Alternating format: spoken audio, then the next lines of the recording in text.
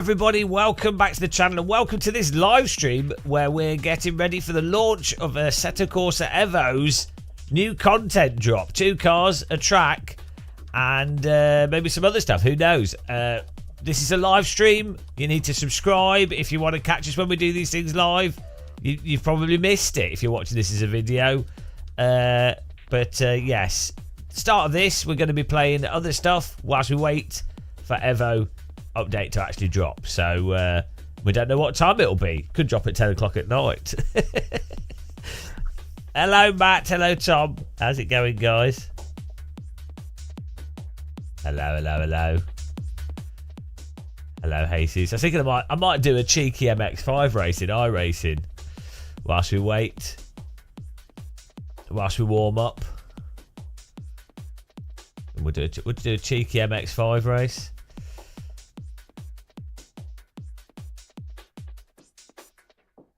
What happened last night? What was I doing last night? I can't remember. Good morning, PC Racer. Hello, Mr. Dabrowski. Hello, Toronto, as well. PC Racer in Toronto. Here we are again.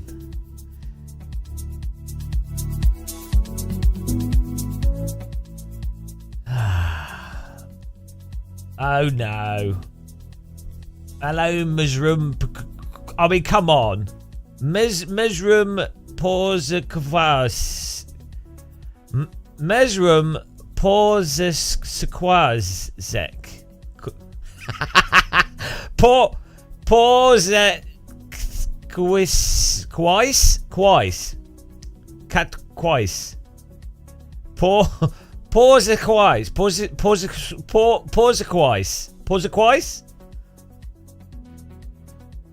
Porzakvais. I tried. I'm sorry for being dumb. I mean, bloody hell, there's too many letters that I can't work out in that. Museum Raspberry translation. Poshkovayak. You did your best. Yeah, but look what happened. Look what happens when I do my best. It's not good. A dyslexic man tries to read a long Polish name. Sorry if not Polish. He's clearly not Polish, is he? He's clearly Saudi. Can you not tell? It's clearly a Saudi name. I often see Morzarum's well famous in the Saudi motorway drift scene. Every Thursday night, you see him driving sideways down the Saudi motorways with Porsches chasing him, Lamborghinis chasing him. Saudi out, yeah. He has golden taps in his yacht for sure. Yeah, we're warming up on iRacing, and then we'll go to some AC, and then we'll go to some EVO. I need to make sure everything's working as well, that's the thing. Golden spinners.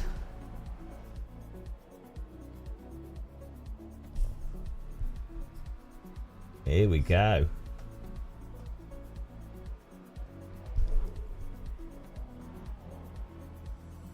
Golden eye.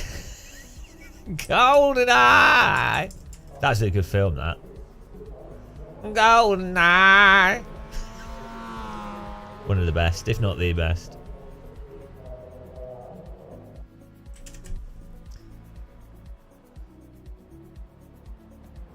John Hartley, hello. Okay, let's go. I really like the old James Bond films where he's basically Andrew Tate. Thanks for subscribing, Tasty Crayon. Yum yum, put that crayon in your mouth. Yeah, I really like the full-on, absolutely awful misogynist James Bond. It's so funny. It's terrible, but it's basically Austin Powers. Austin Powers didn't even need to write, like, was it Myers? Didn't even need to write Austin Powers. It was done for him. yeah, it's just it's perfect. They need to remake. They need to do a new James Bond that's like the old James Bonds, where the guy is just like a 100% womanizer, a complete idiot that's totally unaware that he's a complete idiot. Everyone thinks he's an idiot and everyone hates him, but he's totally unaware of it and thinks he's really cool.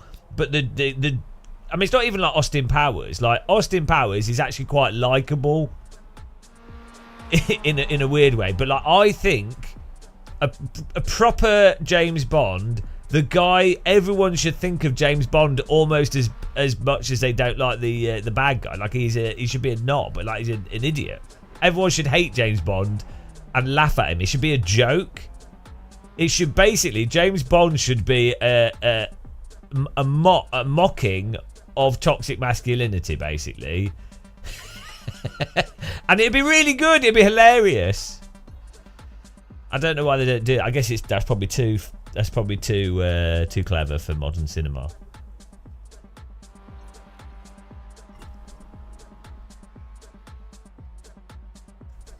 That's it, is it? It was my pitch for me to finally get a role in cinema.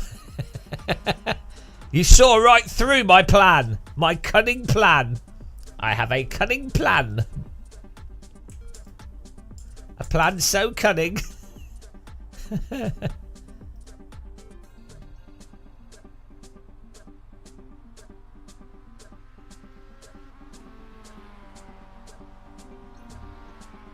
Yeah, who wouldn't want to be? I mean, I don't think I'd actually want to be an actor.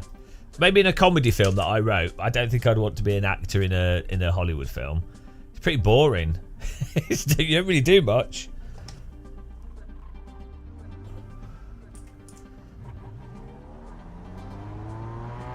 Another game-changing update. I should have put that in the title, shouldn't I? Game-changing update. Every update's a game-changing update. Oh. Guess what happens if you don't bind your brake pedal? That's something you don't want to...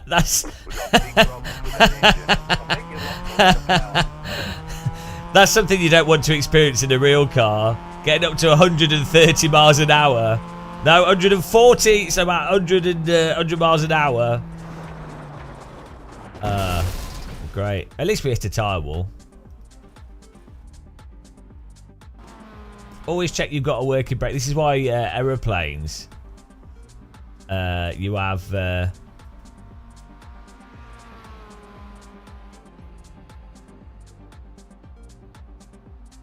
why in aeroplanes you have you check before you take off.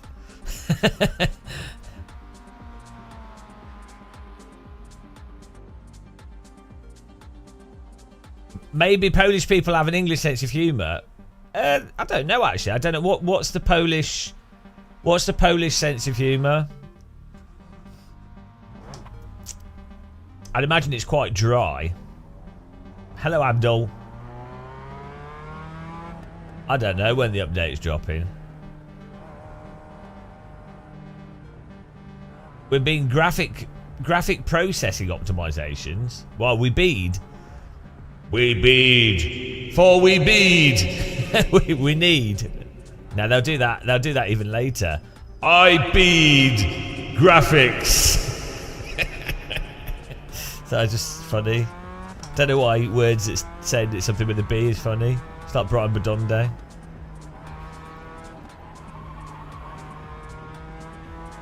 Yeah, my Steam updated, but I don't think it's the actual update.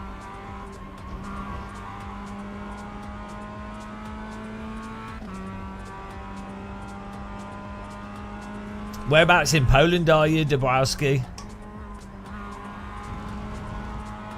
The graphics look worse in iRace than I run on really low to get high. I'm all about frame rates. It's all about those. It's all about the frame rate.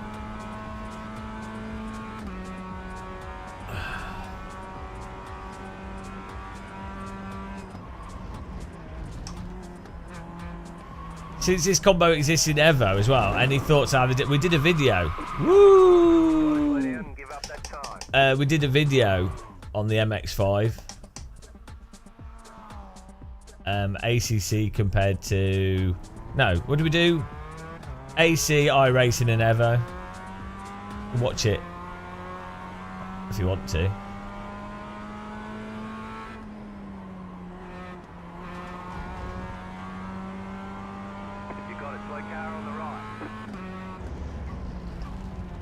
I'm a slow car. Game changing. After this AC, I wanted to do. Well, I'm actually need to record some footage as well. I'm such a multitasker. We live stream, we record B-roll, we test equipment. I annoy everyone. Oh dear. That's what slick tyres do. Whee!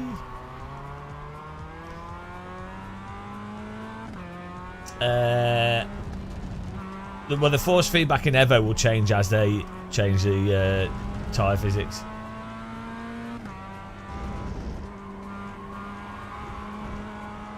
I need an ibuprofen. I've got a well bad headache.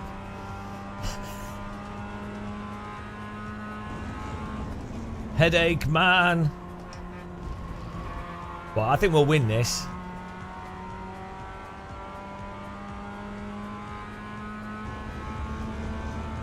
We just got to dial ourselves in.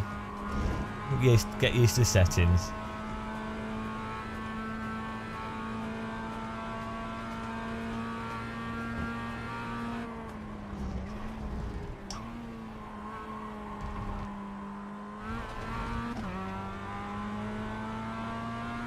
Am I running like a really low field of view here? Feels like it.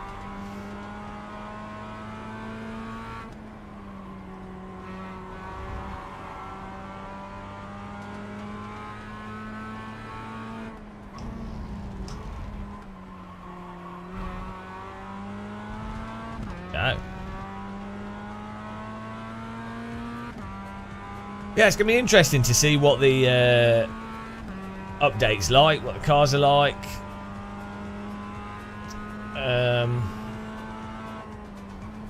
Always good fun, isn't it, with Evo?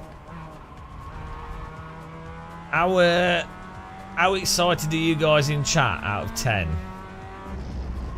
10 being the most excited you've ever been for anything. 0 being, oh, I've just turned on BBC Parliament and I wish I hadn't. 0.34. 4. I mean, that's for a German, for a South African German, 0.4 is elated. Germans don't normally get above 0.1. That's like anything above 2 for a German is like orgasmic.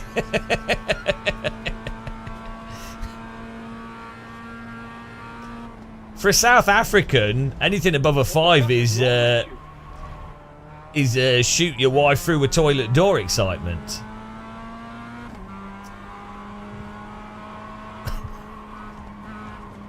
I'm gonna milk that story for all it's worth.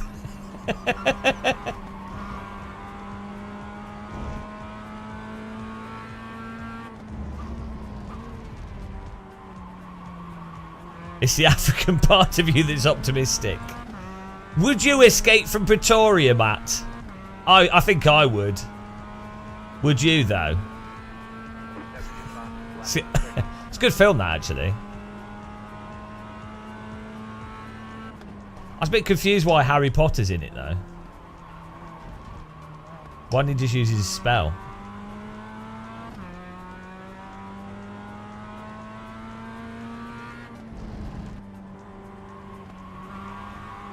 You liked, unliked, and unsubscribed. Thank you. Appreciate it.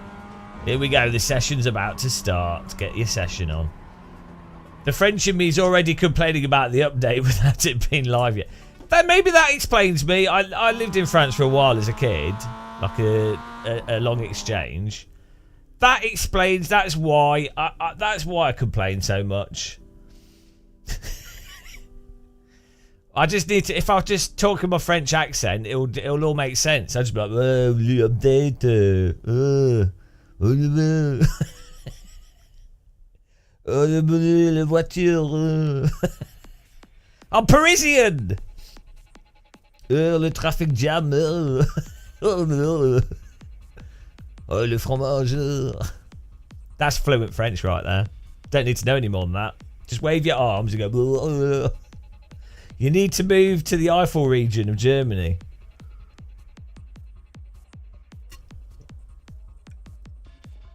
Yeah, it is nice there. There's a lot of hills though. Trop nul.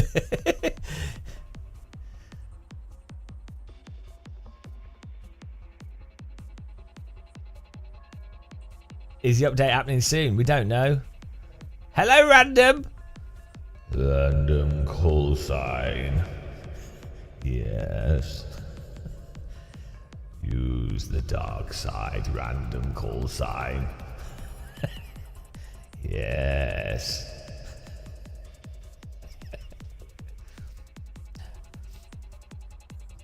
Kill the weaklings.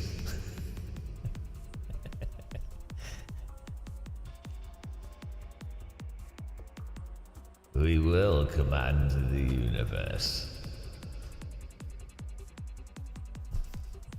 They're laughing at you, random. What are you going to do about it?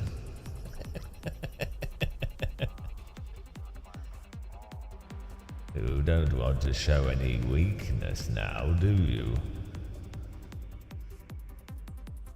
I'm Darth Muscleless.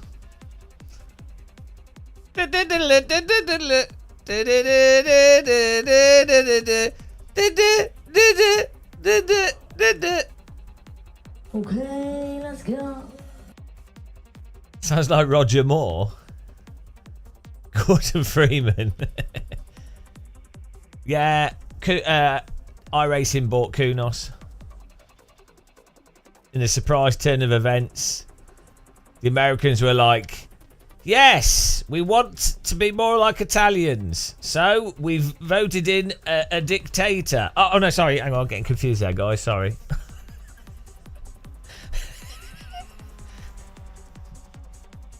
We got off track there. Got off track. Sorry. What else is iRacing meant to do with stacks of subscription cash? I don't know.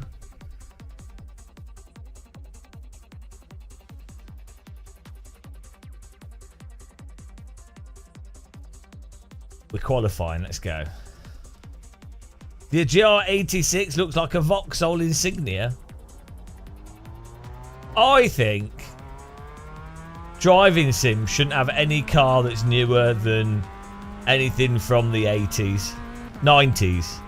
That's it. Anything after the 90s is not a car. I think we should pass a law that if it's past 1999, it's not a car. There you go. Makes things nice and easy to understand. Like, you cannot describe it as a car. It can be called like a vehicle, but not a car. It can be called like an object that moves. Maybe there was like a meteor that exploded in the atmosphere in the 2000s that gave everyone lead poisoning. Something definitely happened post like 2004.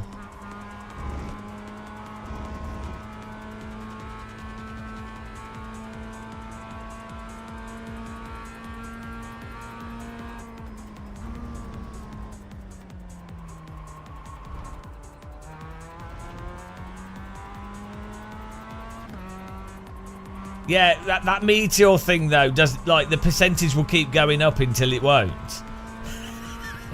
Like, it's how the math works, basically. So it'll probably go up to like 5 or 6%, and then it'll go to 0. If that makes sense. Because as they exclude impossible trajectories, the possible trajectories are all that are left, which means that it means that the percentage will keep going up until they know for sure that it's not hitting or is hitting.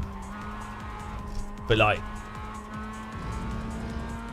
I don't know what you could. There'll be a term for that. There'll be a mathematical term for that that process, and then there'll be a maximum percentage, and also a probability for it to then also within that context for it to also then get at the point of where it goes to 0.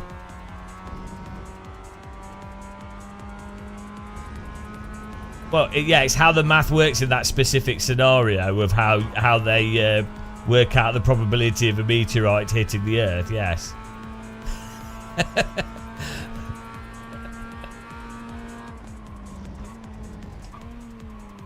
The point being, the percentage will keep going up until it doesn't. So it's, yeah.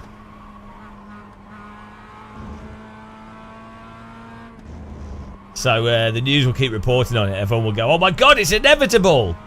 It's inevitable. The percentage is increasing. It's like, well, no, it's still not inevitable. Just the degree of accuracy has increased.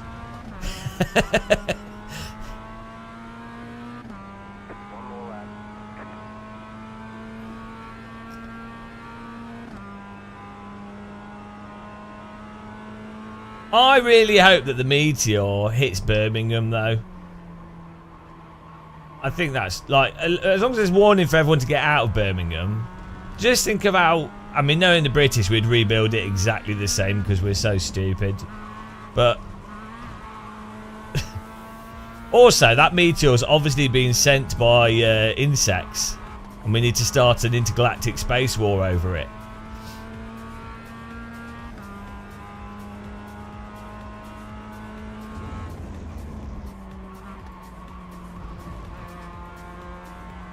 It's always Paris. I mean, if it hit the Eiffel Tower, that'd be pretty good aim. It's understandable. We are the people of planet Vlogloth. We do not appreciate your scaffolding tower. We will destroy it at all costs, for we outlawed scaffolding 3,000 years ago. And your so-called Eiffel Tower is an affront to our sensibilities. It will be eliminated.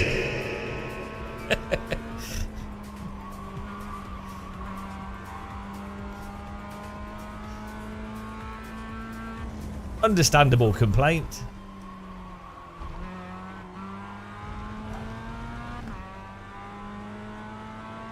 Yeah, accidentally divert its path into Birmingham. Well, we've managed to save London and New York and Tokyo. But sadly, it did mean that we had to sacrifice Birmingham. Oh, wow. Oh, what a shame.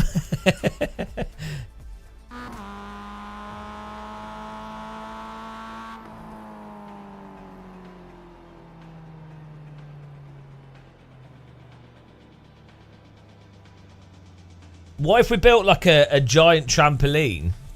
And you bounce it back into space, return it to where it came from, but then it'd probably come back again.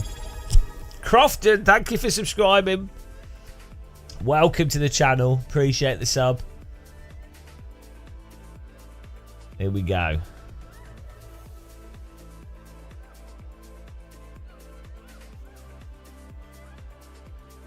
You was living for 3 months in Birmingham. Were you really alive, though? I don't think you used the correct words there. Like, when you're in Birmingham, is that actually life? You know, it's like if you're in a coma, technically you are alive. You know, as a figure of speech, you're not dead, but you might as well be. And, you know. Well done. That's probably, you're probably right, Mr. Nobody Likes You. Good strategy. You exist in Birmingham, but you don't live. Exactly. You're geographically in a position that's known as Birmingham. That's where it stops. The International Trampoline Force would have to move it around the time, all the time.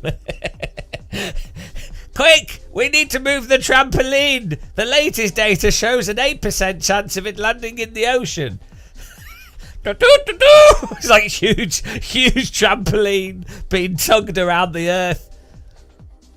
And then they save it and they're like, well, what do we do with the trampoline? I don't know. We could jump on it.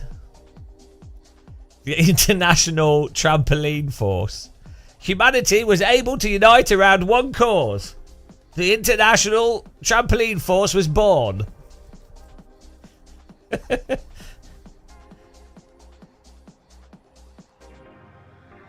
It was unexpected, but it was what was required to unite all of mankind.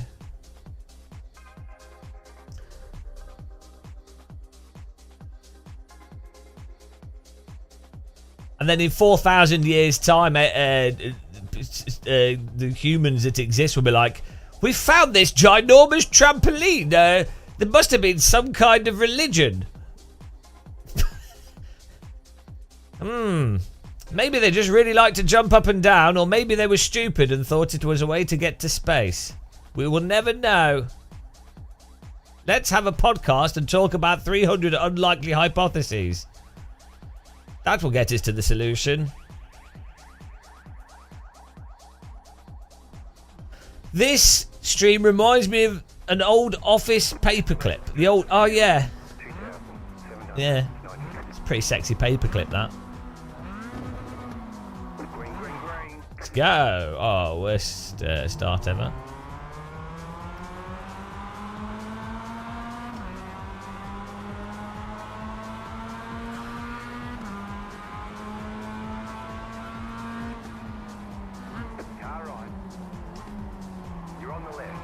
Is that Tom Bland? I bet it is. It's a Tom Bland livery.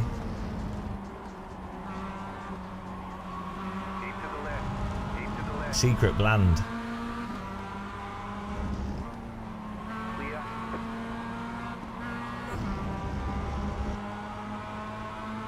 This isn't EVO at the moment. No, we're on our racing whilst we wait for the update.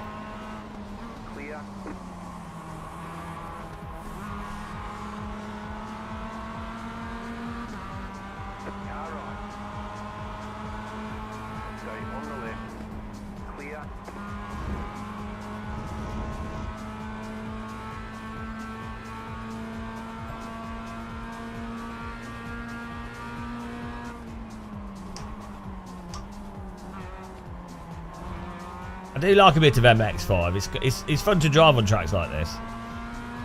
It's very relaxing.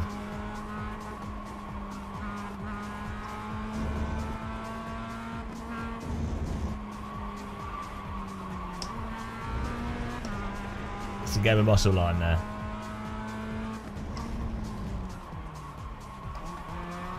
Yeah, you fucking dog. Oh, we got some salt! Imagine diving from there and still making contact. Oh, imagine. Of that space.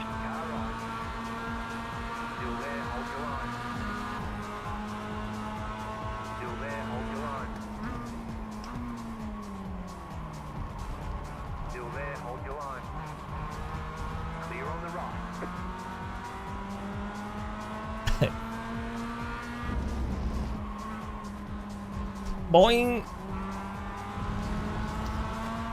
Oh, thank you.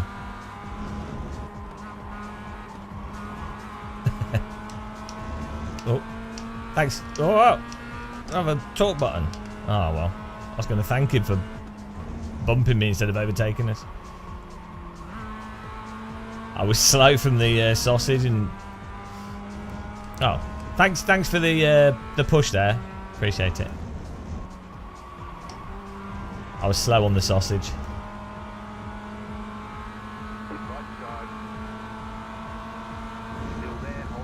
Let's let him go through.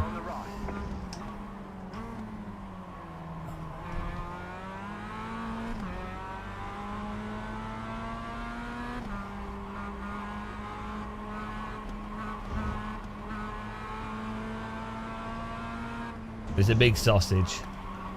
Who doesn't like a big sausage? It's got the Star Wars car.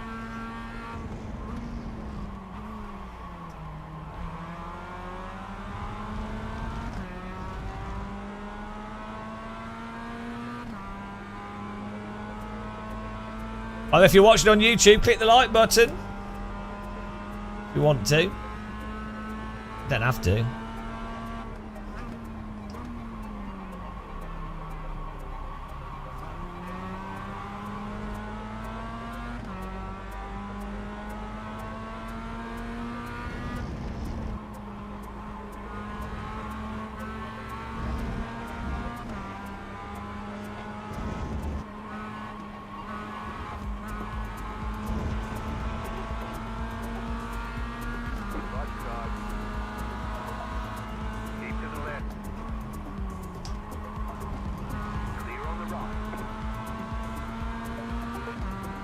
Peak efficiency.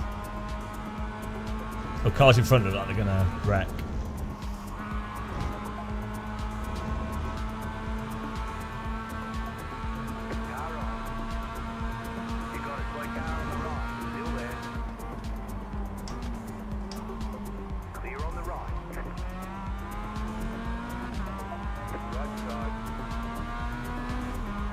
Sorry, man.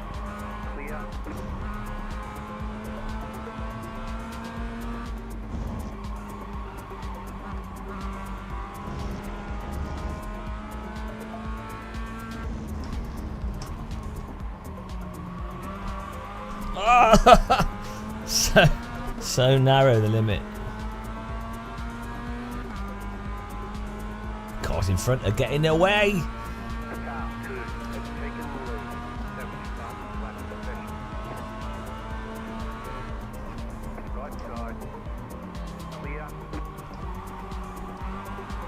Mate. I found off. Had the inside open.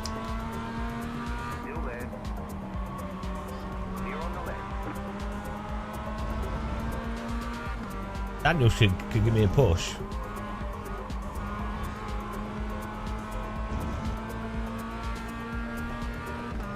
If these cars in front keep battling, we'll catch up with them.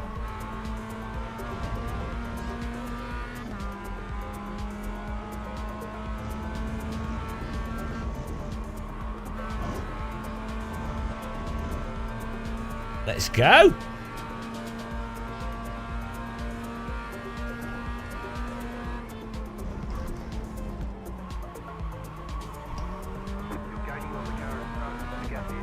Get into the gaggle.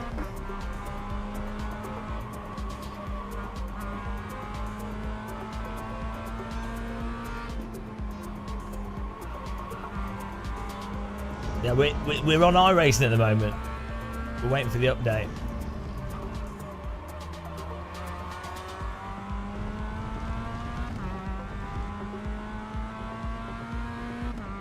Does this MX-5 have ABS on it?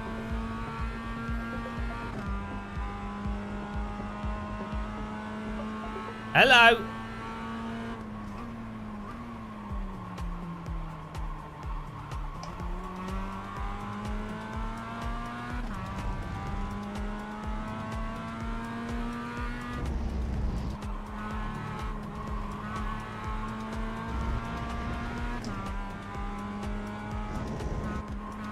Yeah, we're waiting for the update to come out on EVO.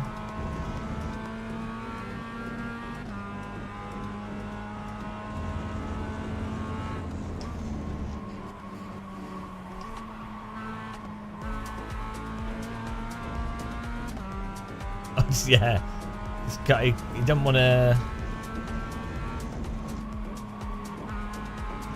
Don't want to turn in too much.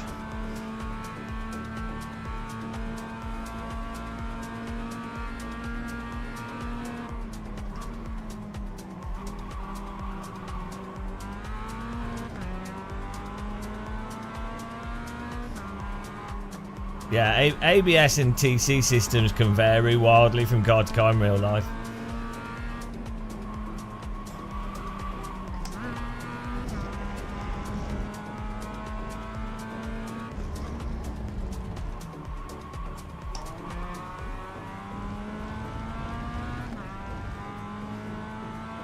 Well, we don't know. Sometime today, probably 3 or 4, maybe.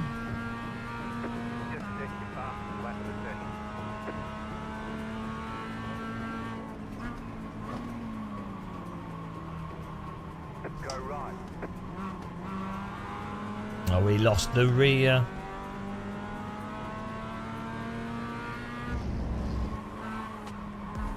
Boing. You got to test the suspension.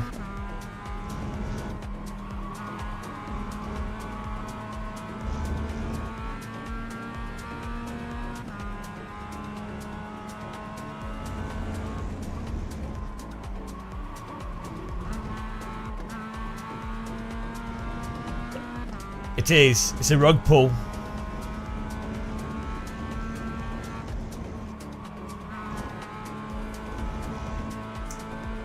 Two and a half minutes left here. We're going to make an AC1 server after this.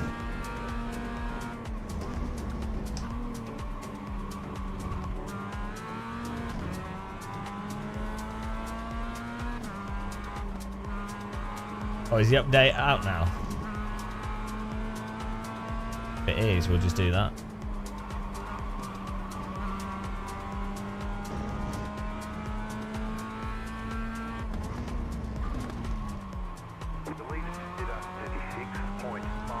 Game changing.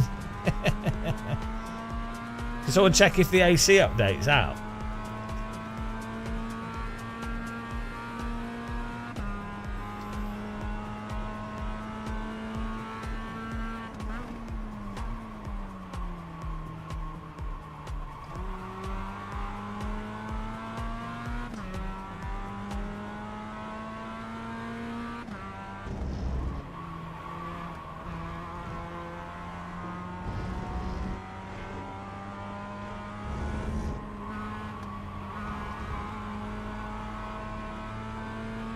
We're getting faster.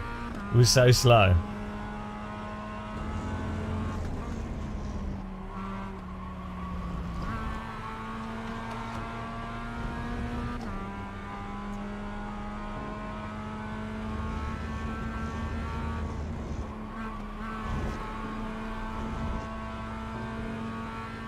Not live yet.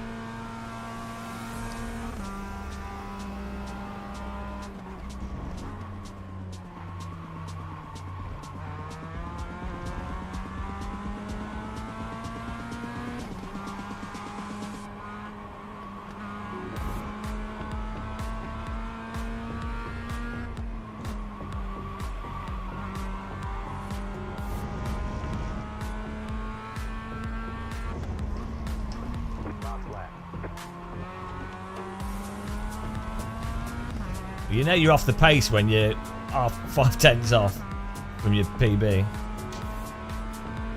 with no draft.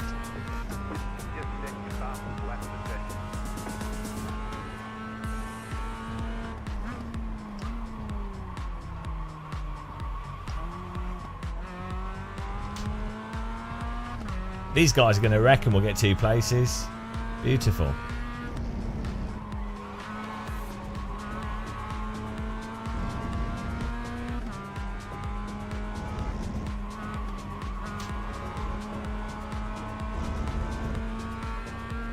Let's go.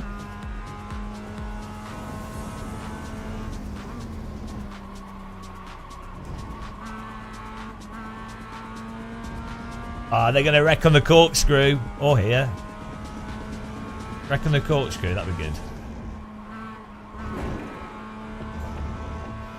Here we go, guys. Are you ready? I'm ready.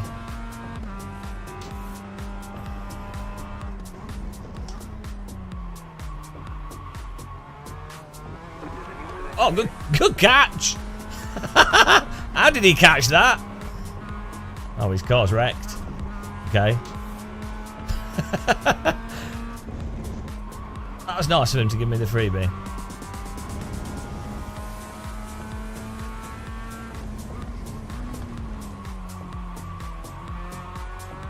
Surprised he managed to catch that.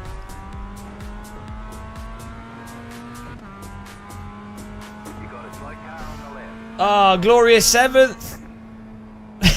Whoa. Beautiful. There you go. Good job. Very good job. Well, that was good. Let's see what happened to that guy. Right, we get an AC server going. That was alright racing.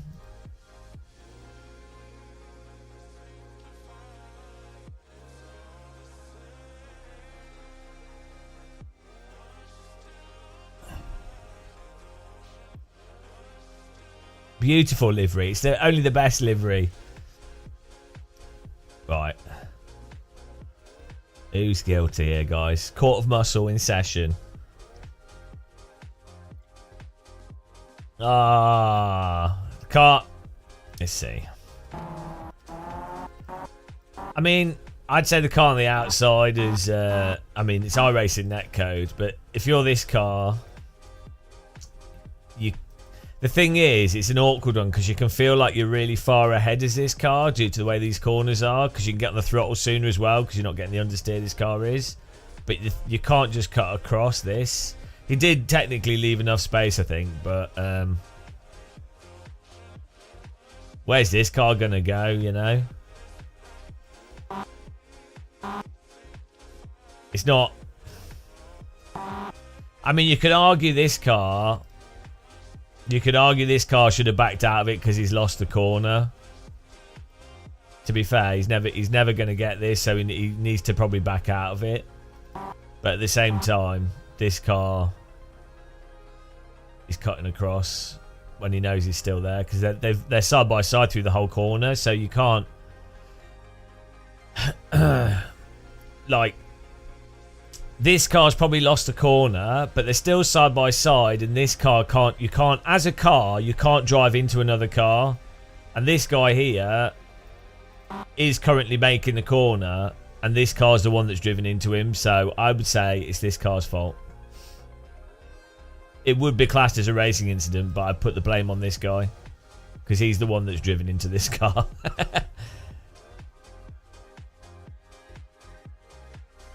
But it's good. It's a good punt though, because it wrecked this guy, and it was a good catch by him. I'm not sure why. I think it broke his suspension or something. Don't know why he's just giving up. I can't turn.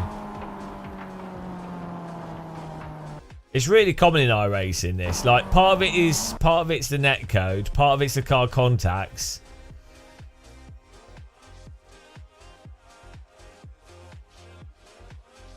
But it's just racing. I thought they would crash though, so I appreciated them giving me 7th place. It was very nice of them. You got to appreciate the donation.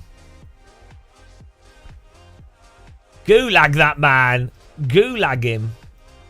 Off to the porridge centre.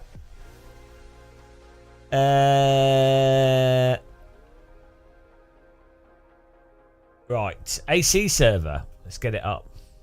Let's get our AC server going. What should we drive? What would be good?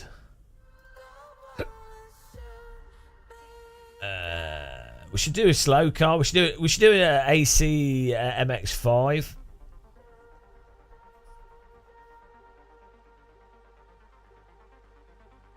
We should that'll be interesting to see how it compares. There we go. We'll do it on stock.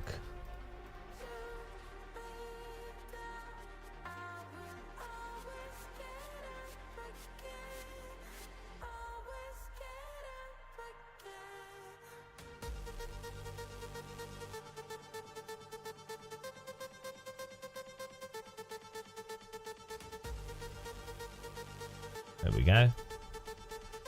Our server's up. It should be up in a second. Start.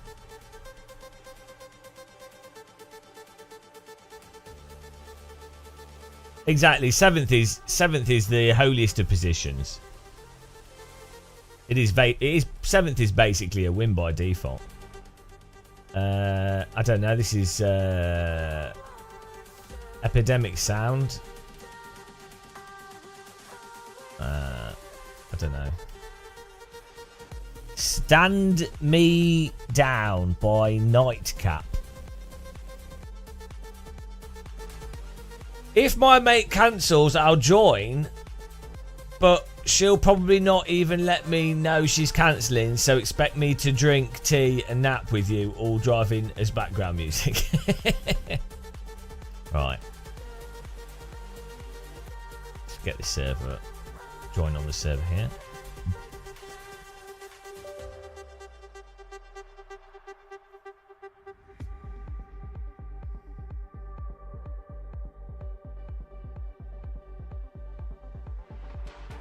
Don't know if anyone will join, but we'll see.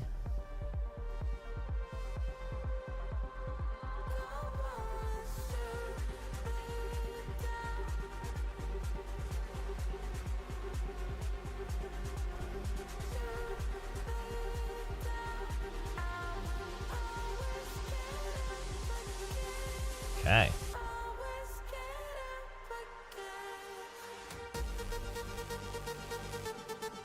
Not yet. No, the update's not out yet. We're playing AC whilst we wait. 7th is no joke. Oh, what's going on? Error. Ah. I probably need to do like a fresh install of AC. It's been a while.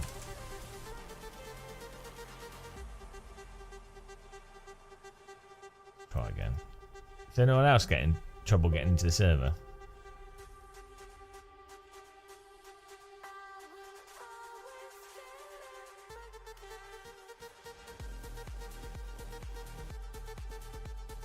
Oh no, there you go. I think it's working. It's weird. No. Nobody knows anything.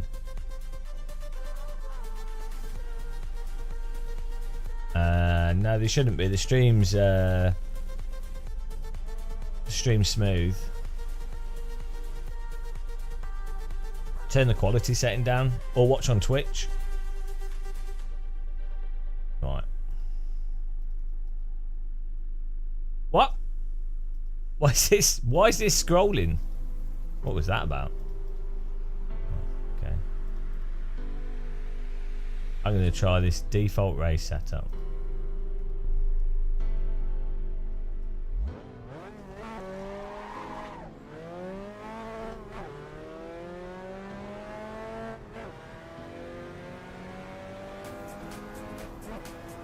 Nah, I like using... Oh, dude, we've messed up all this because I was playing it.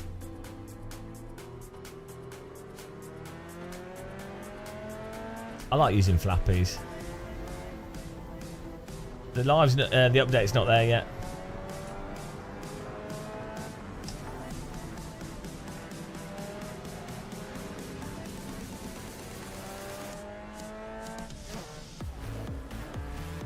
If you want to join our server, you can.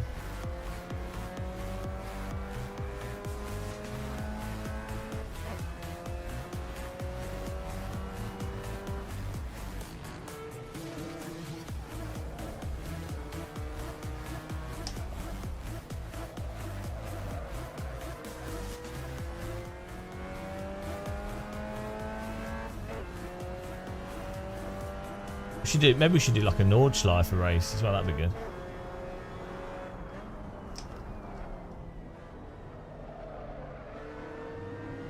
Ah! What happened there? Why did we pause? That was not good. That was not helpful. Hello, Joshua. We're all right. Chilling out, waiting for the update.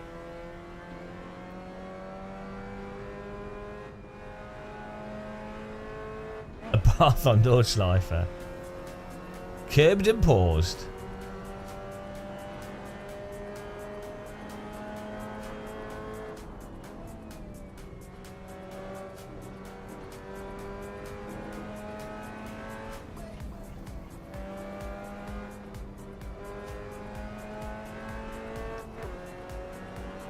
Classic AC.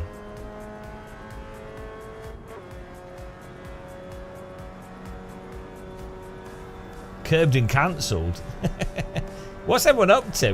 What day is it today? Is it Thursday?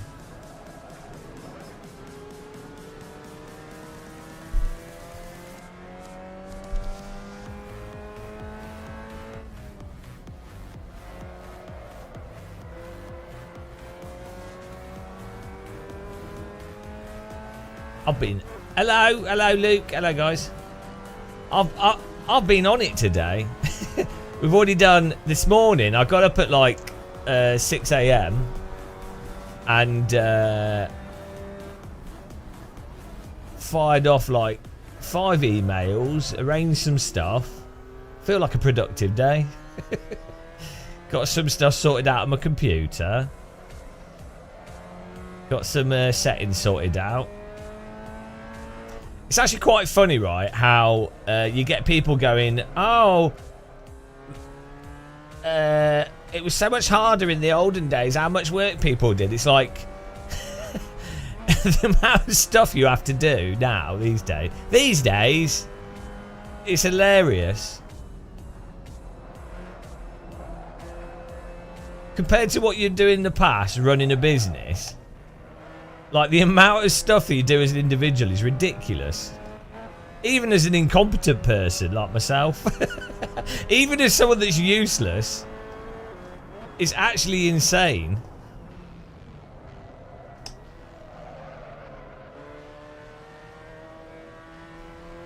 Have I started crying? No, I should set a donation goal. 5 donations and we won't complain about force feedback. Oh, happy birthday! Happy birthday to you. You're old today, this is true. You've got wrinkles all over your body, and you're a step closer to eternal doom. Woo! Did that help?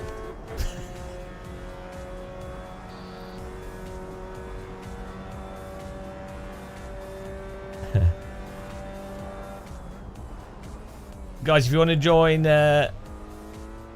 we've got a server running here if you want to join on AC1. If you search for Gamer Muscle, it'll come up. At the moment, it's just a 1v1. When will the update be available? Shall I put it on the screen? We don't know. Nobody knows.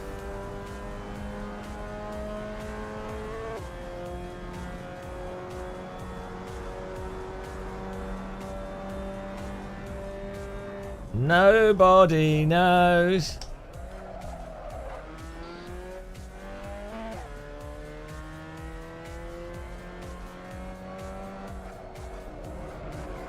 Hello, counter debate. Are you in the UK? Are you back in the UK? Or are you still in Kashmir?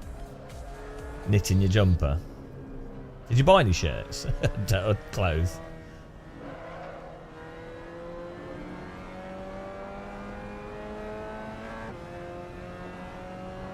Are you back on Friday? It's T is the password, Kevin. Yeah, I think it's in capital letters. T I E A. I don't know how you say it in French. T, yeah. Tango Echo Alpha. It'd be T E A in French, right? T E A T E A. I think that's how French do letters. Mind you, their keyboards are laid out weird. They have AZERTY keyboards in France. Don't know why. So annoying. If you go to France and you have to type something out quickly, it's like, ah! It's the most annoying thing ever. Because it looks exactly the same, but then you start typing and it's like half the letters. Well, not just like 6 letters are in different places, but it's enough to totally throw you off. That is amazing.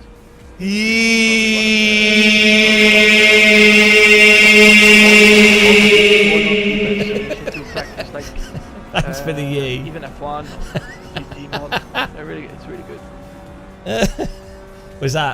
Was that yee enough for you? How's it going, Beanal?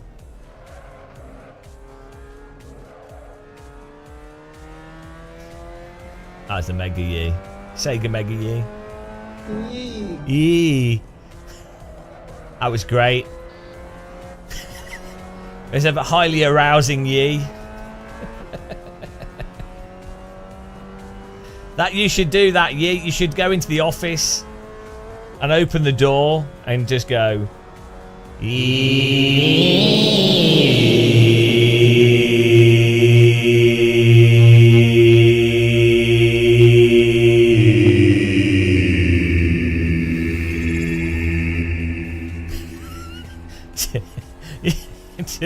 just to the face. That exact sound, yeah. Right out your mouth, just staring at people. That'd be well good. They would never dare to sack you. And demand a pay rise. Go into the manager's office and just go.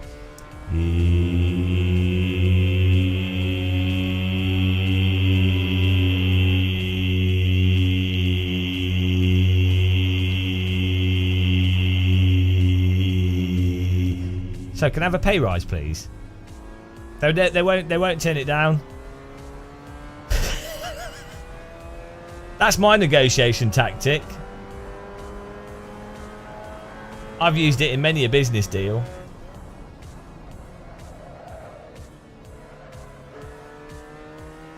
Well, if they tried to sack you, you could just say it's discrimination against the disabled. Businesswoman.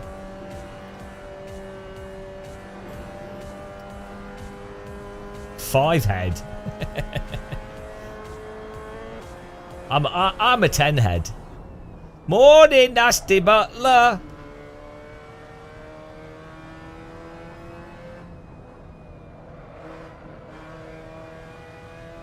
Yeah, the AC MX-5 is a little bit stiff. It's a bit stiff, but it's nice at the limit, but a bit stiff. I think humans should have evolved the ability to have an echo. Have you seen that guy on Instagram that can do echo? It's like with his voice, like he does a fake echo. It's really weird. So I guess we have evolved the ability. It's just very hard. No one argues with an echo. Have you not seen Google man talking with echo? Like I don't want to come up. Just beatbox echo or like human echo.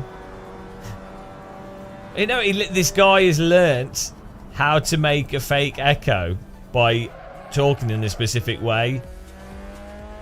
It's insane, and it sounds genuinely like an echo.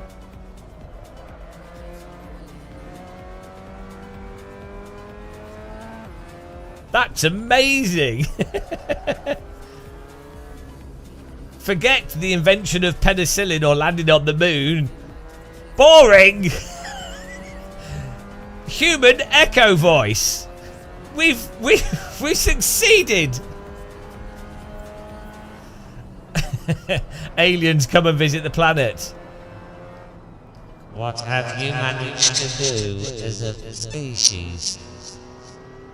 Hang on, you aliens sound suspiciously like Stephen Hawkins. That's correct. He was one of us. We sent him to the planet to test the waters. Oh.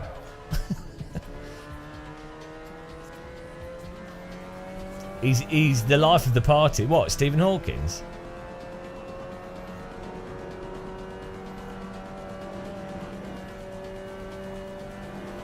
We succeeded.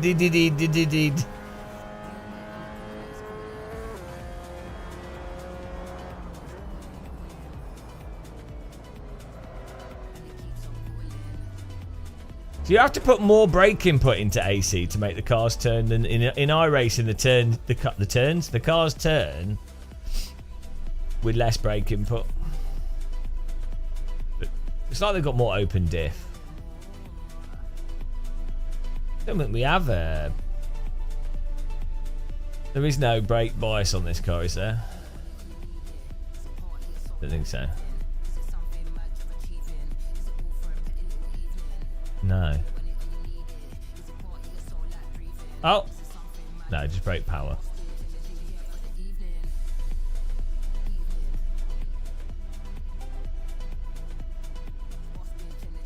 We've got 3 people in here.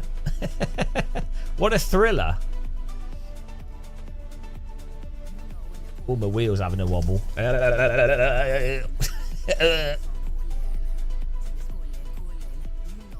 Where can you complain? You can't complain. It's early access. Oh yeah, we're gonna do. Let's. Oh my! Why's my wheel wanting to wobble? Is it upside down or something? Oh yeah, it is.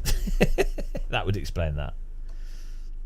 We'll do a goal for 5 super chats and then there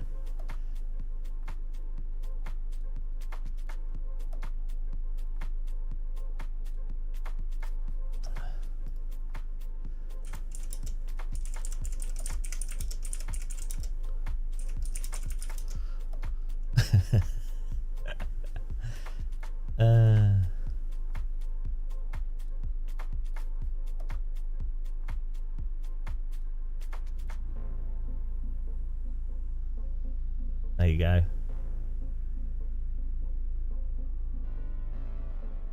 What a goal. I don't really know, Cliff Richard. To those struggling with VR in EVO, have you tried the modded OpenXR? Yeah. Yeah, OpenXR is quite handy for doing, you can do like static foveated rendering as well. But it's the thing with it is that doing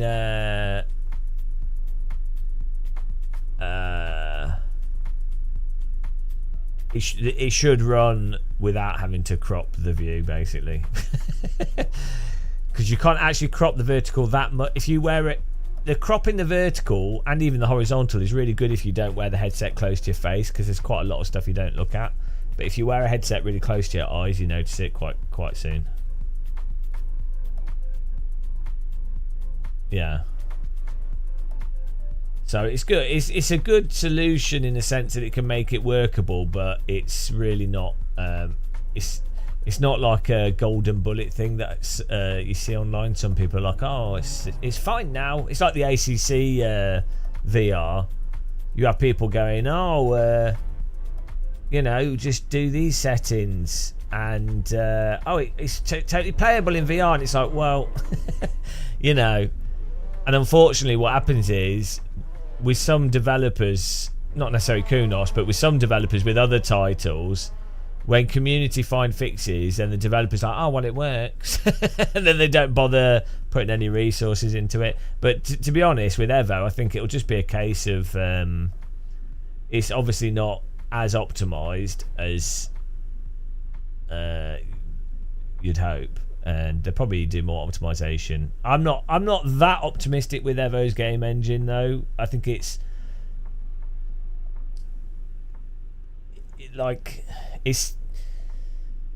seems like it's very resolution dependent on its performance as opposed to anything else. So I'm not really sure, like if you turn all the settings to 0, obviously the settings they have and how those settings affect things is something that they're probably not dialed in yet. But let's say hypothetically, this is what I noticed with Unreal Engine as well, like even with games that are relatively optimized, even if you remove like all the objects, everything, you still can't hit a base level of performance that's the underlying performance required for like shaders and lighting and the basic stuff, right? So I'm not too optimistic for it being able to be optimized that much. I'm not quite sure why some people seem to be very optimistic as to it being magically optimized.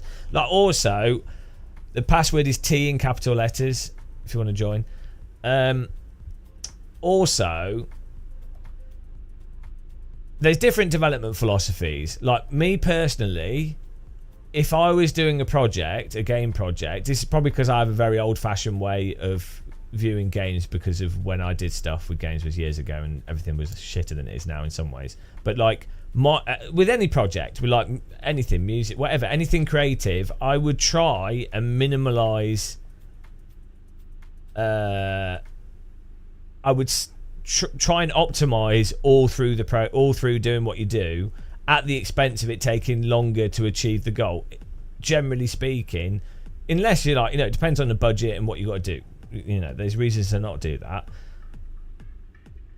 And generally, what I've seen with projects with video games is when a game, if a game typically launches or is in development, if it's not optimized all through the development, it doesn't really ever improve that much. What happens is there are some improvements that can be made through some optimizations at the end, and there are improvements that come from drivers and things improving, and there are improvements from, like, if you've got an underlying system that's fundamentally a bit janky or broken that is that's the case, so it's holding stuff up. But generally speaking, so put it this way, if you were building a game for VR, at no point in the development would you ever have it run under 90 FPS, because you wouldn't even be able to develop the game properly. You wouldn't be able to test it properly because it needs to always run at 90 FPS easily. Otherwise, it's just fundamentally uncomfortable to work on. So, when I don't know where this sort of view of like this idea that things will be magically optimized at the end. It's like, this is what I don't understand with a lot of driving sims as well, where they go, oh, we're still working on the physics and these core things whilst they're also developing cars, right? Well, the problem is, if you're still developing the tyre model quite substantially, how on earth do you develop a car? Because, okay, you can develop in the sense that you can put all the data into a car, and you can model the car, and you can do the audio. So you can do 90% of a car asset or a specific game asset. But say this is the same with flight sims as well. If the underlying physics are not set in stone for the most part, you really cannot actually develop the car properly for the actual aspect of where it matters, which is how it handles, or a plane, how it flies in the limit, right? You can have all the data there, but so this is another thing sim racers, a lot of people, fans of simulators, don't understand.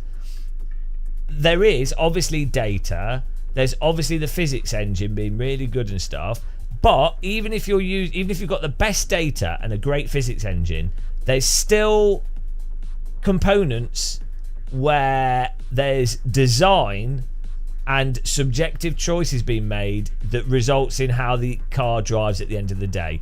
Doesn't matter how you frame it, you can be data driven. The fact is, the developer's gonna have to it's not fudging, but it's there's gonna have to be stuff done, whether that's feedback from if you're doing it in an absolutely pure simulator way, where you go, well, this behavior doesn't seem right, okay, now the physics program has to do something else, or now the time model has to be adjusted, or now this has to be adjusted. But the fact is, that takes a long time, and it's a lot faster, and utility of fudging, which isn't a bad thing, it's just making stuff work, is quicker to do that, right? So yeah, so at the end of the day, I don't know how you look at simulators that are supposedly realistic, to try to be. How do you develop a car properly if the physics aren't done?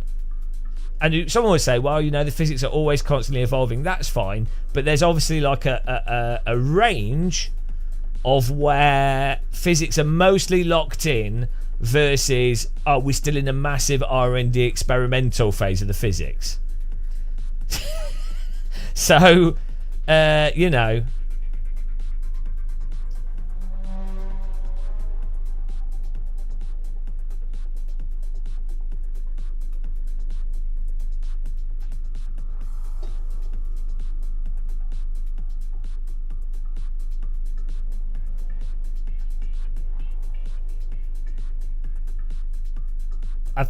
think it's weird. So what's happened is, this isn't a Kunos thing. This is this has happened to a lot of sims. You've got businesses wanting to do early access as soon as possible, because from a business position, it reduces risk, and why not make money? Why not get cash flow? It's just obvious you do that as a business. But you're then putting stuff out that's not finished at all. Like, I don't know. Like, the whole thing's a bit of a mess, really.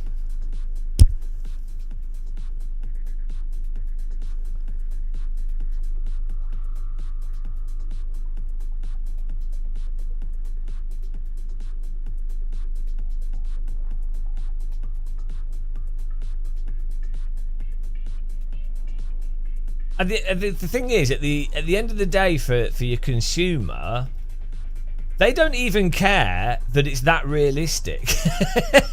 That's what's funny as well. Like, I've said this before. The fact is, iRacing it's not useless. Like, there's a lot of many aspects of iRacing are reasonably realistic, right? But it's clearly that it's very obvious if you've ever driven a real car that iRacing has very unrealistic physics at the limit compared to AMS1, AC1, R Factor 2, LMU, Live for Speed, right? You know, so the thing is, the consumer does not require, given that iRacing is quite popular and active online and people are enjoying playing the game, the consumer does not require a physics engine to actually be better than iRacing, and they will think that iRacing is realistic if they're marketed and told that it is. So if that's the case, when AMS1, AC, Live for Speed, R Factor 2, all these games have surpassed iRacing, why not stick with where those games are and then develop the other features? That seems like I get it. Physics programmers want to play around, and you know they like to see where they can push things. But from a consumer perspective, which presumably for a game and a business, that's where it matters, is very weird. It's really weird. It's like, imagine you've come up with Counter-Strike. You work out, you're like, okay, well, this player movement speed works well. This recoil works well. Okay, now we just need to develop more maps, and we need to have the competitive thing online, and we need to make sure it runs really fast on computers to expand the market. And we need, you don't go, all right, new game, let's completely change everything. Every time rolling the dice in some completely arbitrary way. Anyway, don't you think Kunos, Cole the Count, don't you think Kunos are missing the big picture? They think all we want is car and liveries. We want to race each other. No, so Kunos are correct in their overall strategy with Evo, in that Marco clearly has obviously wants to make Gran Turismo. Basically, Marco is obviously a Gran Turismo fanboy. It's bloody obvious. Even going back to AC1 days, if you followed closely, they're sort of like general, they liked aspects of Gran Turismo, which is fine. It's a really good title, so it's not a bad thing. So Evo is clearly trying to do the realistic physics, and the sort of Kunos are doing complex tire models. They are trying to do decent physics. Like, their motivation is realism, but they are trying to then also incorporate features that make that more of a Gran Turismo experience with car upgrades, car passion. So I don't think that's incorrect. I think that's a good strategy, and I think that's also a good business strategy. However, the irony is, Gran Turismo players and most players of Sims do not notice or care about the quality of the physics whatsoever. Like, Gran Turismo is pretty terrible in physics and pretty terrible in force feedback, but it doesn't matter because they're playing it for the game. So the problem is, the more that you try to Gran Turismo-arise your game, the more you're actually you're appealing to an audience that doesn't actually care about your actual IP, like your USP. So the thing that Kunos established with AC1, Netcar Pro, FVA, and AC is that they basically had the most realistic tyre model functionally, in not necessarily in terms of driver in the loop testing for a real race team, but their USP was that from a player's perspective, for most players to pretty high level, maybe not esports level, they have the most realistic driving tyre model at the limit. That's their USP. However, ACC effectively largely abandoned that, and EVO again also it will probably end up abandoning that through them trying to actually pursue more realistic physics and also trying to do a game that appeals to a wider audience. I think they'll make money regardless, but the whole thing is, it's just really funny how stupid everything is. It's just so stupid.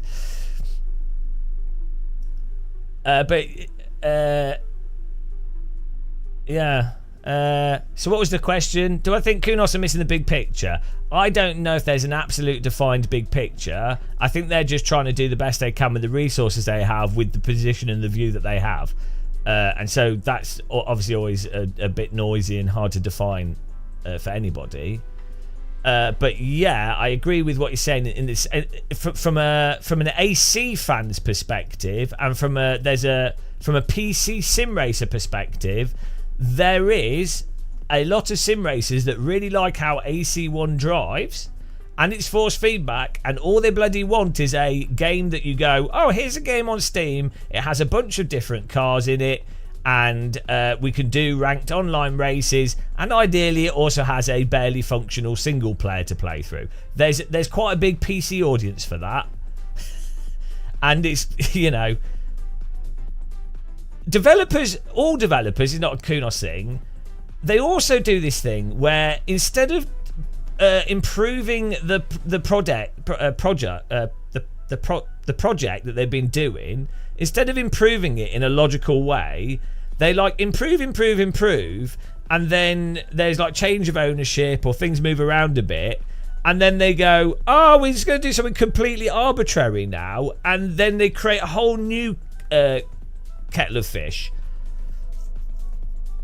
like what happened with the Battlefield games. And it's really weird that so many developers do this same process, and I think it's to do with staff changing, ownership changing, and a whole bunch of things. But so like Battlefield is a really good case study of this, where you have Codename Eagle, which was their original engine tech for like a large environment with multiplayer and large numbers of players. But it was really impressive at the time, but the netcode and stuff was obviously not very good, and there was limitations, but it's really good. Battlefield 1942 took that tech and packaged it in a format that would be good for a wider market, i.e. World War II context, people understand that, more designed maps, traditional marketing behind it, and they did brush up some of the netcode a bit.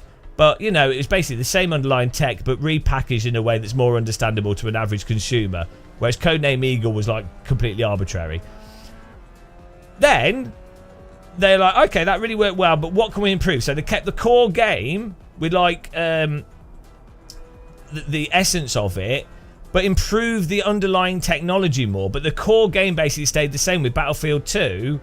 It was basically the same core game, but they just improved the technology. Netcode improved, graphics improved, maps improved, and they did change the context to like a modern combat thing, so it's, you know, people get a bit bored of the same context all the time, but still made sense. But anyway, what eventually happened is gradually they started to like move away from the original idea, the essence of what a Battlefield game is, which was two bases on a large map with checkpoints that you had to capture, and then they ended up just sort of codifying it and diluting it, and then completely changing the underlying gameplay and just creating a completely different game, which nobody asked for. None of the player base wanted. I'm not saying that the newer games are particularly terrible in and of themselves, but they just end up creating a completely different game, and it's really weird. This happens with loads of developers. Red Orchestra started as a mod for Unreal. Really tight, large battlefield, semi-realistic. And you watch how that game progressed and made sense. And then, like by the third game, they just go completely off the rails and do something that nobody wanted. That was kind of them thinking that they could appeal to a wider audience, but ended up just not being anything anyone wanted. Age of Chivalry. The Chivalry games started off as a mod. The whole point of them originally was, oh, it's sword combat stuff. Kind of stayed pretty similar, but again, it just like they start doing new technology, but like completely different game at the end of the day. Same thing happens with films. Like rather than improving on the fundamental core that has been found, developers kind of decide to roll the dice entirely, using the original intellectual property and context, but actually create a totally different game that nobody actually wanted. Same thing that happens with films. They use the intellectual property that's probably been sold to another entity, and then they make something completely different with it that nobody actually wanted. It's a really weird process.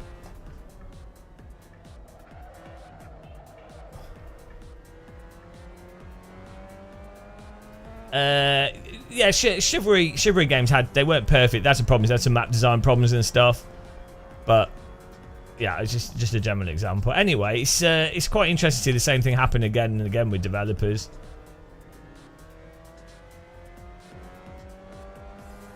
I think the constraints of simulators do help reduce that issue, but you see it with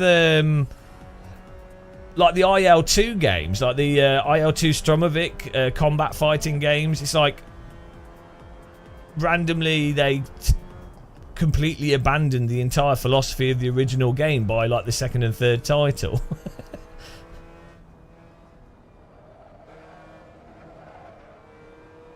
But maybe that does make more money. It's just not what the fans of something want. So maybe from a business perspective, it makes sense. Well, yeah, the weird thing with Armour... right. The weird thing with Armour is that what they need to do is they need to sort out their bloody netcode and the user interface design and the server browser design. That was always the problem with Armour, with Operation Flashpoint, Armour 1, Armour 2, Armour 3, and Reforger. And DayZ. And like, what's really weird with Armour stuff is that modders have repeatedly come in, created a singular, obvious experience, and that always ends up being popular because the consumer's like, oh, it's not a cluster F of servers and God knows what random mechanics. I can load in and play the game. But it's just bizarre to me that with Armour, the developers have not seemingly ever addressed their underlying network architecture issues, which is this one of the biggest issues that all the Flashpoint games have had, because the original Flashpoint software was designed primarily for offline usage and was also partially designed as VBS, Virtual Battle System, where it was like a sort of training simulator or a scenario simulator used for some armies to do some specific simulation stuff with. But obviously there was a LAN context. So yeah, Armour's weird. That like Reforger, the graphics engine's pretty impressive to be honest, and the audio engine's really good. The weapons are great. Like a lot of it's really good, but the netcode makes it completely stupid. But because players are walking around, not actually interacting with each other, they spend most of the time driving from A to B or walking, and most players don't have enough time to, or they're not very good at FPS games or something. They don't realise that the netcode is completely bollocksed. So it's actually a very similar situation to driving simulators, where 90+% of the player base do not have enough technical awareness to notice that the physics are completely messed up in iRacing, for example, or like the force feedback shit. They don't notice or know or care. Armour's exactly like that with netcode. Like, unless you're someone that's reasonably good at CS or something, you might not notice. But yeah. So anyway, what was the question? So the EVO thing. I think Kunos I think they're doing the right general idea. I just think it's just the way that modern games business operates it makes it very messy from a consumer perspective.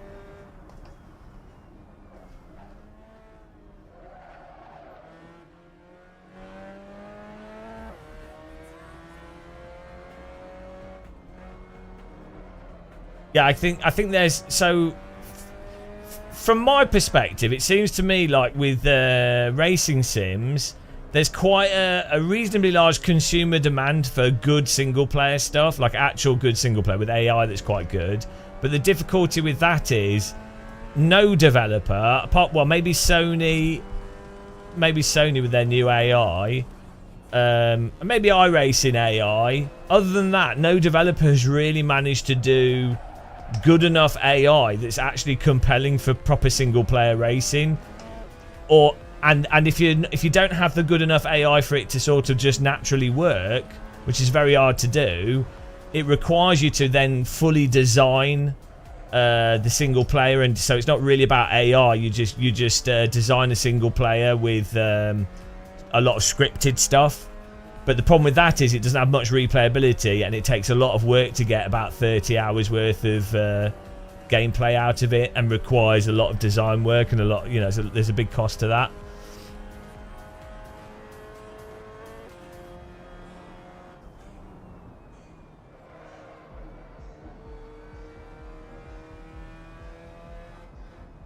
Work. Yeah.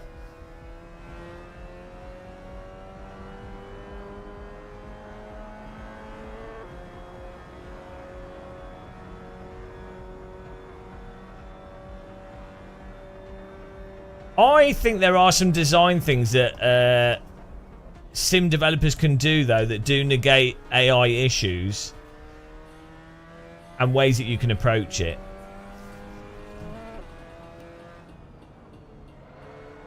But yeah, sim developers don't tend to be like the most creative when it comes to games design, because the type of company that ends up doing driving sims are not really games companies in a traditional sense.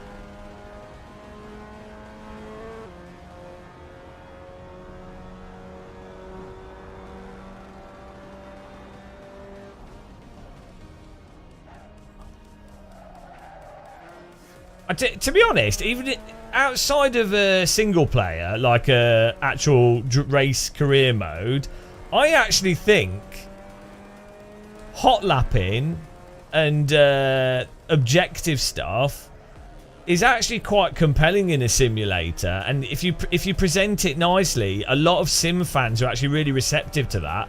You see that with like Gran Turismo. Just having, even if it's a totally empty track, but you have to get a specific time and it's set up and presented nicely. I think a lot of sim players, the type of people that like driving sims, really quite like that. And so I'm surprised more developers, sim developers, don't capitalize on that.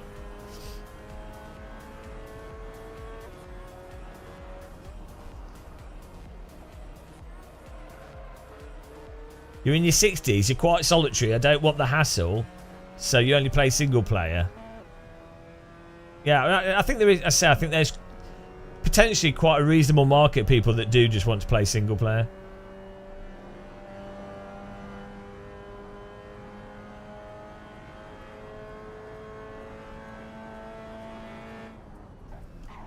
What? That's good. I accidentally downshifted to second there.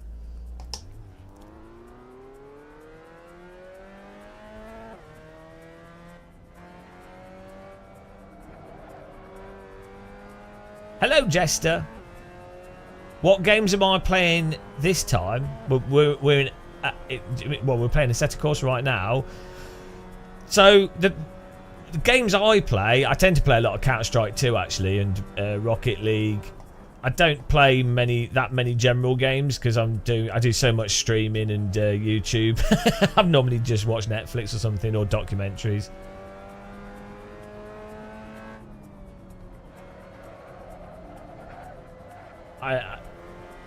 Yeah.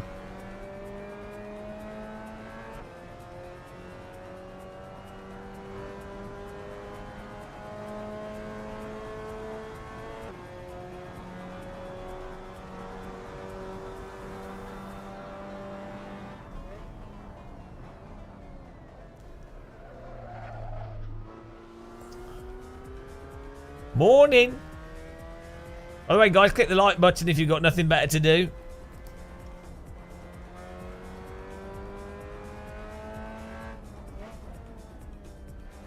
Will I be investing my time and money into EVO? Well, I make money from playing games, so it's not really an investment of...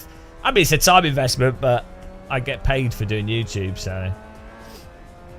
It's the opposite way around. I've scammed the system. I've broken the system. I don't pay to play games. Games pay me to play them. Genius. I'm operating 5-head.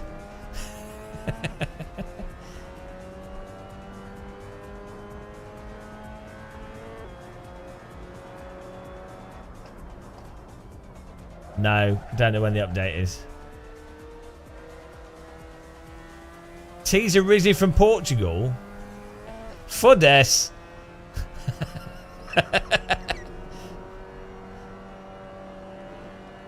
But we hopefully, if Evo has okay force feedback, if we get 5 donations, I won't mention force feedback, guys. But if it has force feedback that describes the limit to a reasonable level, and then it has online ranked racing, I'll probably play it quite a bit. Otherwise, I mean, if they do a single player to it, I'll probably complete it because I enjoy playing through driving game single player games because I'm an idiot. But I'm sure we'll play it.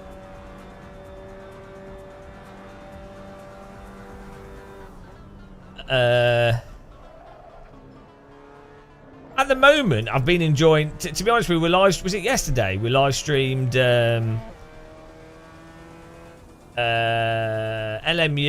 I had really fun time playing it because the netcode's good. I don't really like GT3 cars that much, but I enjoyed just the general experience. So that was fun. So I like playing iRacing online. I think it's funny. So though I don't think the physics are particularly good, it's entertaining with a lot of the cars. Like it's just funny. So the entertainment thing is a big thing for me. So I'm hoping that they do improve iRacing physics. LMU's in development heavily. They're working on improvements all the time. So there's always like a selection of sims. I don't really stick to a single sim. I always play lots of different things. I like the challenge of driving the different physics engines. It's like each one is like a different thing. I really want to complete all the missions in BeamNG actually. I want BeamNG to do a sodding rally game or to do a... I know one of the guys that works for the BeamNG, like one of the developers of BeamNG, and I'm always like screaming at him to do certain things. They're so stubborn, like that company. Jeez, like all these really amazing simulators which have that same problem that Armour has, where they're just a mess of like... They've got some really good core technology, right? There's a great core, but then as a game, they are awful. Like they're presented in a mess. It's like sandbox or whatever. There's no like focus or like defined narrative structure or it's. And because I do like I think simulators are fascinating, and I really appreciate the technical side of it. But it's just crazy how they don't get the other side of it at all.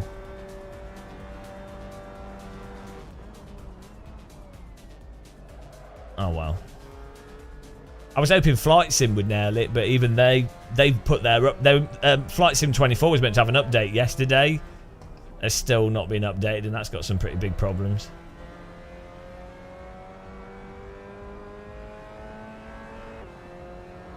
Right, we're going to do another track here. Good racing there. Burby with the win. K Maria second. C Fox third. Myself fourth. I had to get back into AC physics here. We get another track. But yeah, no, I think BeamNG, guys, bloody hell, that game. I get it's a sandbox, but they need to sub-license the engine to another company for them to make a off-road game, a hill climb game, a rally game, or whatever, just as a package, so someone can sell a £15 game that has 30 hours of solid gameplay. In the past, this is what happened. R-Factor 1 was licensed to loads of developers.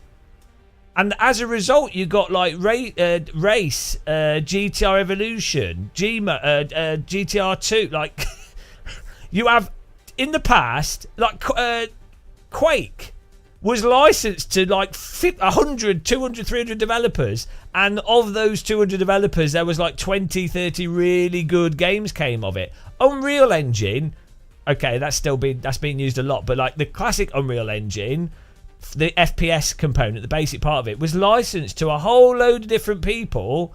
And you ended up with some really good games that were just basically total conversion mods. But that's fine, they were good games. For some reason, we're in this weird thing now where the well, I don't say for some reason, there'll be complex licensing reasons and logistics reasons and resource reasons, but just imagine how good it would be if AC1 physics engine was licensed to independent developers. So, I mean, you've got amazing platform with AC with the mods and stuff, but it'd be so good if it had been licensed to like...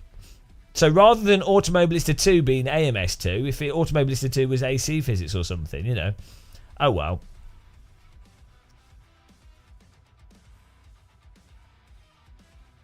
All the games that came out of Half-Life 1 mods, yeah. Jester, it's about time a company picked you up and gave you a job working with these guys. They could learn it. No. So this is a mistake, right? The reason why the games are how they are is because there's very limited resources to make the games, and it costs a lot to employ people to build games, and it's technically very difficult to make the games, and you have to make them in a very short period of time, and the games in many ways have got more complex, and the publishers also don't want to put as much money into them. So there's lots of people with, like, the developers, like Kunos, know what they're doing. Gran Turismo developers know what they're doing. The developers, well, there's some developers that are totally effing clueless. Not necessarily in Sims, but you do get really dumb developers, don't get me wrong. But a lot of the time, I'd say probably 90+% of the time, developers know exactly what they're doing or what they want to do. There's this misconception that, partly due to early accesses and how stuff's marketed, there's a misconception that game developers don't know what they're doing, and that's why the games end up being bad. The reason the games end up being bad is upper management and middle management and the finances and feature creep and lack of time and complexity. It's not that the developers themselves don't know what to do, if that makes sense. I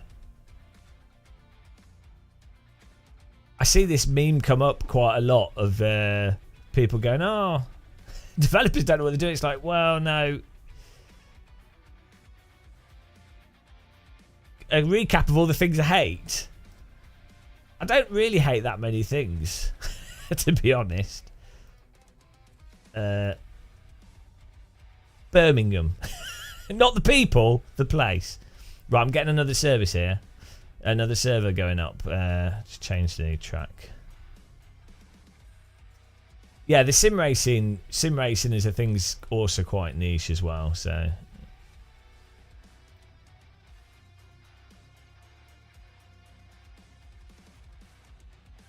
I kind of want. We'll change car as well.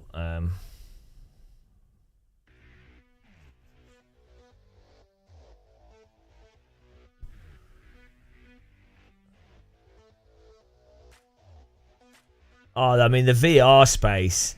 VR games. Oh, my goodness.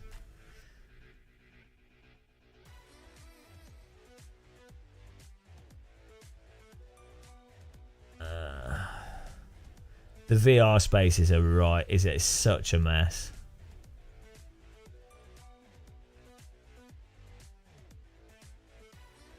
We're just getting a server up here, guys.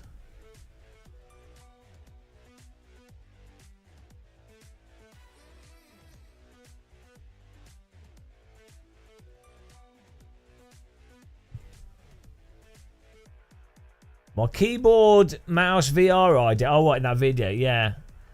Well, that's not really an original thing. That's just how a lot of VR games were done in the past. But, yeah, it would be nice to have more VR support like that.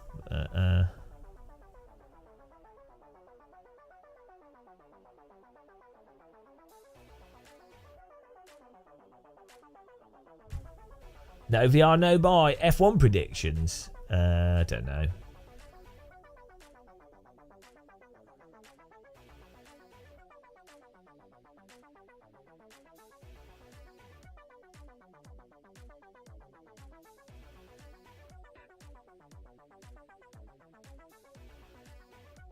Let's try this. Don't think I've ever driven this car. Right, servers up. You what? VR sim racing's overrated? I don't think so. I don't know what you mean.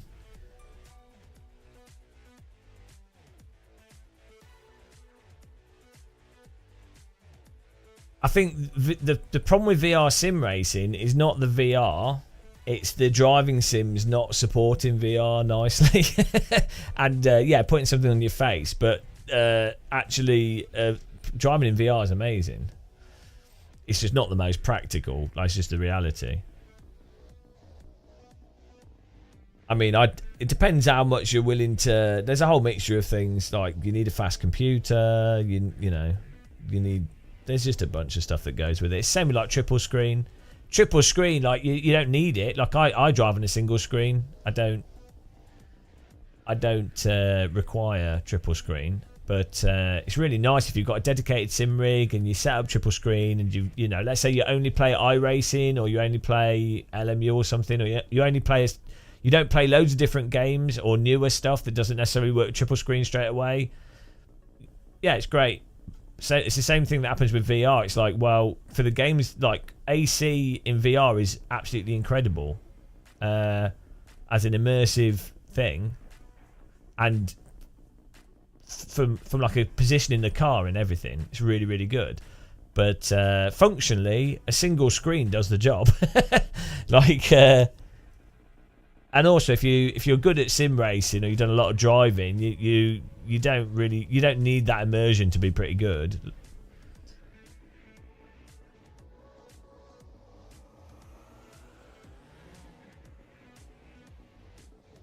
Yeah, hopefully, well, VR headsets will obviously keep getting lighter.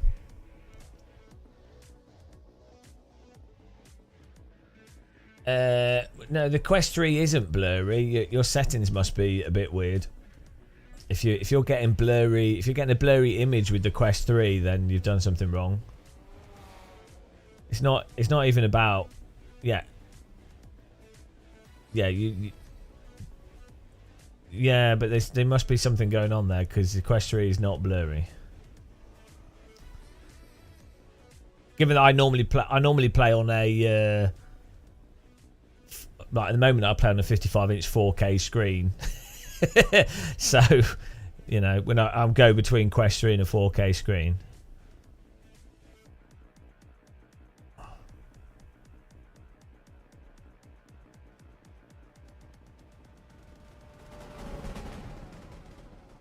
This car sounds like a rattling bag of eggs.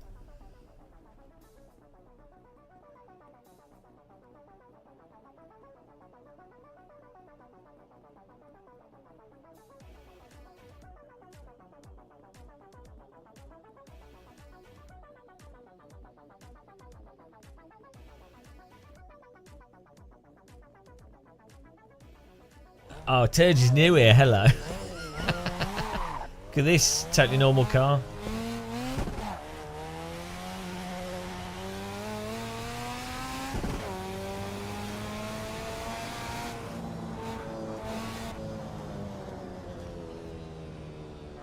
No, I know. I don't understand why.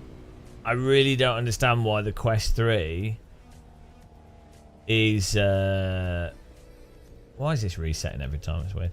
I don't understand why the default head strap is so bad. It's really stupid. Because, yeah, when you use a nice head strap on it, it makes it a lot better. And also, the facial interface is really bad. But You know, it's VR's just weird. Honestly, it's so weird.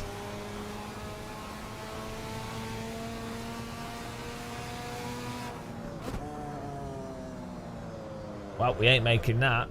To break a lot sooner. We got.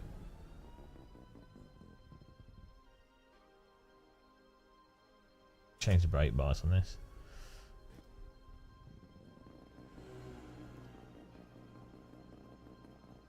I don't think we can.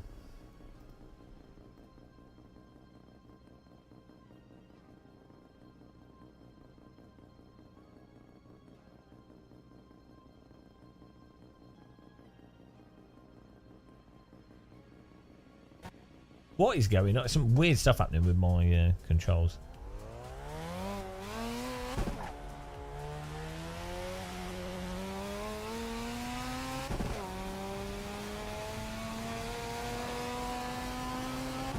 Our eye tracker's good. Yeah, especially the ones built into headsets are good.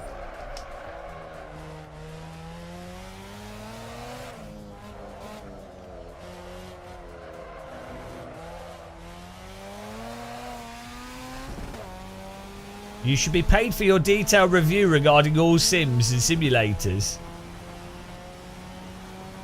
Well, I do get paid. I'm a YouTuber. I mean, I am being paid right now, so you know. So we have channel members. We have we get ad revenue. I do sponsored stuff.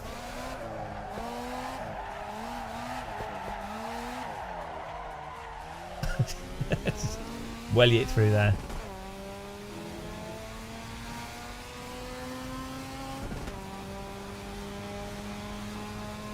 Yeah, the Toby eye trackers are really nice for what they are. Right, this car needs some oversteer.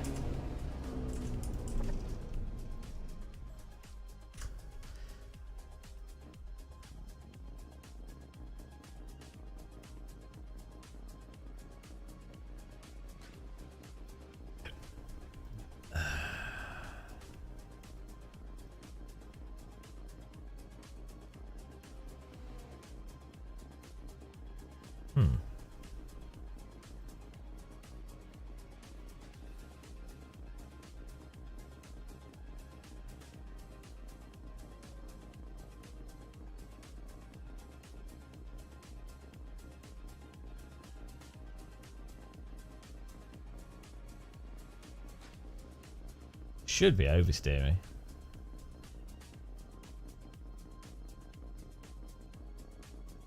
This will help. Try that.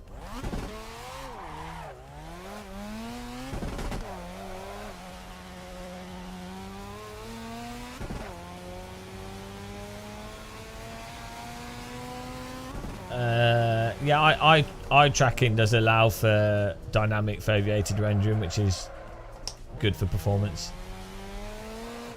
Or most future VR headsets will have eye tracking in them.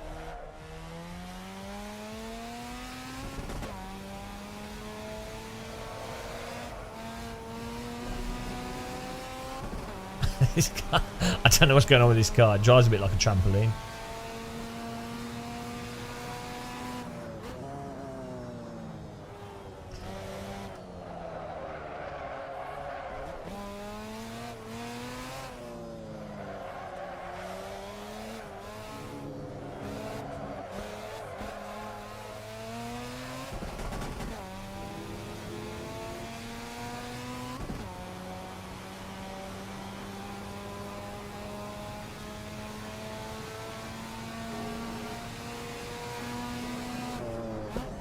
Yeah, the thing is, the human eye is only like 2 or 3% of vision is sharp. The rest is reconstructed by your brain to appear sharp, even though it's actually super blurry. So eye tracking has a massive performance impact potential. Even static foveated rendering gets you like 20%, 30% performance, and that's just by making the very edges of a screen that you never even look at not sharp or a low resolution.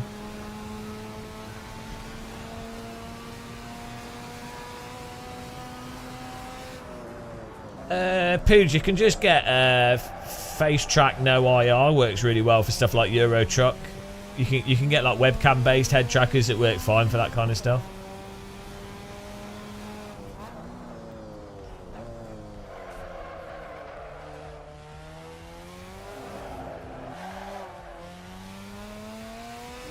But yeah, so the Tobii Eye tracker is really nice. So Track IR is nice as well. Tobii Eye tracker is just a bit more convenient, but it's not as precise as Track IR for head tracking. And Track IR software is a little bit less demanding. Update's not out yet. We're just messing on AC. Got to serve if anyone wants to join it. I can't drive this car to save my life. It's really stiff.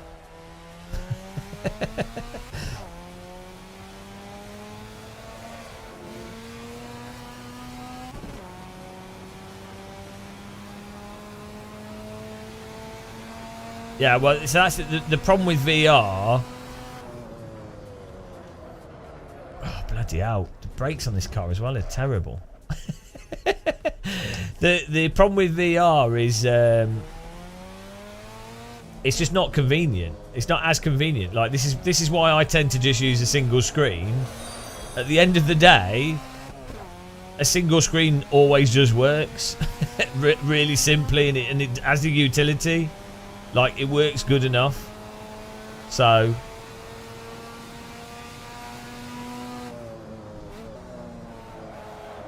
that's why I end up using a single screen.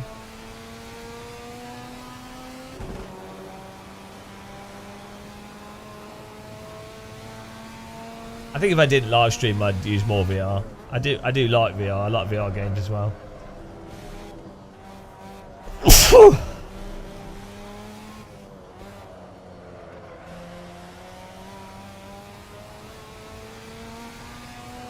Yeah, triples are good, as I say, if you play a certain sim that you know already works with triples. But they can be a pain in the arse with new games where they haven't really optimized for triples that well. So I would say if you wanted the best lowest effort screen for sim racing, like a medium ultra wide or anything like that is really good. Like a nice wide gaming monitor does the job really well.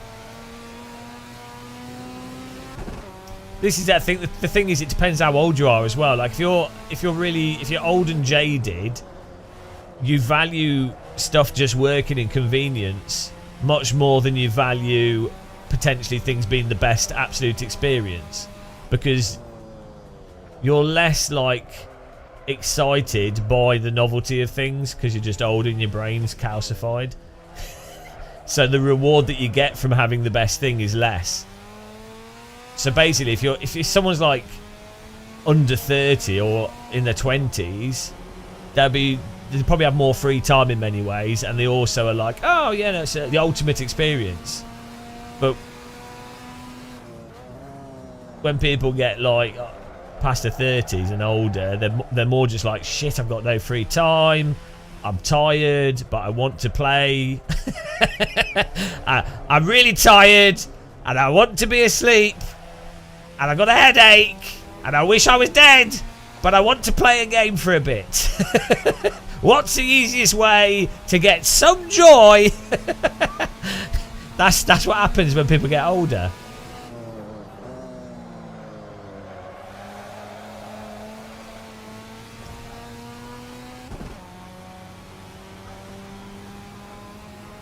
If you're banned from the server, it's because your ping's too high, or you've driven into people or something, and it's auto banned you. I can't really fix it at the moment. You'd have to reset everything. I don't think it's on their ban list.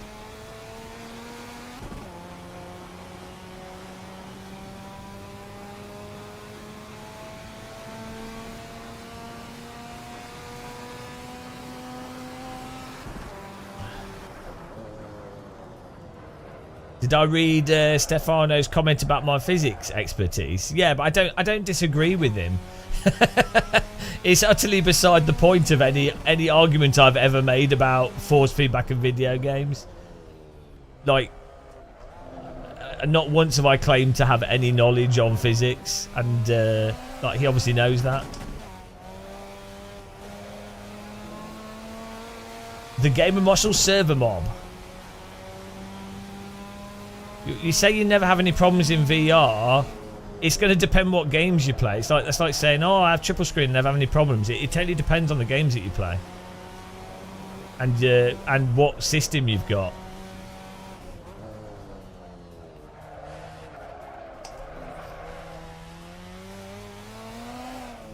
And how long you play for, and how susceptible you are to a whole bunch of stuff. There's a lot of individual components to why VR would work for some people and not others.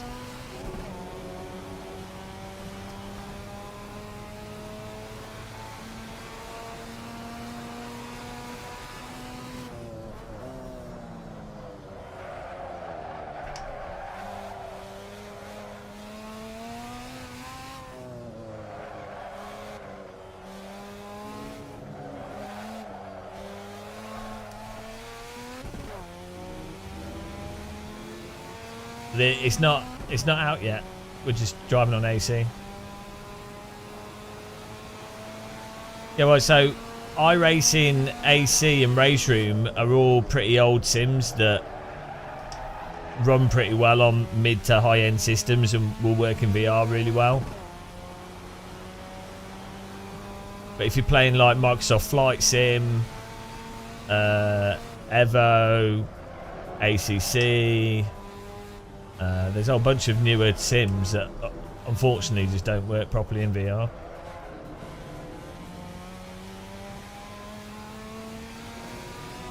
That's what I say. It's the same with triple screen. So there's a lot of stuff, as I say, with triple screens and whatever. If you've already got a game and it works with it, then that's fine. But some people play lots of different sims, and the more sims you play, the more likely you are to come across issues, and the more the more time you can end up fiddling with stuff. So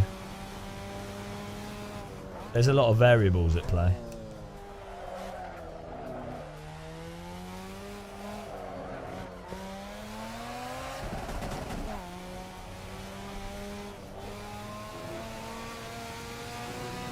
Getting faster here.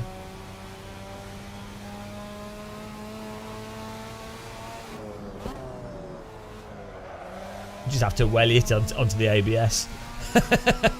Then it turns in.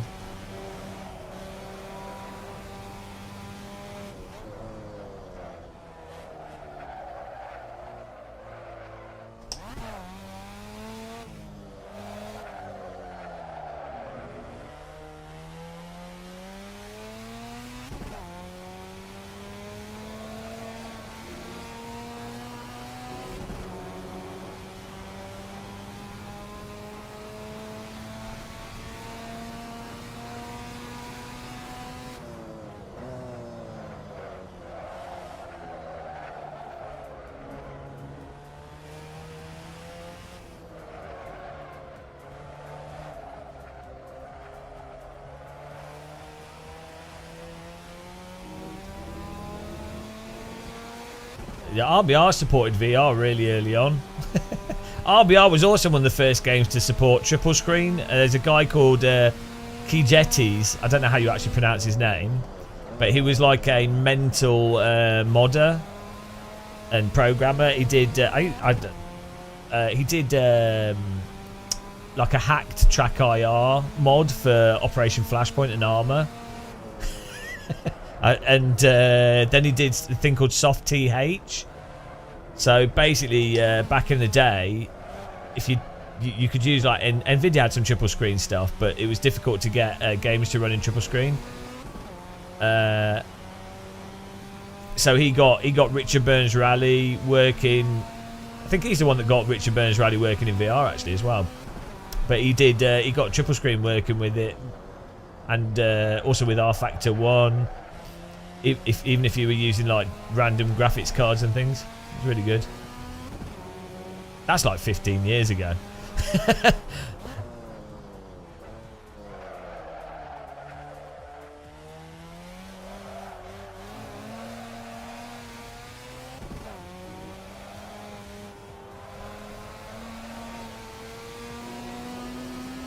We don't know, Jason. It is what it is.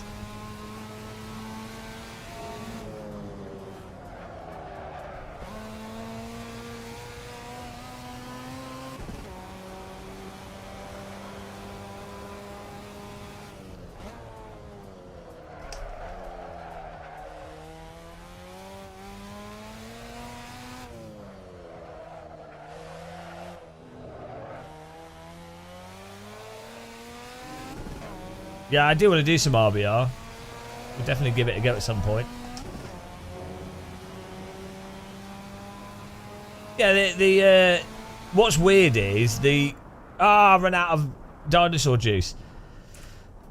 What's weird is the quality that you get from AC, like AC with a VR headset. Hello, Buster.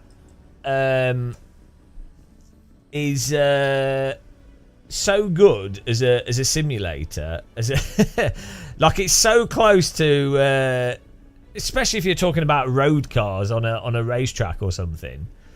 It's absurd. Like there's no other game that's that close to a real activity.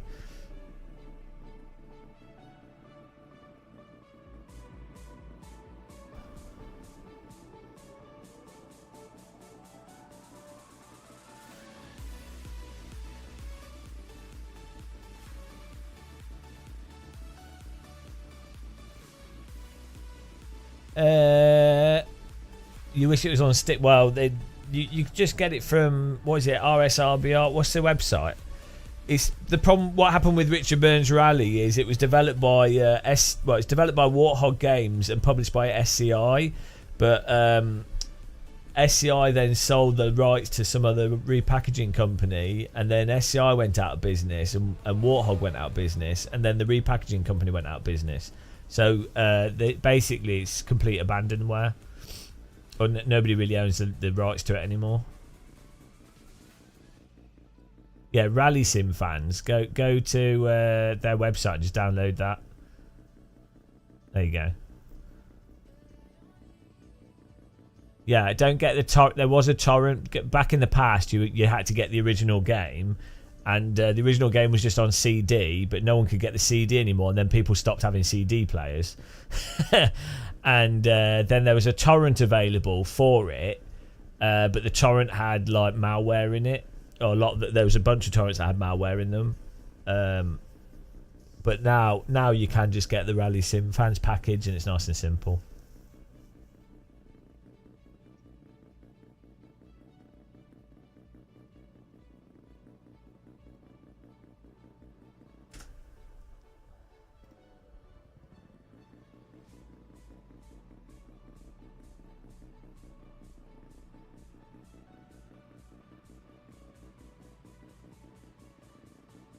What's the best currently the VR headset to have? Value for money, the Quest 3 is the best headset generally.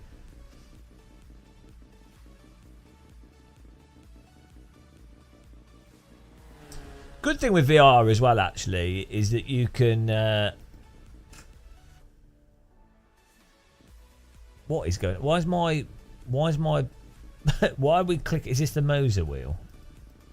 Doing some weird shit here. It's like clicking on options without me pushing anything.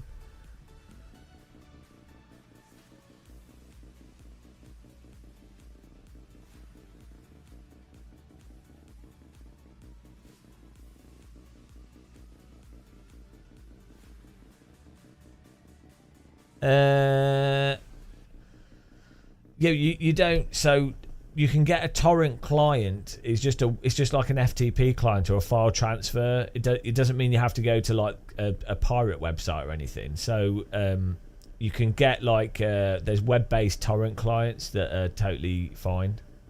So just think of torrent as it's just a way of transferring files. It doesn't mean that you're necessarily. It doesn't mean that you're like using pirate stuff.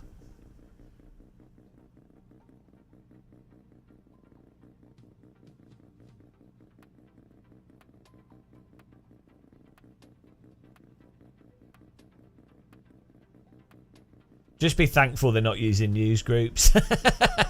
That'd take time to get your head around.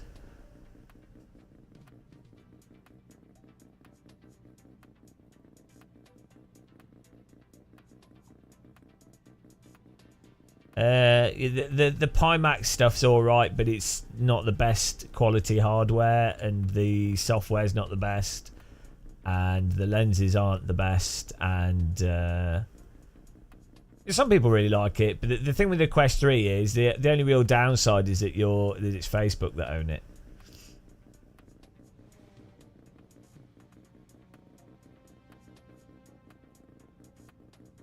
No, it's not. It's not pirating, Buster, because nobody owns the rights to.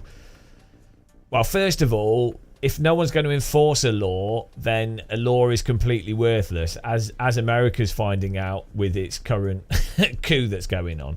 So, first of all, yeah, if a law's not going to be enforced, it doesn't matter if it exists. So there's that. Secondly, RBR, nobody knows who actually owns the rights to it. Like, it's nobody actually knows, because the company that sold, the company that went out of business that has the legal rights to it, it's kind of murky as to where those rights are. Well, so it was like Warthog, SCI, and then Mastertronica did the rebundled packages, and they went out of business. So there's no one to sue you for copyright infringement. so yeah, it's legally someone could potentially go, oh, I'm not happy that you're using this intellectual property and you need to stop using it. But were they going to do that to every single person using RSRBR? I think they'll have a job. They could file it. So potentially a rights holder of, well, I mean, Richard Burns is dead, so I don't think he cares. Technically, the WRC, well, they're not even associated with it, are they? Because that's why it's Richard Burns Rally. It's got some 2000 WRC stuff in it. I guess the car companies, but they did a limit. They'll have done like a license. They'd have licensed their stuff to that entity. I'm not quite sure how that works. You'd have to speak. It'd be interesting to talk to a contract lawyer about that. But I guess in theory, Subaru, for example, could go, we're not happy that our cars are being used in this software. So they could potentially push for a website that's hosting Rally Sim fans content to be shut down. But then they'd have to shut down every website that promotes it. So like, it just logistically, why it would cost them more money with no return on that cost of money to shut it down. There's a, so, and then from an individual's perspective, like how much money they're going to get from an individual saying, oh, you've illegally downloaded abandonedware software. They're not, like, you have to think. So a lot of legal stuff isn't necessarily done on what is legally right or wrong. It's done on who's going to get money from stuff. So, yeah, I think you're probably fine when it comes to Richard Burns Rally. I would say it's really likely that you've probably broken copyright law in more significant ways accidentally. I mean, even just with Assetto Corsa, you've probably downloaded a mod for Assetto Corsa that's infringed on someone's rights to a greater extent than Richard Burns Rally versions would be. Well, you can't trust me. I could have just lied. I could have just made all that up. Don't trust YouTubers. YouTubers are like the one thing less trustworthy than ChatGPT.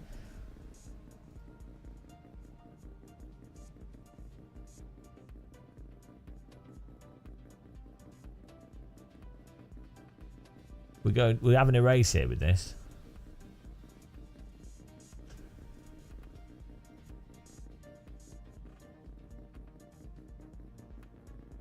I need another cup of tea.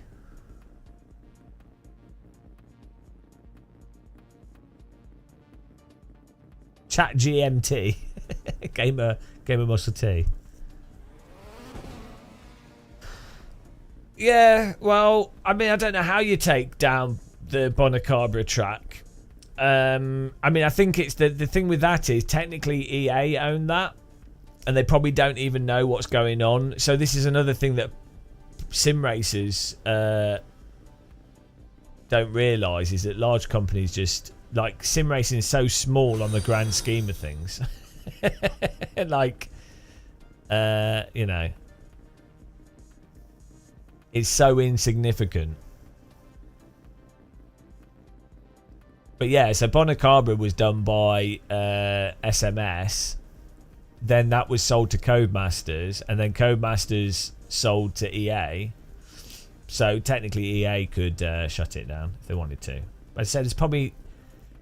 well, I know this. I know some people that work for EA that would be aware of it, but I don't think they care. I don't think they would care. But maybe now they will, because we said something. That's it. It's gone. Well done. Who brought that up?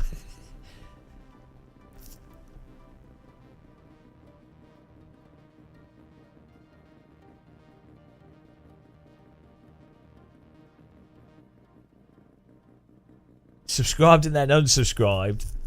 As most videos seem negative. Hang on. Subscribed then unsubscribed. As most videos seem negative. Seen your recent ones and they seem more balanced. Was this a conscious choice? What? No, we're always just critical. What Alien.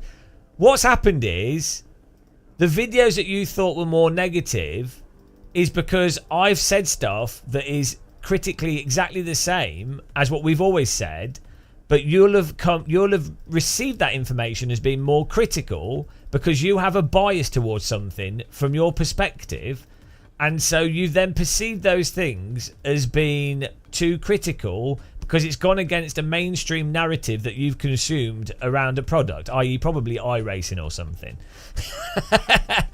And so what we do, like, obviously we do a lot of sarcasm and everything's not entirely literal, so people also misinterpret that, and that for some reason that they struggle with that. But yeah, we've been pretty consistent over the last 12 years that we've had this YouTube channel, to be honest.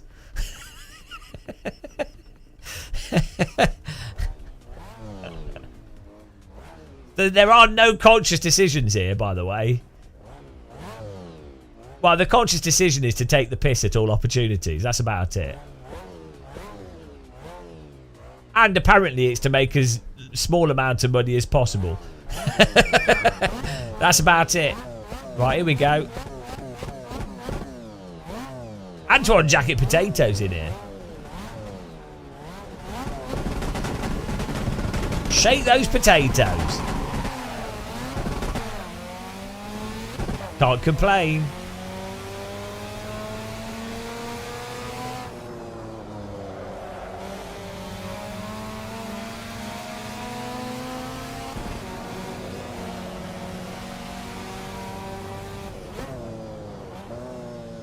These cars look nice, actually. They look like a mixture of like a bunch of cars. You see, like a bit like a Porsche mixed with a Mazda, mixed with like a Corvette, mixed with a Pontiac Solstice. It's a RX-7. Looks really nice.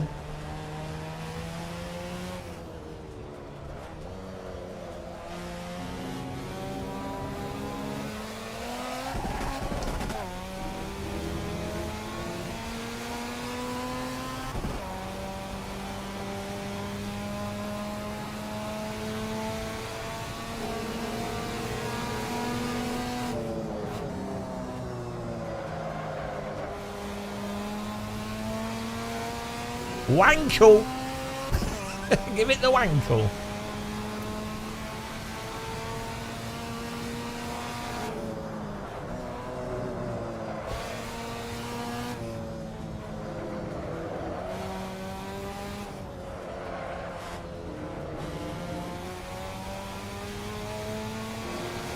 I'm massively over driving. I've got my brake set up a bit weird. And we're currently reviewing some and testing some new hardware. It's totally thrown me off. I'm normally like really reluctant to change it. Like, I have another sim rig that I like to put equipment on if I'm testing new stuff. But as we're doing a lot of live streaming, I'm trying to like just use it on here and make do, because it doesn't really matter if how well we do, but it's very hard to get your head around when you change your wheels and stuff, pedals and things. It totally cooks your brain, especially if you're talking and driving at the same time. So way too much.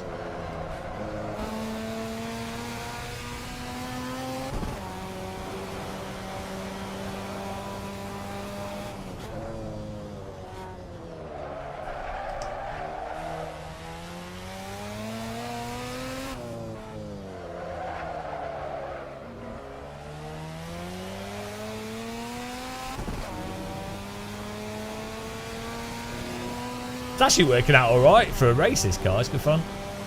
Tayson's gone.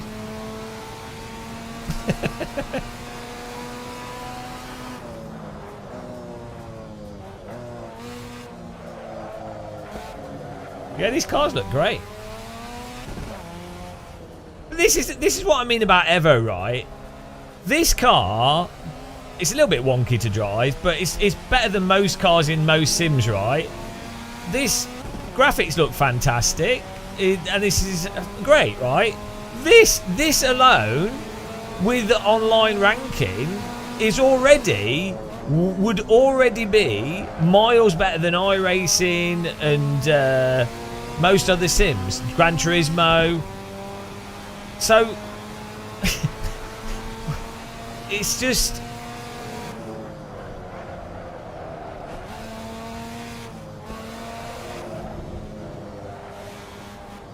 New lines.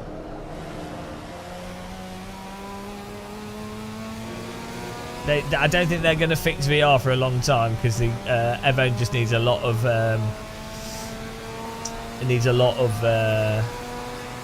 optimization.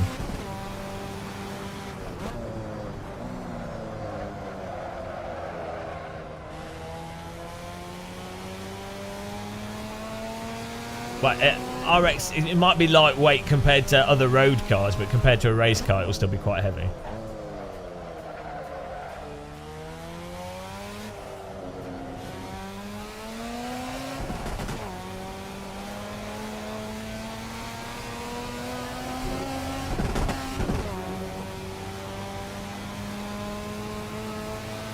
Where's he going?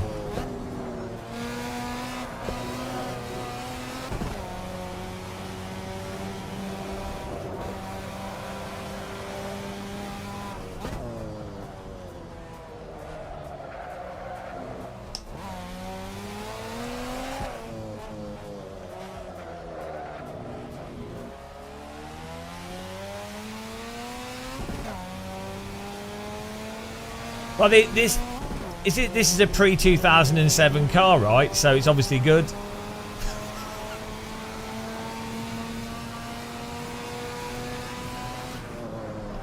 We've established this.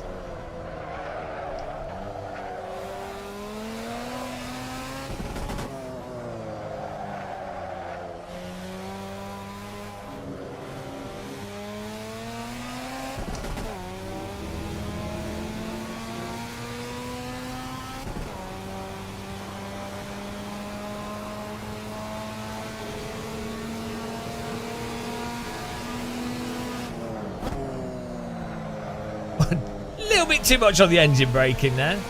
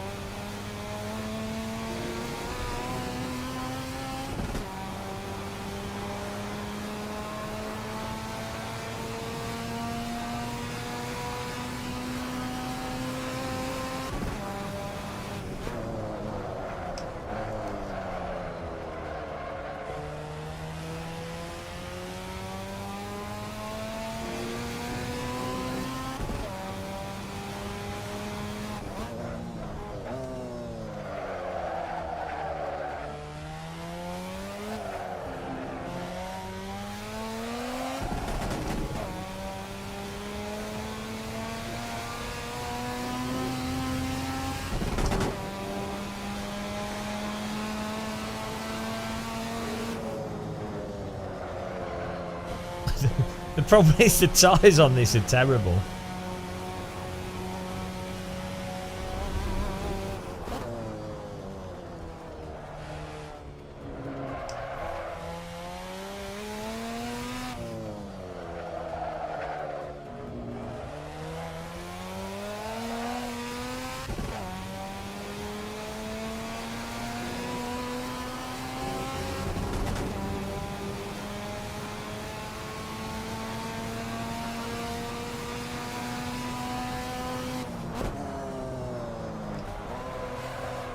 If your engine doesn't blow up, are you driving hard enough?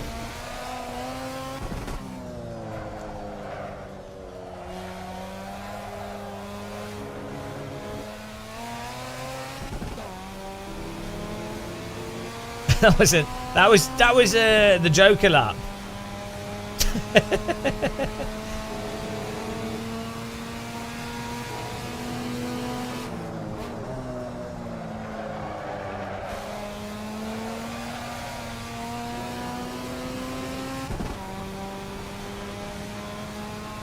See, smooth is fast, which is why we're going slow, because we have about the smoothness of sandpaper.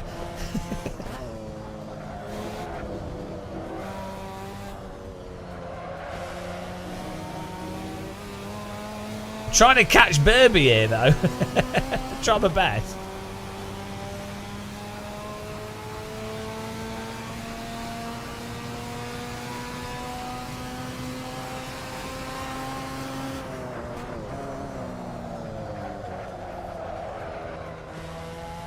I'm more of someone that drives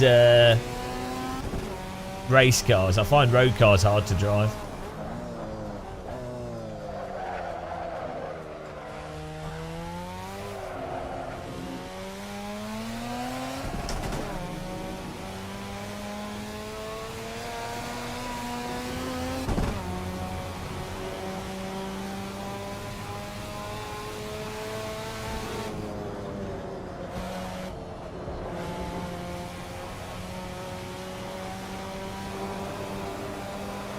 Hello, Bruno.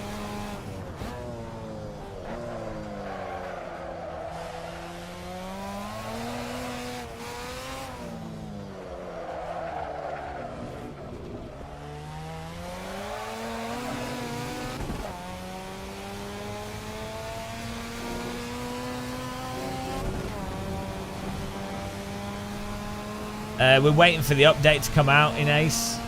So we're playing the previous Assetto whilst we wait.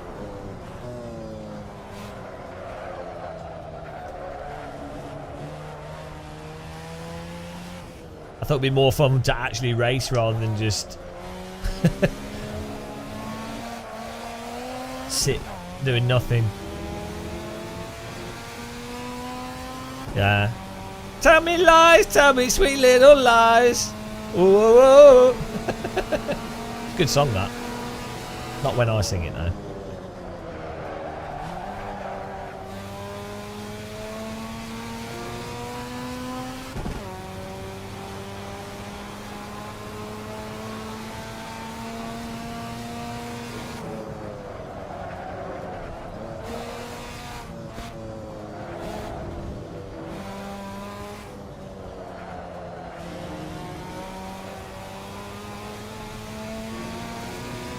Bloody. I don't like ACC, but I do like the normal. That is amazing. So I don't know. Not when I drive. No, it does have a diff. I just drive like a drunk. The or not the best simulation to practice, like even F1, GT mods. It's really good.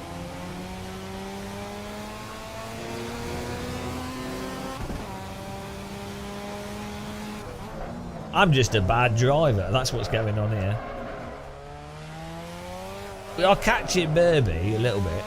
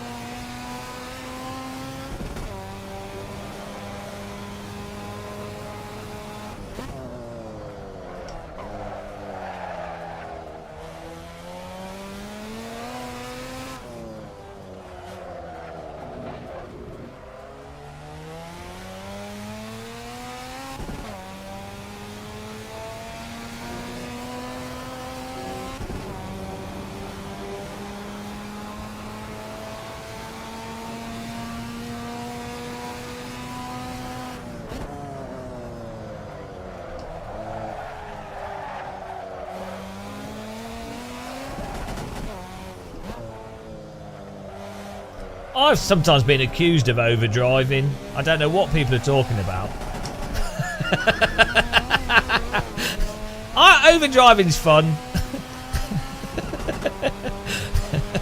Why lift the throttle pedal when you can turn the steering wheel the opposite direction? Come on. It's far too much effort to lift the throttle. I'd much rather turn the steering wheel. You've got a wheel, why not use it?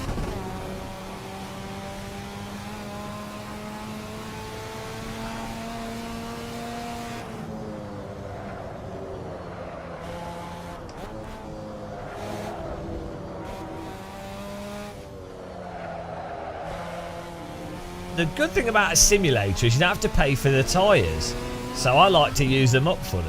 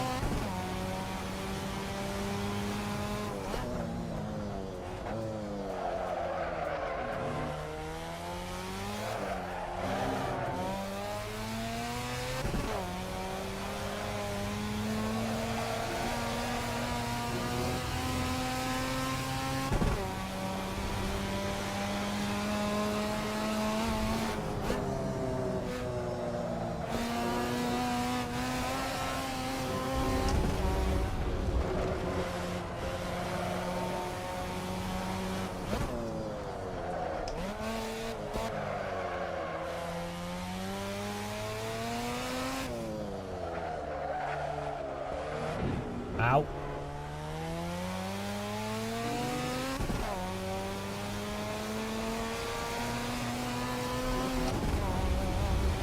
Just don't mind me. I need a cup of tea after this race. I think we need to do the radical SR3 after this.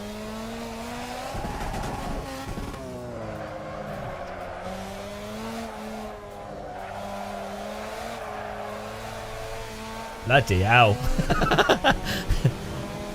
Understeer, oversteer, understeer, oversteer. I'm driving this like I paddle my kayak. We need a skeg on the back.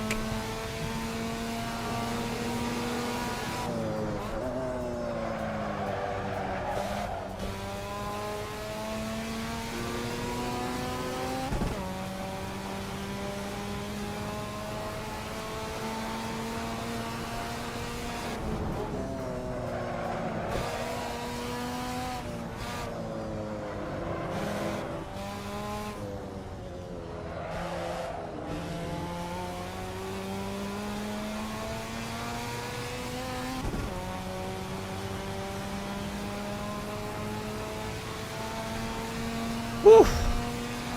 I wonder how much speed you lose having the lights open. You can imagine they produce quite a bit of resistance down the straight.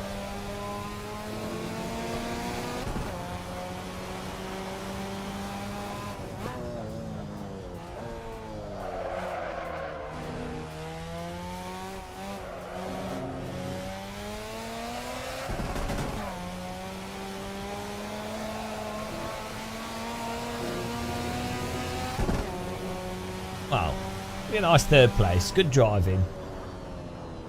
Hello, Claudio. Antoine's coming up behind us here. That was good fun. The EVO update looks amazing. I'll get the we'll get the Radical SR3 up so you guys can join that. We'll leave the server up a bit for these guys to finish their times. It's good. Good fun car to drive, that. Right, we're gonna do an SR3 race. What would be a good track for SR3?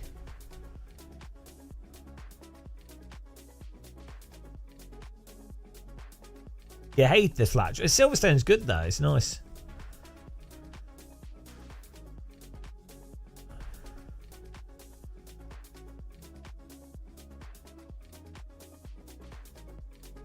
Oh, I know what we should do.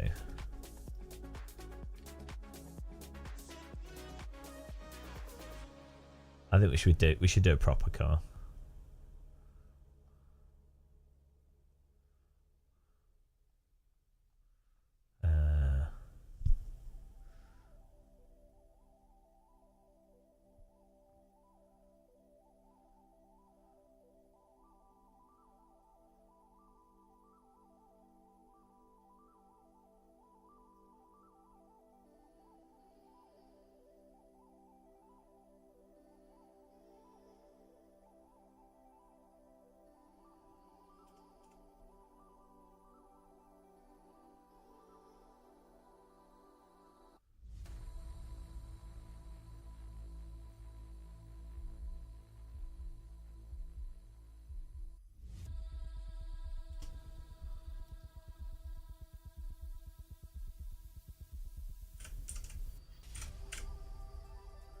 Let's get this server up here.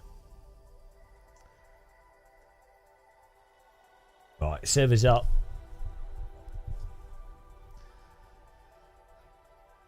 Good racing, guys. I'm going to get a cup of tea as well whilst we do this, but get in the server now if you want.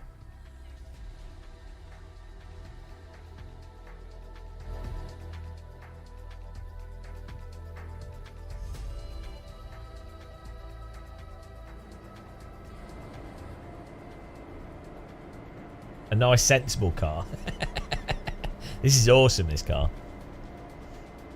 But if you're watching on YouTube, click the like button. Appreciate the support. If you like watching this channel, you can become a member as well. That supports us. You can link your Amazon Prime, and you can follow us on Twitch, and you don't get any adverts on Twitch if you link Prime with Twitch and then subscribe on Twitch. And that's another way to support us as well if you want to. What else? That's it, really. Be back in a minute.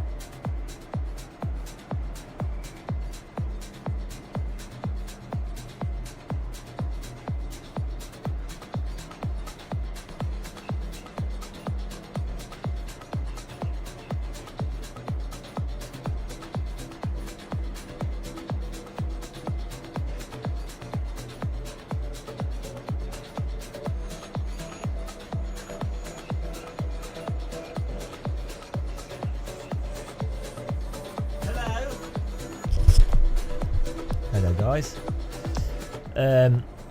Music, we use Epidemic Sound because we license it. Mr. Muscle, can you ascertain as to why I was banned from the server? Is there a stationary on-track timer to ban? If you're parked on the track, it will kick you from the server, but it should reset each session. Let me see. It could be ping or something. Let me have a look at the server settings. A lot of it's automated.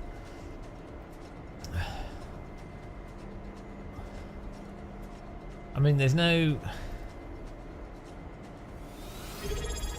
Oh, Mark Bez, thank you for subscribing. Let's see. Yeah, I don't know why.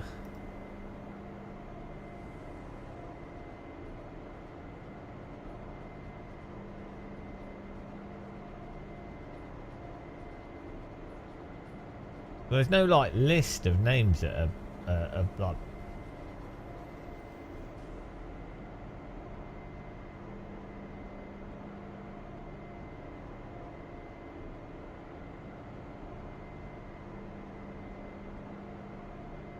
Did it work? It was banned because it said ever has better force feedback. Yeah, I can't see. There's no.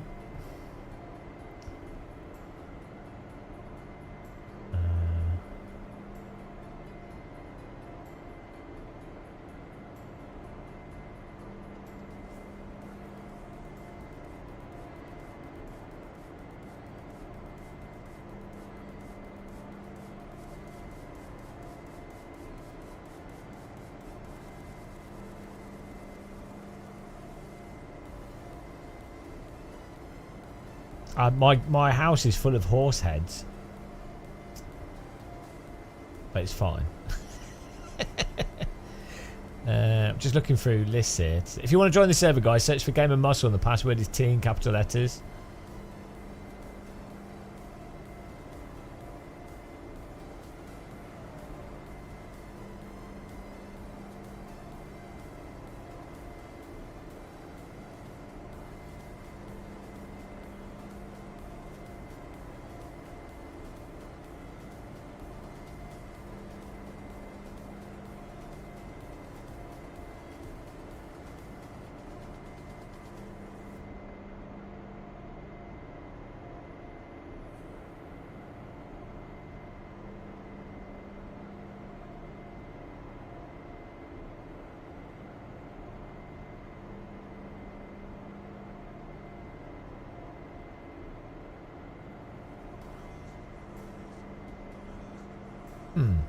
Yeah, I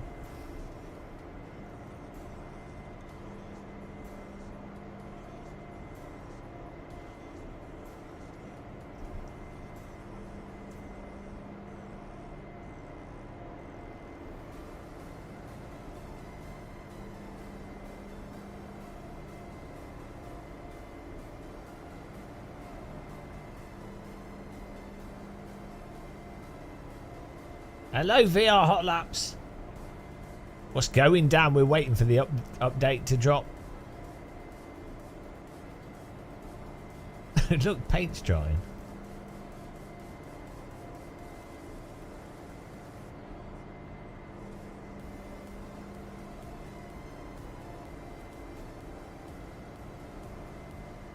Hello, Desperado. Yeah, I don't know why you're banned in particular. I don't know what's going on. There's no like ban list. You're not on a list of banned people, so I don't know why. I'm not sure what's happening. It should tell you if it kicks you. Maybe maybe there's a version issue or something. I'm not sure.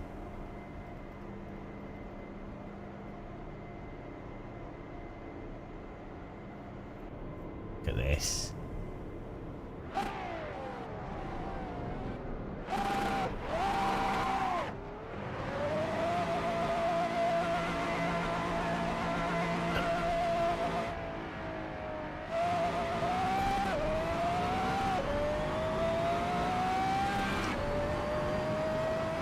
Woohoo!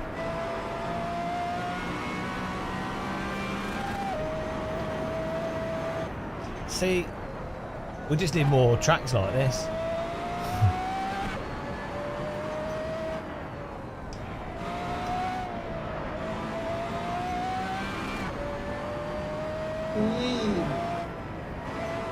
Thanks for subscribing. Patrick B. I was reading this subscriber. Killed by Patrick.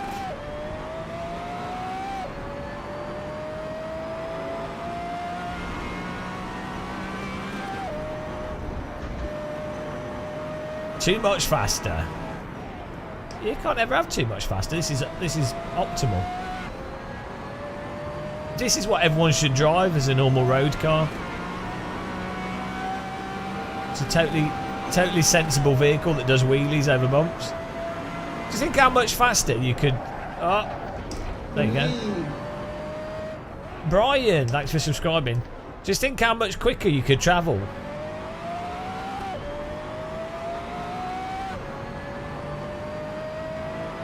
Like you wanted to go, if you wanted to go somewhere, you could get there very quickly. It's perfect.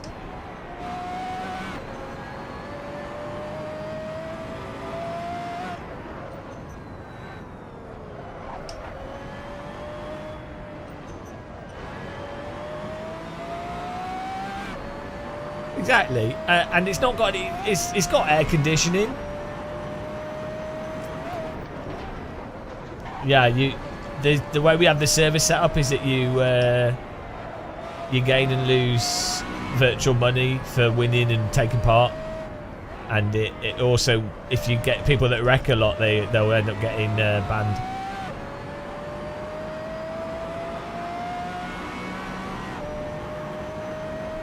It just incentivises cleaner driving.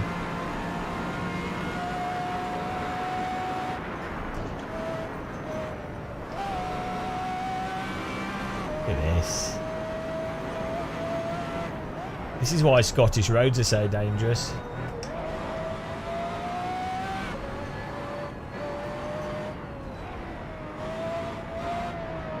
Can I use this currency to purchase liveries on the Miata sim we're making? You can get the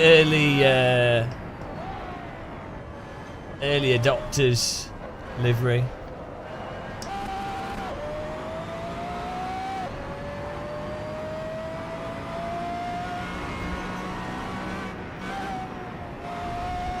Oh, look at this. This is based on a real place. We need to go here in flight sim. Isn't this supposed to be like the border between Scotland, or like a bit after the border? Border! This car wants to be an aeroplane. I think it was designed by Mark Webber.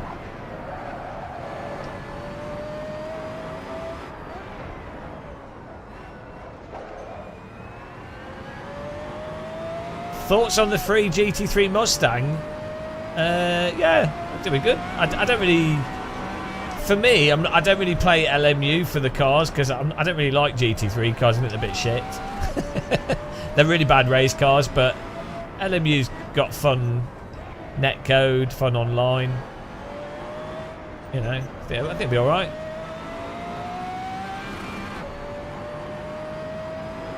Oh, hello. Oh, he's clearly aero boying. Ah! He's not anymore. I'll aero boy him into the wall.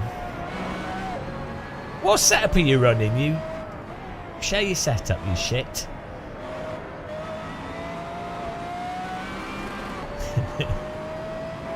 Is it Tayson?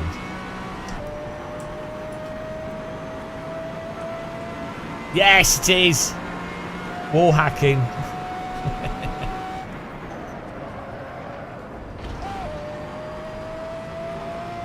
Right, we're going to put a setup on. Watch out for falling rocks.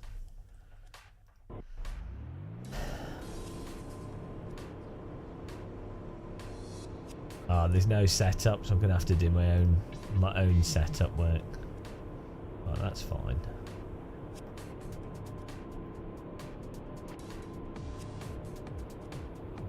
Not actually that much you can change on this.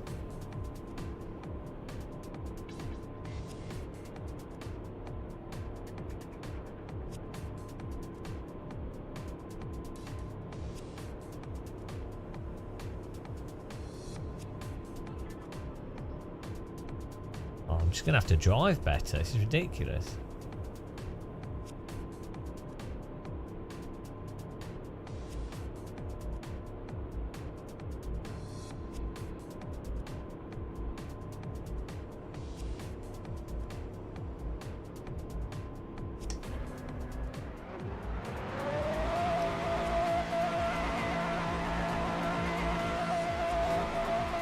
Yeah, it is a really good track. It's got nice trees in the distance and everything.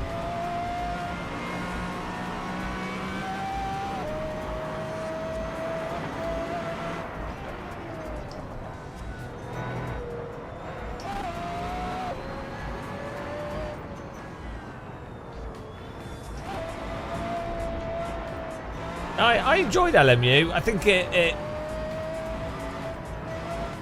thing is, it doesn't have that many tracks, but it's fun for racing, so it's fine. We had fun races. I like the Le Mans track, so it was good fun. That's all that matters. The handling's quite fun. Fortunately, that could be better, but it's all right.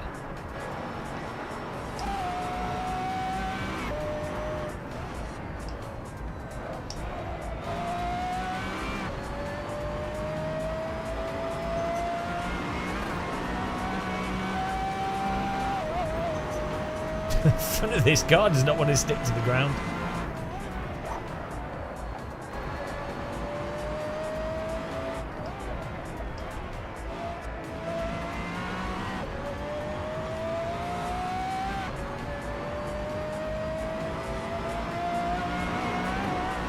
This is what Formula One track should be like.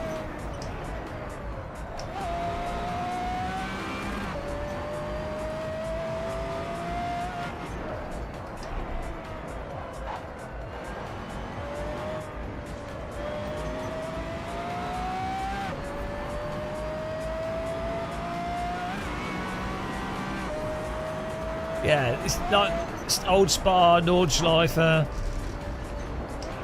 That's when racetracks were designed properly, or not designed. That's when they just were like, here's a road, let's race on it. Perfect. Yeah, but I mean, that's the price you pay for excitement.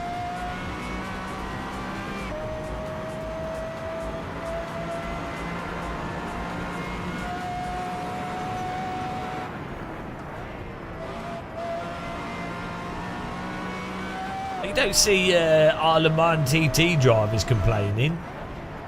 They're like, give me more trees.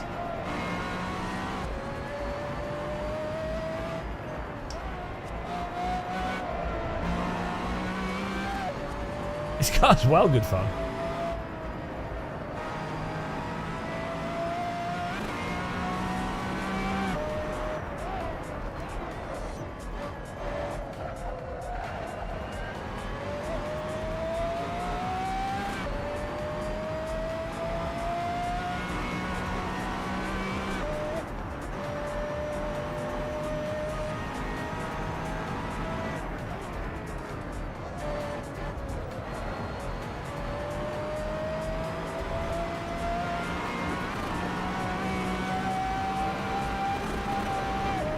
We could do with a bit more front wing. Based off the car lifting off the ground every corner.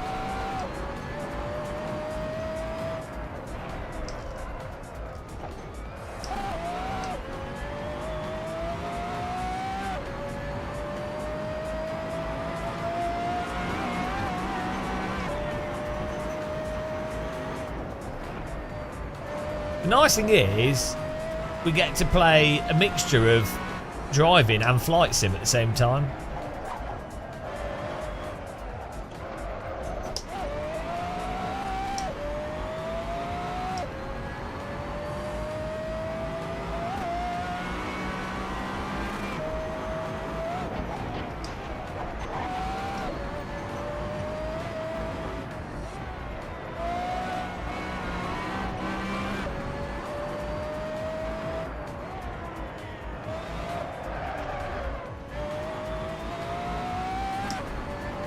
It's got a nice slide to this.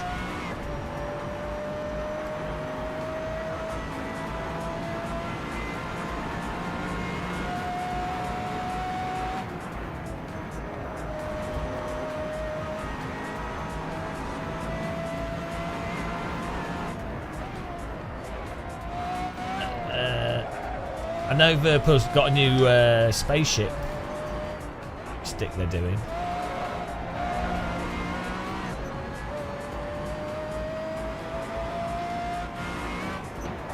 Ah! Oh yeah, we'll definitely have to try this with the Lotus 49. I'm going to put a bit of front wing on. Oh no, it's on maximum. See it? Put a bit of rear wing on.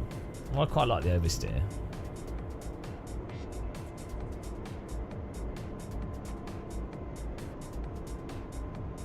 Oh, we're going racing.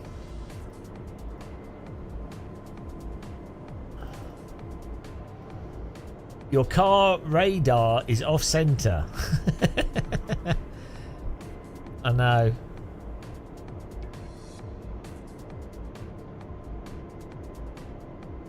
It's perfect. Man, I've got fish and chips in the air fryer, guys. I'm starving. Is the update live? Oh, we can do this race, then we'll go over to it. It's only a 10-minute race.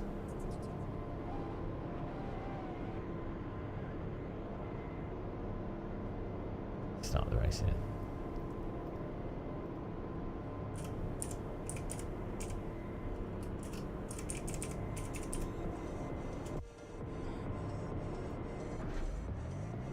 Okay, we'll do the race and then we'll over to Assetto.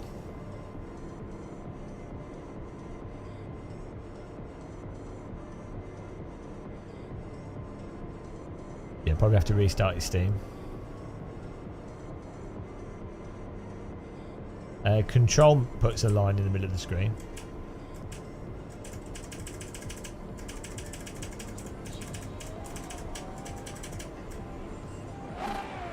Here we go.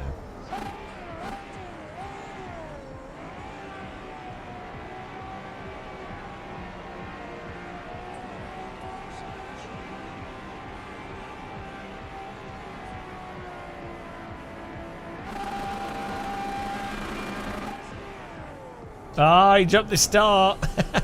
You have to start from the pit now.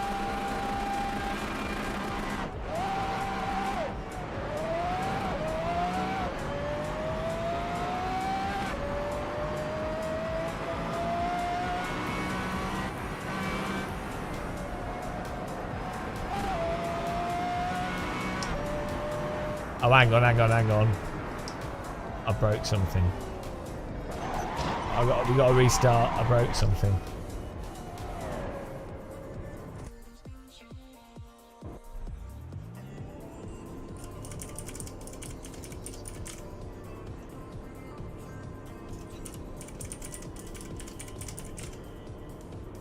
Why is that not working?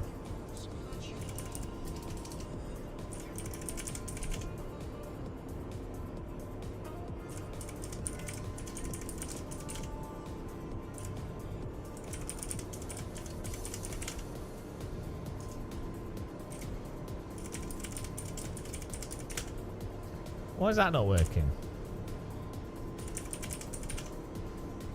Why is the server command not working?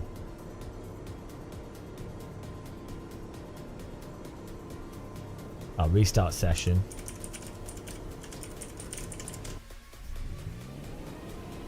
Do it something.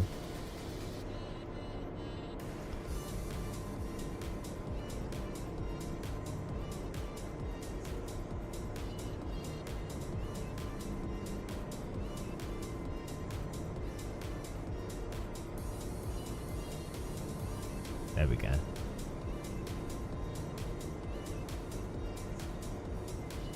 Long drawn out cash grab. Who doesn't like a long drawn out cash grab?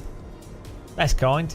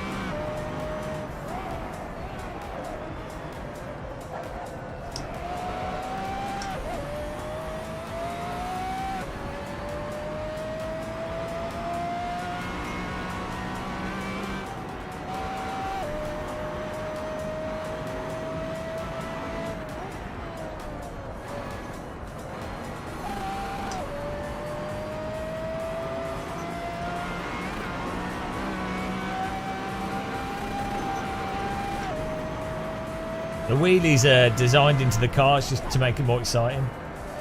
But it was part of the original design spec. After all, what's more exciting than a 230 mile an hour countryside wheelie? Genius.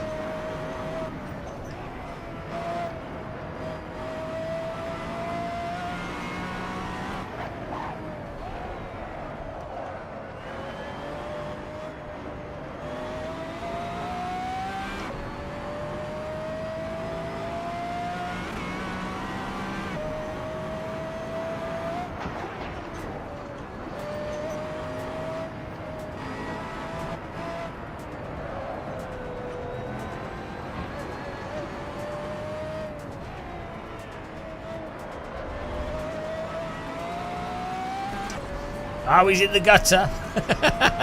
Carbon fibre crunched. Yeah, it's perfect. You can put a milkshake on your lap and the car shakes it for you. Great feature.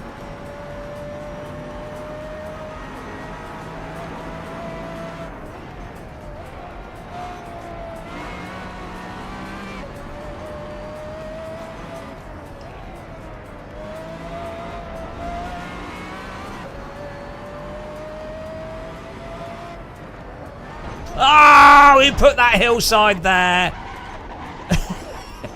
Ah! Too realistic. Broken me hand. Who put that hill there? that hill was not there last lap. Someone moved it. The tectonic plate activity that's simulated in this. The tectonic plate activity moved it by 1,000th of a millimetre from last lap. And that's it. That's why we hit it. Hello, Sim Gaming Expo. How's it going, man? Welcome to Scotland. Guys, you should check out Sim Gaming Expo. Check out the website. They're doing a VR driving sim, flight sim trade show in Chicago at the end of this year. Check it out.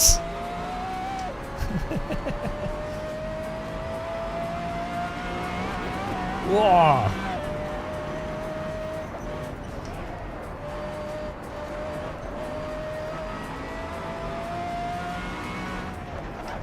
Yeah, we're finishing this race and then we're going over to EVO. 5 minutes left here.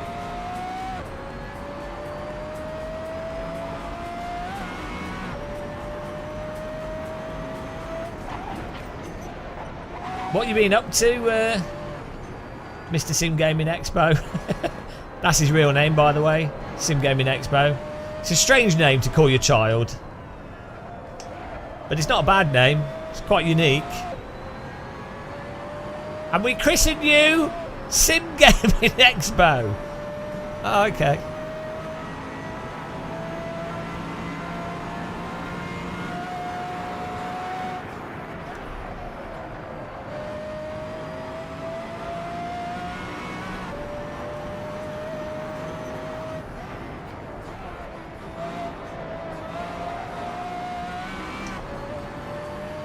Yeah, we I love how chat tells you stuff you already know like 100 times. It's one of the joys of being a live streamer. It's like when someone famous dies. Did you know Princess Diana's died? Did you know?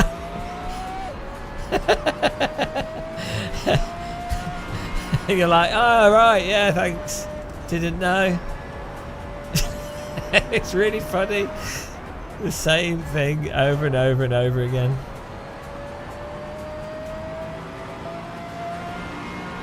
Woo. Oh no, I thought Elvis was still dancing.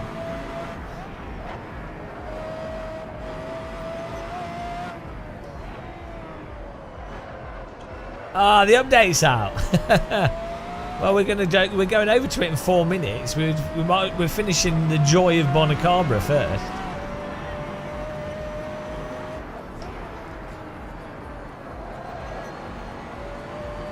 This is Bonacabra. It's a track from Project Cars 2 that's been modded into AC. Really good track. A little bit bumpy, but it's great.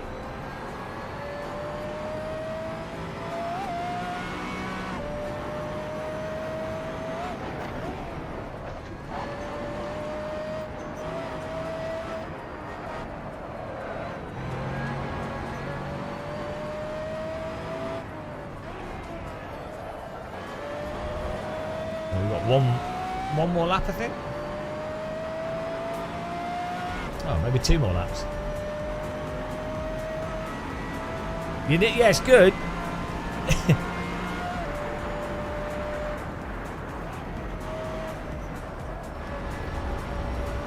How are things going for you, Sim Game Expo, where you are?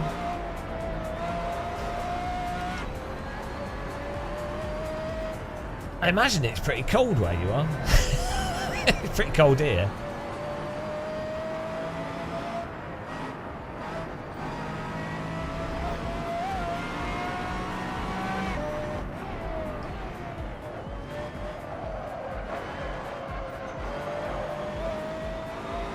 I think.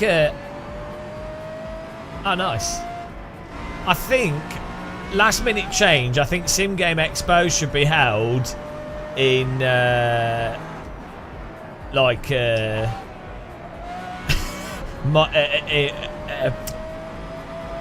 what are those bloody islands called? Oh, my brain's gone off. What are the islands with the waves? The island with the waves in America. No, the island where everyone goes surfing and everyone's wearing like Hawaii. That's what I meant. I need to eat. I've not eaten all day. Brain cells have no power. Yeah, can you move it to Hawaii? And can you imagine? Ah, it'd be amazing. Could do some sim racing and then we could do some surfing in the sun. Oh, perfect. Don't know how long it takes me to get to Hawaii. Could do it on the beach. Ah, because sand and VR headsets go together well. Obviously, the ultimate combo. Good test though. Yeah, it's been winter for so long it feels. But I guess Formula 1 will be starting soon. And then that's when summer begins. Move it to Birmingham. No one will go to that. The NEC's in Birmingham already. Oh dear. The NEC. The only good thing about the NEC is that they did gladiators there in the 90s. Contenders ready. Gladiators ready.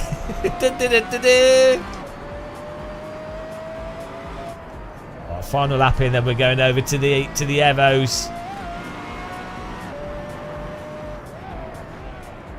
This car's really nice. It's a stupidly fast car, but it's really stable.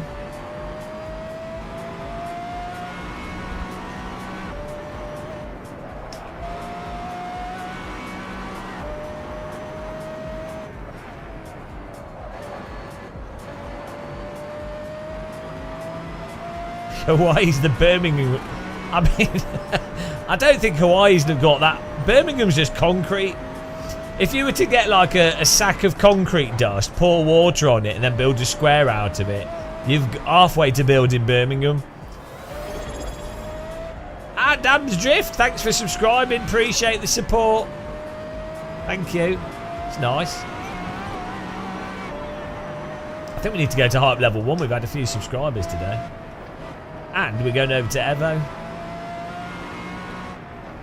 This is really nice to drive. This car's just, it's quite, apart from the front taking off the ground, apart from that aspect, it's a really stable, progressive car. Got like a Radical that's faster, but kind of like a GT car, like the old GT ones, like a Maserati MC12, but light with brakes that work. But it has that kind of GT car profile.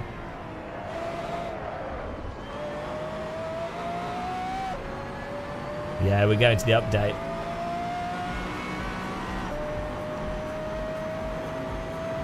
Nice. Well done, Tayson, Sapper, and Antoine Jacket Potato. Top 3. Well done.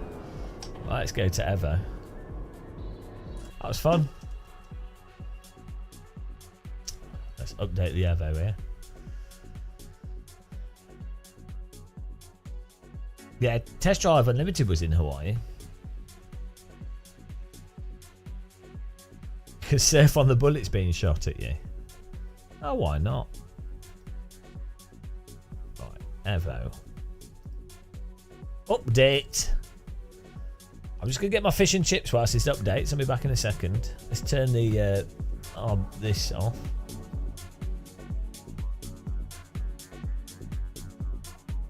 Let's there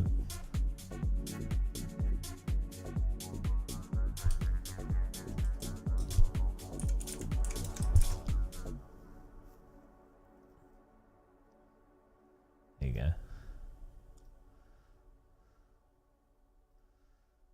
A Vespat on a Tesla. Now, there's not that many Teslas in the UK. Go back to it. All right, Antoine. Antoine's like, oh, Sky worked for some AC, but not for Evo. Right, I'm putting the hype level on 1. Be back in a second. I just need to get some of my fish and chips because I'm absolutely starving.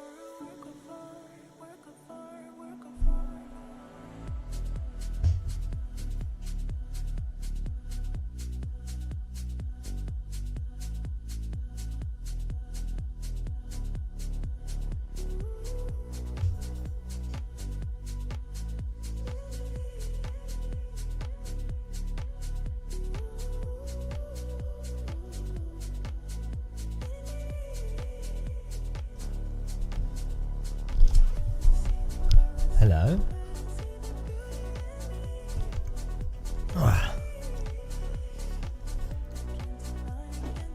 Oh, patching, it's patching.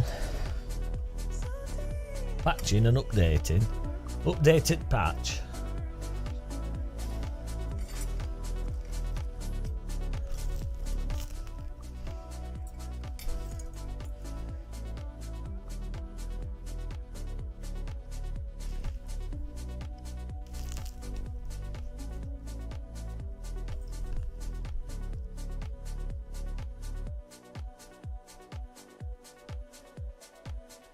Hello.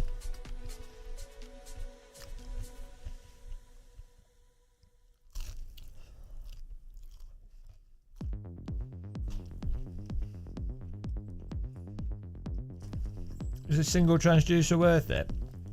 Yeah, it's quite good. Like just one, a big one on the back of the seat's quite good.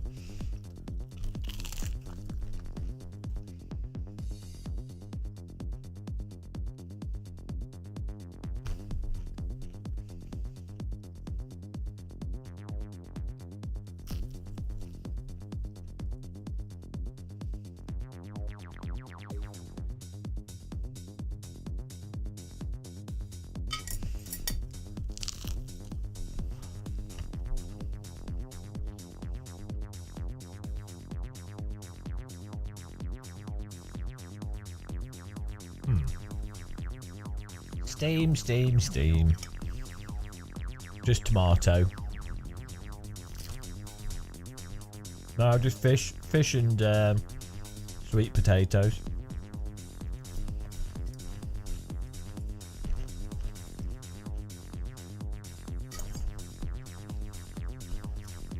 Probably Alaskan pollock.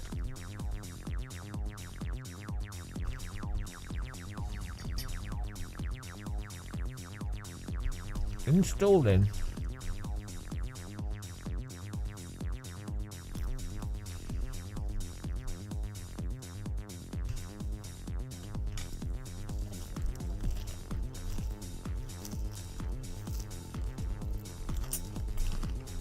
Oh, here we go.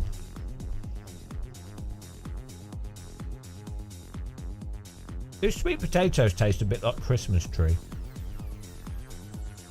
If you were to imagine what a Christmas tree would taste like to eat. Eating in the sim rigs where it's at.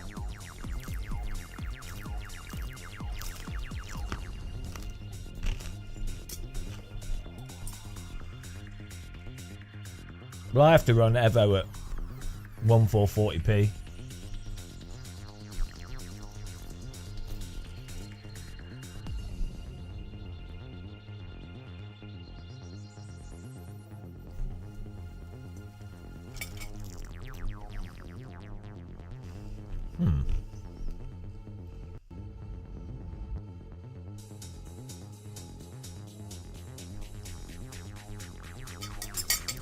What's this like?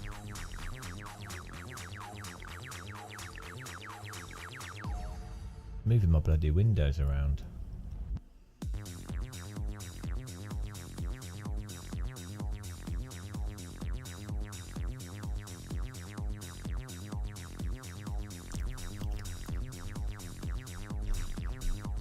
Great. I can't see if it's recording the screen. Ah. Maybe I'll run it windowed. Maybe that'll work.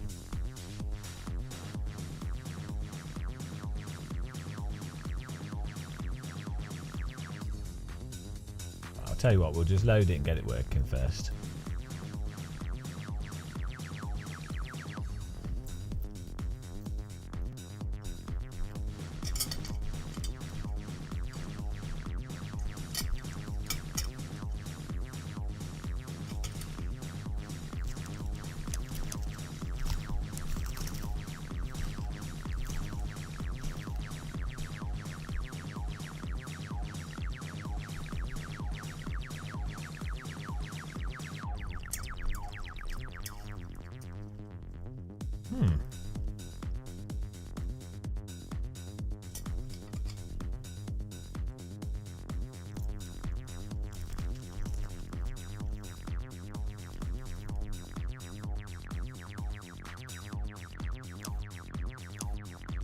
How do you change the background? Our scene options.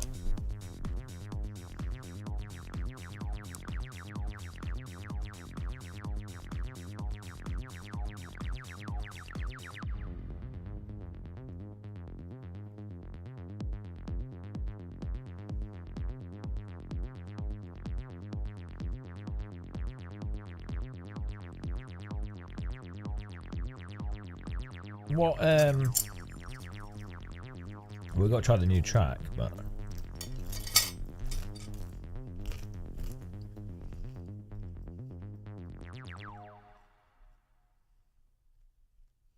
you can tell that this is Italy because the guy's parked in the middle. And he's missed the car park. This car's been parked by an Italian. We're just finishing our chips and we'll get on the car.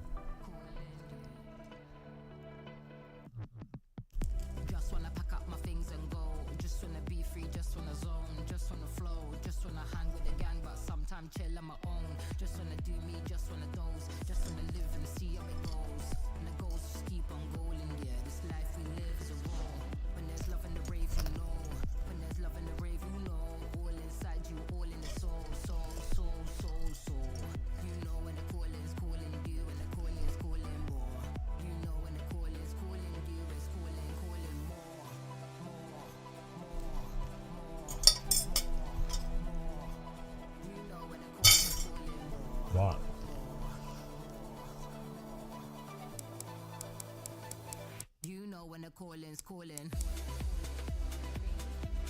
it's calling, calling more. And it keeps on calling.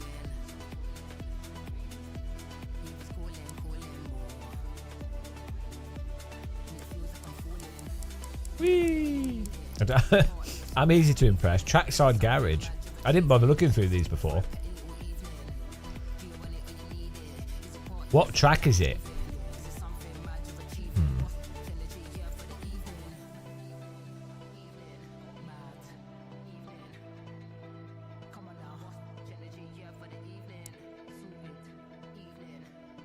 What's this?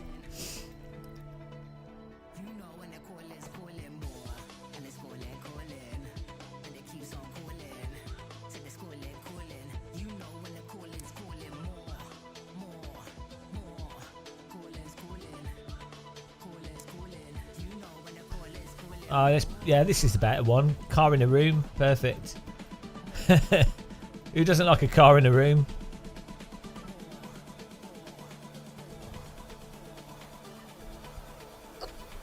You know when the calling's calling.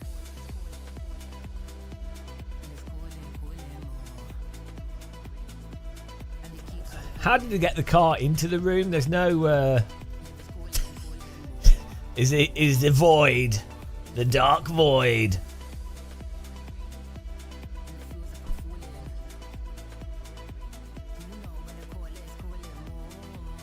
Right. Let's get this. Controls into binder brake.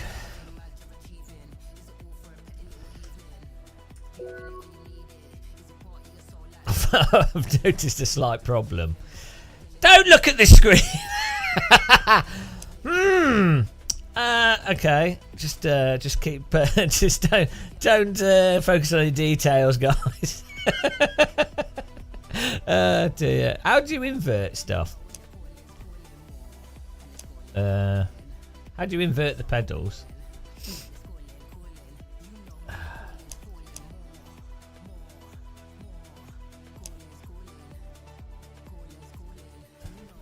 Invert them, yeah. All is fine. There we go. Right.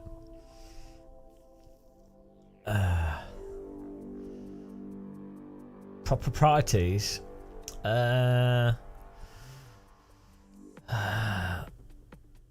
Vehicles. Academy.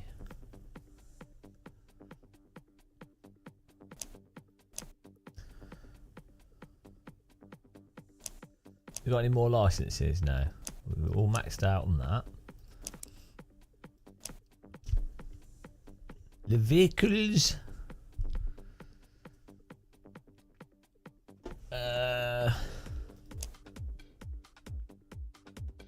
Have to rent the new car. We can buy it. We've got 220 million credits. 208 million credits.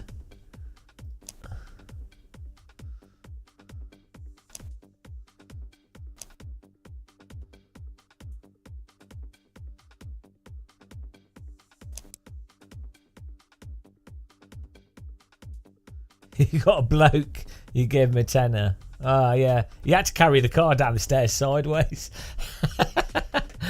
That was well hard, but he's proper strong, so he was all right.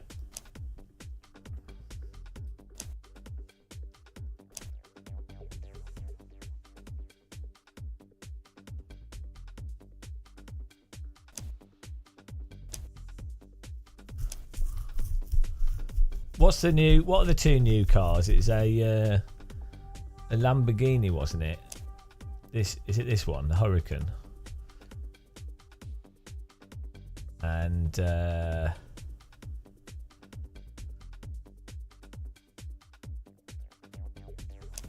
what was the other one? Lancia, what?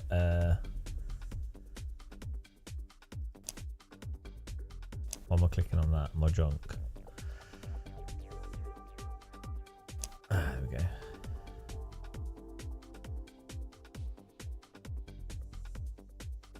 Hang on. Why does it cost 1,500? Why does it cost 1,500 to rent that, but the Lamborghini is 2,200? How long do I get to rent it for? How does that work?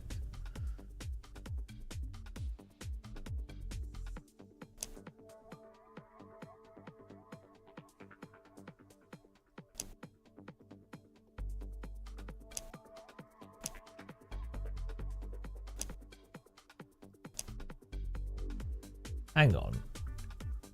Is that STD or STO? Like standard track options?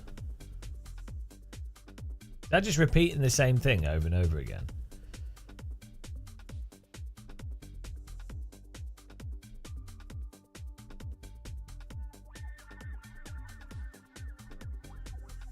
Oh, track options. So standard. But is this not a new one? They already have it in the game, but they've just...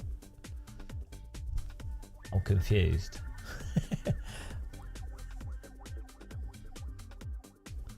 What is STO just the name of the car? Or is that actually a D and it means standard?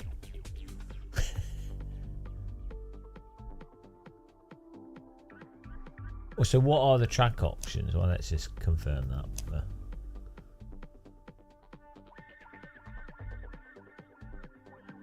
Rent. The rental cost will be reserved and charged once you begin the driving session. Yes.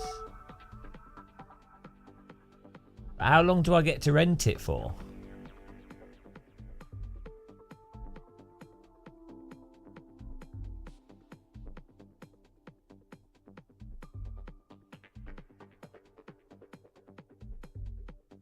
Right. Suzuka. Suzuka's the... No, Fuji's the new track, so...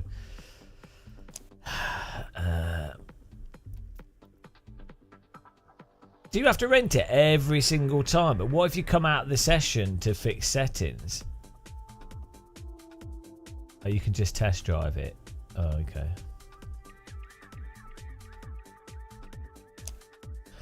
I wanted to spend money though, because I'm a real driver.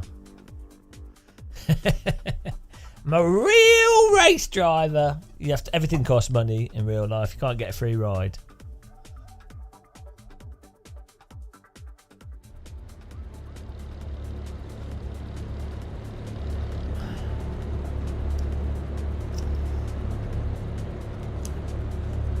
Vehicle setup.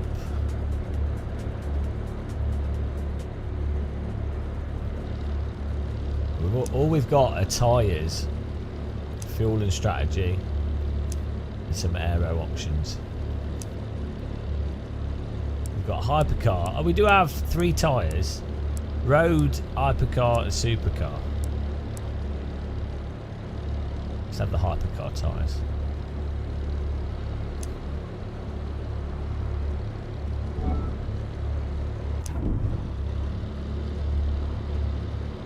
Car rent, that's 2,000.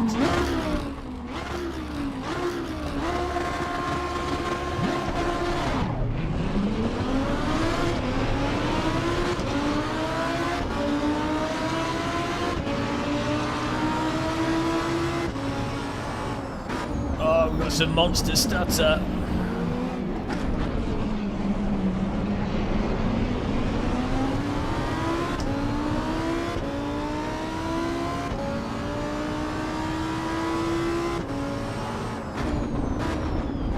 Sounds like an ACC car.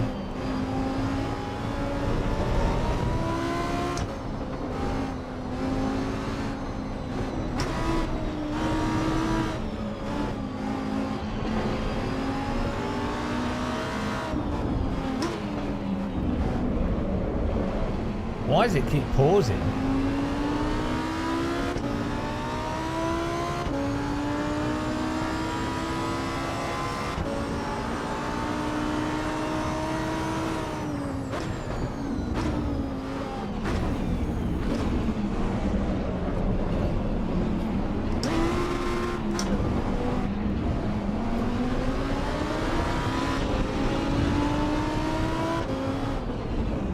doing shader caching.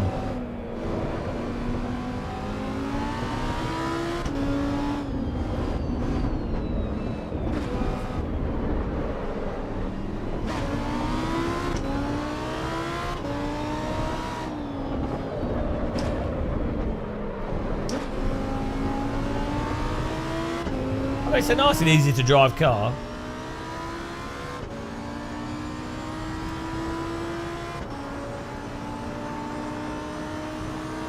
Man, these pauses are, and this is on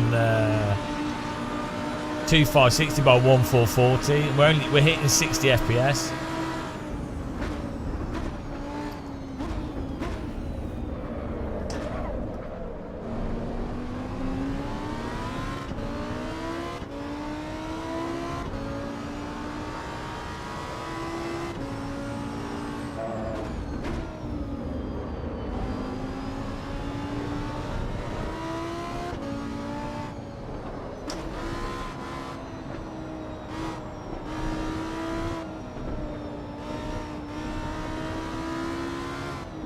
This car has a lot of systems. Drives like a tank.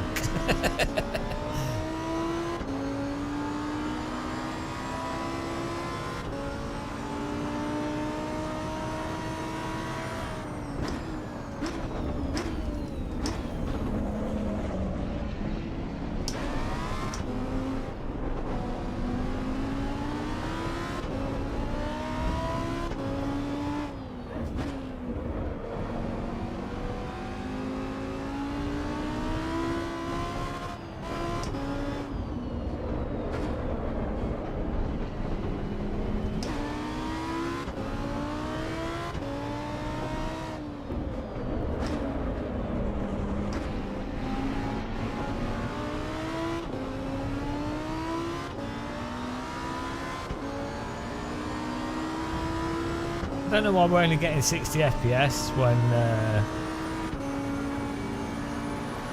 change the texture pool size.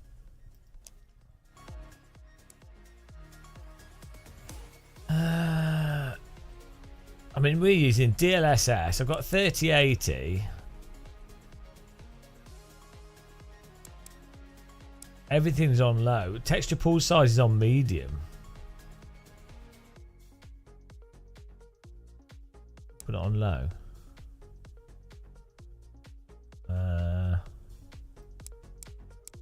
Okay, and then everything's on low.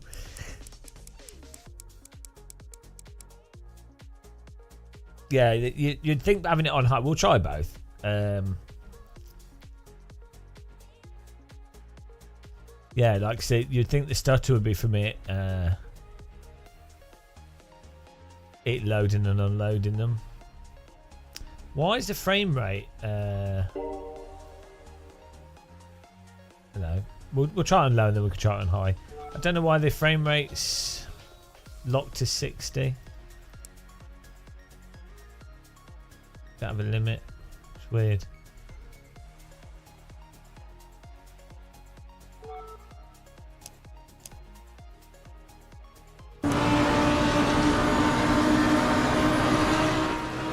I think maybe it's maybe it's set the screen to 60 and then the V-Sync's on 60 for some reason. Okay, well that's still stuttering.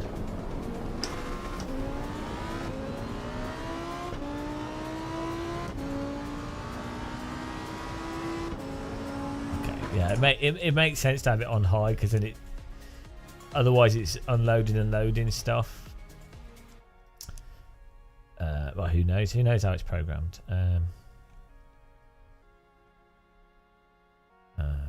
Where was the setting?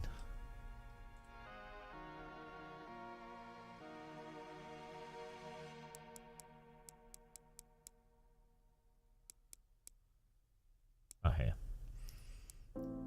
Put it on high or ultra? Put it on high. See what happens.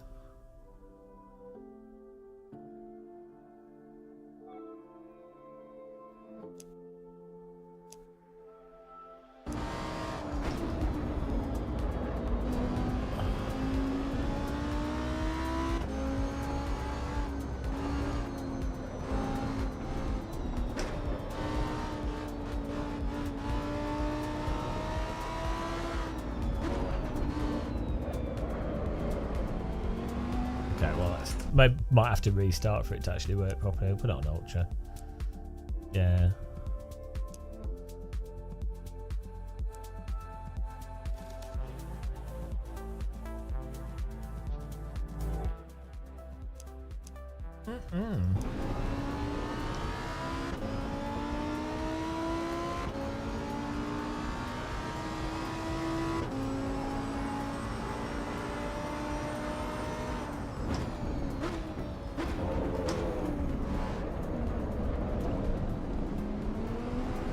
I love modern game engines having stutter. It's oh, Noodle Man! It's one of the great joys of modern video games. Nothing like, you know, when you're playing Hell Let Loose, there's nothing like running through a war-torn landscape and as you transfer and battle people, having the game pause repeatedly really helps me get into the immersion of of war.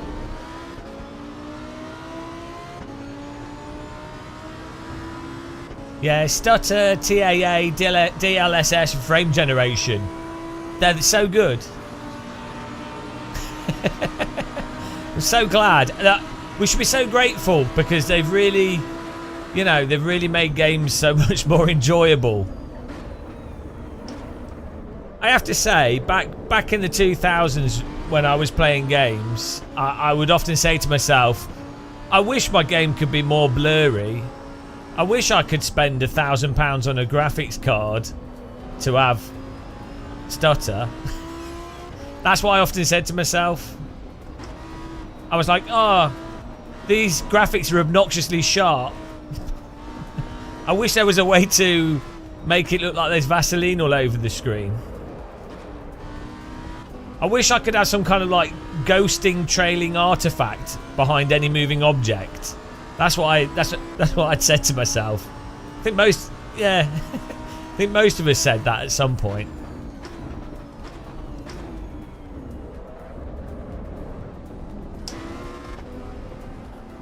I imagine we might have to restart for that setting to work. Noodle Man! So far, I have to say, the best part of EVO for me is the Noodle Men.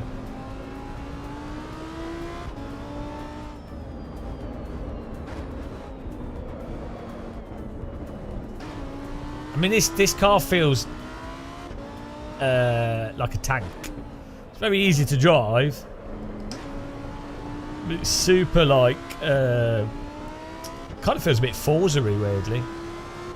Not necessarily in a bad way, but it has that kind of like flat stable floatiness to it. Which might, I mean, that's not necessarily unrealistic, but you know what I mean? It just feels a bit weird. But to be honest, these cars have like so many car systems, it kind of makes them drive like arcade cars. I don't think I can turn the TC off.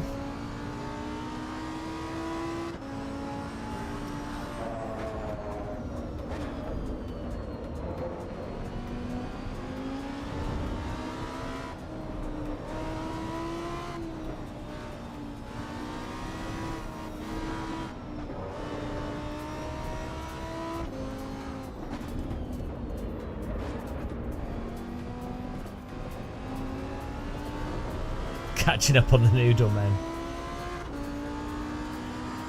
Well, I don't know. I can't make a verdict that quickly. I'm not Judge Judy. I know it's easy to think that we might be, but the AI just rammed me. What are you doing?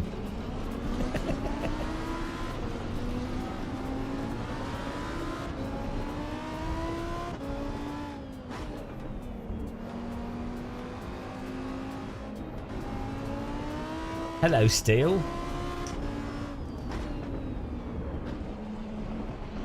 There, I think each track has at least 10 Noodle Men. What Kunos were actually setting out with this game was to make a kind of 3D version of Where's Wally, but with Noodle Men. It's the driving is all beside the point.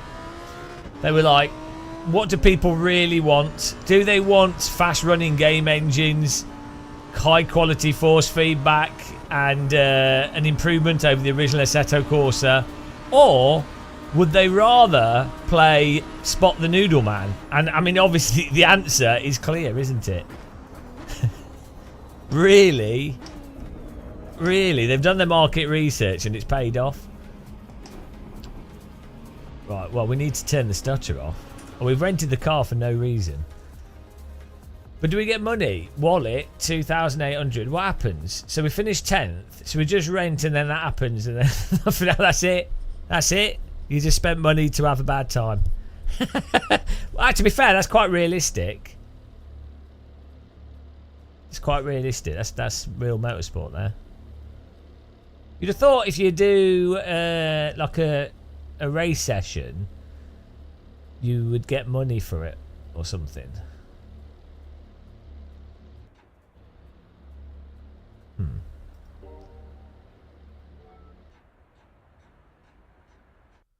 We're going to restart the game with those settings. Well, I mean the car was drivable. It's a little bit dull, but drivable. Like it responded nice to the brake and the accelerator. Let's change the setting here.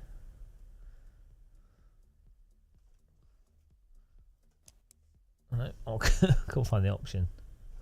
Can't even read it. Oh, it's in controls, isn't it? Can't complain, early access.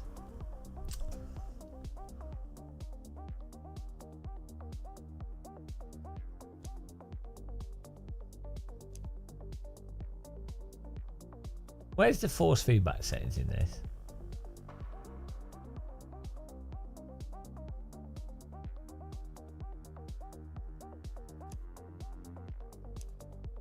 This UI is horrendous.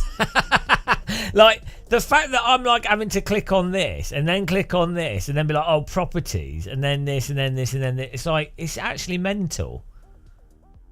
It's actually really mental UI design. It's so weird. Like they've somehow managed to come up with an even more arbitrary UI. Oh well.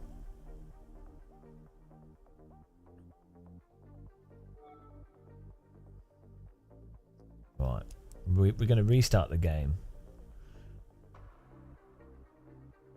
Yeah, well, because you wouldn't know. Like, if you were new to a simulator, right?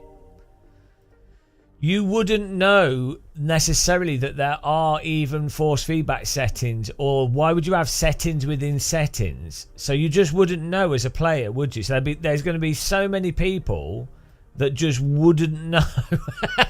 And they'll just be sat there going, I don't get it. Like already, that interface, if I was to make a guide on how to set up your wheel, right, as a YouTuber, I know there's going to be people going, I can't find the option. Because it's not going to be, you'll be like, well, go to the settings and then go to the settings again. They'll be like, what? Do you know what I mean? Ah, dear.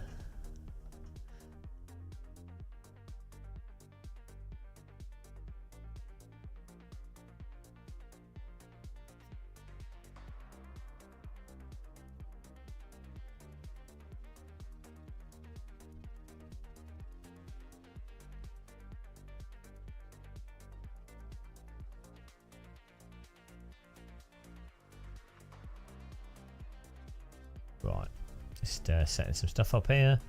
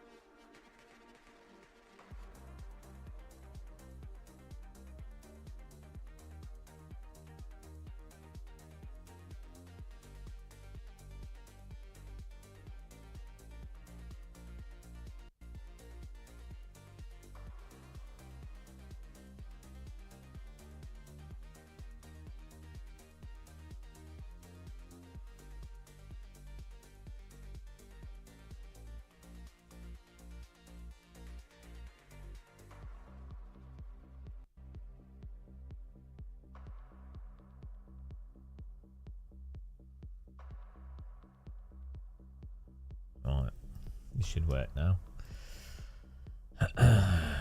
Trying to record footage as well, so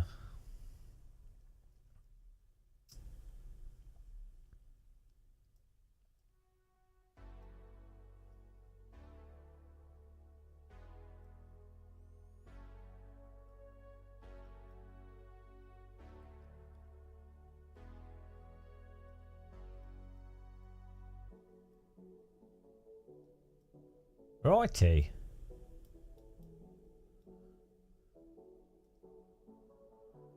Let's see if those settings worked. Early access. Early access.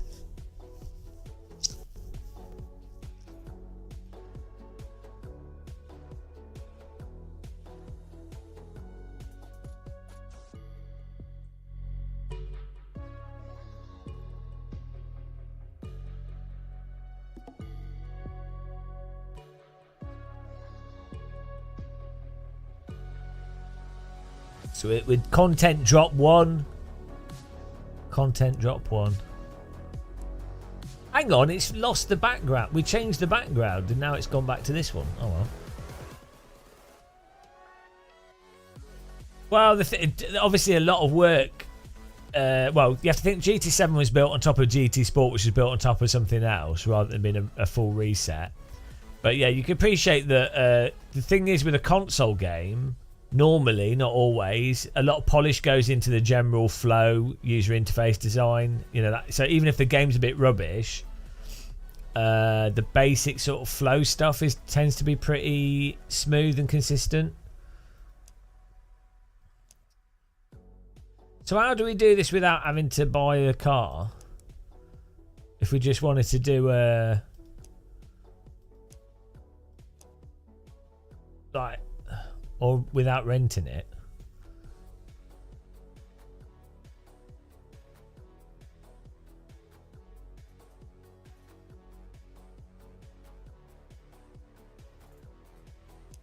I just turn off online. Yeah, but no, it's alright. We might as well. We're using the credits. It's fine. We could buy it, yeah. But do I want? How much does it cost to buy the car? Let's see. What? If I want to click garage, but I want to buy it. Oh, do I have to go back? Like the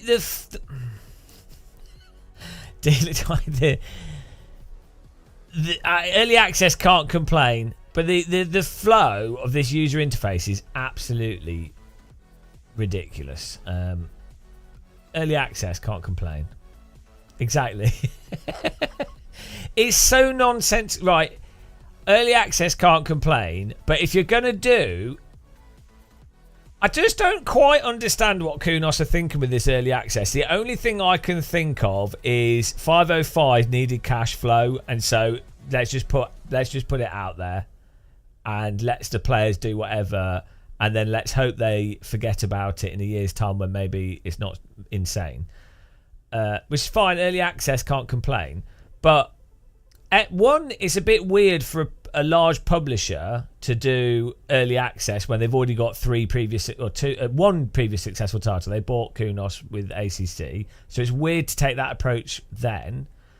But then also, it is also just very confusing what message they're actually putting out with this early access. Like it would, I would argue, they didn't do the same with AC. That's made up. I would argue it would make way more sense until you've actually worked out the single player structure, the garage stuff, and it works. Just don't put it in the early access at all. Just only have a track and a car that works okay-ish, that's a good demo of what you're doing. Don't have any of the like single player stuff if it's either this is actually what they intend for it to kind of be like, which is insane, or this is just a total mess because they're going to completely replace it, in which case, why bother? So, do you know what I mean? It's just a bit, it's just very confusing. But yeah, maybe it's just, saying early access is enough for a lot of people, and they'll go, well, it's early access, I'm sure it'll change, and then it'll get better. and so the contrast will be big, and people will be able to go, oh well, look how much it's come on. It's just very what the argument like. I don't care. For me as an individual, I don't care. I get good YouTube views covering this videos. It's making me money. Thank you, Kunos. Appreciate it. I'm just trying to explain stuff from a consumer's perspective. I'm not quite sure what they're trying to do. Like, they're testing the mechanics of it all. Yeah, but how is it testing the mechanics of it all? Why is it so... You could test the mechanics of it all without it being so completely arbitrary and still completely mental. That's what I don't understand. It's like... I'm just confused.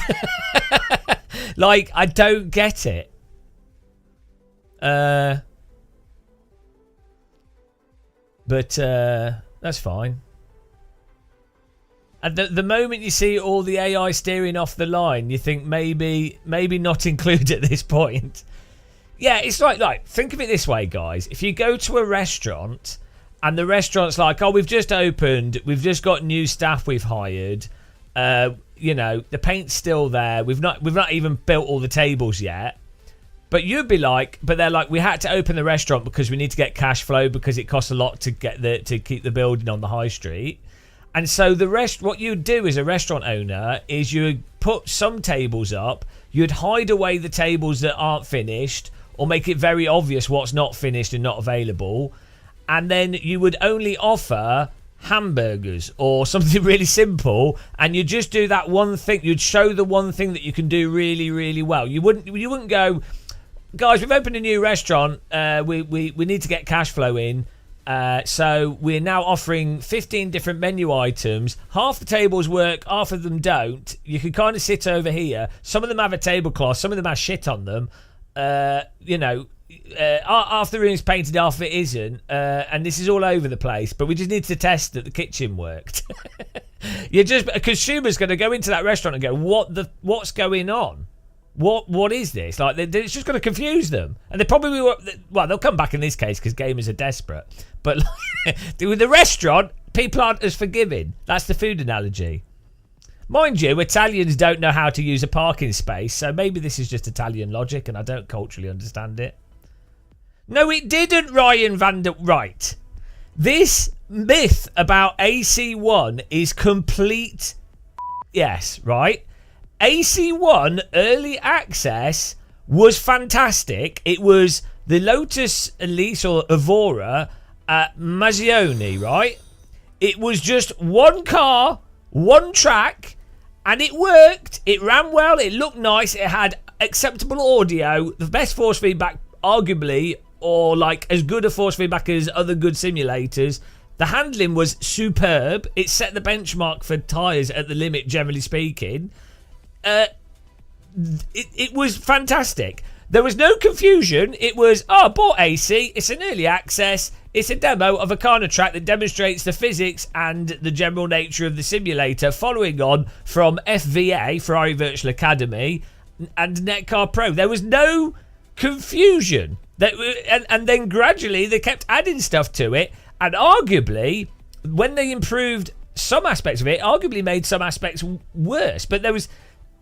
I played AC because I was a fan of the original Netcar and then Netcar Pro, and like I was like Kunos fanboy before anybody else was. So I tried to set up a Steam group to get people to play Netcar. It was so dead. I was the only person playing it. So I was paying attention to the process of it. It was also when I started doing YouTube. So I know exactly what happened. I also have friends that are real-world drivers who were also playing it. And they were like, oh my god, the physics are so good, this actually feels like the road car track, or you know. And gradually as they added race cars, they're like, oh, this is amazing, which is why people still use AC now for training real drivers, because it all lines up and it's not perfect, but it makes sense. So it doesn't matter if it's on a G25. It's a G25. If something feels good on a G25, it will feel good on a DD wheel, because if you've got dynamic range on a G25, that will translate to higher end wheels. But anyway, the point is, there's this really weird myth that AC early access was really bad. That's totally made up. And the same with ACC. ACC, when it launched, there was massive issues with the force feedback and some like weird input delay. There was something completely messed up with it. Then, granted, they never actually fully made the force feedback feel particularly good, but they, within like a month of ACC coming out, they patched whatever it was that was causing some like, there was a really messed up. There was something massively messed up with it at launch. They fixed it within a month. And then gradually ACC progressed over time. But it was never, ACC and AC was never as confusing as this. So I don't know where that narrative, why people, it's like they want to try and they just come up with stuff. It's really weird. Exactly, Night. Right, let's try this again. So what we do, we need to buy this car. Well, no, we're going to buy this car. But yeah, I mean, I don't care. From my perspective, this is fantastic because it means I can make more videos. We can joke about it. We can see the progress of it. I'm just saying from a consumer's perspective, how could this cost 31 million? No, 3 million. I cannot read. We could do with some commas or something.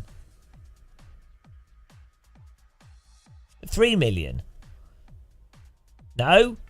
31,000. 310,000. Bloody hell.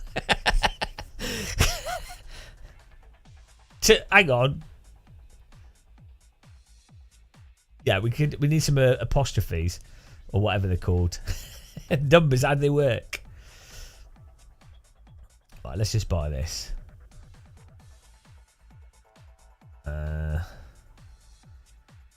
Yeah, boxy cars are generally better. I agree with you. No, we're just going to buy it. Buy a blind man. It's not. That's just to do with not the numbers all blending into one. That's just dyslexia. Hang on, can we not? Why is that light and that dark?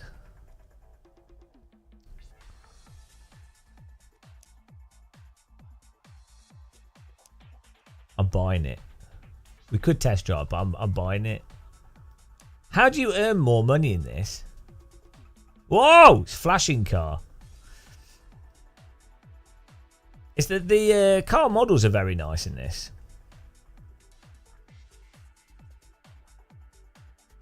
Don't know what the poly count is, but they are very nice car models.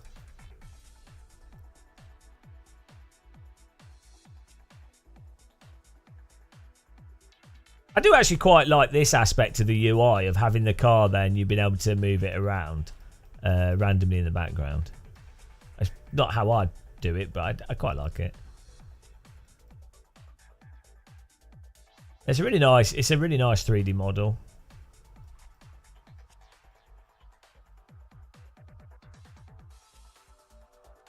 What would have made more sense to me though is, I mean, early access can't complain.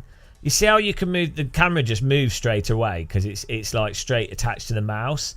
It would be way more satisfying from a user experience and also adding a sense of weight and reality to things if when you move there's a bit of momentum to the camera. Or you do the R Factor 1 thing where the car's on like a plinth and you can spin the plinth around. That was the best feature in R Factor 1. Who in chat would spin the car in R Factor 1 as fast as they possibly could? Best feature in any video game. We can all agree that was it. That was the peak. You can't do that in here because it's not got any momentum. They got rid of the best feature.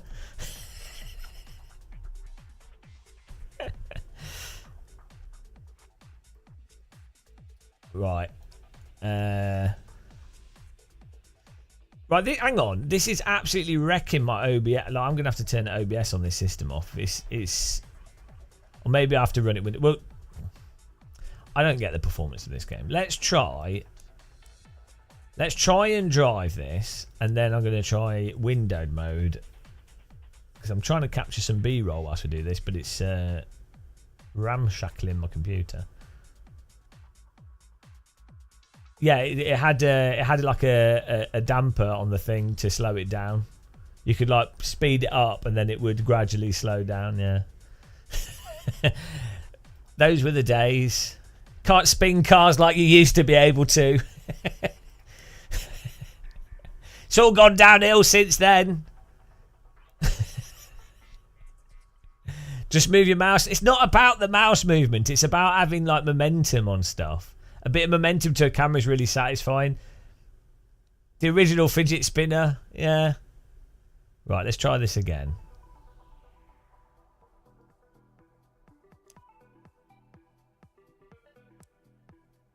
What's going on here? What? Oh, I think we've gone offline now. I think their servers have died. Again. So they fixed that. They fixed the servers. Man, I'm glad I'm not a games developer. It's so much easier being a No! You didn't see nothing, guys. You didn't see nothing. Thank you, Kudos. Yeah, nobody saw nothing there. Nobody saw anything at all. Kudos! Trying to get me into trouble. Kudos! Right. Now we're going to try driving. Right. Bloody hell. Thanks, Kunos. Right, let's try that again.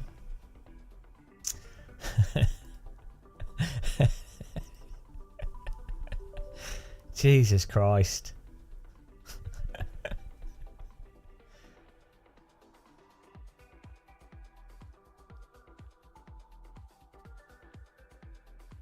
It's all on record. It's all recorded now. It's fine. It's fine.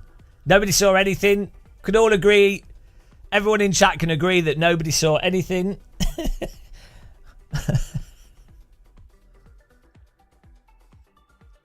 Ah, dear. It's pretty funny. Right.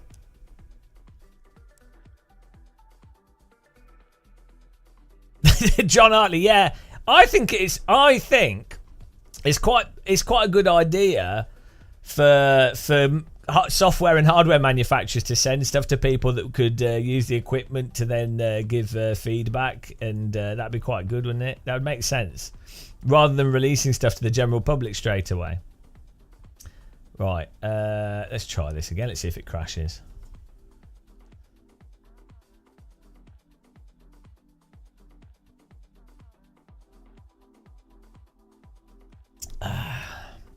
Single player, here we go.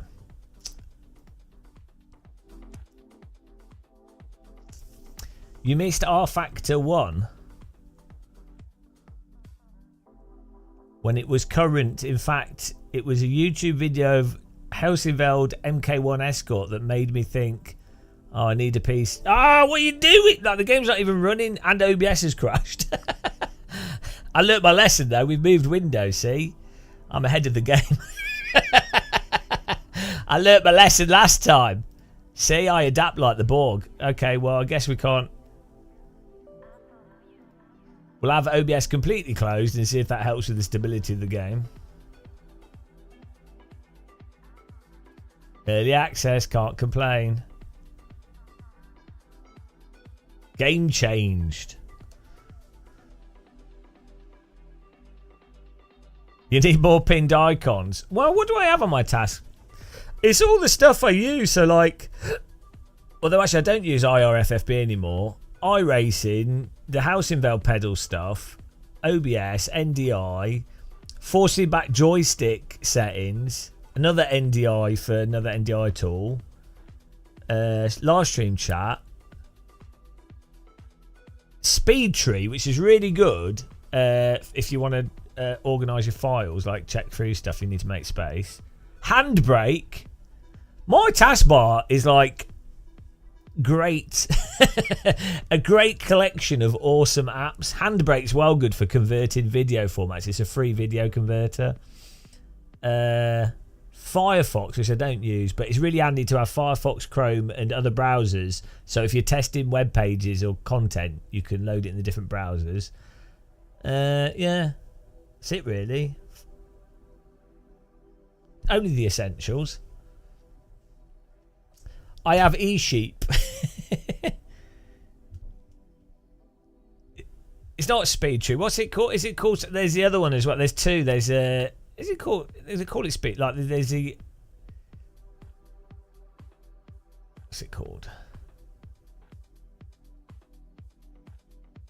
There's Windeer stat, is that it? And then there's everything. I can't remember. There's a bunch of them that are really useful.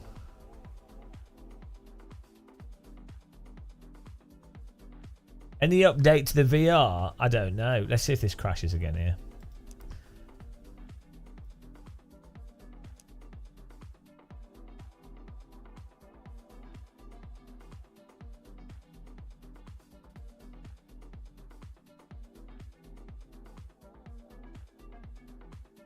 Oh, I think it's loading into the game and then crashing. Maybe because it's trying to get something online, then the online. Let's turn to offline mode. Yeah, so I mean, read the release notes. Okay, we'll read the release notes again. What do the release notes say?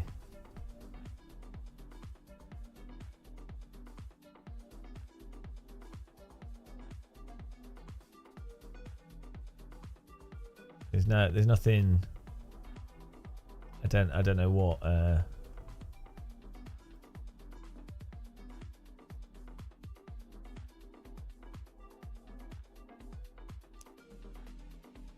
access can't complain. Yeah, we don't seem to be able to. Oh, it's the new stealth version of the car. We don't seem to be able to. Let's just do a practice session, see if that works.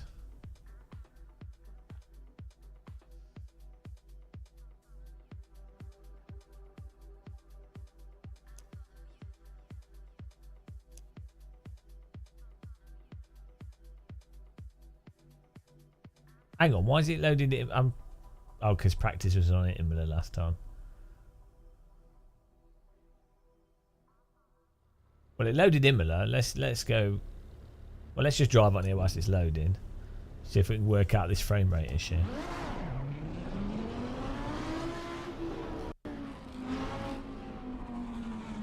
You're going to use my affiliate link to get a mod mic. Are you using the USB 2 version? No, I'm using the.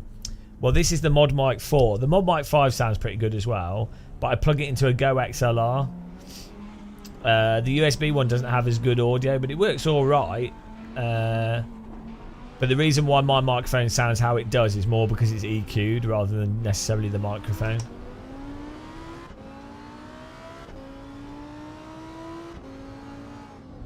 So, I mean, the main thing with the mod mic is that it's pretty solid, like the construction of it, and it goes on your headphones nicely, and apparently you can dunk it in tea and it still works.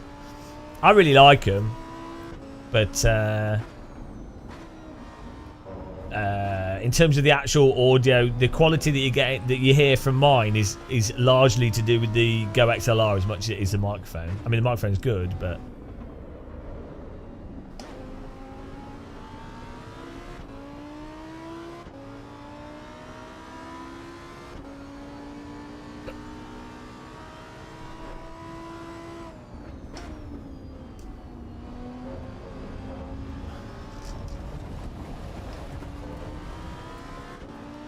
I mean, this car just seems a bit boring to drive. Like, it's fine. It's got really progressive grip loss. We need to turn the TC off and things. I'm just riding the brake pedal. Well done, me.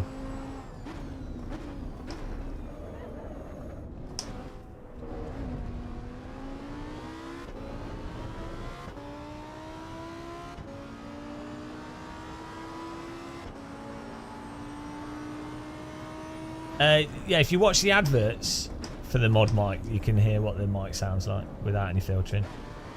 Right, let's turn the TC and stuff off. We're still getting stutter and things though, which is weird.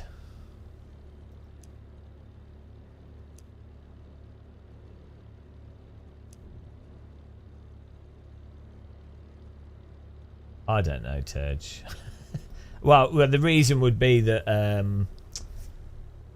they would want a newer graphics engine that can take advantage of DirectX 12 features and would also scale better on games consoles. And also you'd have staff that's more trained within that paradigm of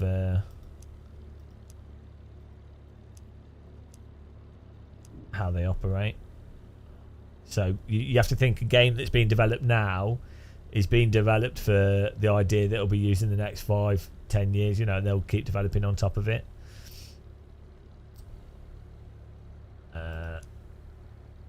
Well, I think we have to just bind these things.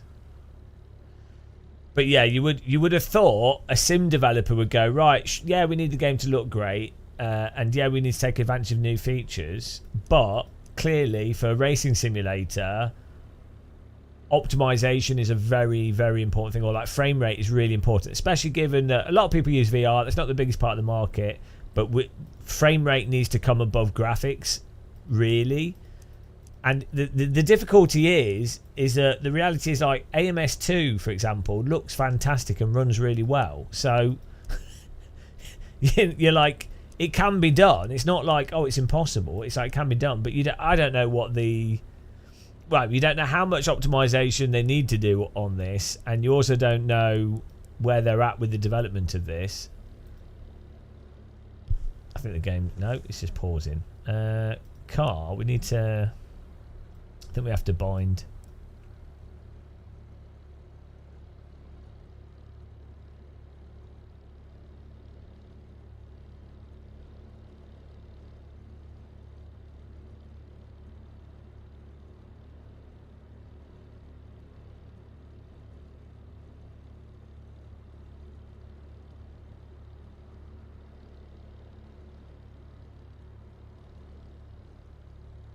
There we go. Why is that not working? Oh, is it because I'm on keyboard? This is such a bad way of doing the user interface. Bloody hell!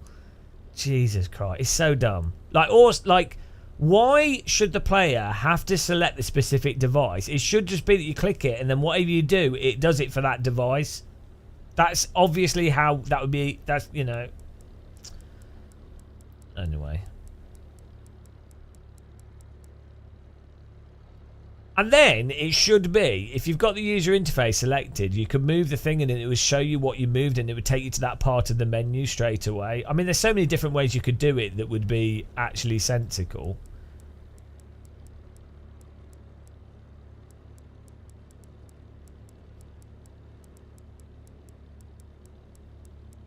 I don't see how they're going to get this. I see, supposedly...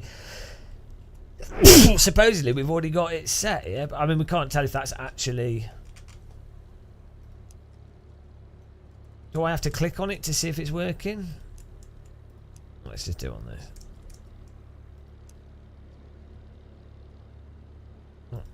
Oh, that's brake bias. The traction control one.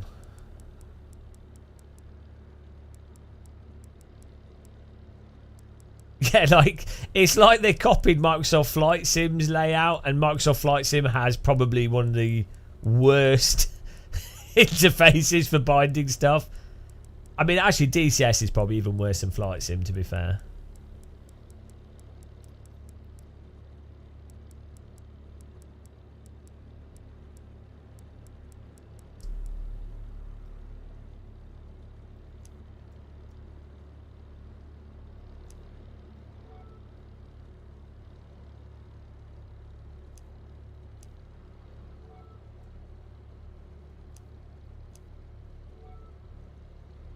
Let's see if that's worked.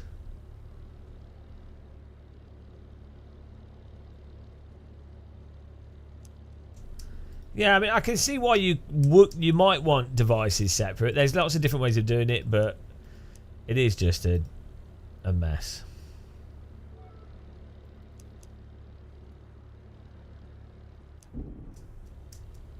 Oh, there we go. TC's working. So we don't have brake bias.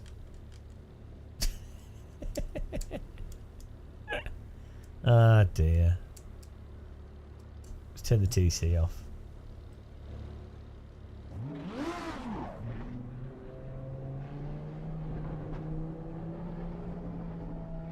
Yeah, half of Flight Sim is getting equipment to work. That's most of the gameplay.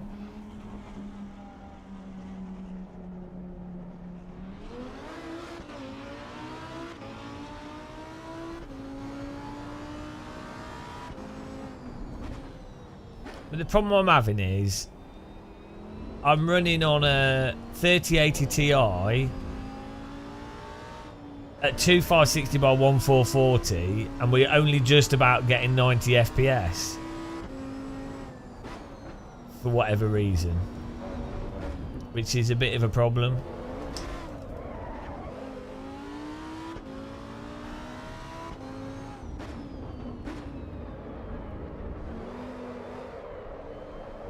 This car has really weird this feels like a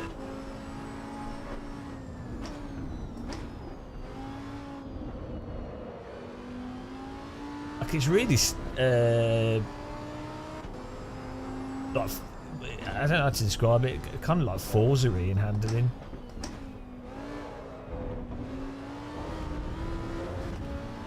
I mean, it's nice and easy to drive.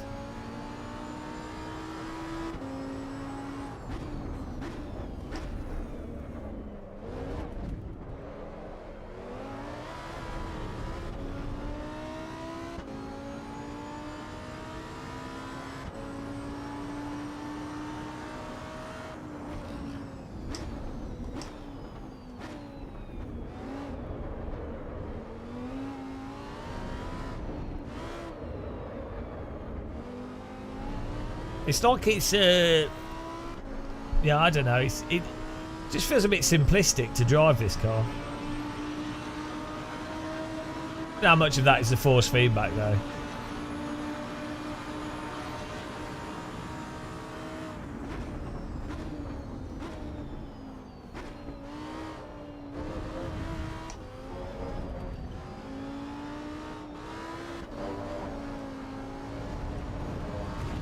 Yeah, it's dull. It's not necessarily like the general grip envelope doesn't seem like crazy, and it's nice and responsive on the brake, like it turns and stuff. It's kind of like, I mean, these are the supercar tyres I think it's got on it. I mean, to be fair, I have had passenger laps in like supercars around racetracks, and they are a bit dull. Like if you remove the G-forces out of it,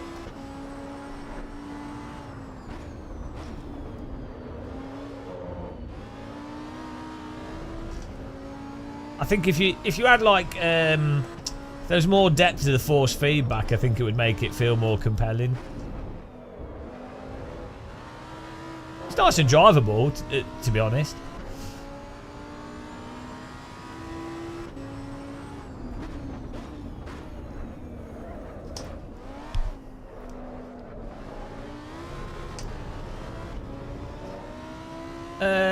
LMU's different. LMU doesn't have particularly good force feedback either.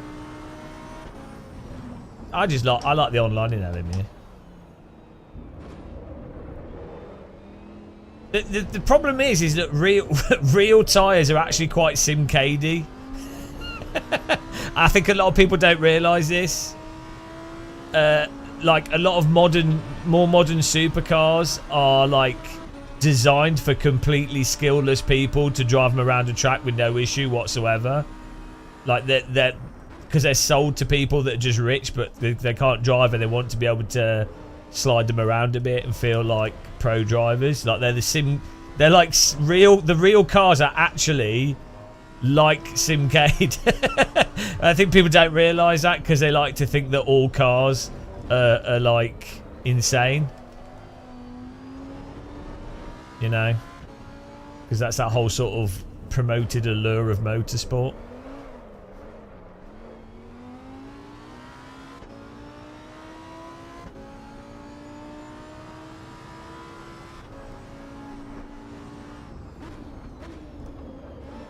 Should try the other tyres on this.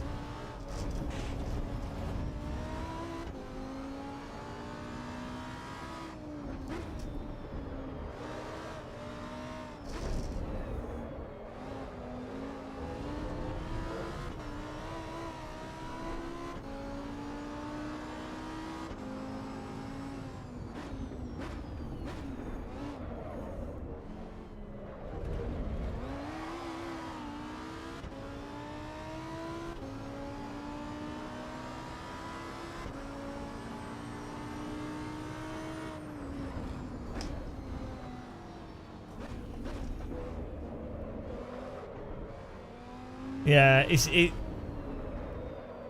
Well, this does have some nice dynamic. I think if this just had if this had more detailed force feedback,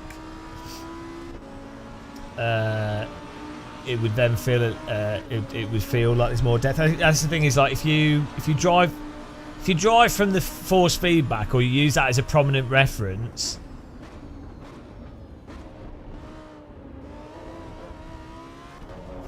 that's how you sort of feel the depth of things.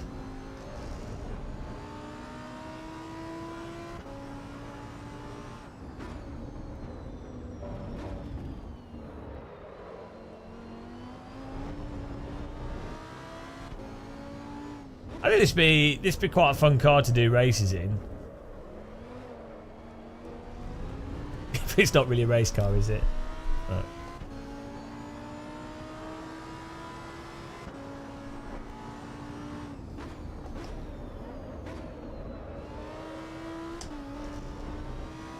It's a really good track, this.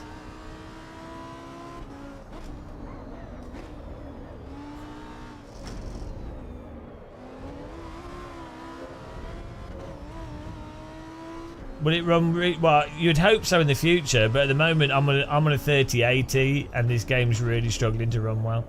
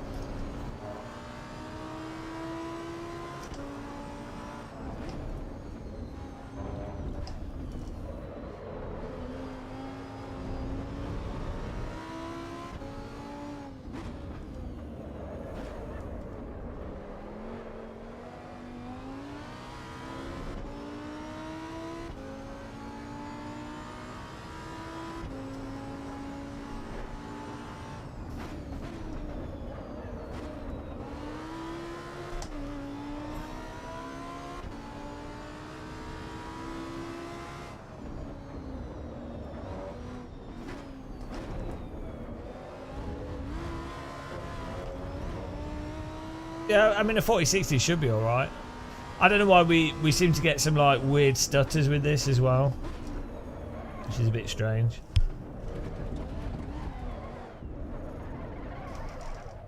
Yeah, no, I think it drives up quite nice with those tyres. It's just the lack of depth in the force feedback. There's clearly quite a lot going on with the tyre grip in terms of the range of grip, but then you don't feel it in the force feedback. But the car's so easy to drive. I think a lot of people will be like, oh, it's self-aligning, it's easy to drive, so then they'll be like, oh, it's great. But it's a bit floaty, but I mean, it's that's not necessarily wrong. Let's go back to the garage. And if you know, with the way this car drives with these tyres, if you had like single player stuff to do, or you're in a multiplayer race, I think it'd be quite fun.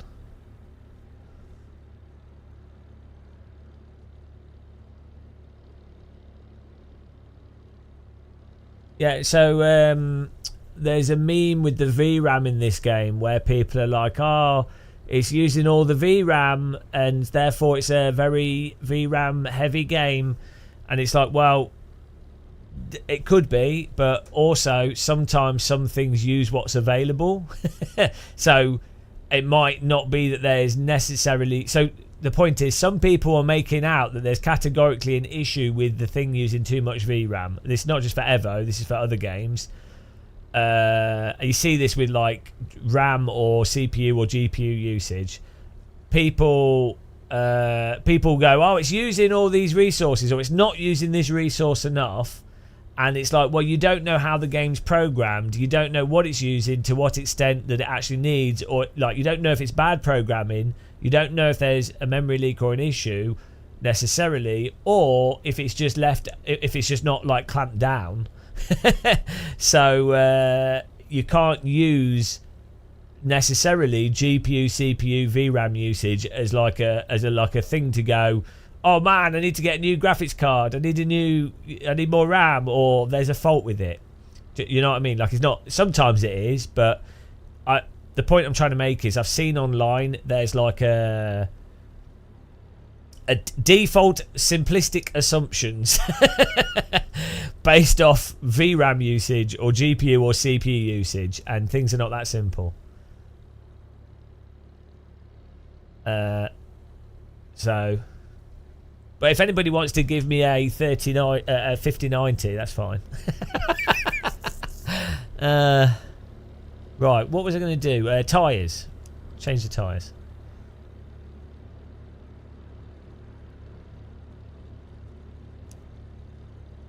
I've noticed this a lot with games, and it's a thing that we've talked about before with Sims. It's like people often simplify things into a binary or a negative or a positive, where actually things are just not that simple. Like the wet line, like cold tires, like how easy or hard something is, or how forgiving, or how much slip, or how much tire wear. You can't distill complex things into singular good or bads, unfortunately. Well, my channel's quite complex and it's pretty shit. It's alright. It's alright. You can distill it into refined despair. So I guess it works for that. Right, here we go. Let's have a sip of coffee. I mean, I don't know about this specific case. I'm just saying it's a thing to be aware of.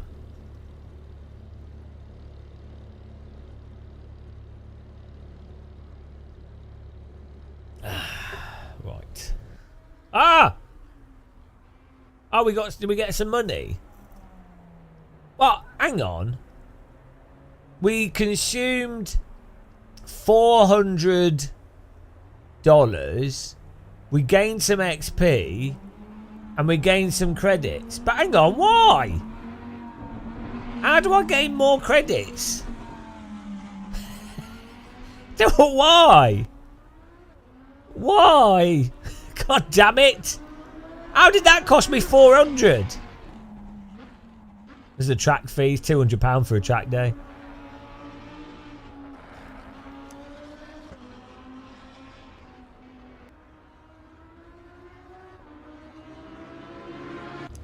Someone stole my GoPro at the racetrack. You'll have to quit soon. Right.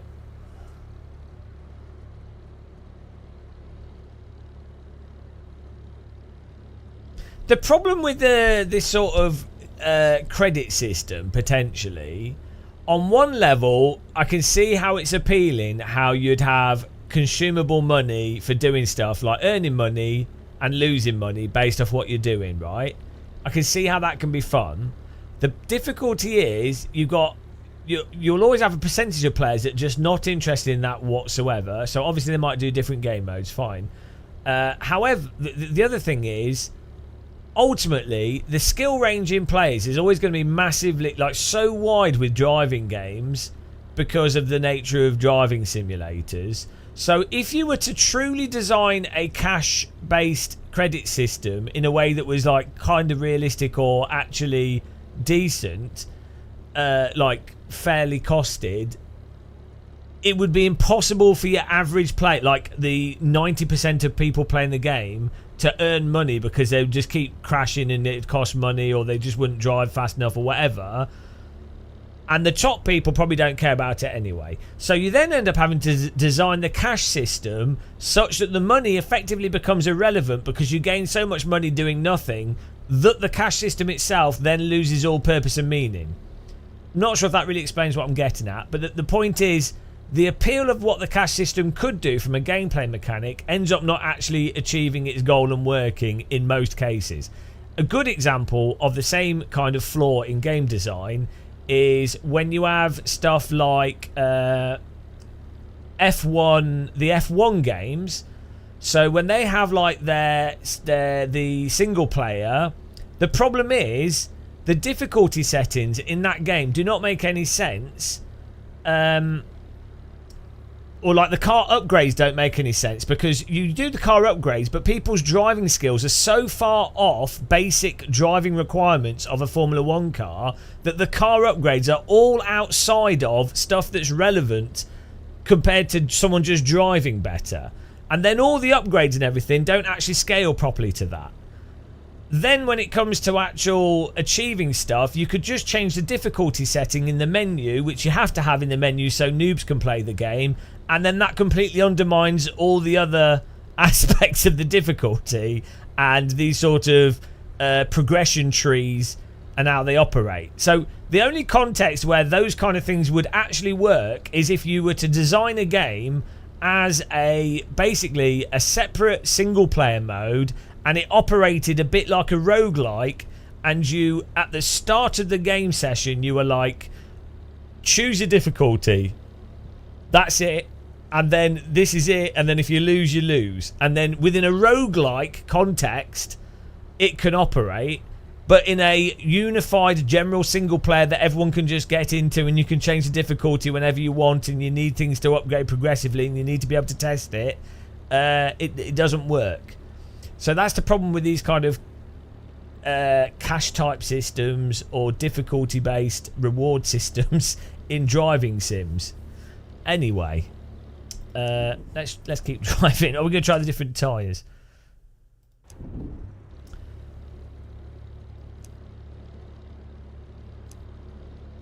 It's kind of weird as well. It's like all the car upgrades and stuff that you have in these sort of Gran Turismo type games. It's like often those upgrades are negligible compared to a driver actually being able to drive at a basic level. As is the case in real life. Oh, we've got supercar tyres on. There we go. I quite like, for difficulties, I quite like the thing where you let the player gamble money per session. So they have a credit system, and the player goes, right, they put the difficulty up, and so that gives them a higher percentage reward if they beat the higher difficulty. But giving the player the ability to also gamble so that they're like under a lot of pressure, because they're like, oh, I'll easily win on this, so I'm going to gamble a lot of credits. But then obviously that's gambling, so you might not want to do that in a game for kids. But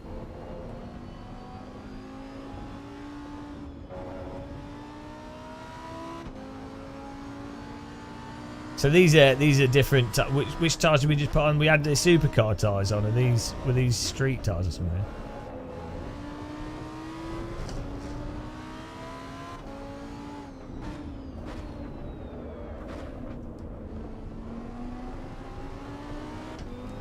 TC off. It looks like they fixed the handbrake bug. That's good.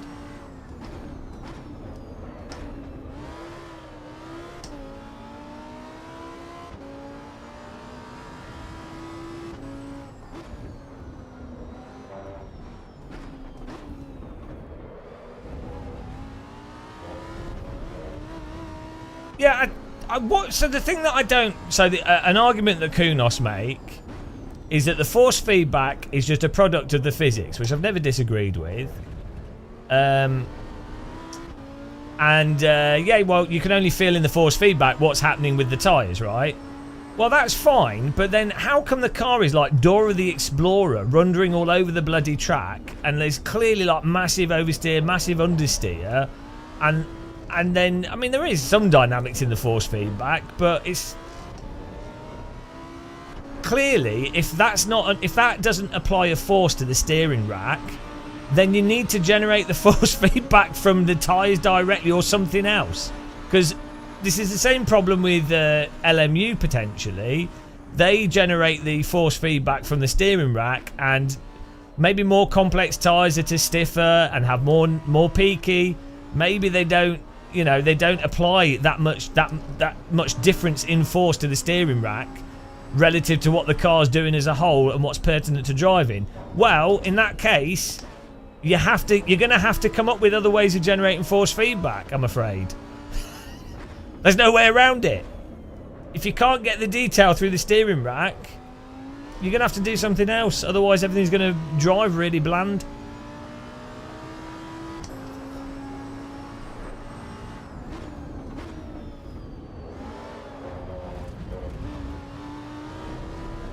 And this car would be great to drive in real life, like super progressive.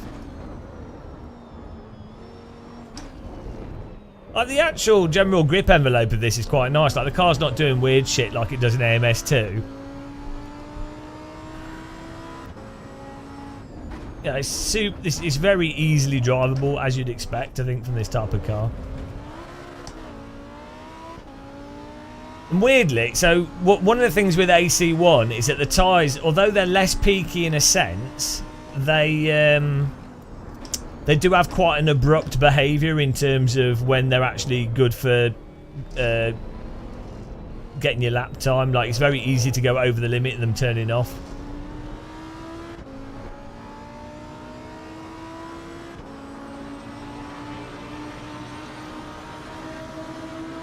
Pete, well, it's quite possible, yeah. The point would be, it doesn't matter what's right or wrong, it matters what's useful.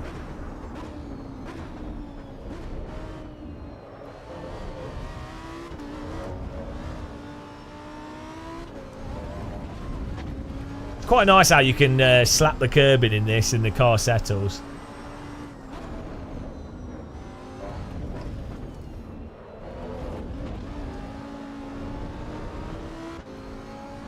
I can see esports drivers probably being able to cheese these physics with these cars, though.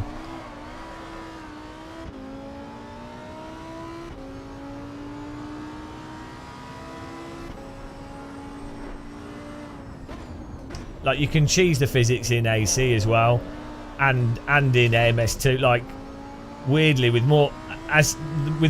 So one of the things with iRacing, though I think it is really unrealistic and a bit rubbish, it's quite hard to cheese it because the tyres just turn off.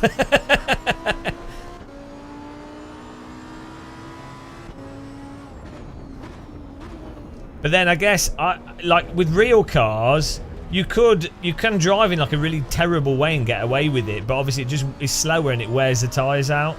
Not all real cars, obviously, but like a lot of real cars.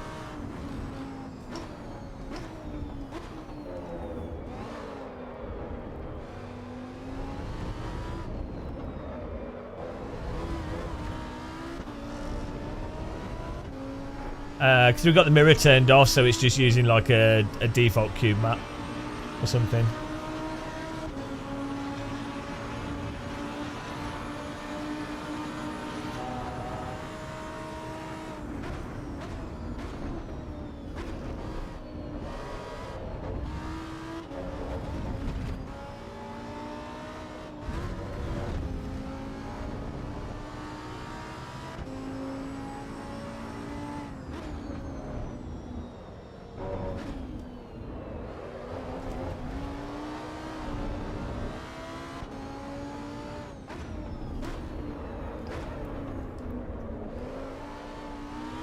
Should we try and do some drifting?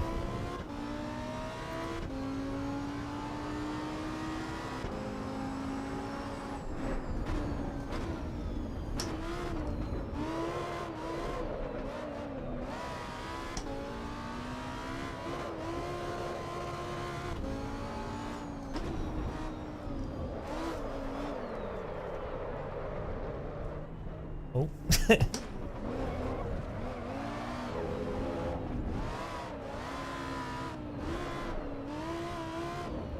Seems to...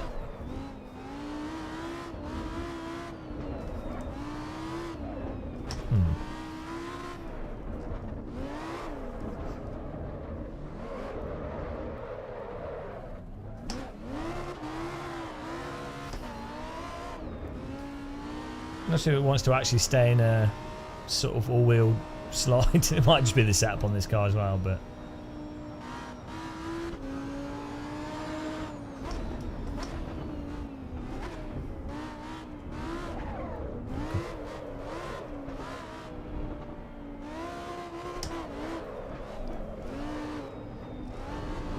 It seems like there's a sort of mushiness to it, like a lack of sort of defined connectedness.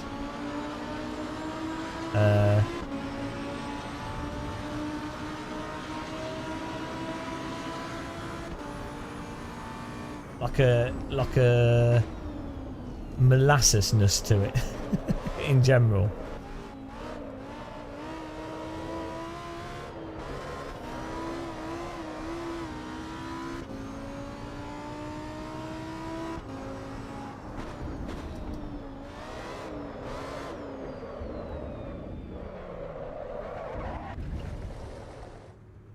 Yeah, it's very mushy.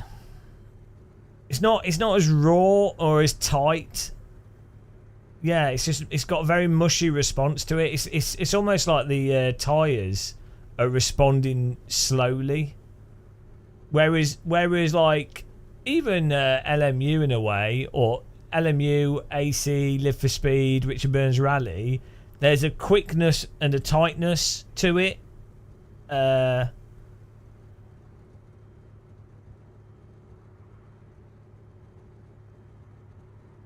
Whereas this has kind of like a sort of a bit of a sloppiness to it. When you're driving properly, well, when you're trying to drive around the track in not slide around, it's quite pleasant. But it's not. It doesn't feel as concise as AC, which is weird because like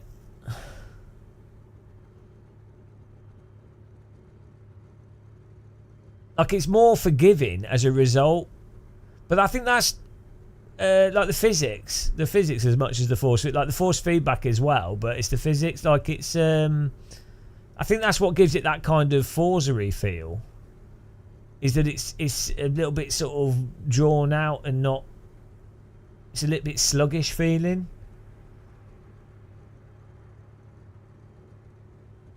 Doesn't have that immediacy. That even LMU has more of an immediacy to it. No, it's not. It's not the diff. It's the entire envelope of the tyres and what's going on. But also, it probably doesn't help that the game's running at 90 FPS, and DLSS probably doesn't help either. That makes you feel like you're drugged. So, what? Let's try the other car.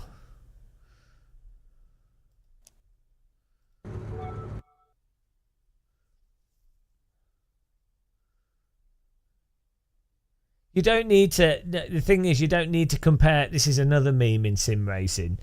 You don't have to compare exact same cars if you're just talking about really basic overall physics behaviors of like the general, like a very non-specific general behavior of a car. So like, sure, if you're driving like a Formula car versus a road car, obviously, but like if you've got like a general like an F4 car or something like that, and then you drive another similar-ish Formula car, obviously there'll be big differences still because of different cars, but you can understand the overall physics differences.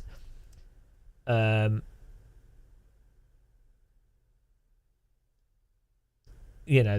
would define one sim over another sim. So for example, you can drive any car in AC1 and you'd be like, oh, it's AC1. Obviously it doesn't matter. It could be a go-kart, could be a Formula car.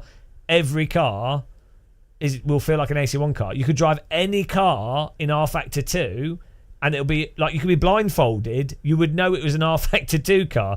In AMS2 again, you could be blindfolded with no audio and just if you could see the screen, like if you could replace the graphics so it was just a box on so you couldn't tell what graphics engine it was or anything, you would be able to tell from how the box is moving around the track and how it responds to the brake and accelerator. You'd be able to know what sim you were playing, regardless of the car. So when you're talking about really overview physics of a sim, that's the sort of thing that you'd be like, oh well, that generally seems to be the way. But obviously you can go into more depth.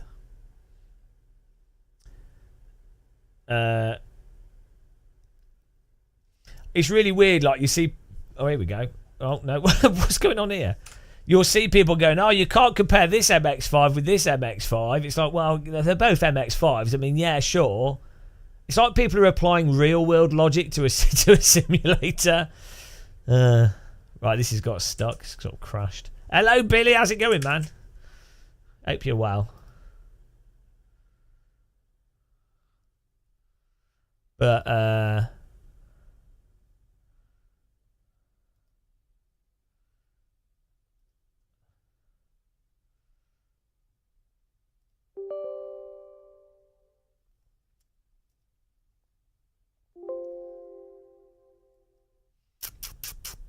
get some music back on here. Yeah, Evo's weird. It's really weird. The thing with Evo is I don't think it's what anybody has asked for. Do you know what I mean? Like, who is it for? Like, it might be for a bigger potential audience. That's fine. I'm not against it. The developers should do whatever they want to do. But if you're a fan of AC1, who is it really for? If you like the online racing, it's really not for you that much. If you really want single player, well, what's the likelihood that Kunos magically outdo a AAA studio when it comes to single player stuff? Possible, but you know. Why don't developers ever do what the player base actually wants? I don't get it. Yeah, it's trying to do all like a load of arbitrary stuff potentially, which if they pull it off, fantastic. But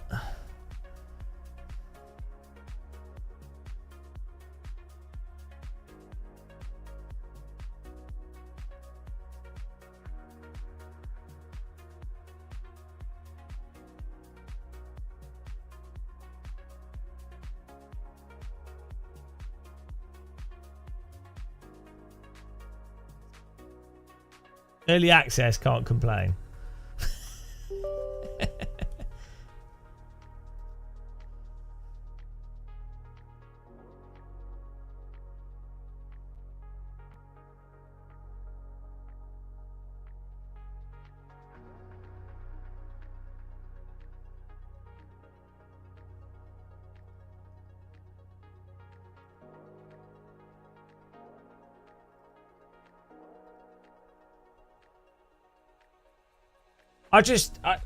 As it is right now, going by if you're obviously early access, things will change.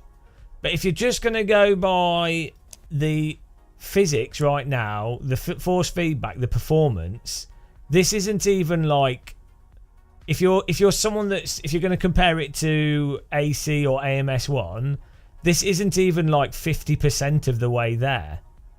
But where it is now is better than some stuff, and so it still do well as a consumer product. Like, I'm just from a AC fan perspective, or someone that likes AMS1, or people that like Richard Burns Rally, I think they still enjoy it. But from a sort of perspective of progressing sim racing, I'm sure technically it might progress sim racing. There might be some underlying stuff that's really interesting and really clever, but from a sort of end consumer perspective, you know, but then there'll be new. The thing is, it doesn't matter because there's new, like, people that played AC1 Richard Burns Rally will be dead of old age at some point soon. So it doesn't really matter, does it? Like, it's like the WRC. Like, this is nowhere, probably not as bad as WRC in many ways. But like, the fact is, WRC will have got players that don't know any better. So they'll be like, oh, like when I did my WRC review video, I had loads of comments of people going,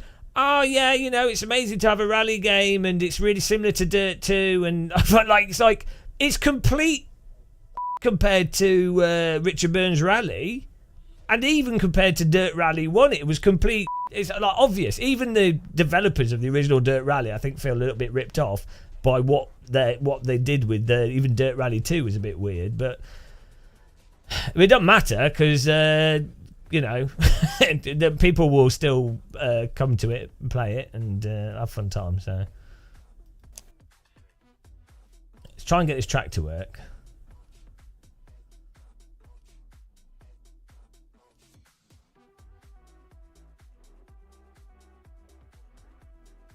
But does A seem like a foundation? I don't think it does. It at the moment. I mean, maybe there's some really interesting engine technology in the back end. I'm not saying it's bad necessarily, but you know, the proof's in the pudding, isn't it?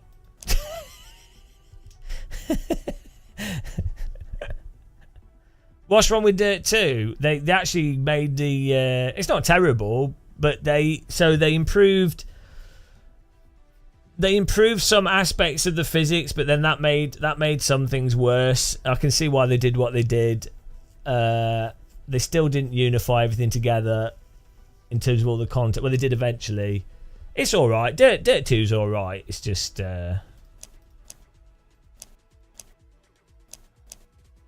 it's not too bad.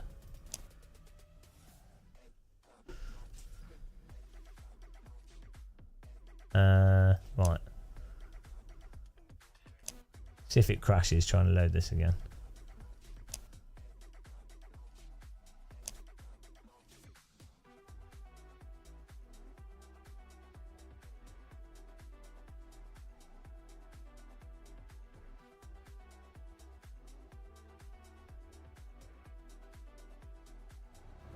Right, here we go.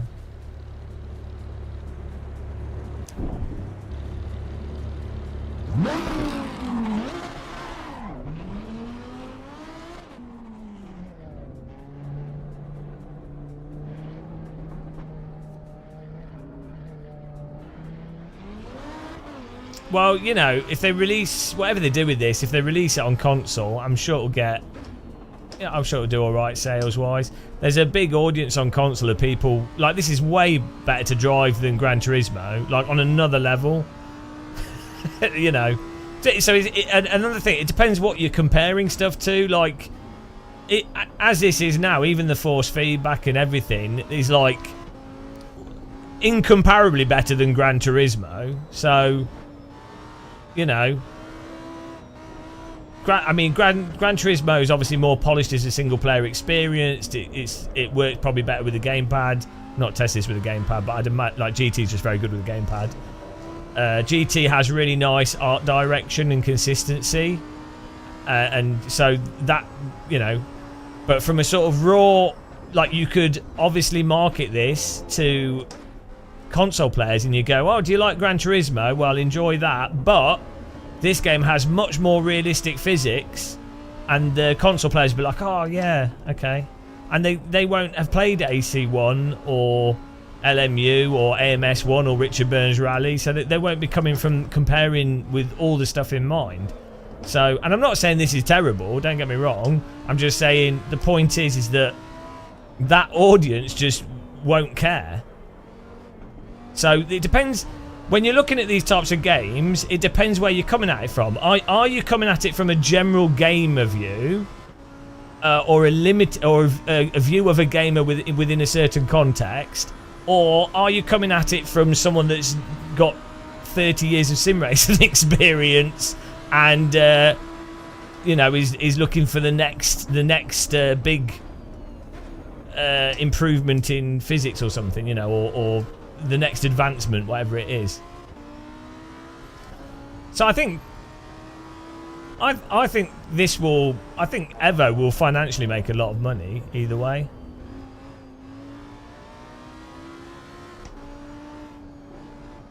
Like this, how this car drives, even how it is with its force feedback. If you had this within a single player game, you'd be like, oh, that's great. Compared to other driving games, generally speaking, you'd be like, oh, that's alright. It's a lot better than GT. A lot better than Forza.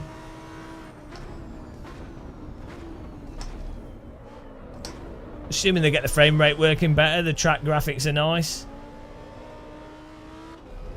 But I think that, to me, that would be a bit disrespectful to Kunos to just be like, to approach this from that sort of the low bar or the current bar that's been set by the current games industry, as opposed to the bar set by Kunos themselves in the past, you know?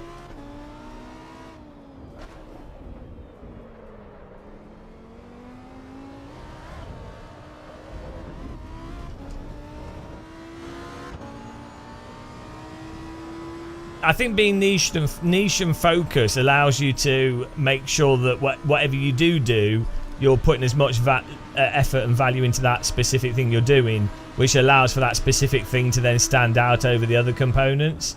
Whereas the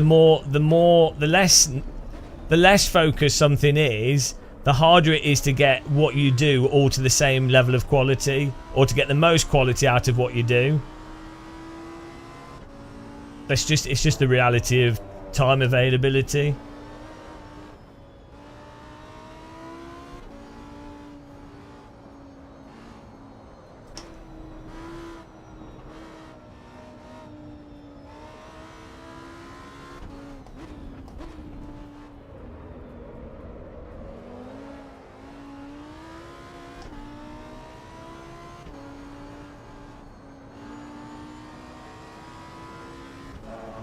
This Fuji's a really weird racetrack because it's all on like a bloody mountainside, well, the side of a volcano, well, the same sort of hillside. So it's got a really weird. The corners on it are really weird, like the amount of camber they have on them.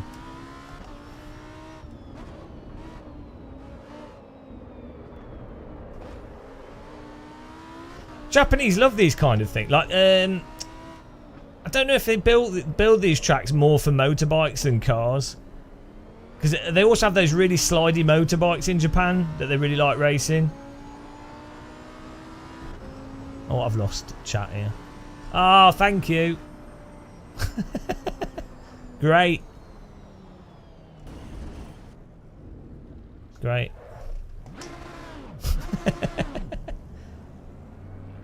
Was it made for F1? Wow. Don't know what they were thinking. I don't know if I don't mind it as a racetrack. It's just very weird.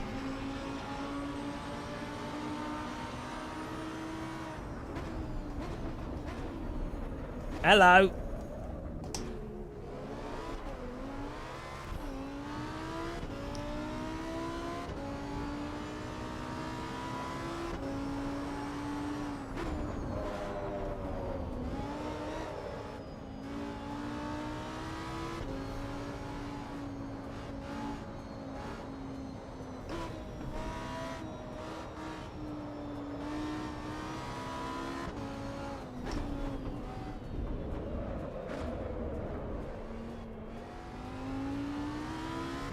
Was this Tilk that did this to the track?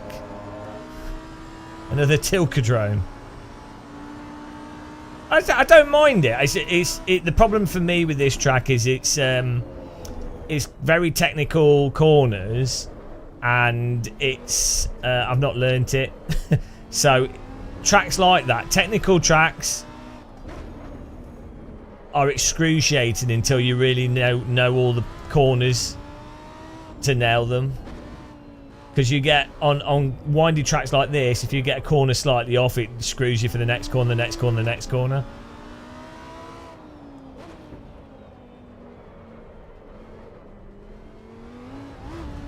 Silverstone's a bit like that. Paul Ricard's like that. Suzuka's like that. They're really good tracks, but yeah, Road America, you just have to really know them for them to start making sense. It's not low res, it's in the distance. In real life, things are lower res in the distance. It's just how it is. The ABS seems to work quite nice in this car. I really like Suzuka, but it took me a long time to learn it.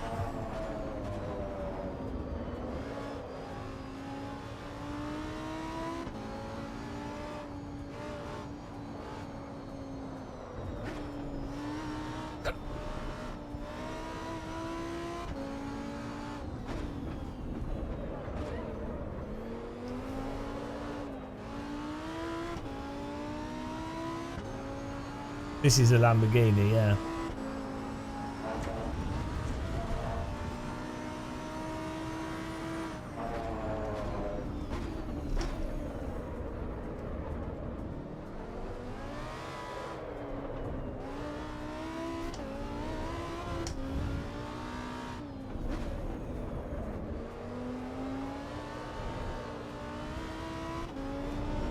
We'll try the other set of tyres in a minute.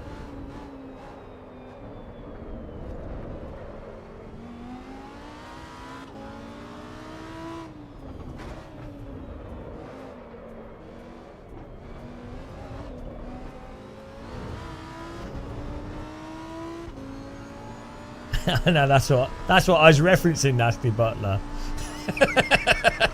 But like, see, you're paying attention.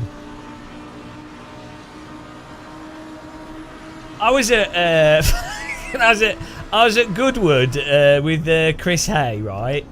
And I'd never been, you know, the statue they have with the cars on it. I'd never seen it in real life. I'd never been next to it in real life, right? And so we were like sat opposite the track. Yeah, we were sat on the other side of the hill climb, and then the statues in the distance, right? And I wasn't sure if it was like full size cars, because I just assumed they're like fake cars for the sake of the statue, because it has to hold them. So I thought they just did, you know, mock up cars. So I said to Chris, I was like, oh, are they real cars? Are they model cars? And so he says the Father Ted sketch. I'm just like, oh. It's like, but it was an honest question.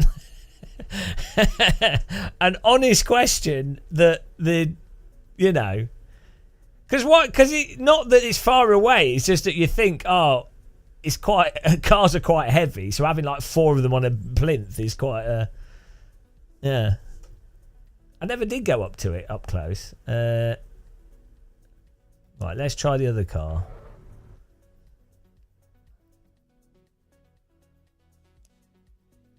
We'll just rent it.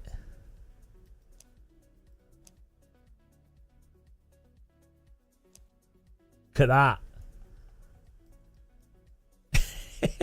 Nice square car. What more do you want? It's about as good as it gets.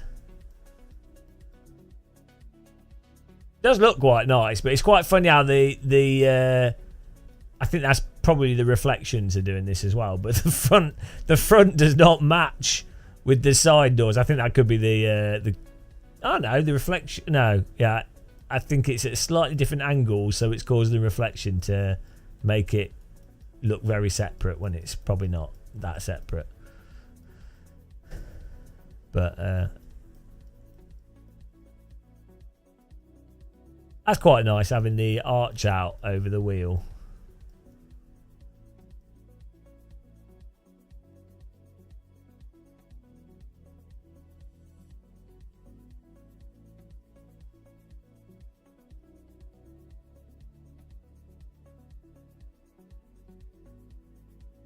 Yeah, square cars are always better. You know?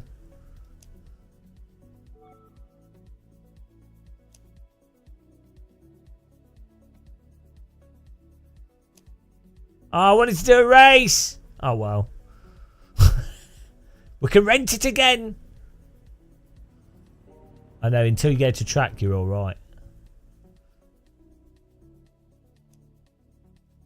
Quick race, here we go.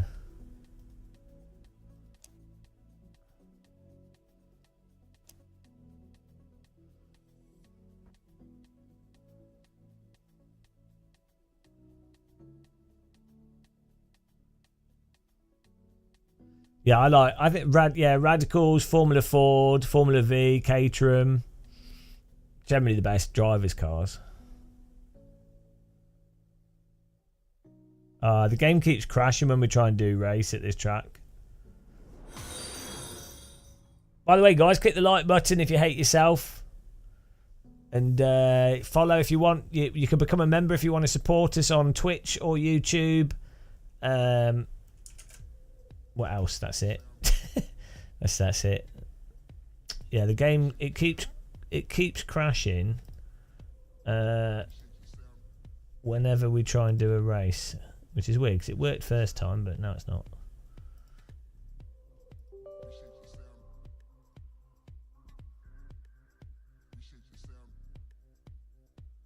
Thanks, Eduardo. It's what we needed.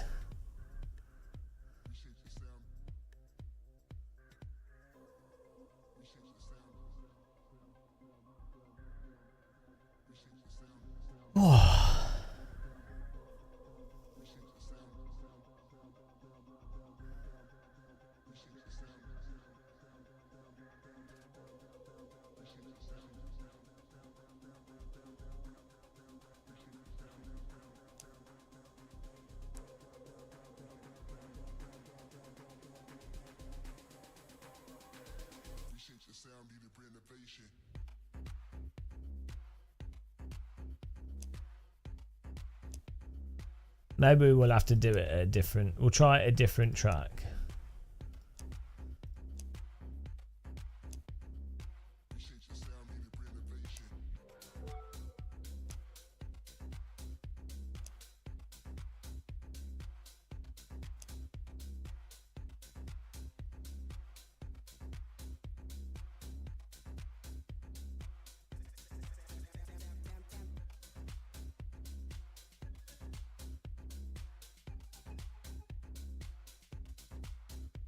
There we go. Vehicle setup.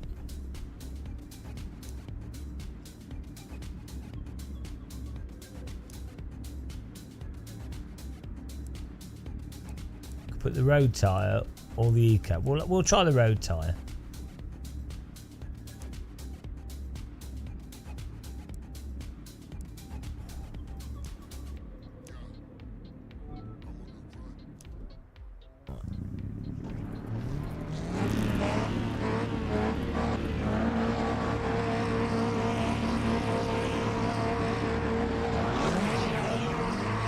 What are they doing?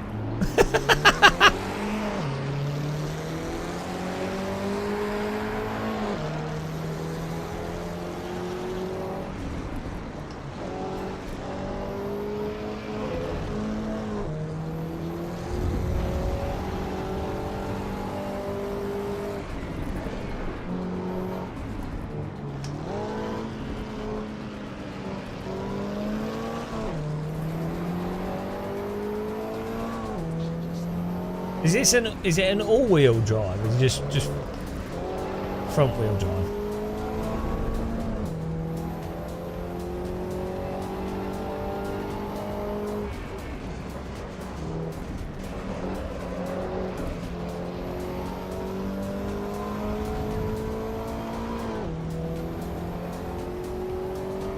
We need more speed.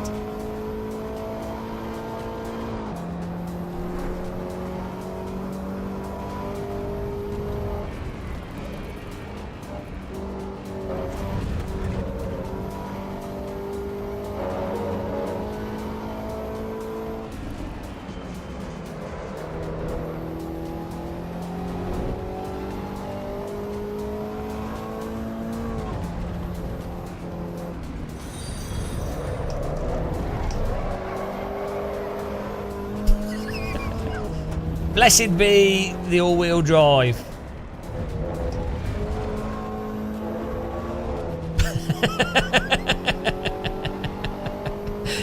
Don't need any skill, just need a throttle pedal and a steering wheel.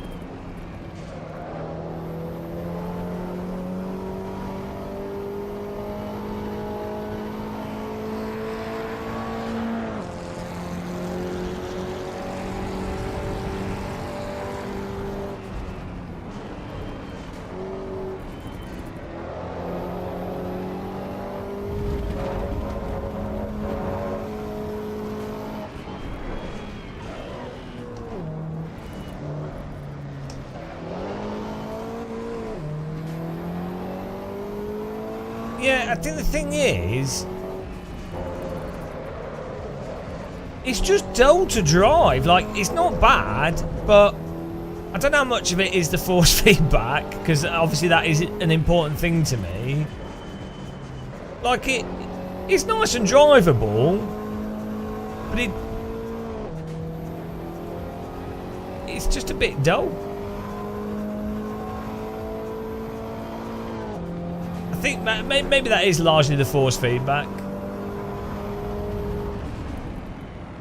Maybe if it had more depth in the force feedback, I'd find it more compelling.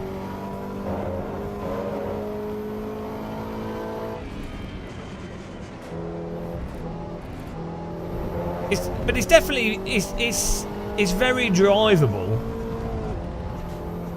So I would say the sort of handling of this car is more realistic than you know, like Forza, Gran Turismo, Automobilista 2.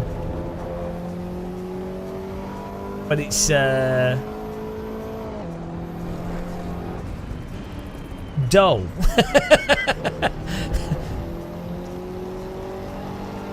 I'm not sure how much of that's for. Like, I think if it had like super detailed force feedback, I'd be like, oh, okay.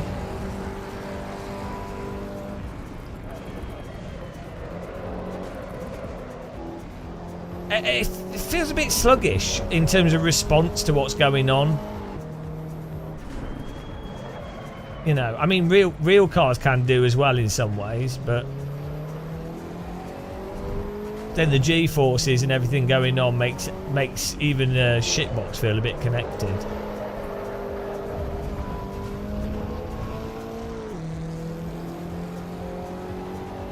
It sounds like the real thing.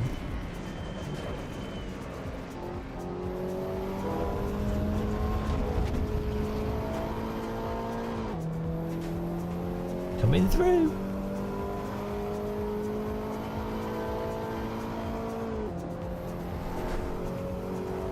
Yeah, okay. Really good example.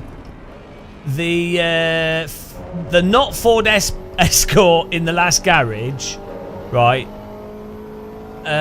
If you drive that, it doesn't feel dull. If it's sliding all over the bloody place, but it's very connected, immediate, quickly responsive. So that is a good contrast, really. Unfortunately, no one's played the last garage. But that's a really good. That would be, obviously this is not a Ford Escort, but a Ford Escort is not mental.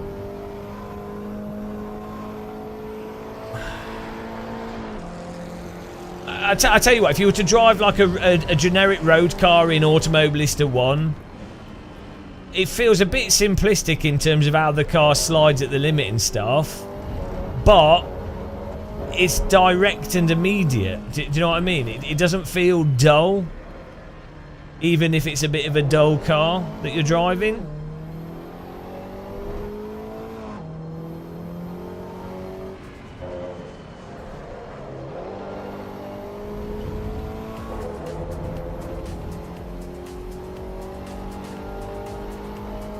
I think that's what gives it that Forza kind of feeling. Like, to me, Forza and Gran Turismo have that kind of overly tame dullness to them.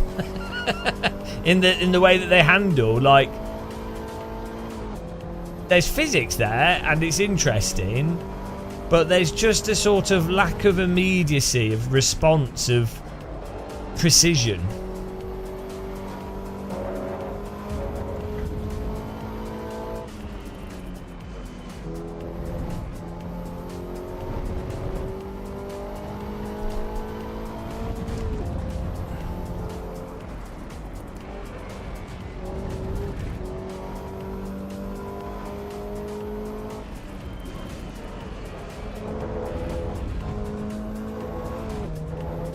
Show me on the doll where it happened.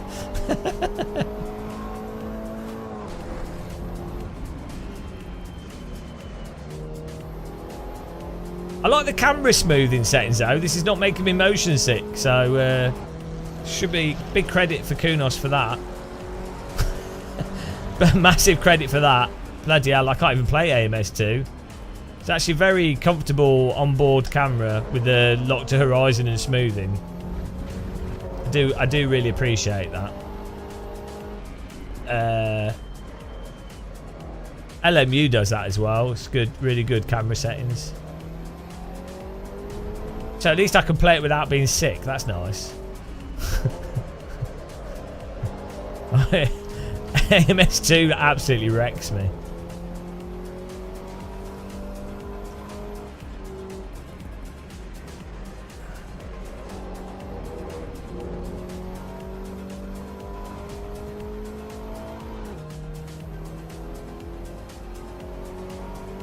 I don't think so, Lazarov Lau. I mean, it's possible, but I don't think so. I think they're genuinely trying to make a proper simulator. Right.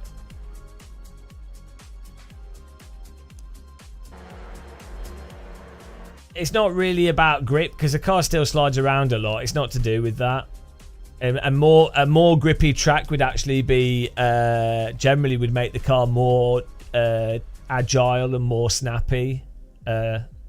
Generally speaking, it depends on the tyres and a whole bunch of stuff. But no, like if you've got more grip, then things will be more pokey.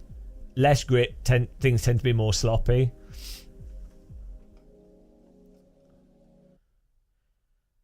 But the grip levels seem pretty standard in it. Like the actual envelope of the car behaviour is like much better than AMS2. Like the car's not going all over the bloody place.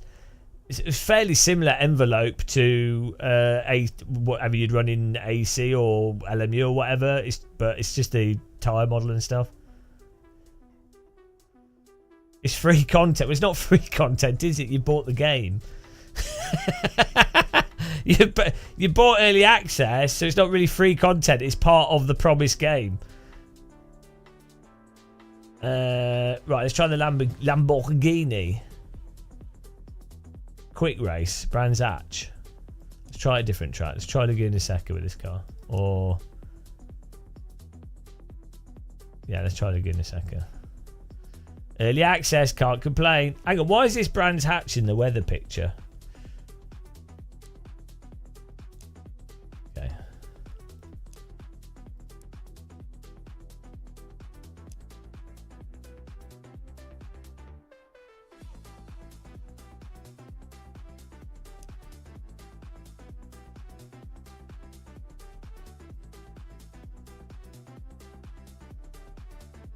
It doesn't. Oh, it's crashed again. Maybe it's that. Oh, I don't know if it's that car.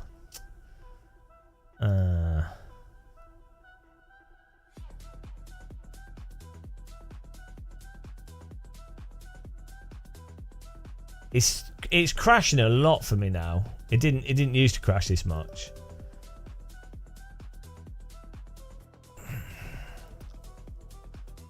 Early access, can't complain.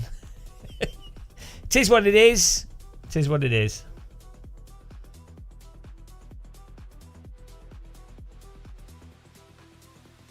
Yeah, I don't know how much RAM I've got in this system. Probably 32. I think I upgraded my RAM for Flight Sim.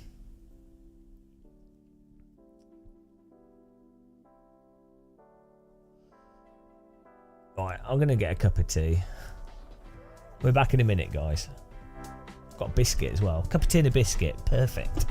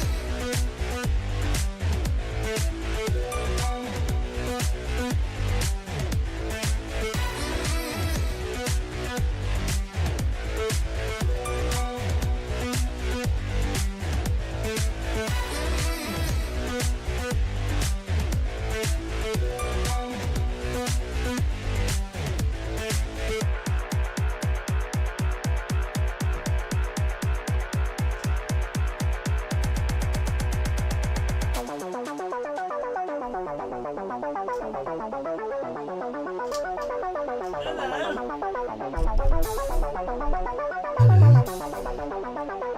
the biscuit. Biscuit away!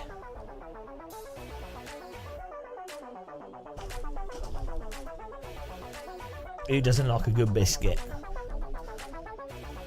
Biscuit and a cup of tea.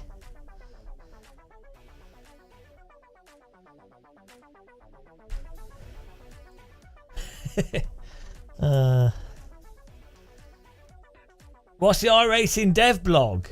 No, what's going on there? We've decided to sue Gamer Muscle for being too outspoken about how shit our Porsches are. Rather than improve the product, we've realised it's easier to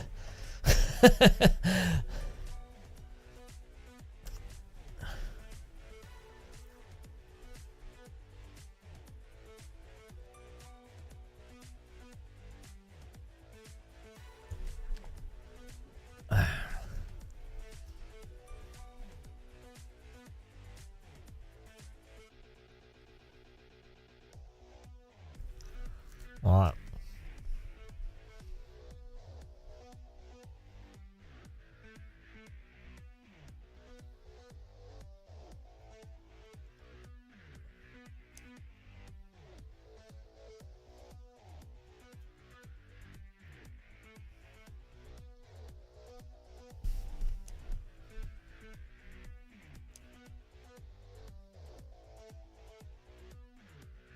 Problem is, I wanted to do a race, but it seems to crash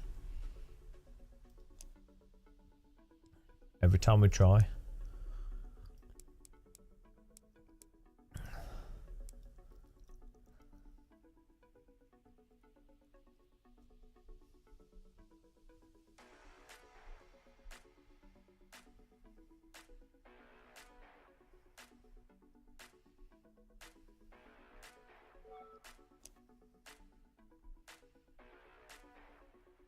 Please don't crash.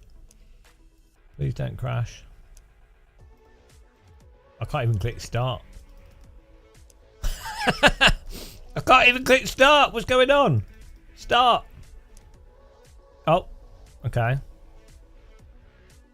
Wow. There's no way this is loading.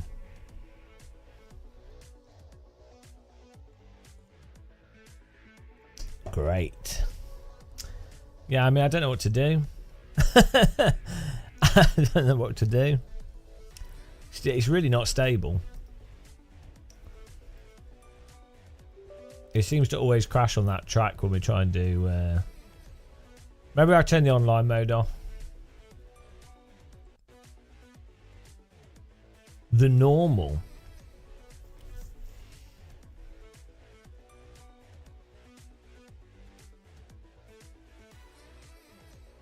The thing is, with early access, where do you draw the line? Like, where do you go?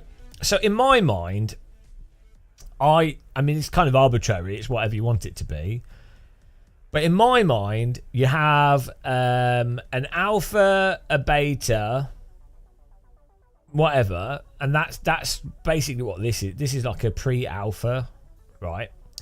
In my mind, an early access is not an alpha or a beta. It's basically either a vertical slice demo, or it's basically a demo, if that makes sense. Like, I think early access should really be some like very limited, but it should still work like what a demo was in the past. But the idea being, you bought the demo at a reduced price, you're going to get the full game in the future. So it's like a pre-order with a demo, with the idea being of supporting a developer that's maybe an independent developer. If that makes sense.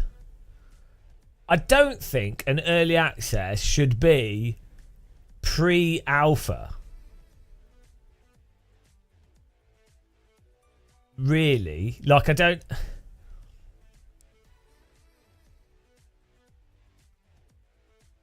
I mean, it can be whatever, but I mean, you know, what it will be whatever makes money for the lowest amount of risk. But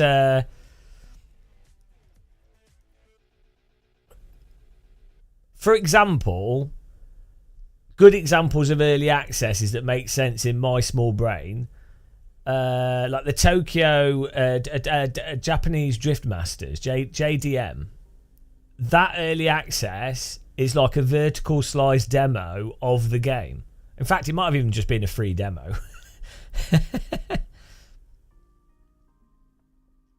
So,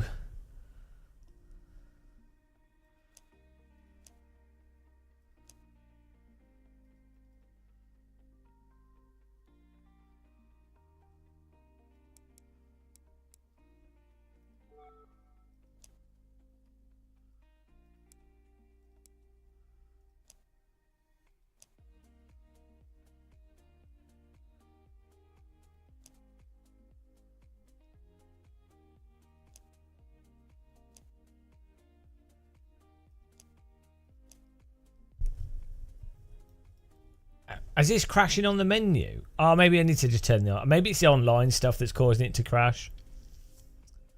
I think it's struggling to access the servers, and then it doesn't get it, and that's what causes it to... So we need to turn the online mode off. I have a suspicion that's what's happening. Yeah. Oh, okay. Let's turn the online mode. Where is that saying?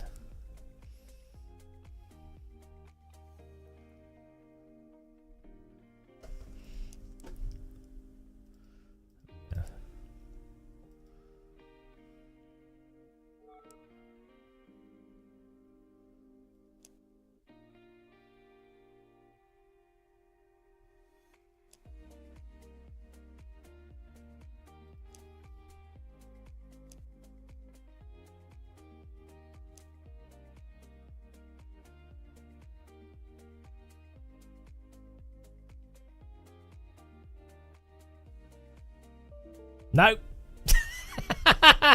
No.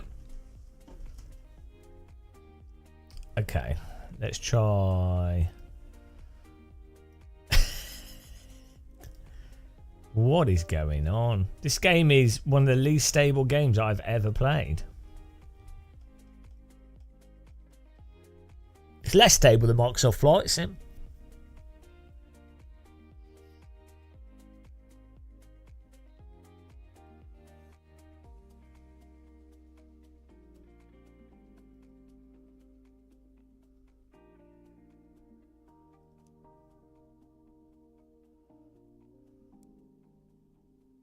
Right.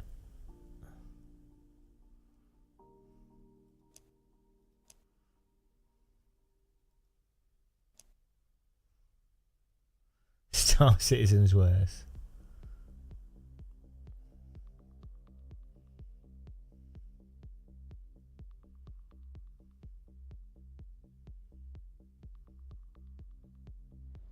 Oh, we got in.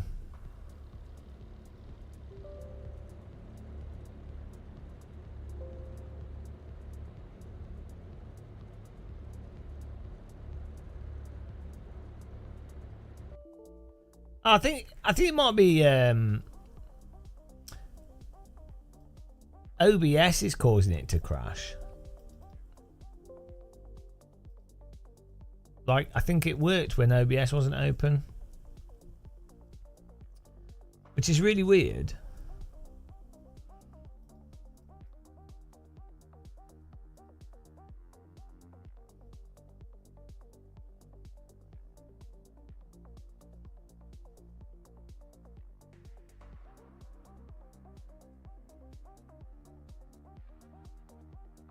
The Jakunos don't want you to record anything.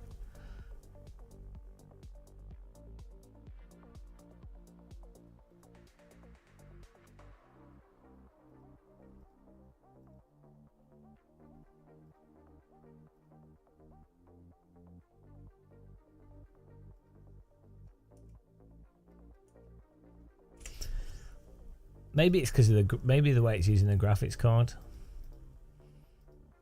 I'm going to try using CPU encoding.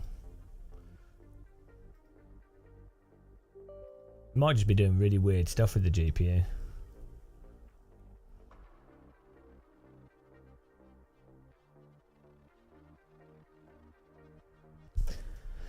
Yeah, but I need to capture B-rolls, so I don't know. I don't always have OBS on because I use a separate computer for streaming. But I need OBS on for B-roll, so we can do videos, and then I turn it off.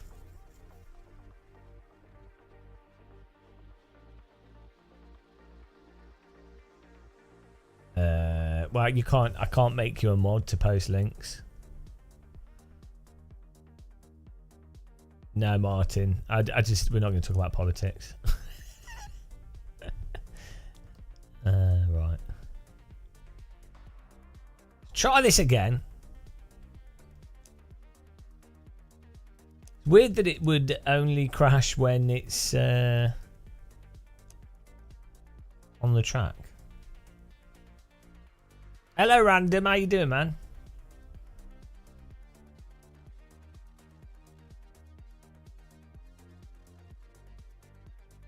Yeah. I don't think there's I'm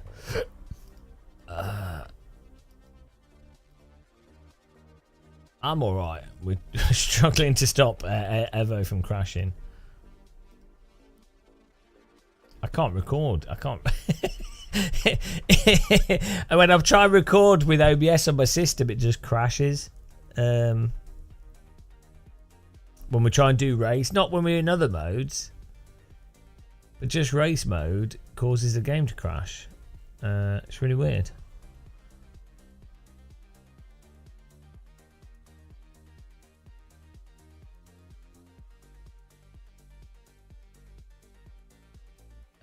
World War III's already started. That's what it's leading to. But I wouldn't worry about it. Right. We'll put this on here.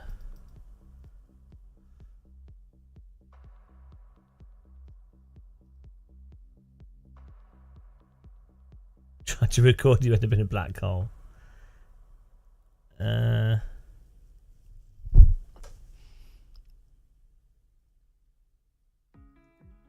Right. Oh, we'll just play it. Let's see what happens.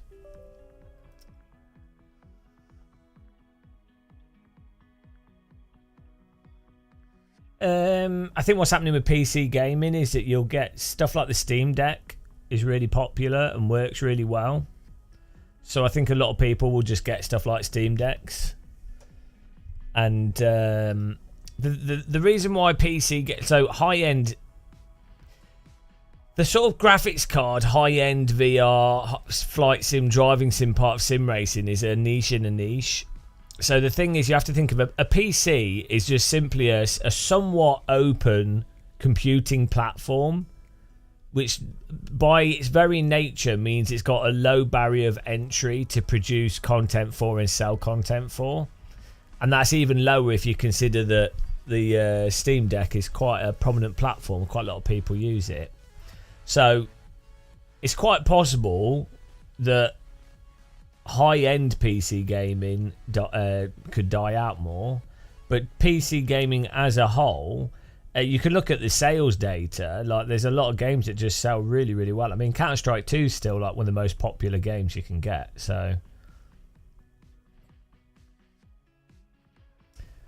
so that you're making a mistake of assuming that Unreal Engine's inherently bad, and it's not necessarily. The problem with Unreal Engine is how developers use it. Well, also there's some really bad communication from Epic, so I'm not blaming developers really, but like how you use Unreal Engine is as important as Unreal Engine itself. So if you are selective with what features you use, Unreal Engine actually works really well and is quite streamlined for development. But if you try and do like a game that pushes the boundaries and pushes Unreal Engine to the boundaries, and you use all the latest features, it generally doesn't work too well. So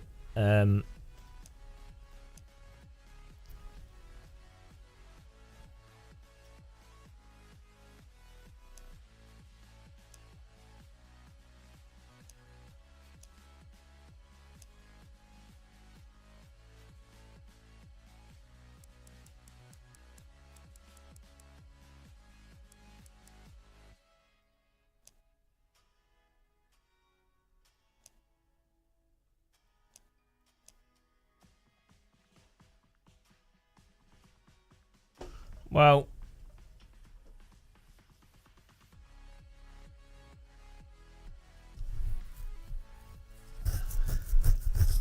yeah, no, there's the problem is it's to do with economics as well. So the reality is there's been a massive economic division following on from started in the financial crisis, or well, that was a part of it, but then since COVID as well, there's been even more wealth inequality, and so you have quite a lot of proportion of people that are sort of in their 30s, 40s, 50s and 60s that have enough disposable income to be able to spend £2,000, £3,000, £4,000 on graphics cards. They don't care. They will happily spend that money on that. That might not be the majority of people, but it's enough of a market. Then you have the fact that Nvidia is currently making more money doing AI chips, and they make more profit off that. So their focus is not graphics cards. And then you have the issue that AMD are sort of fallen behind on the graphics card side of things, but also AMD are not as they haven't lobbied developers or got themselves in like embedded themselves within developers in the games industry to the same degree that Nvidia has. So Nvidia always has a kind of software advantage as well as the hardware advantage, and then, as I say, they can't meet the demand even while selling graphics card at £2,000-3,000 per graphics card. So what I think will happen is, for sure, you're going to have a part of the games industry that will be cater to that part of the market where it's people that are just happy to spend a lot of money because they've got the disposable income. But you'll also see a large part of the games industry will be like the Steam Deck, basically the low resistance, affordable hardware, and that seems to be growing quite substantially, because if you can buy a Steam Deck for £200 to £500 and you've got something that basically plays 99% of PC games perfectly fine, well, why would you bother with a PC or anything else? Like, you're just not going to care. So that would further divide the market in many ways. So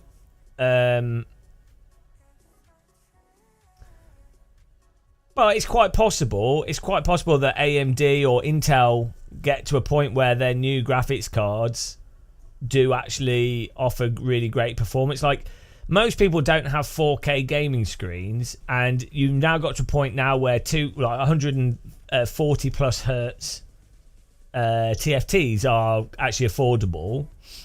So, but they probably will generally stay around the 2560 by 1440 resolution. So basically, and it's quite likely the next gen consoles will probably they'll be like target 4K 60, which would be like 2560 120 or so. So generally, you'll probably find that the median game spec will be not a sort of 5080, 5090, you know. It would be whatever the mid-end equipment is, or the Steam Deck, or what the next Steam Deck is. No, Steam Deck's not good for sim racing, but sim racing is it's not really gaming in the same way. I mean, it is, but it's its own niche. So sim racing and flight sims and train sims are like highly specialized types of game, which, like, because people are obviously willing to spend £5,000, £10,000 on a sim rig. It's a different audience to the people generally buying video games.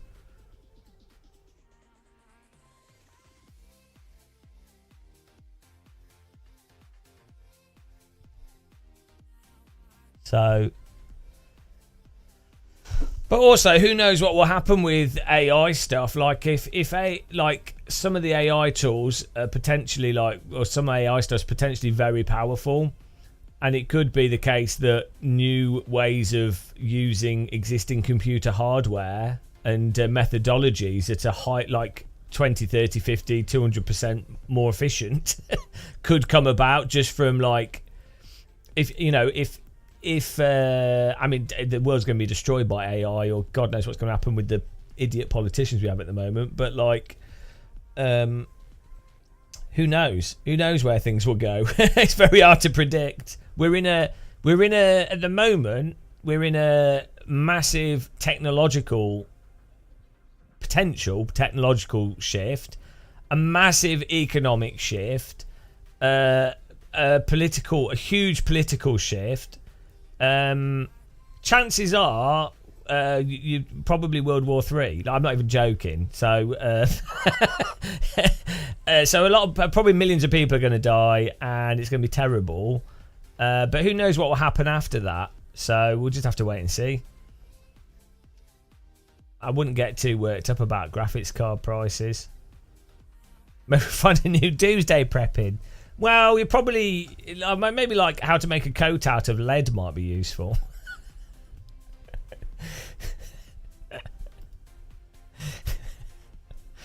I mean, what can you do? Yeah, it might be useful. Good skill to have, yeah. Oh, it's crashing with that. It's not even OBS. The game's... I can't even get it to run. It's a single player race, so... I mean, whatever they've done, it's absolutely done. I'm sticking with R-Factor 1 in my rotating car.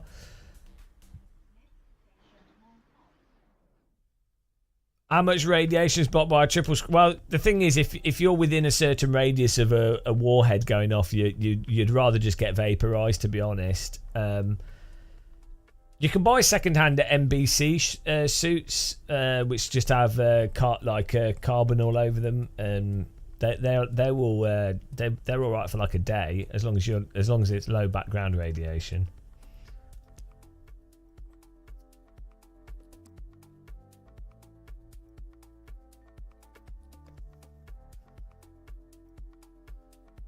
They're not really second hand. It'll be like unused. They'll be perfectly fine.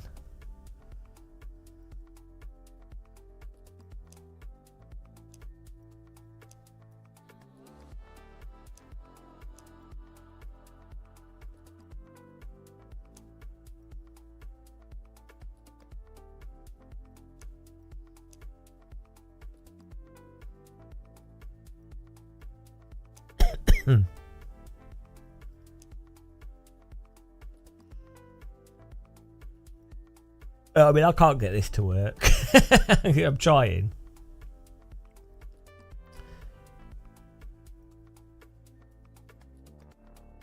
No, it's just crashing over and over again. I mean, I don't know what to do.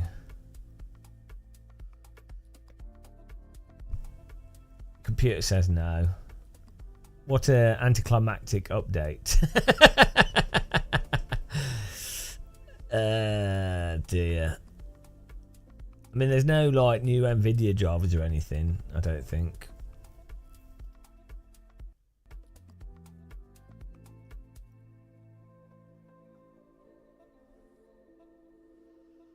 Yeah,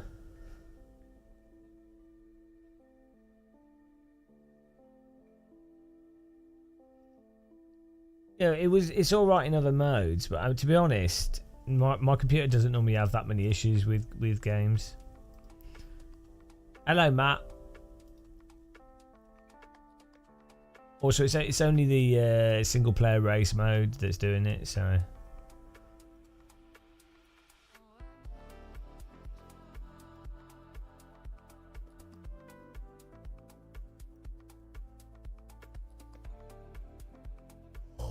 Ooh, need stronger biscuits for this.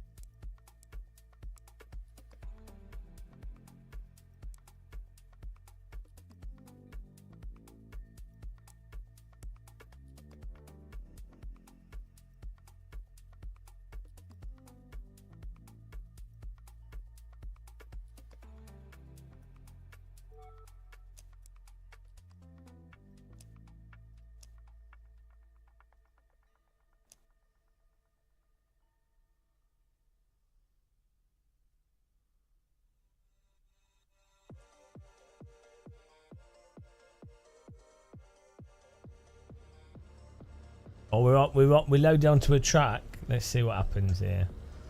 Let's see. Can we get OBS running as well now? Or will that kill it?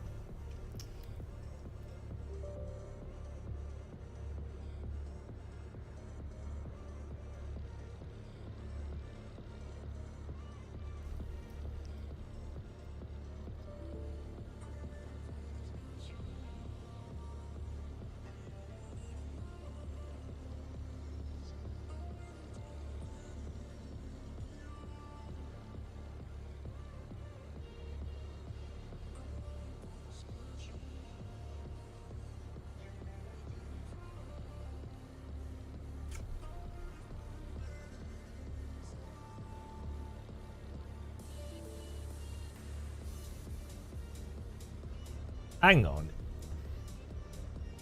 It's not. I think what's happened is I need to reboot my PC. I think AC has used up all the memory on the graphics card, so this is why we're getting weird. We're getting these weird OBS messages, and then it's not clearing it when we close the game. So I think we have to restart our whole PC. I think it's doing something weird with the graphics card because OBS won't even record now at all. There's some like weird stuff happening. Let's restart.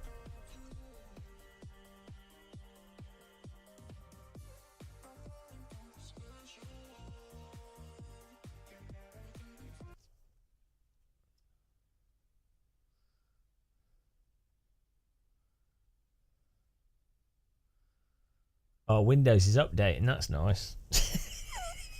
I'm really looking forward to another upgrade prompt to make me use Windows 11. I really like them. I really like it when you're working and then Windows updates and then it does a long update and then it tells you, would you like to use Office 256, whatever it's called, and you're like, no, I've not wanted to use it for the last 5 years and I've not changed my mind, surprisingly. I know you might think that I might have changed my mind every single time it updates, but actually I haven't. Are you sure? Yeah, pretty sure that I don't want to use it. Why are you asking me? I'm never going to use it. It's like asking if I'd like to I don't know. Would I like a Pop-Tart? No, not really.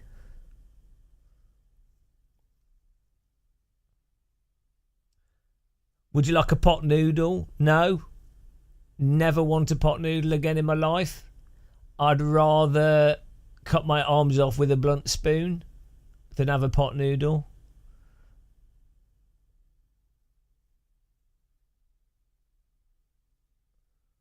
Quite hard to cut both your arms off with a blunt spoon if you think about it. You'd have to like hold on to the spoon with your mouth.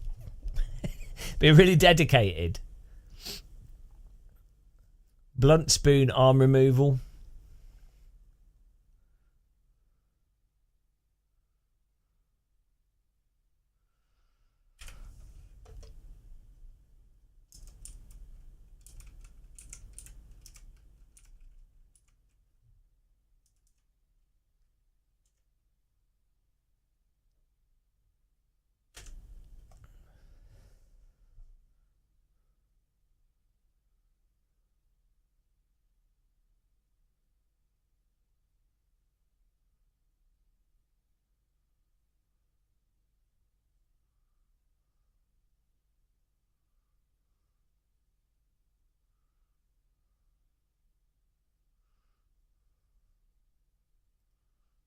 Oh, I enjoyed that reboot. It's fun. It was a fun time.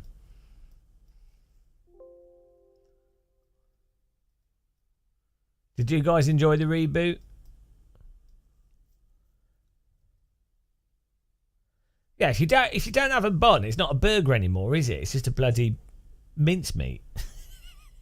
That's really a fraud when they do that. When they're like, when restaurants are like bunless burger. It's like, no, you've just served up mincemeat, right? It's not a burger anymore. And that's like me going sandwichless egg sandwich. It's like, no, that's just an egg. It's just an egg. Don't try and sell it as something that it isn't. It's not a burger. It's not. It's not a bloody burger. If you've got rid of the bread, it's just a lump of mincemeat. That's like me. By that logic, meatballs are burgers. Patently absurd. A meatball is not a burger. If you're gonna start using language so loosely, just where does it stop? Where does it stop? Where do you draw the line?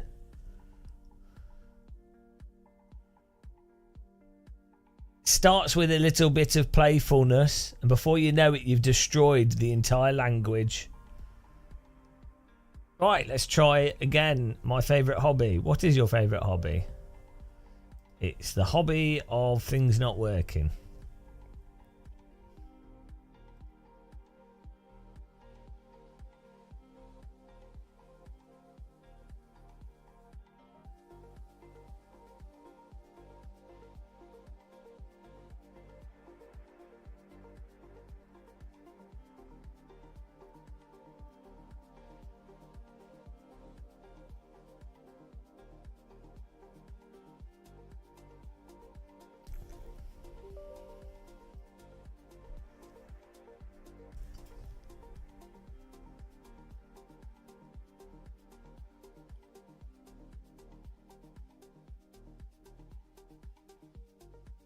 Gerhard Burger. It's a perfect driver's name. My British race driver name is Clutch Hard Sandwich. Or Throttle Hard Teabag.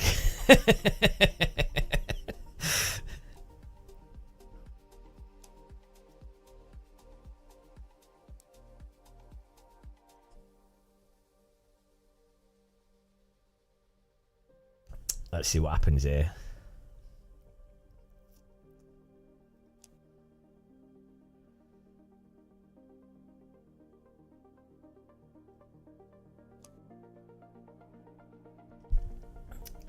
James West is named after the famous cowboy. It's the best name. Wild Wild West. Wild Wild West. Wild Wild West. Oh, so we rebooted. I think it's working now.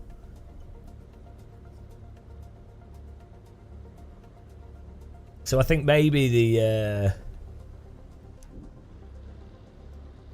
I changed all the graphics settings to something else as well. So we'll see what happens. We'll see if it catches on fire.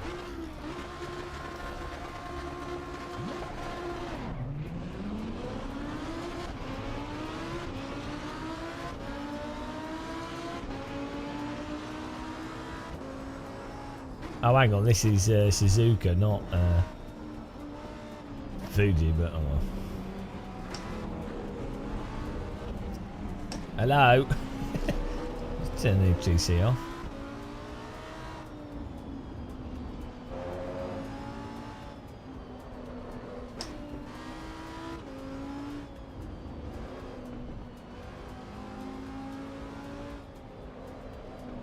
Look at my meaty hands.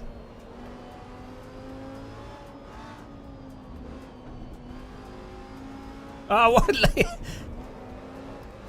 Bloody terrible layout.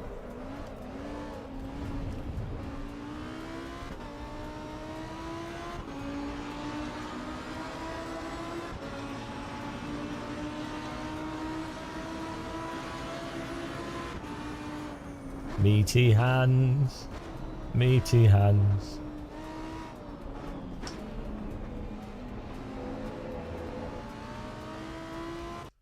Ah! What's going on now? What's that? Oh, we're back. We're back. Oh, it's my sound card. It's alright. That's my sound card. That was that was suboptimal. Oh no. It's the sound. That's my sound. 100%. 100% force feedback. I was like holding onto my wheel.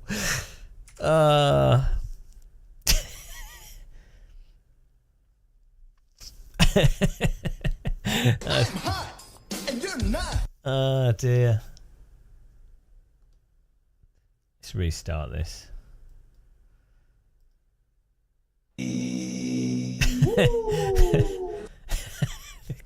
The force feedback just went 100% left and right. Thank God it's only a 12 Newton meter wheel. Hang on.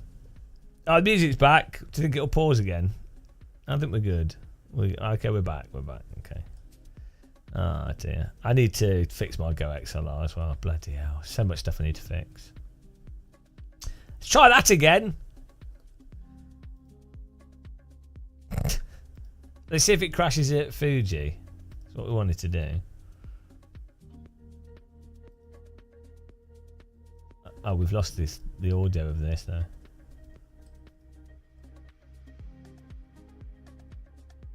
I have to restart it to get the sound back.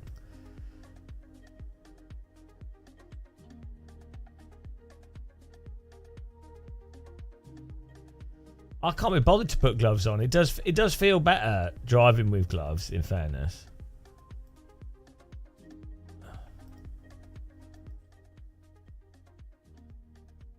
There we go. But I have some really nice gloves that companies are giving me, but I just don't really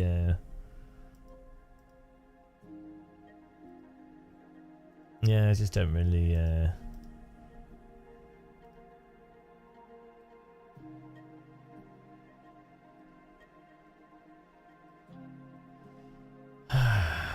because you have to, because if you were just racing, it's like the VR thing. If you're just racing, it's different than if you're live streaming. There's so many times I have to like use my mouse, go to a different thing. You know, if you're just on your own, you tend to be able to. There's less going on. There's like 10 when you live stream. You know, I've got 2 separate computers. There's so much happening.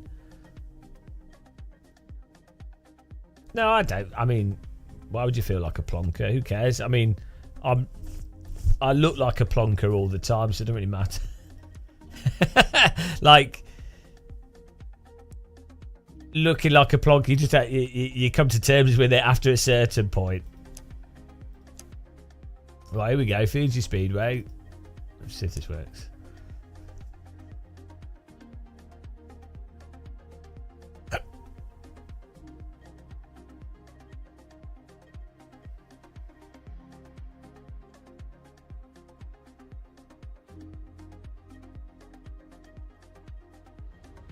Here we go. Let's try that again.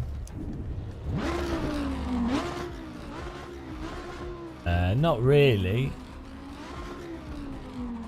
It is what it is. Is Kunos sponsoring this stream? No. I mean, if they were, I know you're joking, but if a company was sponsoring, I would say stream sponsored. Like, legally I'm required to, but I would also say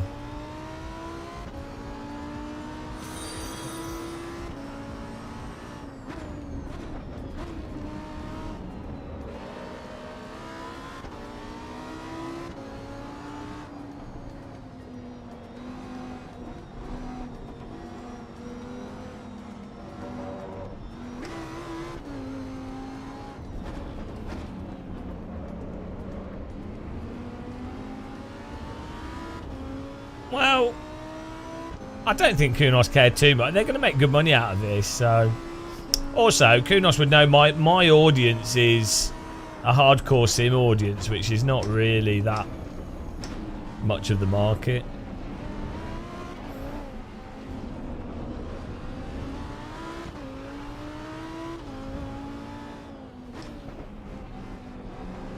But the fact is, Gran Turismo players who are a much bigger audience will absolutely love whatever they do with this. Like, it drives better than Gran Turismo. Got some good car licenses. Should look alright on console. Probably run at 60 FPS. It's good enough.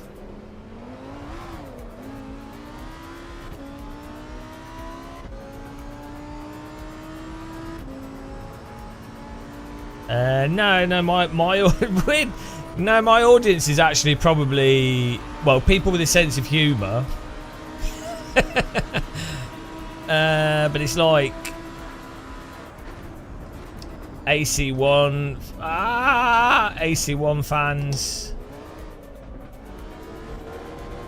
It's a mix of people. Like just sim races in general. People that like flight sims, driving sims. Sort of 25 to 50-year-old PC gamer sim fan type people. That's kind of my audience. We would actually, yeah, it's just just a range of people that just like sort of PC gaming simulator stuff. That's basically the content I make. Like, your audience ends up being, the audience you have tends to be based off the content that you do.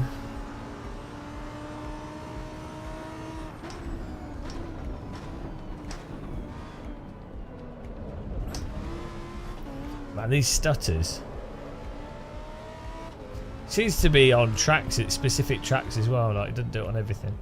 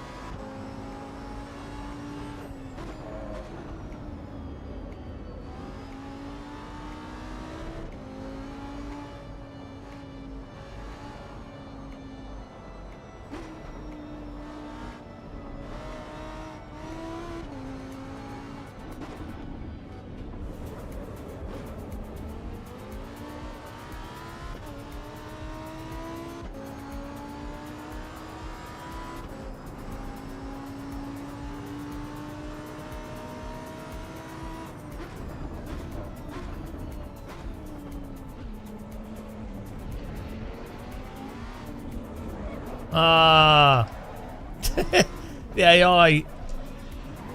Oh, let's restart this. Let's try changing some settings as well. The AI bipped his brake there.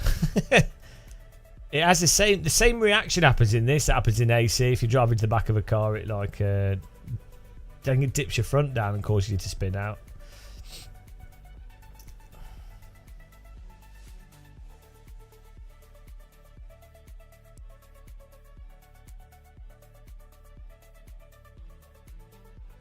I don't know. I have a 3080 Ti, so I don't know.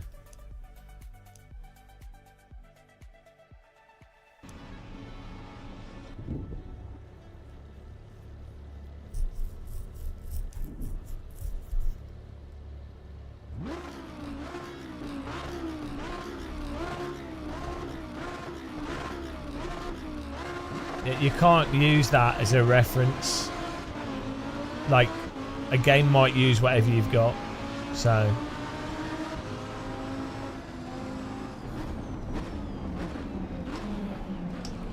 What? The AI just ramshackled that. That's pretty funny. The AI just didn't even brake for the corner. Oh, that's well funny. I've never seen AI do that. That's like iRacing.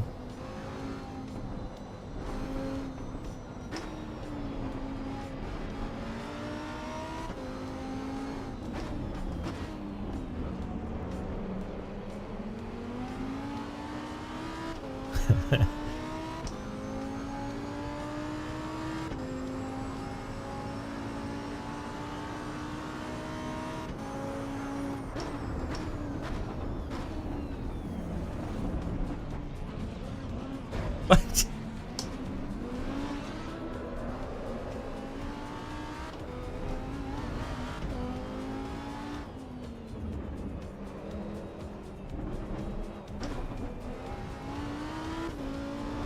Yeah, well, you shouldn't mess with me.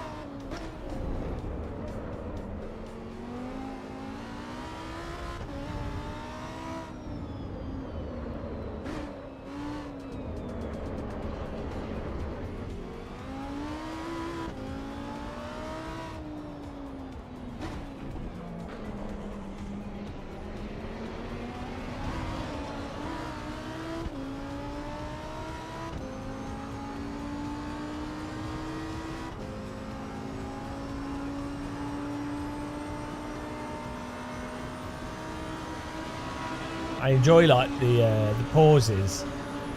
Really,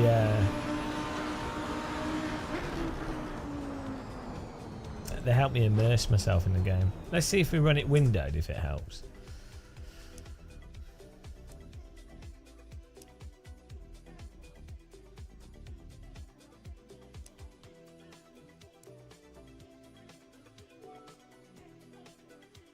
Well, that's nice that it's behind the start bar.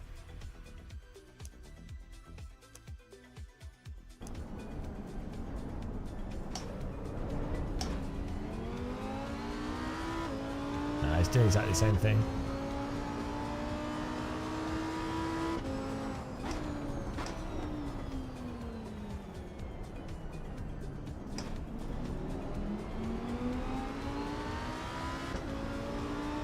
Okay, let's go.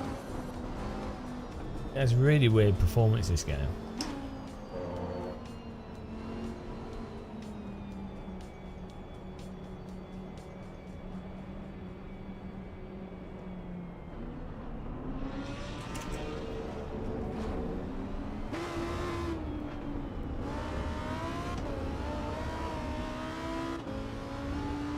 I don't know why it's...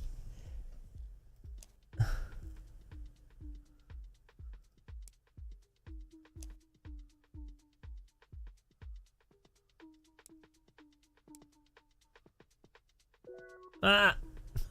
Click the wrong button.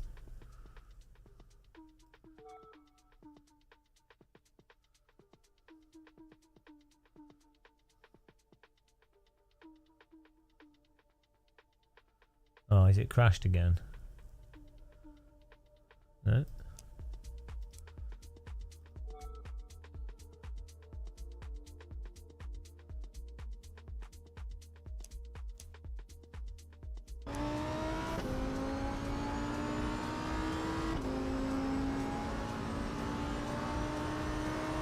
I think it's just this track. Like, I don't think the other tracks don't seem to do the stutter.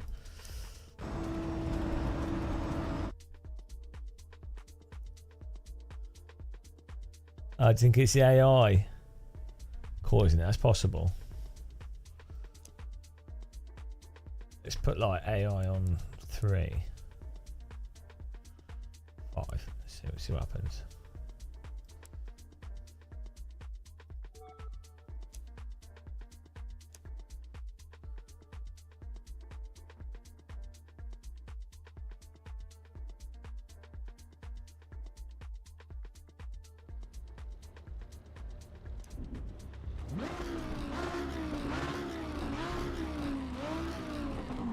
No, so Steel Joe, I don't think you know what you're talking about.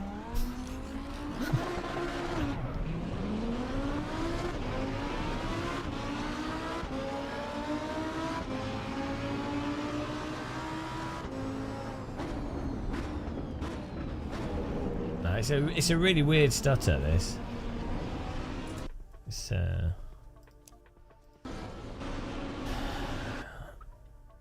so anisotropic filtering doesn't require, basically it's borderline free processing wise. So unless they've broken something this insane, that wouldn't be causing any issue.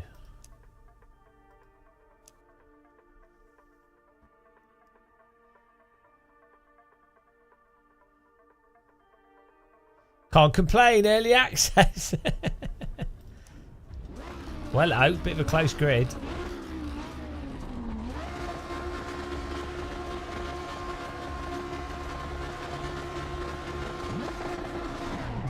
Well, MSAA will just cause performance impact. Well, this is doing a different. Maybe it is just buggered.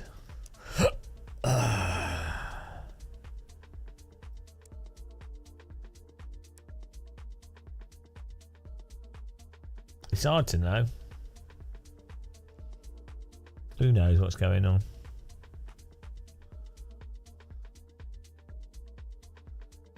No, multi-sampling does. MSAA does work well for VR. MSAA is what you do want for VR, but it will be quite demanding on performance. But it's less. 4XAA MSAA will get you really good anti-aliasing, but it's quite demanding. It's relatively demanding, but it's a lot less demanding than super sampling AA, which is just running a game at a high resolution. And then stuff like TAA doesn't really work in VR because of the artifacting, and DLSS can be okay-ish in VR, but it will look kind of blurry and also have artifacts. But generally speaking, if your goal was the best looking game in VR, you would have a game that runs really well and can run well at a high resolution, would be the number one thing. But then second to that, you would use MSAA to get rid of anti-aliasing.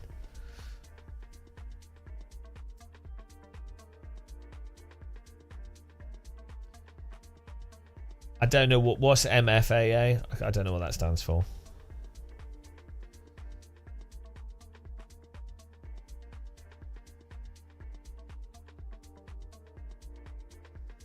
No. Oh dear. We'll do a video on the update.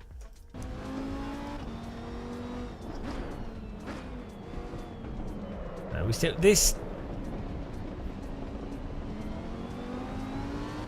This stutter is weird though. I don't know. It's different to what it was doing before. So it's just strange. It's a really erratic performance. Like weird stuff.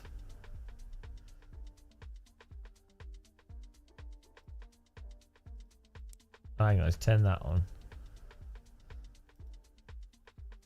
No, I'm too. We're done with rants. Like as I say, this game it's like pre-alpha, like the.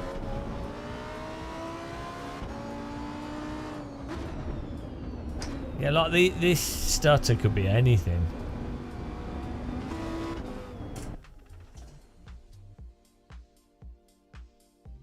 Well, I mean, I don't know. It could be anything. There's so many variables, especially with my setup as well. Could be anything. Yeah, no, but it could be anything. It's the game's just shit. It's too early. It's too early access. You know, like, I don't know. I don't know why people will be like, oh, it could be a window, it could be this thing, it could be that thing. It's like, yeah, it could be a billion things, but when games are actually suitably developed, you know, they kind of just work. So, yes, I do. I do think the variable here could be the game that's in pre-alpha state. So you know.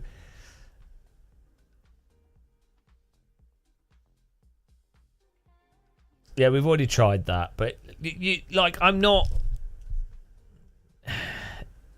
The problem is, right, so this is this is why a consumer should not be testing or using a game at this point in time, because if a game is in pre-alpha, the developer will know the specific things that are quite likely with their test machines that are set up in a specific way to know exactly what the relevant things are that could be an issue or not. If you're a general consumer, you don't know if your stutter is due to something that's because the game's currently messed up in development with some specific thing or a specific piece of hardware or a specific whatever, or if it's to do with something on your configuration, your graphics card drivers, your version of Windows. You don't know. So yes, as a consumer, you could end up spending you could spend hours troubleshooting everything and completely waste your time, because actually what you're troubleshooting is stuff that the developer knows that they need to already fix, or is something not resolved, which is why it's actually pretty irresponsible of developers to do early access when a game is in a pile of shit state. That's why it's not really a good idea. Early access can't complain, but that's why a developer should be, if they respect their player base, they should be a little bit more cautious. Early access can't complain.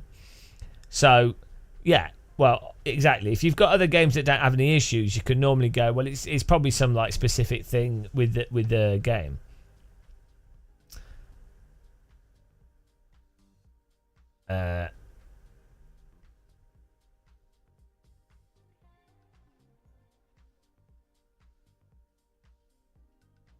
Yeah, there's a billion things that can cause random stutter, like sound cards, God knows what. And there's so many things. But yeah, I think I'm pretty much done with this.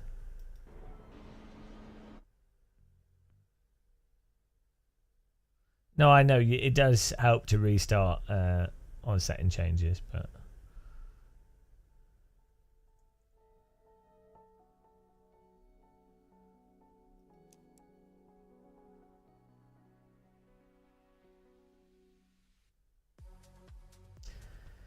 no. So, oh fucking hell, that's the dumbest shit you could type. Yes, obviously. It's not going to stutter for everybody, and some people will stutter, and in some scenarios it stutters. It didn't stutter for us earlier, and then obviously we changed some settings, and now it's stuttering, which, as I explained, could be due to a billion different variables. And also, you can read, there will be some people posting, but there'll also be a lot of people not posting, because they'll load it up and they go, it doesn't work. I know you're just trying to write a comment, but fuck me. Mr. God.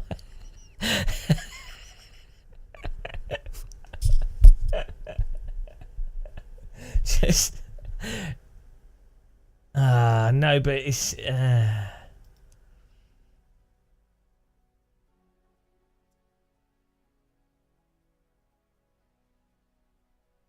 like anytime it's not your fault. It's like anytime there's any mild technical thing with a simulator and you're live streaming, you get, what happens is in chat you have like 90% of the chat messages are completely moronic and unrelated and come from a position of thinking that the streamer hasn't thought of like 99% of the things that they've obviously already isolated or thought about.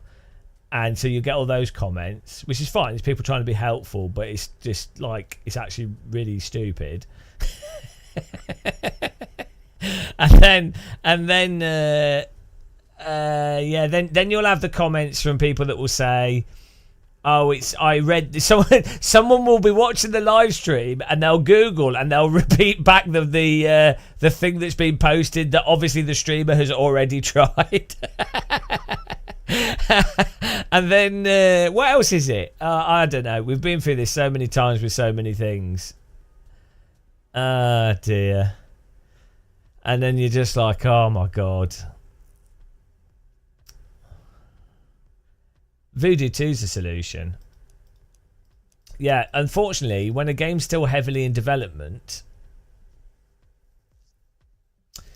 when a game, as I just explained, when a game's heavily in development, it's really hard to isolate if it's, first of all, what's the thing with the game causing the issue, and then is it a specific piece of your hardware, and is it a specific piece of your hardware because there's a problem with your system, or is it a problem that the developer just hasn't accommodated that hardware or whatever yet? So, and there's no way for you to know, which is, it's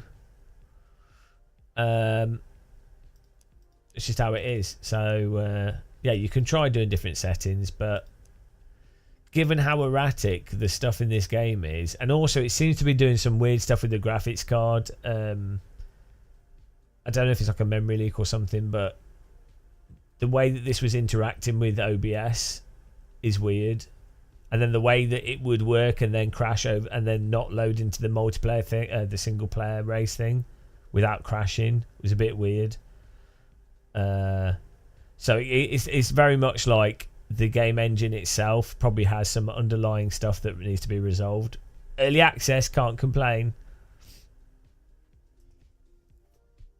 Did I recommend multi-sampling in my Quest 3 videos?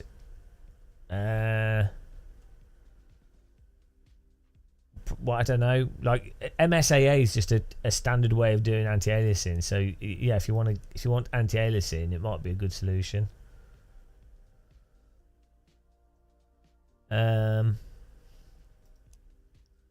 Yeah, I'm not really sure what we can. Not really much we can do, really.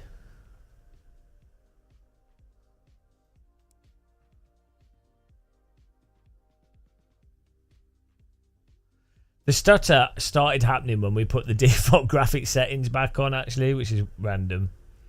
Once we'd gone away from we had customized stuff, so it's probably one of the options in the game that's causing it. Maybe it's the mirror or something. I can't think what would. Thing is, it's like an intermittent, consistent stutter. If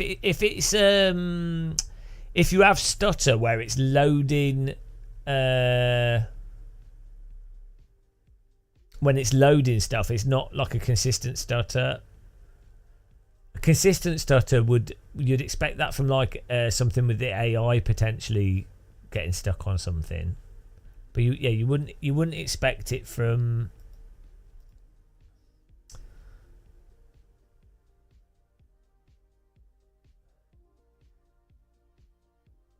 Yeah, I mean it's possible that Hags has enabled itself again, but to be honest, that should not cause stutter in games. Like I know it can do, but it actually shouldn't do. Let's have a look. It's possible because Windows updated, and every time it updates, it's possible to enable that. That was a good suggestion. Because Microsoft are stupid. Never underestimate how dumb Microsoft is. Right, let's see.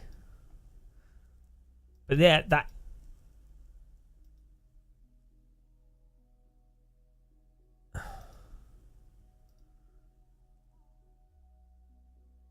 It shouldn't.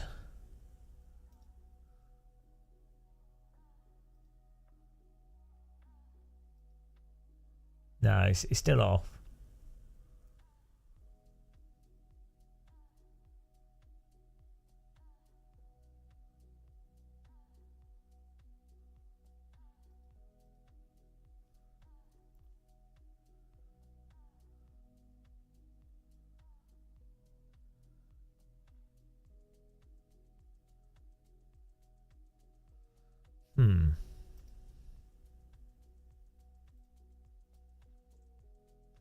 Yeah, I mean, I think the reality is that Evo is really like pre alpha. Like it really is sort of pushing the boundaries of the term early access, I think.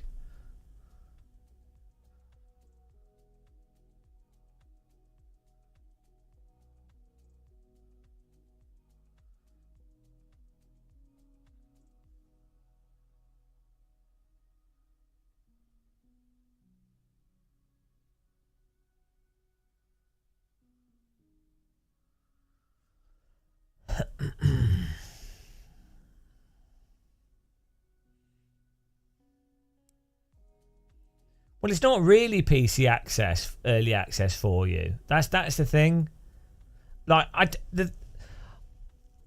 don't think you can really use the early accessing as an excuse, because at the end of the day, it's still something that people can buy.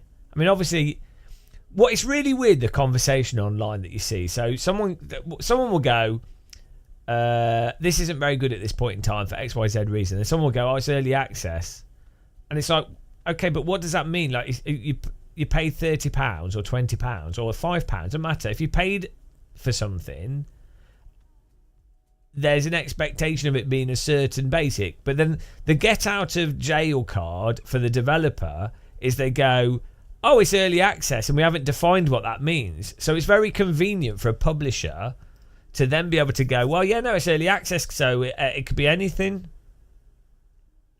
Which is just a very convenient way to then get out of people being critical about your product, isn't it? But then people will go, well, you don't have to buy it, but it's like, well, you don't have to buy anything, do you? That doesn't make someone immune from the criticism of what is normally appropriate within the established context of how things normally are. Like, and you could argue, well, who's to say that context of how things are is the correct way of things being? Like, it could be much better, it could be much worse, and that's just, it is a reality of whatever's happened. But then you would say, well, surely unless a developer is surely a developer and publisher would want to be on the side of making things better and improving that context rather than degrading that context. So sure, you can say, well, you know, it's just a bit, it's on the shit scale of that context. But what a developer, if they want to be respected, or a publisher wants to be respected, then they have to be receptive to, well, they either have to do a good job and be on the top end of that, or they should face backlash. So you still, I don't think you can really make an argument of like going, oh, well, you know, that's unreasonable because it's open to change. It's like, yeah, so's everything. I mean, like a completely polished game could change for the worse. do you know what I mean?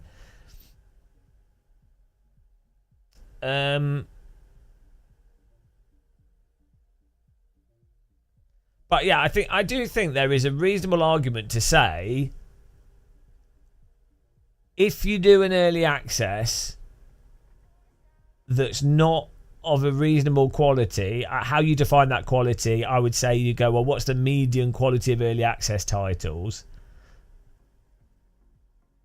If a game is unstable, has very weird performance issue, has core underlying game engine issues, if the fundamental underlying game mechanic itself has not been developed or locked in at all, which clearly the physics in this are going to keep changing, so that's the core mechanic of a racing simulator. The single player is obviously not developed, so if nothing has been really developed there, it's not really, I think that's really pushing the boundaries of what the expectation of an early access is.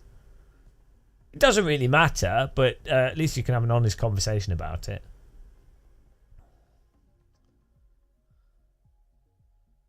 Yeah, less content working better would generally reflect better.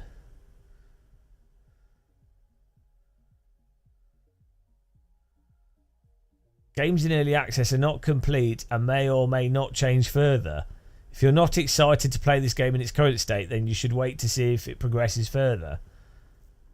Yeah, no, but that's fine. But if you're a reviewer, or you're reviewing something, or you're talking about something, I think it's Yeah, I mean that's the problem is, as I say, on Steam it doesn't really define anything, does it? That's a lot of waffle to not actually say anything other than early access just means nothing really.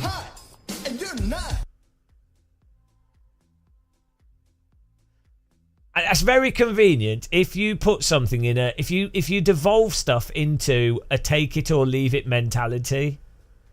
It's a very convenient way to dismiss any critical evaluation of something, because you could say that to anything. Didn't like that. You don't like that film. Well, you don't take it or leave it. Doesn't matter. Oh, you don't like the food at that restaurant. Well, take it or leave it. Doesn't matter. It's like, okay, well, but you've not. It doesn't achieve anything, does it? Yeah. So it's also. I don't think it's. I think I was under the impression, generally speaking, that early access is a way for indie developers to fund titles. That was I feel like that was the point of early access. Do you know what I mean? Like that was the actual original point. And I feel what's happened is developers in general or publishers that probably shouldn't be doing early access have obviously like, oh, let's just take advantage of this, which is as business. I don't blame them. It's just capitalism.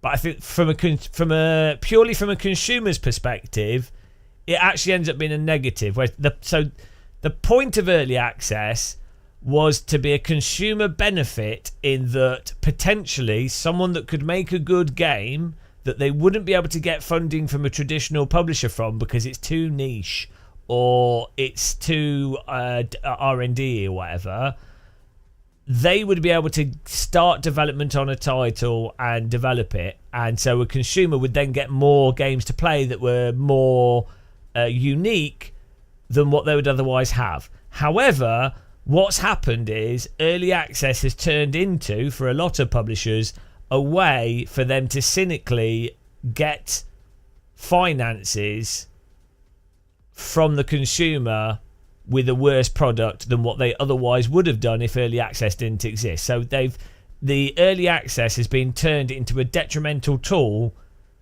in some ways from a consumer perspective. It is what it is, though. It's business.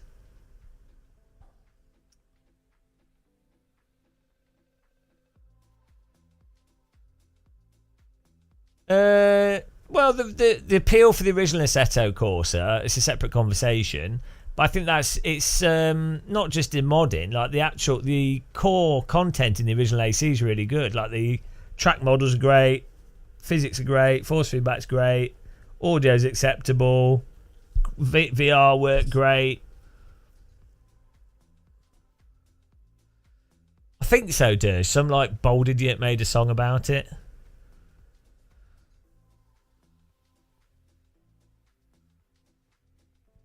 Well, LMU's like another example, but in a different way. So, like, LMU genuinely doesn't have the funds.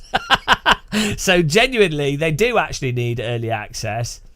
However, again, it's possible that LMU could go out of, like, Motorsport Games could completely go out of business. So, people that have bought that early access, then they're out of luck. That's it. However, I would say the even when they started the early access for LMU, when it first launched, like the basic user interface was buggy and stuff. It did crash quite a lot.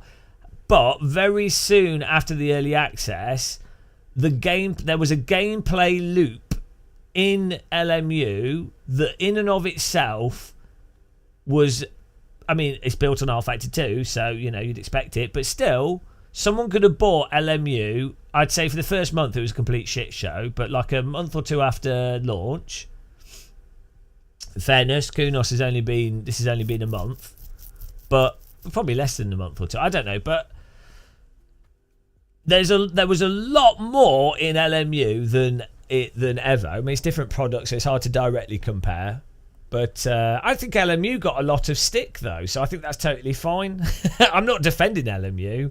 I do think, from just my looking on the internet and like the different, you know, just Reddit and general media, YouTube content and stuff, I do feel like LMU got a lot more stick than Evo's received. Do you know what I mean? So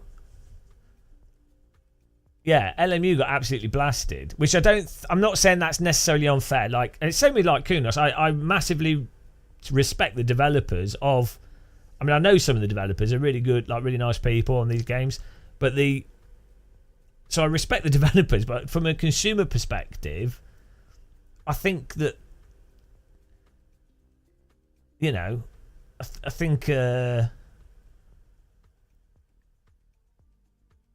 early access is a bit. Can you refund early access though and get your money back at any point, even without the 2-hour thing?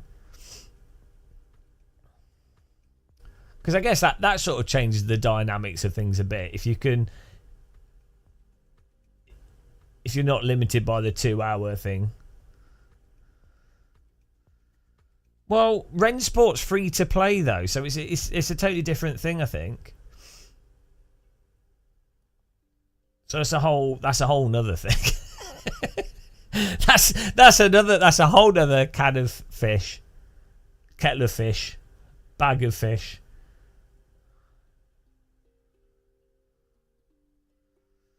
So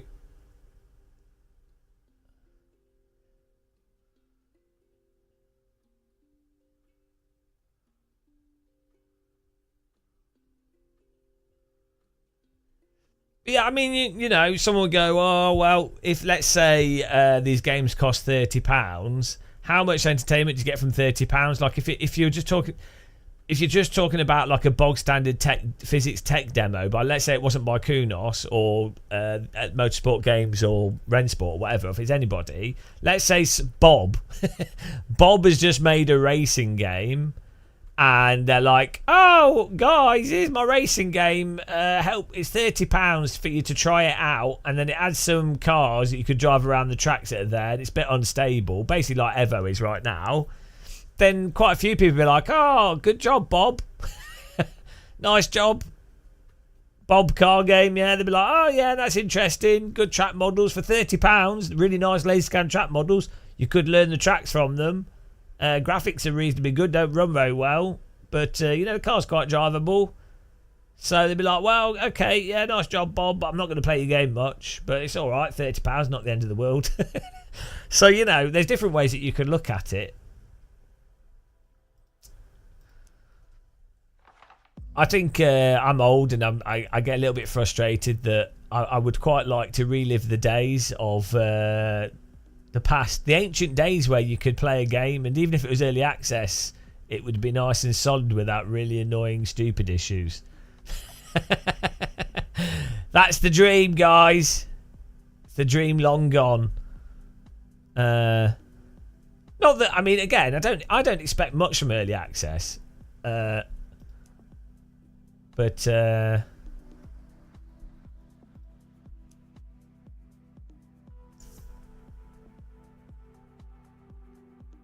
no, but you don't know what early access means. That's the whole point. Clearly, lots of people, if you read through comments online, clearly there is no consensus as to what early access means. So I think from a consumer perspective, that's a problem.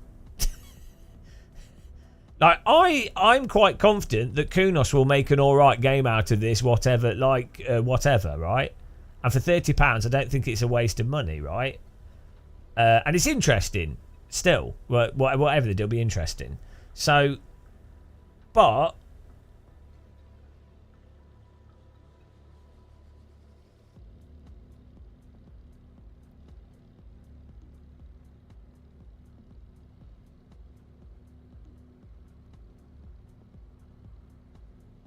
yeah, I do think Evo has damaged part of the allure and credibility of Kunos, and I think ACC did that to some degree as well. maybe, you know, they still get an audience and they still might make a wide audience. They still might make more money. But for sure, they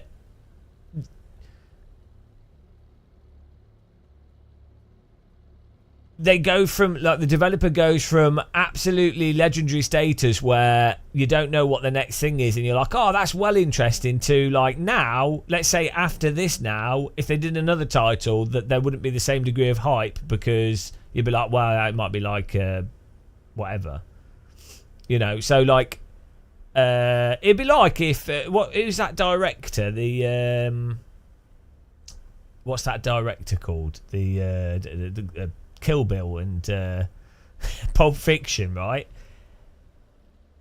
If whatever film he does next, right, you are going to be like, well, there's a Tarantino, there's like a 99.9% chance you'll be like, well, I'll go and see it because it's probably going to be good, right? It's like, in all likelihood it'll be good, even if it's a film even if it's not the best film he ever does, even if it's really different, you'll be like, oh, well, I kind of, you know.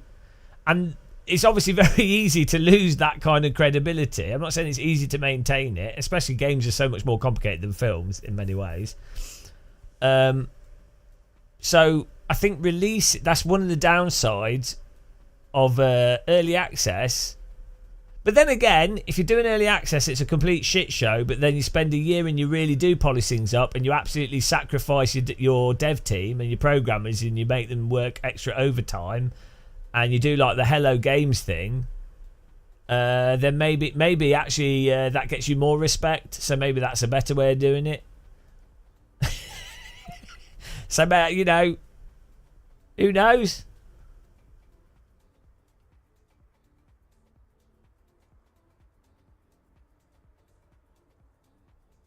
Who knows what the best way to do things is? Gamers are weird. Let's see if this still stutters.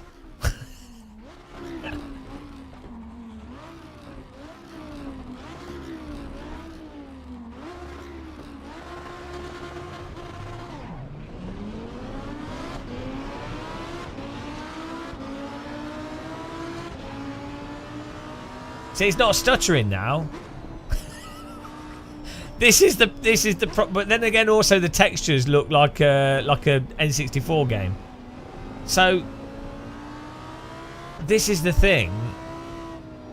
The engine is so erratic.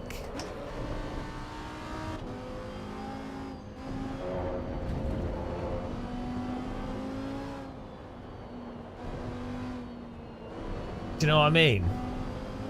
That is the problem. It's an in-game, it's an in-development title. So I have worked on games projects in the past, and obviously looked at really early stuff from other developers that not public stuff. And this is kind of the state that you have with some games where they're a complete shit show, like so often way worse than this. But then the developer completely redeems it in the last 6 months. But I'm not quite sure what the value is of showing the average consumer that. You know? Oh, we got the flashing trees back. Beautiful. And so this is not really just me whinging about EVO. It's more like the state of the games industry, to be clear. EVO's getting some of the brunt of my misery of the games industry. Like Microsoft Flight Sim. I mean, Jesus Christ. Look at these trees. It's like a tree disco. I like this. It looks like a PS1 game.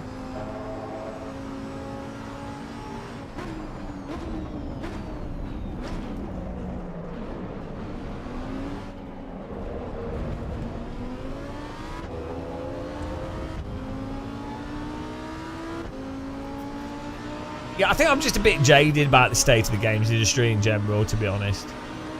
And it's not all of it though, because some of it's actually really quite good. It's like the games industry's got so broad. Things were simpler back in the olden days. You get your cartridge, you blow on it.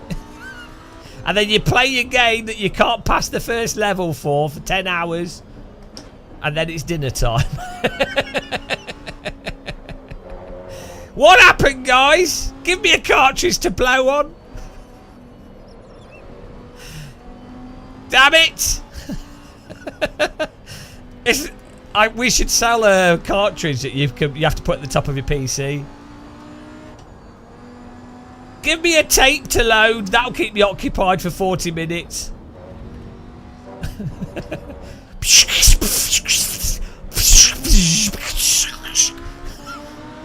They don't make them like they used to.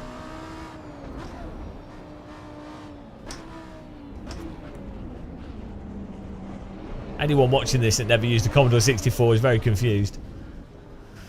Right, let's try changing graphics settings and break it again. Although actually, Space Invaders, the arcade games actually worked well, right? I went to Computer Museum in Seattle and played they had Space Invaders, Pong. They had a whole bunch of like the old, really old arcade stuff, the original things. There's a museum in London as well, and one in Cambridge. Those old arcade games are actually pretty damn bloody solid. Like they run like not Space Invaders, Asteroids, right? It looks incredible. Runs at like 60 FPS. Vector graphics look so good on a CRT. The input's precise.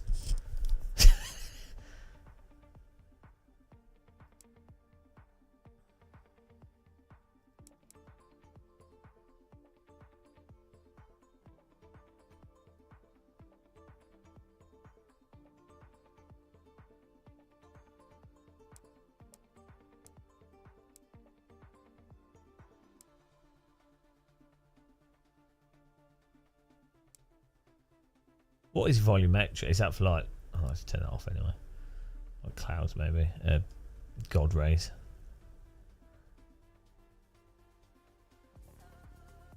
No, I turned DLSS off, but yeah, I don't... We did have it on before. We just reset everything.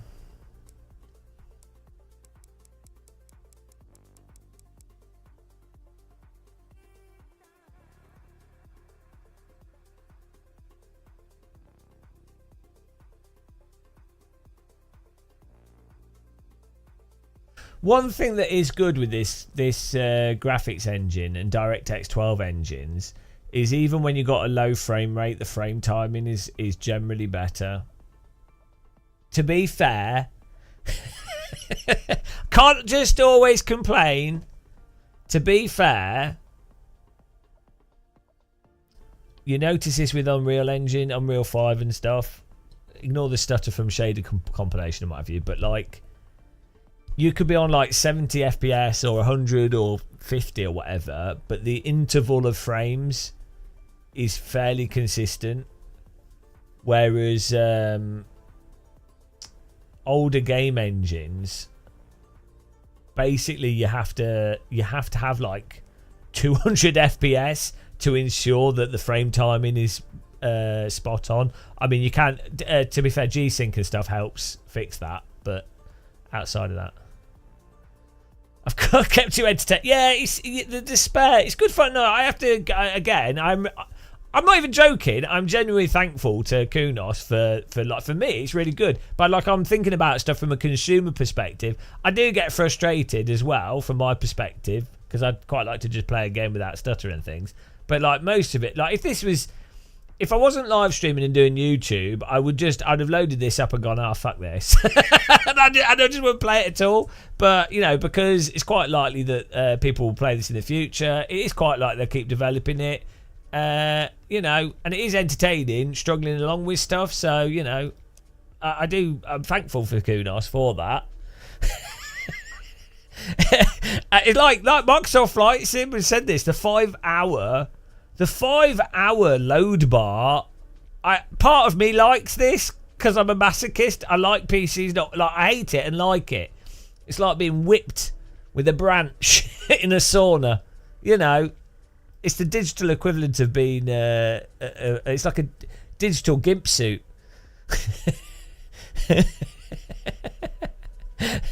That's sim racing, really. It's a digital gimp suit. That's the most succinct way. Digital self-flagellation. The most convoluted form of digital self-flagellation. We're all people. I bet you, guys in chat, you've all probably grown up with computers. And you as a child, we experienced the shit of loading Commodore 64 tapes and trying to get DOS to work and audio to work on a motherboard. Like, getting the sound drivers to work and God knows what graphics card and whatever, all the shit that you had with just to play a 2D complete shit game. But we had that from the age of like 5 on the Atari ST and the Commodore and then early PCs. So to us, it's just a way of life. We're looking for this. It's nostalgia.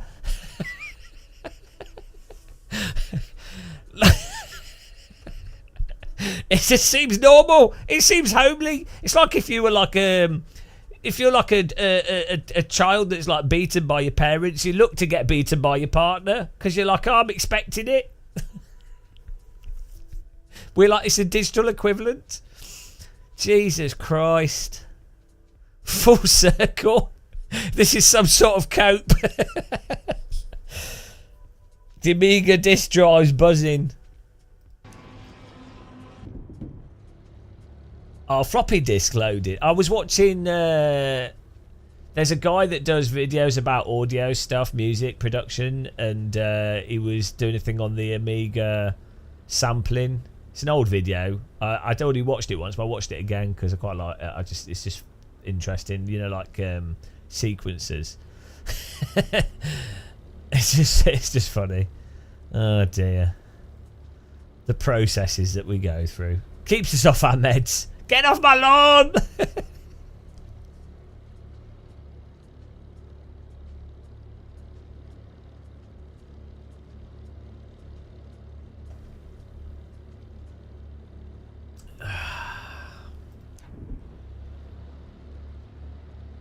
What's causing that? Is that blur? Is that a blur effect? There's like a bloom around the cars.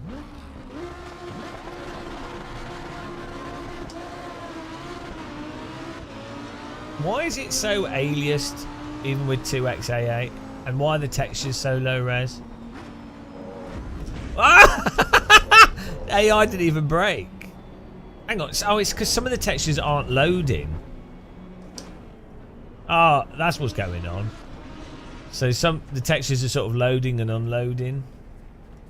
That's weird.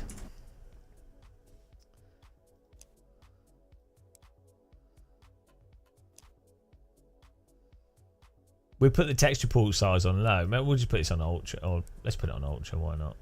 Maybe it's running out of texture pool and then it doesn't know which ones to select. Yeah.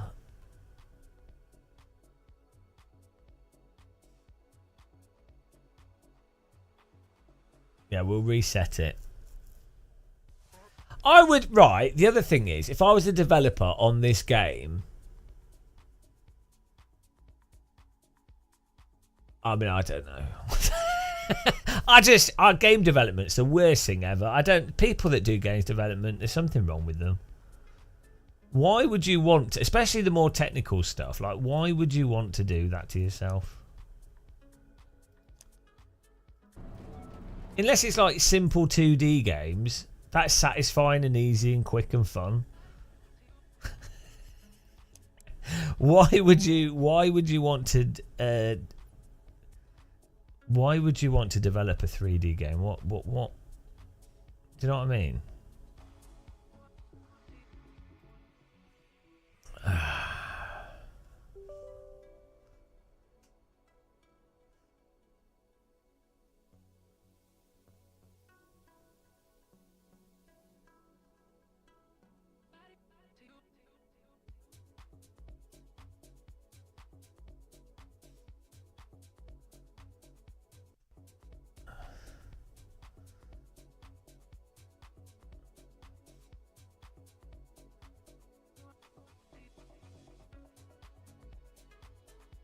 You wonder how open world's supposed to work? Well,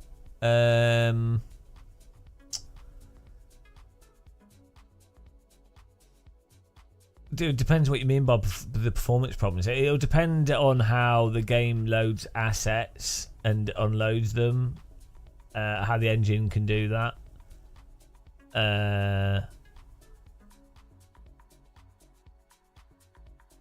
Like, it doesn't necessarily mean that a larger environment would have issues as opposed to a smaller environment. Like, you could, I mean, I don't know because it depends how it's done technically, but you could have issues now which would be the same issues you'd have in the open world thing, but it's consistent across both of them. It's not necessarily like open world, it's just a very large environment. So to do that, a game engine needs to be able to load and unload stuff whilst you're currently in the environment with it not affecting the performance, which is like hard to do without causing issues, but that, you know, not impossible.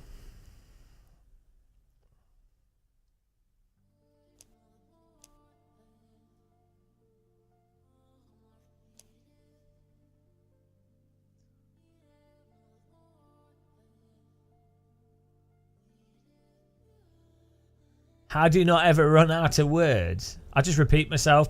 Some people notice.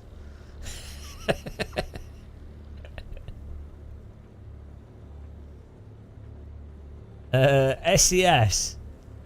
We've done a good job making seamless huge open map on that. Yeah.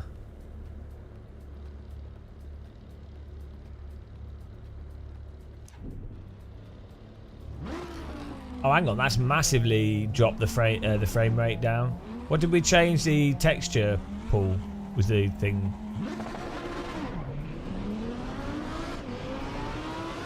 That seems to have cost quite a bit of frame rate. And now the stutter's back. A little bit. That could just be because the frame rate's low.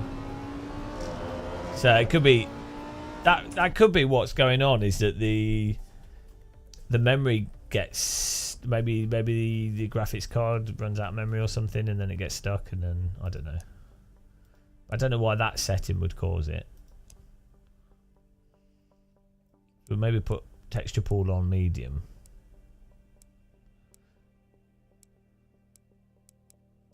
Let's put it on high.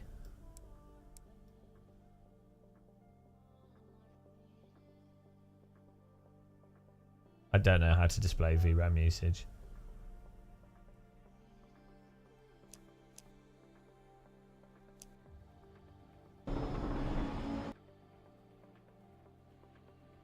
I don't have any graphics card analytics stuff installed on this system at the moment. Yeah, no, I don't use the MSI Afterburner because it can cause random issues with some games.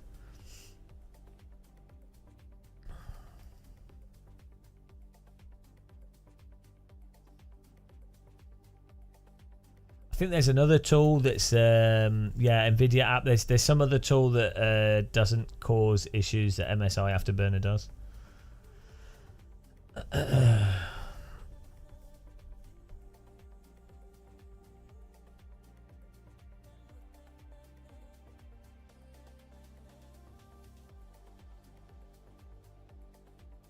Well, fake frames won't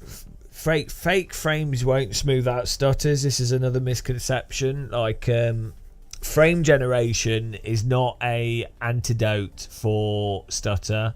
Frame generation is really only really good if you have a consistent frame rate. Let's say it's 30-40 FPS, but you have a higher frame rate. You have a monitor that runs at a higher frame rate, and you want the image to look smoother in its presentation. So, but if you get stutter, frame gen will make stutter even worse. You need a very consistent frame rate for frame gen to actually work really well.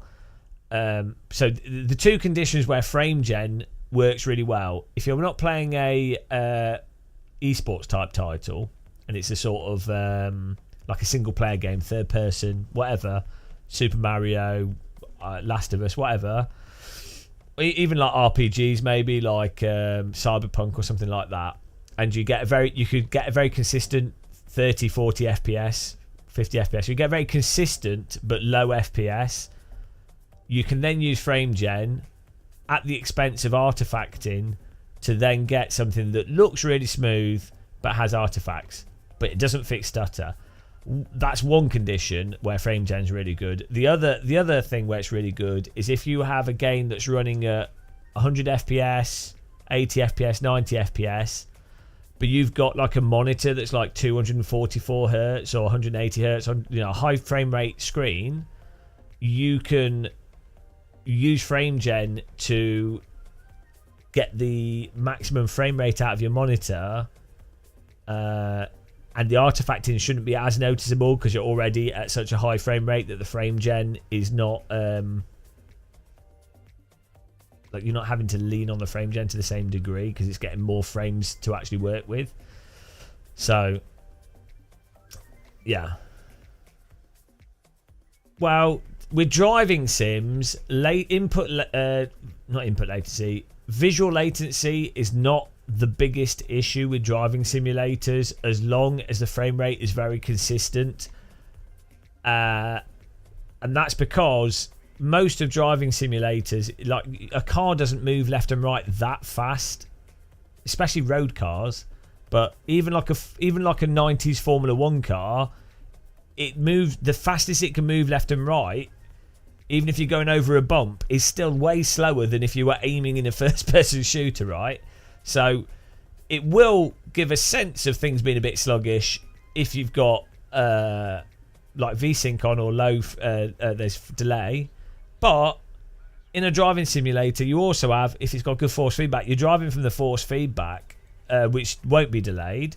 So it will still feel sharp and seem responsive if the force feedback's good.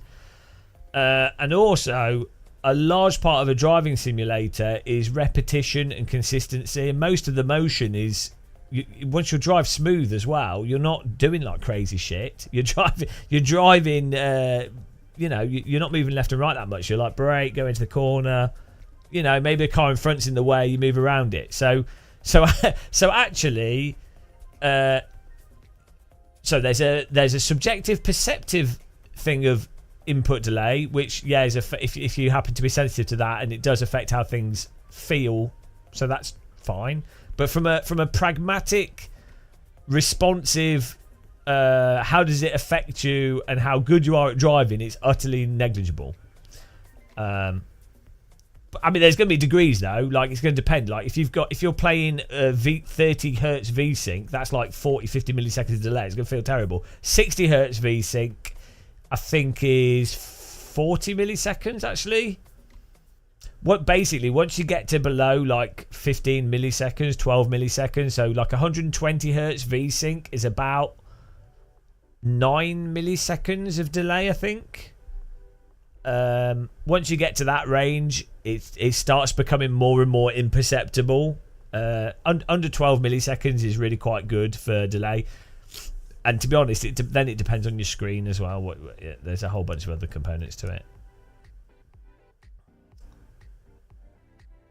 Yeah, if 90 is 11 points, yeah, so 120 is 7 milliseconds, I think.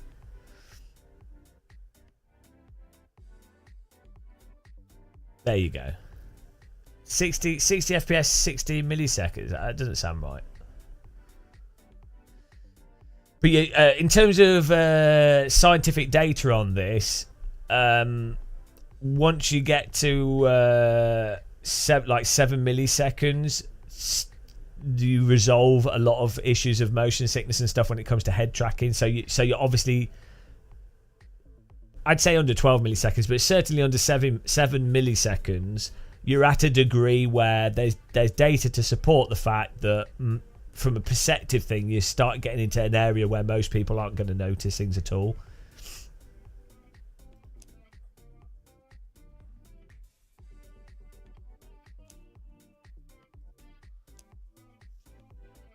There's a lot of research done on that for VR headsets because of motion sickness is really prominent.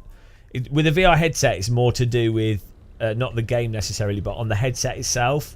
If you move your head and nothing happens, you get deathly motion sick very, very quickly. And they discovered for head tracking, you need to be. I think it's like I think it's sub 2 milliseconds. But then for the image that's on the actual screen outside of the head tracking, it was 120 hertz. So there's quite a lot of research specific to VR, and then what people notice and what. Obviously, there's a huge range of perception between people, so you have to hit like a 90. No, as long as 90+% of people don't notice it, then you go, well, it's probably pretty good for a consumer device. One of the weird things I noticed though with frame rates using gaming monitors and OLEDs and VR headsets is that there's like a subconscious like presence in VR. Once you pass a certain frame rate, for me it's kind of like 140 FPS or hertz. It feels like you're looking at a window, whereas below that it feels like you're watching a film. Like it feels like an abstraction. Once you pass a certain frame rate, like reality feels incredibly fluid. Like reality doesn't feel like it's smoothed out. It's quick, right? Even though you've got motion blur. Yeah, there's the soap opera effect, but in a positive sense, not the negative sense. I wouldn't describe it as choppy though. It's because it's not necessarily choppy. I know what you're getting at, but it's like 60 hertz V-Sync doesn't feel choppy. It's incredibly consistent, and that temporal timing does not really feel choppy. It's like a 24 hertz movie because of motion blur doesn't feel choppy because the consistency's there. So if there's a temporal consistency component, but that is separate again to the actual like new information updates. There's so many like ways to divide, like in terms of perception, like timing of frames, number of frames, then stuff like motion blur and how that affects things, and then there'll be a whole other bunch of things that go into it. It's quite interesting actually.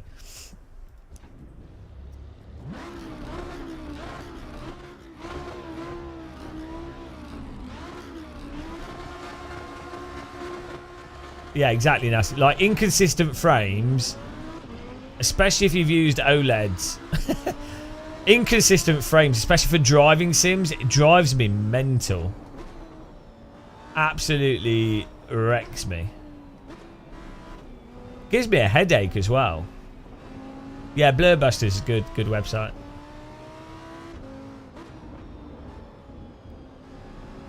I think, like me personally, I have mild synesthesia, so like you see and hear colours for visual stuff, or vice versa, or like ideas and things.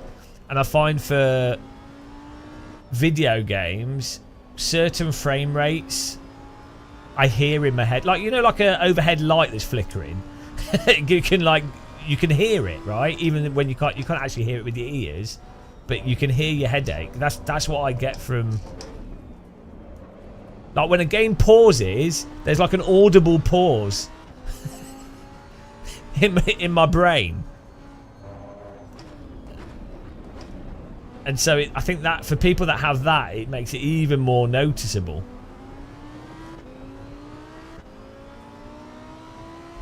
I think all that stuff's really quite interesting though, to be honest. The trees are on and off.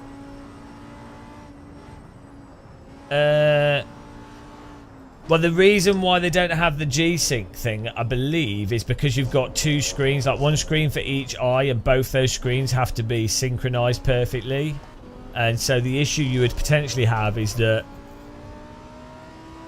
you would need G-Sync to be synchronized on both screens, and you might as well just use V-Sync. you know. And to be fair, the screens are like V-synced, but then the actual image that's on them from the game, that's why you have like asynchronous space warp and stuff, which in a sense kind of works a bit like G-Sync in not really, but sort of.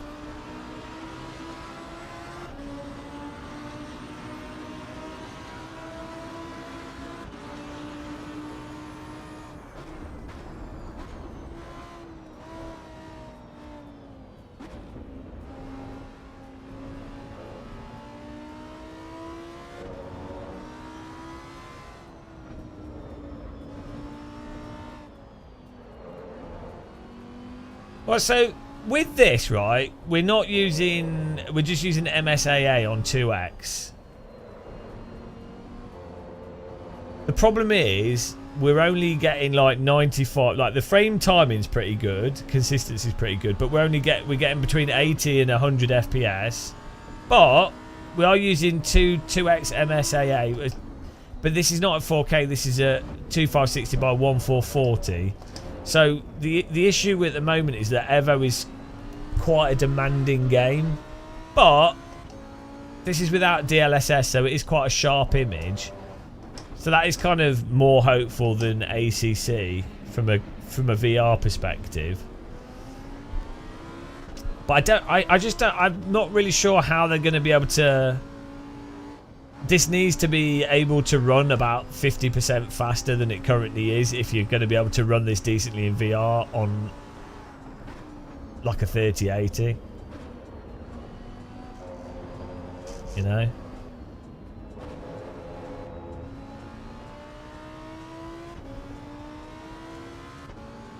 And like, if you compare how this visually looks to AMS2, it's not really graphic driver support though. I'm not sure what's causing the. It'll be without being the developer. It's hard to know what is. You know, maybe they could turn like shadow resolution down at a certain distance, or texture resolution, or maybe there's object density could be reduced. I don't know, but.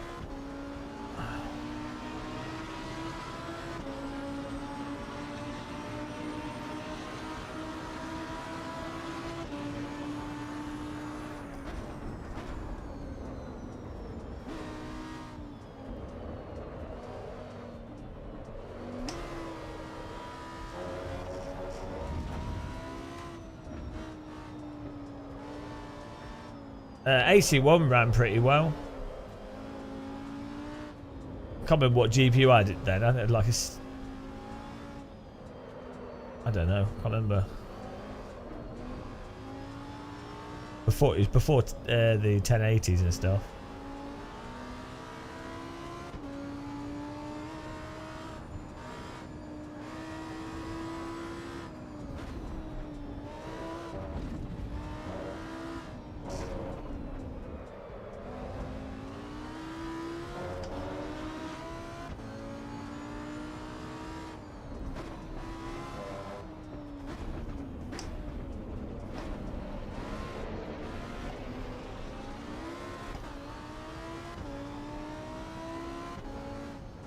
I don't know how SMS managed to get Automobilista 2 to run so well, that game engine.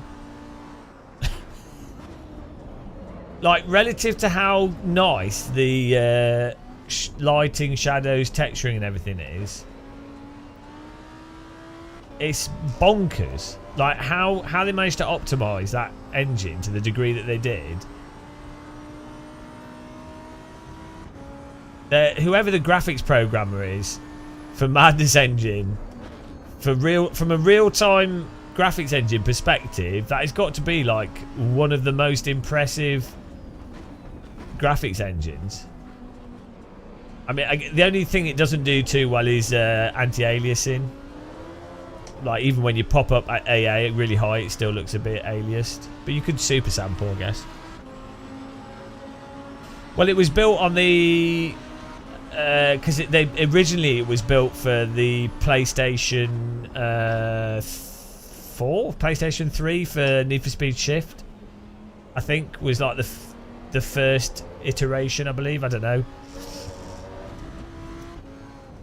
So it was targeting the low-end consoles and trying to look really good.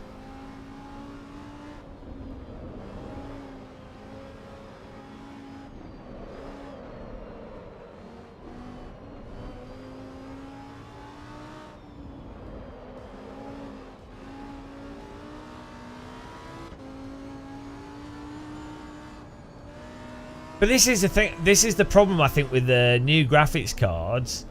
And DD wheels. I think when a developer has to make something work on shit, they end up doing a better job. And then when better equipment comes out, it ends up being better. But if you give developers DLSS, bloody TAA, direct drive wheels, well, they half-arse it because they're like, oh, well, you know, it works okay-ish on a DD wheel. Oh, well, we can buy a £2,000 graphics card. Oh, well, we can use these. It's like, no, if you give them a piece of... a developer, this is like the older games as well. Because you have to think of it from a business perspective. If you are limited by the hardware, the way for the developer to stand out is to maximize the hardware that's there, and then everyone will be like, oh my god, look, they've made the best looking game on that hardware. If you have graphics cards that you can buy high performance but it's really expensive, well, there's no real advantage from the developer's perspective of making a game that's highly optimized, because from a does it look like the most impressive game on the market perspective, a developer that does a shit job but leverages DLSS, frame gen and God knows what, in terms of the marketing and what goes into pictures and videos, it looks exactly the same for the average dumb consumer that's not considering what it's like to actually use. So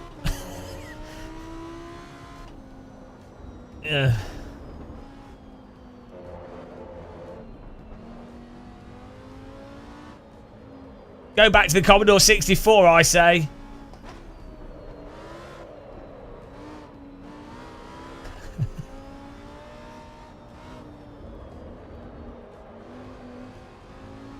Yeah, well, you see it with like the, you know, Gran Turismo is a really good example of this weird perception of graphics. Like, so Gran Turismo does have really good cohesive art style. It has really nice textures and shading, right? So it's consistent. It's very artistically well done, and it's incredible the graphical fidelity they've got out of the PS4 and the PS5.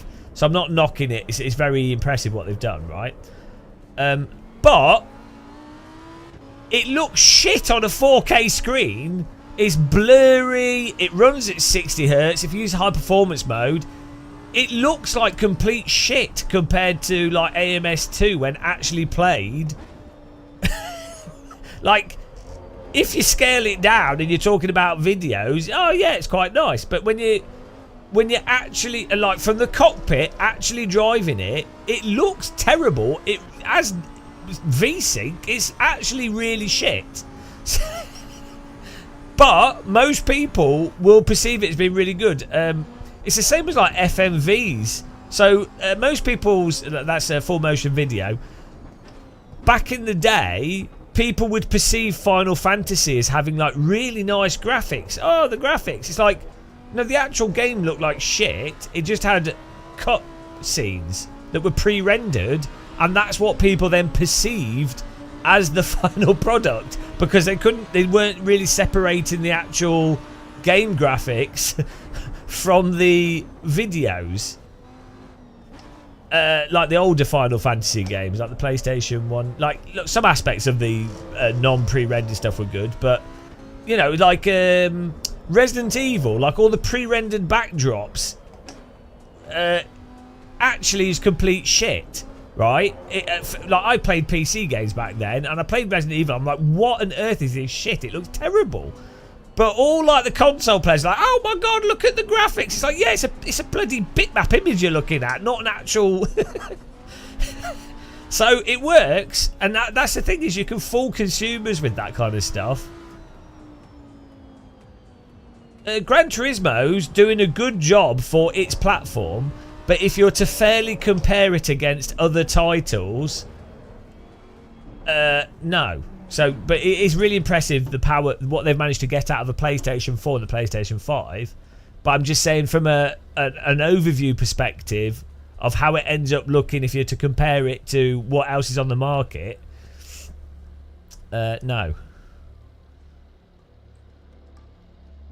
Artistically, though, what's good about Gran Turismo is it's very consistent artistically, and normally when you're evaluating art, what humans tend to notice is consistency rather than something overall being better or worse quality. Look, what people tend to call good quality is more down to how visually consistent something is. So, for example, 2D like cartoons look shit compared to photorealistic stuff, but if it's very consistently drawn, very consistently animated, it will still look really pleasing, you know, and be really, really good. But it's, you know, it's all about sort of setting up a framework and being consistent to that framework. That's normally how people evaluate what is good or bad art. Yeah, the 120 hertz mode in GT7 has really bad input delay, and it's not really, I don't know what's going on, but it really isn't 120 hertz, because like there's something weird with it. Right, let's what was I going to try here? Try some more settings.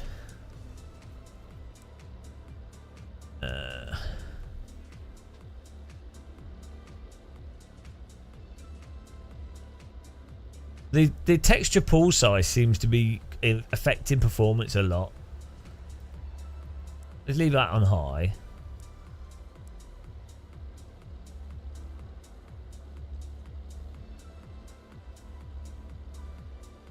Well, let's try a DLSS setting now, actually.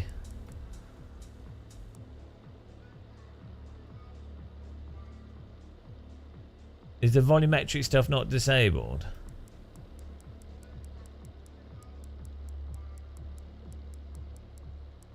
Where is that? Yeah, it's all disabled. It's fine.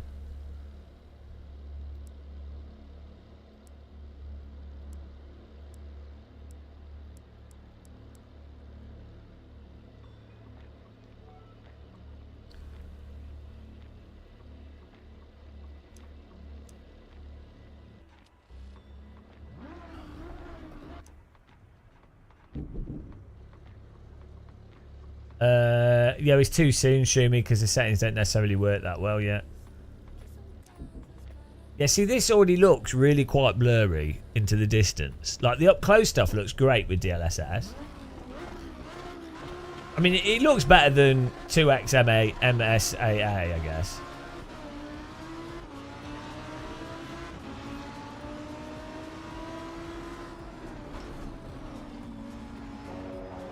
But you lose that sort of sharpness into the distance.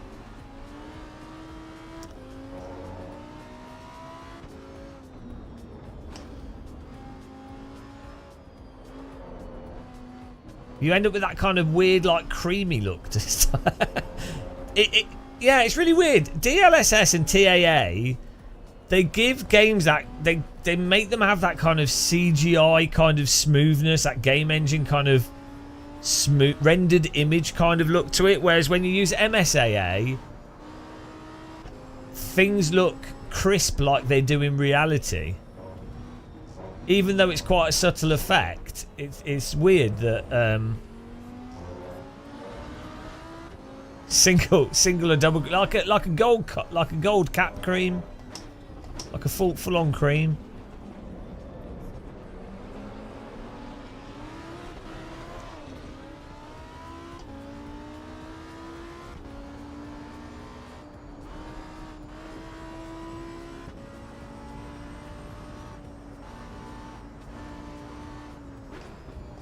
No, I need to force the new DLSS mode. I downloaded it, but you have to force it in the drivers.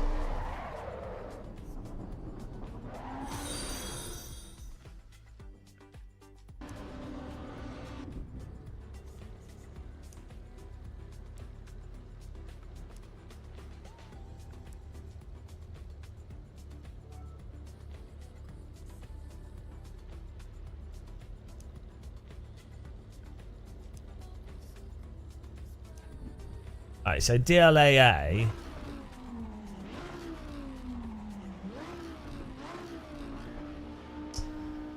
I mean, the problem is that once you get to like 4... I mean, I'm at 2560 here. Once you get to... If you put 4K on...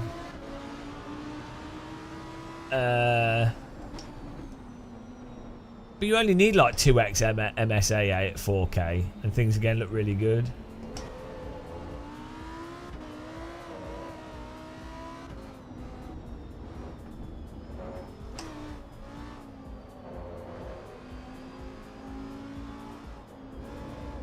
How do you... thanks for following. How do you force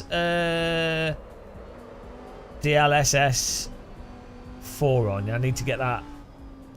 Is there a tool that... I think there is a tool now, actually, that does it without you having to fiddle with all the shit.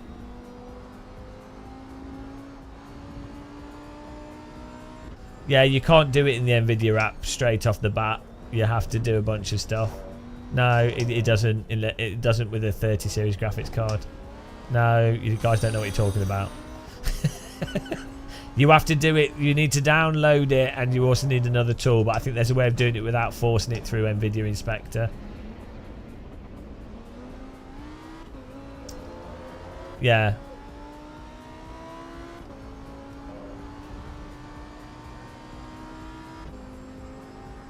Yeah, so it depends. It depends on the graphics card you've got. Look, we've already half done it, but there's a tool that does it without you having to use the NVIDIA Inspector app. And if you, in some cases it will just work through the actual NVIDIA app, but it doesn't work for everyone.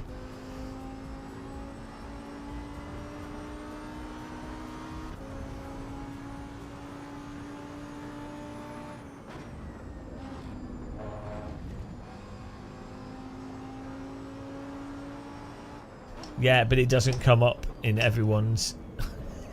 I should just not say stuff when I know more. It doesn't come up for everybody that for some reason. So you have to force it. If you use DLS Swapper, you have to also force it. No, it doesn't come up in NVIDIA Inspector for everyone. Bloody hell. Jesus Christ.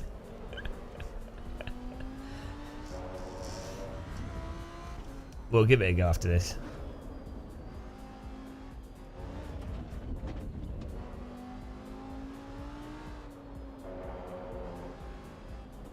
Where's Mary?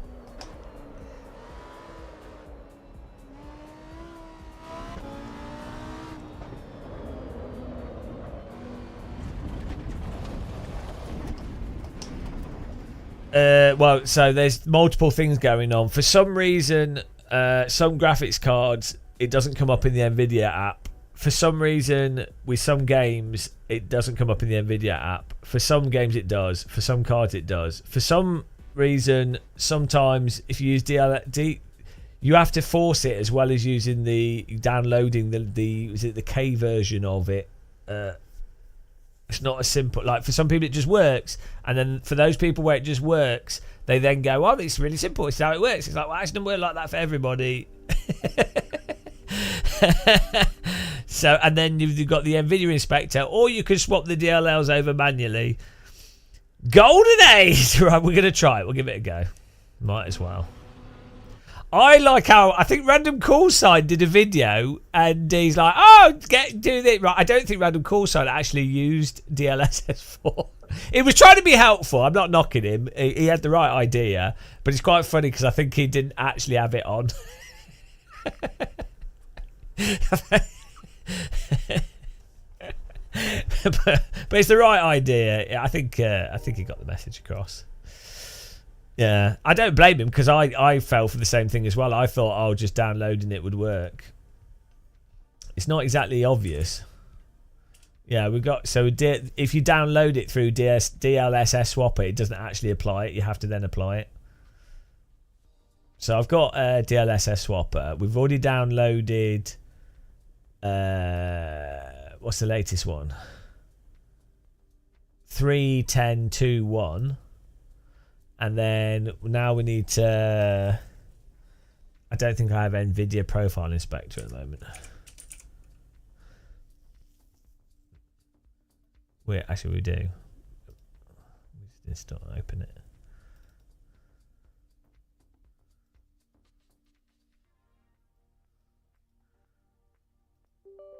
Right, so we've got NVIDIA Profile Inspector.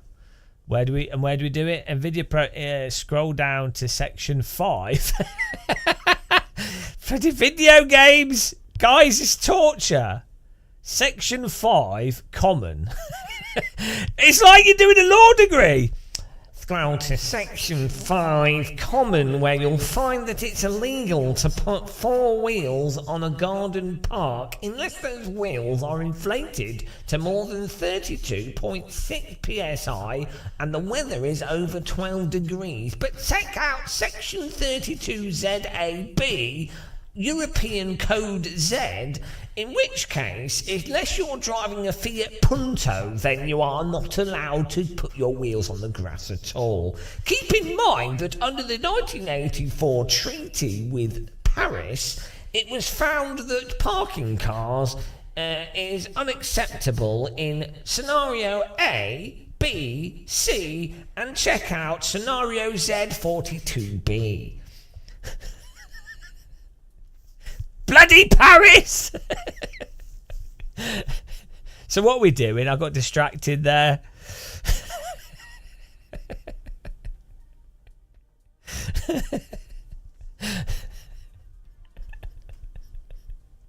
Where this would be such a nong. What is section 5? I don't know what section 5 is. Ah! I can't wait to be in a plane crash. There seems to be a lot of them happening. I'm getting on a plane soon. I hope it crashes. Ideally into a concrete wall at the end of the runway. The best place to put concrete walls. Right, what am I doing? Right, there you go, Rene Rich. Exactly, that's what I meant. So this is why you have to force it. Common. Where's common? Anti-aliasing text for common. Okay. Right. CUDA extension. By the way, my NVIDIA Inspector is version 2.4.0.8. GeForce 572.42. Copyright 2022 by Orobamu 2K. Probably very out of date version, but it was on my computer. I downloaded modified in 2025, so I guess it's alright. So hang on, what am I change? Common. Force. Hang on. Wait. Type that again. It's gone. It's gone. Gone. Gone. Keep typing. This is your punishment. Oh, hang on. We've broken my chat room. Hang on a minute.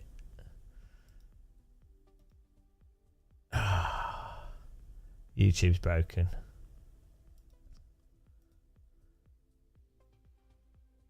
Oh, we're back. Oh, you're typing it on Twitch. Hang on, let me get Twitch chat up. Right. NVIDIA Inspector. Profile Inspector. Section 5 comment. Force DLSS3 preset. Where's this? Right. Force. I do not have that.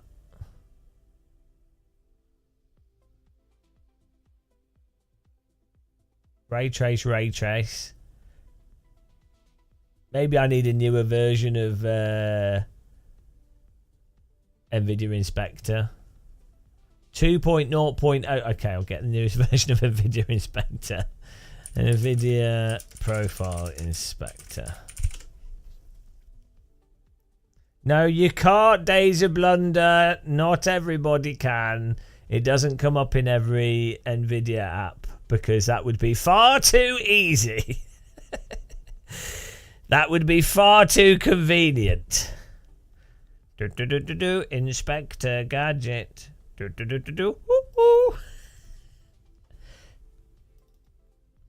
The year 2040-08.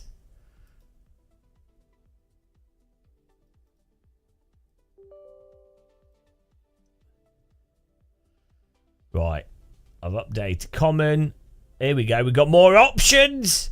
Look, where's Force? Force. Shadow version. Shadow ambient CUDA. DLSS. Forced preset letter. Is that what I want?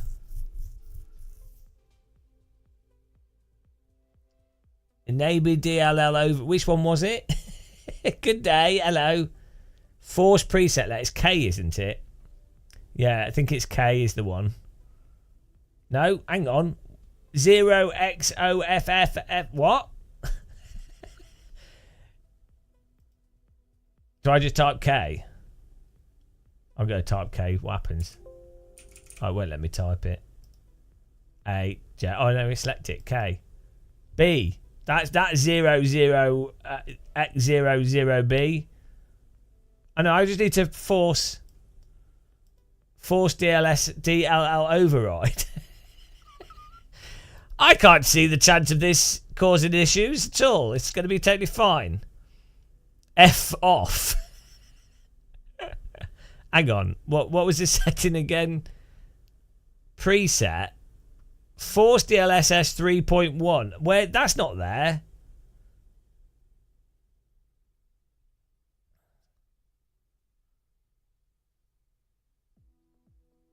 We can force preset letter. We just enable DLL override, or force preset letter, or force quality level, or force scaling. So do we want enable DLL override?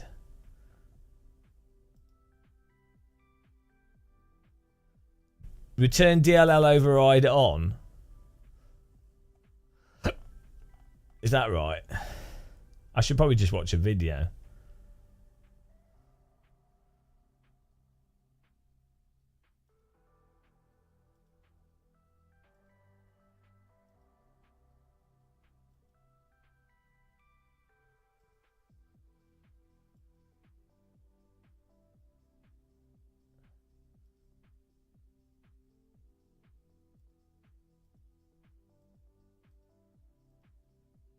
Force preset letter.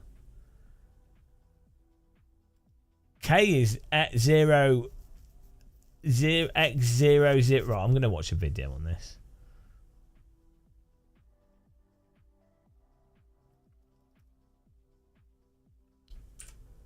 NVIDIA YouTube.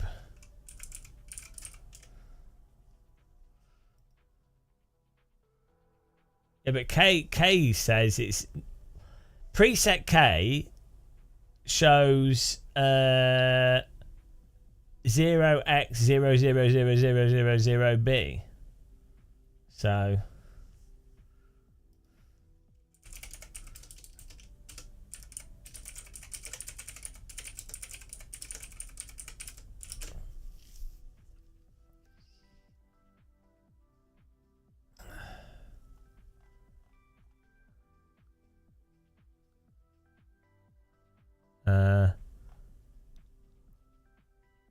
well, should we just force K and see what happens? Do I need to enable DLL override at the same time?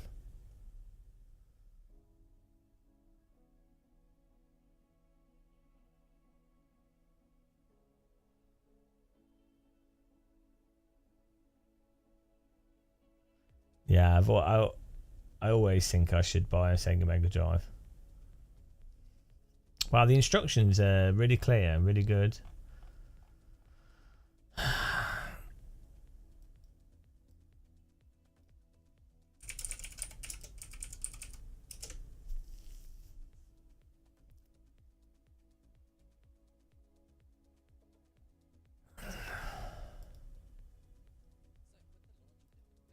Like, what's funny, people make bloody YouTube videos and they don't have a bloody clue what they're doing, and they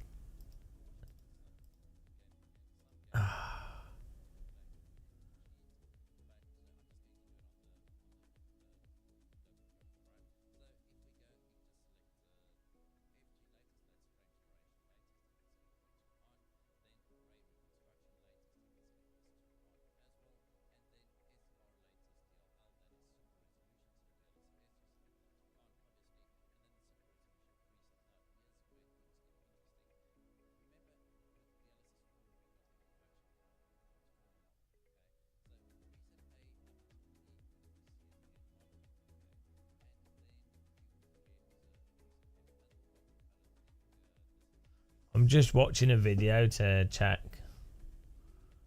The video's totally different to what's on my screen, so oh well.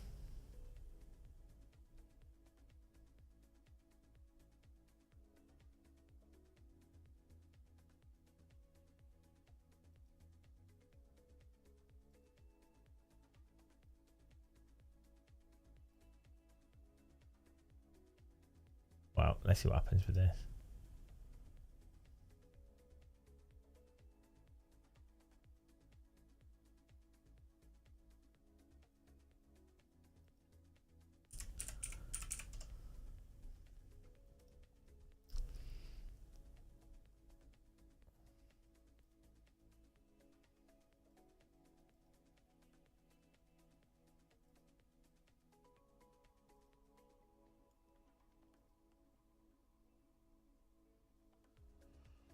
Oh.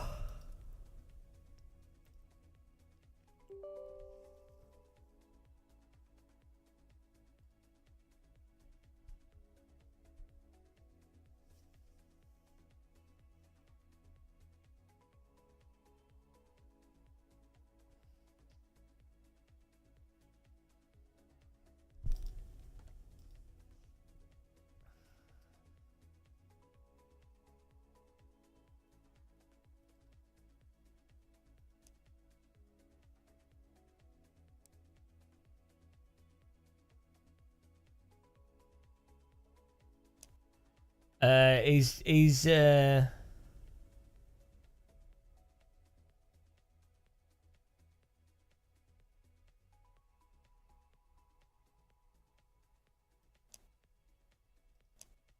just resting that. He's,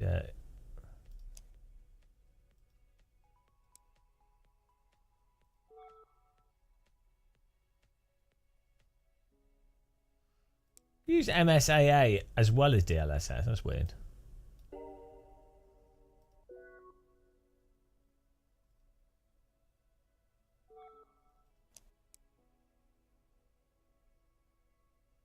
What's causing? Oh, it's like the motion, the blur. Let's turn that off.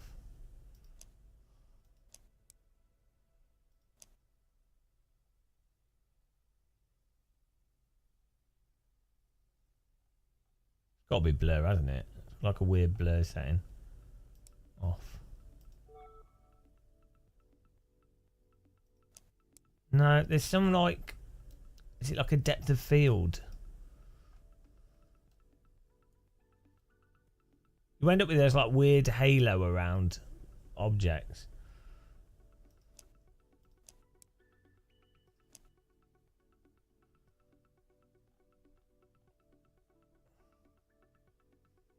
Oh, here we go.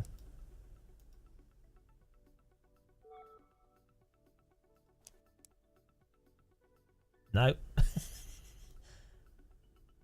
Oh well. There's a registry hack to show what version of DLSS. Yeah, why? You would have thought if Nvidia were not idiots, you would have thought that you would have like a button you could push. I know there's Nvidia Inspector, but you would have thought there'd be like a button, like a shortcut you could push, and it's just built into graphics cards. Like it's like an overlay that's really built into the graphics card.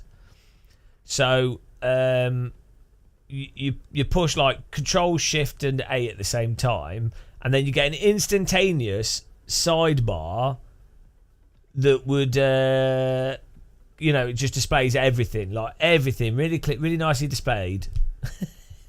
As a thing that's like a feature that's, you don't have to install anything, it's kind of just there on graphics cards. You know what I mean?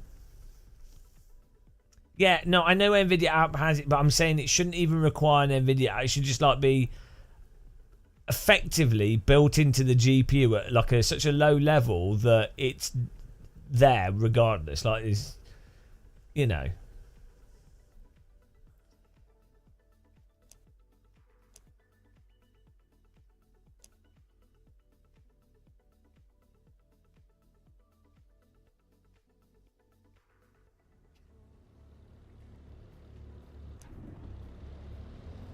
I don't know if we're using the new one or not. Who knows? Yeah, it's not. Look.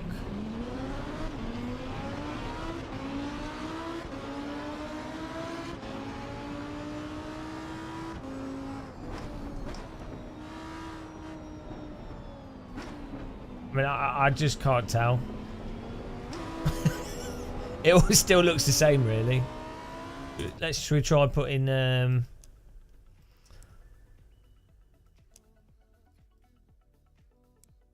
Put it on performance.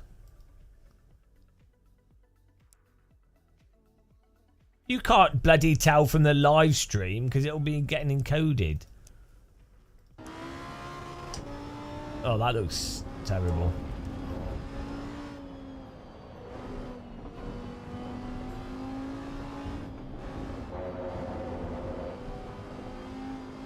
Do you mean I didn't follow the real instructions?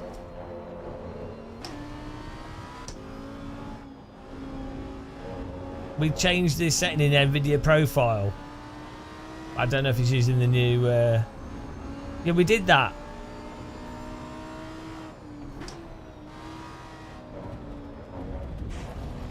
Right. I don't think he's using the latest one. This is running exactly the same. Oh, it's not quite exactly the same, but...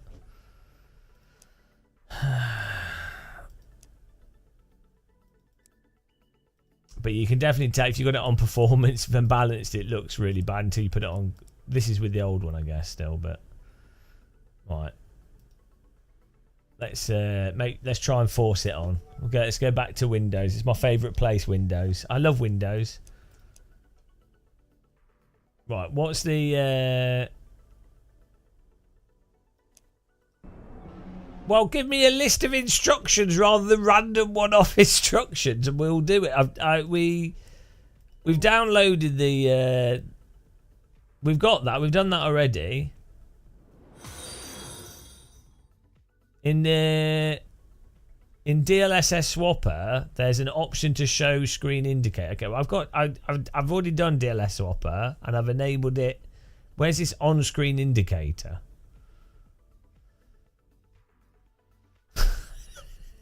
This is so dumb. Where's this on-screen indicator option?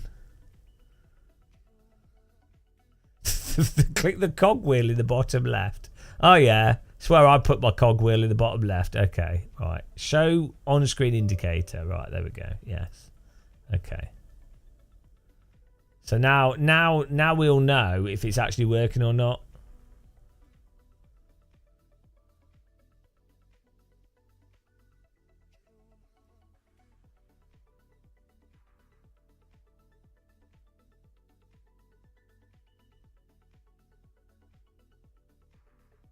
Right, so we should have an on-screen indicator.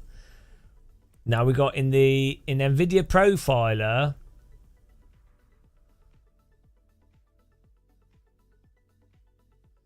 What do you mean? Enable all for all DLS, DLSS, DLLs. What? Where's that setting?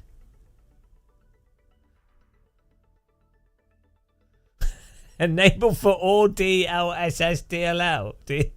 Where's that? You're just making stuff up. In the drop down of which drop down? Which drop down? Which drop down? This is stupidest instructions ever. In the drop down, yeah. All right, yeah, okay.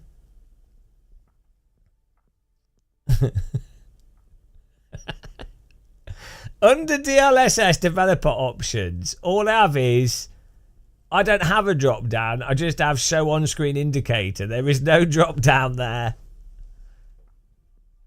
There's no drop down. No, there is no drop down.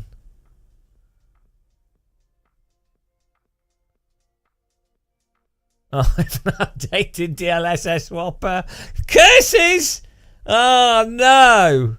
If only I didn't have an outdated DLSS. It's version 1.113. I'll check for updates. Here we go. I'm updating my DLSS Swapper. There we go. 1.16.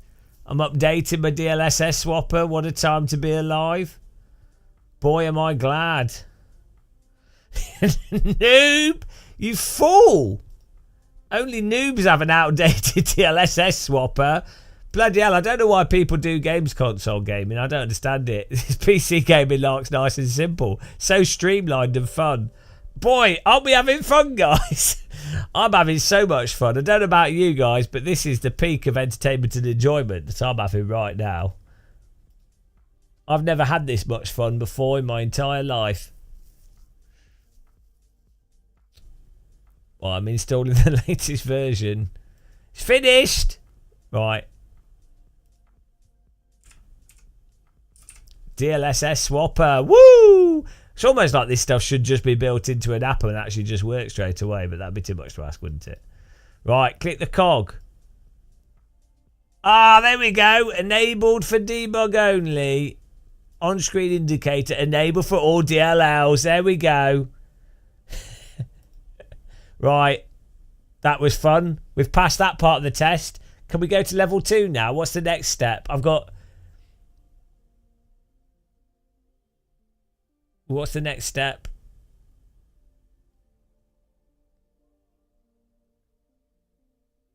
Yeah, it's exactly Days of Blunder. This to me is like being on holiday on the beach in Spain.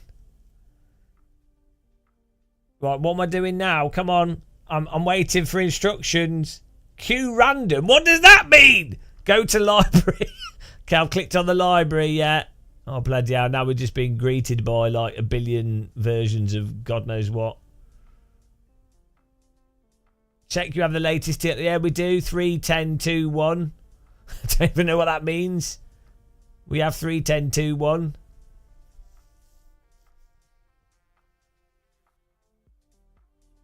Yeah. Look, Daniel Wood's giving us wood. Showing us the wood. Right. Find the game. Yeah, we've done that. We. Do you mean find the game? Okay. This is well fun. You enjoying this live stream, guys? This is peak live streaming. I need strong tea.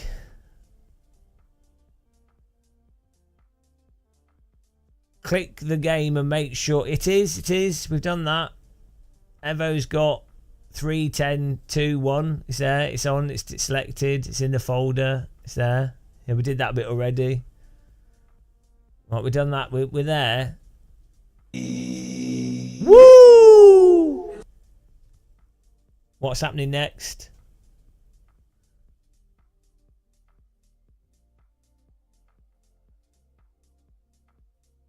The reg hack. It'll show on screen. No, we've got yeah, it's not really a registry hack, is it? We've got NVIDIA Profile Inspector, and we've got it on preset K, Kellogg Special preset K.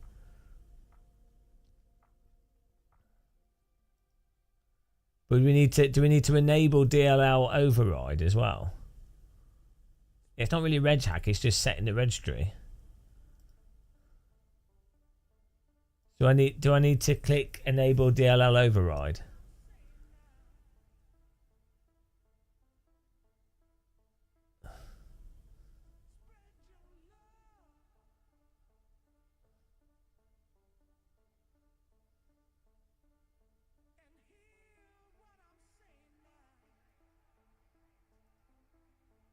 Well, I'm gonna see what happens. I'm gonna click apply and see what happens.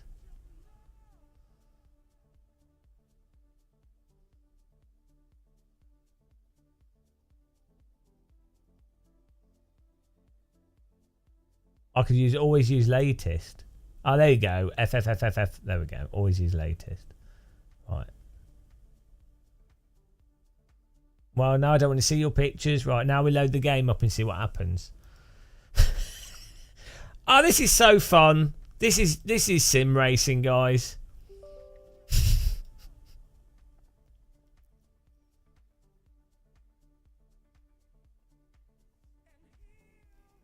Where does it show it on the screen? If you selected it, where will it show it? It didn't. Yeah, it's not showing it. It's not showing us anywhere. Is there oh, here we go. Bottom left. Render preset K. Oh, here we go. It's working. Render preset K. There we go. Get in there. So now the game will be fun, right? So now we get good force feedback, okay? That's what's happening, right? Something happened. Seems to be a lot of bloom for some reason. The overlay causes stutter. Well, we can turn the overlay off. Right. This doesn't look any different. It doesn't look any different. Oh, bloody hell.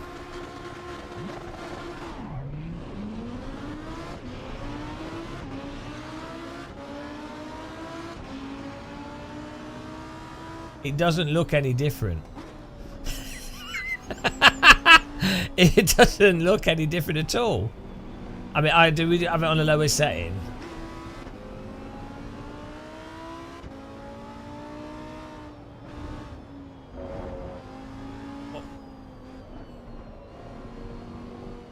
Well, that was good.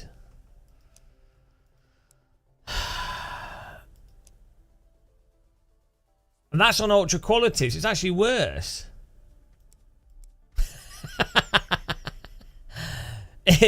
It looks worse.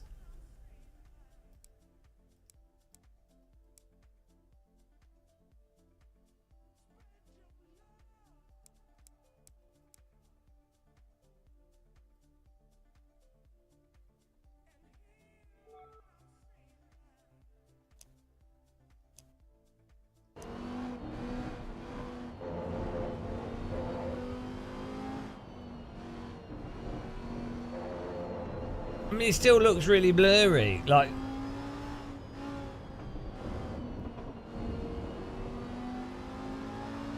okay. I mean, I think the lower quality one looks marginally better than it did before, but then the higher quality looks worse.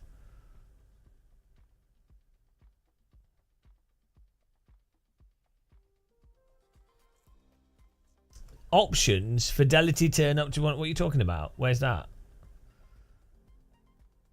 Yeah, it is running better on the lower setting, but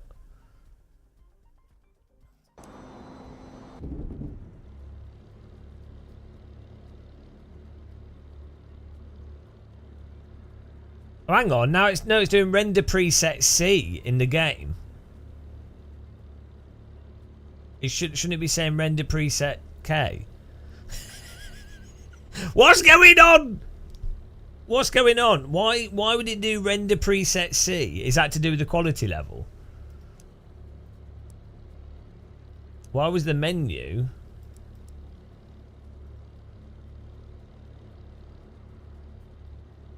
Okay, I have to put it on ultra quality and then it says render preset K.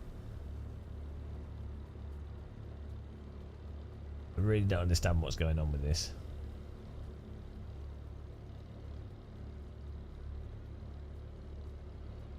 Did I set the quality? What? You still need to add the game manually to NVIDIA control panel. No, you're talking bollocks. No, that's yeah, I've already done that. It's already there. It's already on NVIDIA control, but that's a whole separate thing. You're on a different page, mate. You're on the wrong page.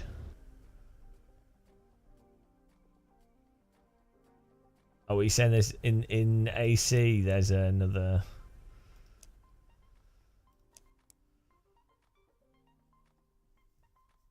What's the setting that you're talking about?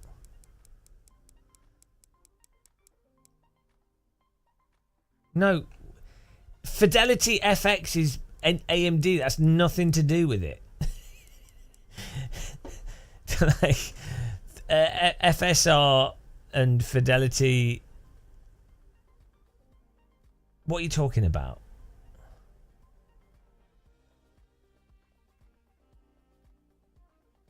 You guys are just making shit up. No, but that's a different thing. That's a separate thing. So that's to do with the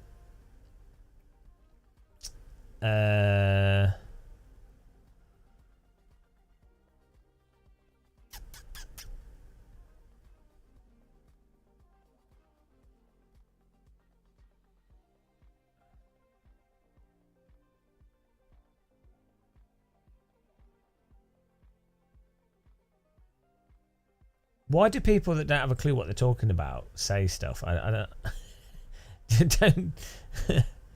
don't.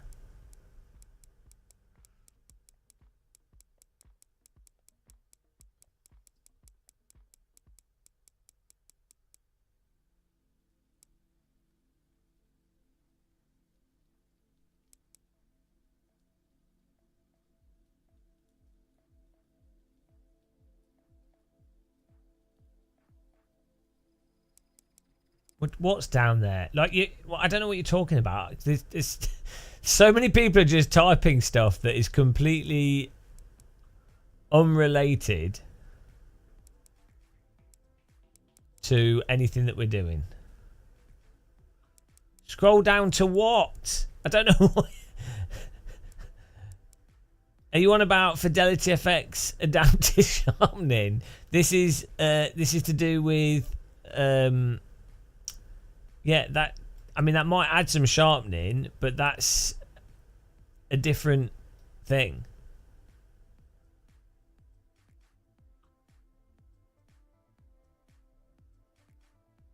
I mean, maybe it will add sharpening still, but normally that's for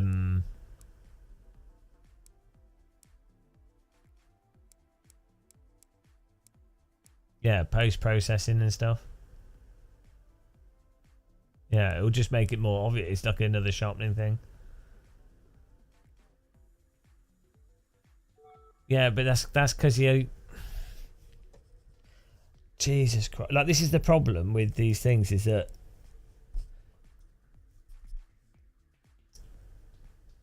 people that don't have a clue think they have a clue. So... yeah, anyway, I'm not sure if this is actually making that much of a difference, generally speaking.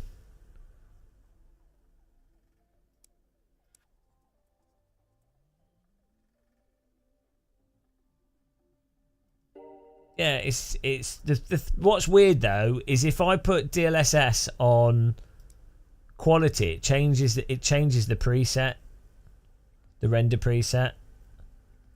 From K to whatever. It only does on ultra quality is the only thing that's using it. But I guess they're all using DLSS 4 because that's the only DLL we've got on there. That's what we've forced. So the problem is a lot of people will be like, "Oh, it looks amazing," but actually it doesn't. It's just placebo. Like it might not look terrible. It might be marginally better. But it could still look complete shit compared to non-DLSS. But there's a...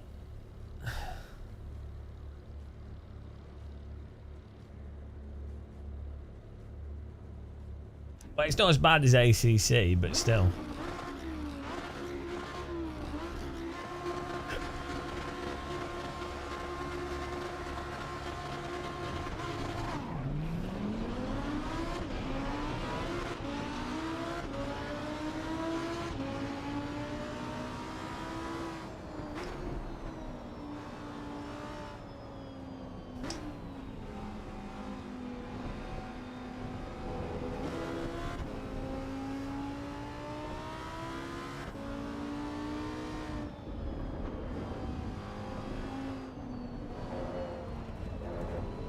Yeah, I can see that the NVIDIA, the overlay is on and it's saying preset K. So, just saying it's not that much of a difference to the other. If you, if I turn the DLSS quality down, it then says a different preset. So I don't know why it's doing that.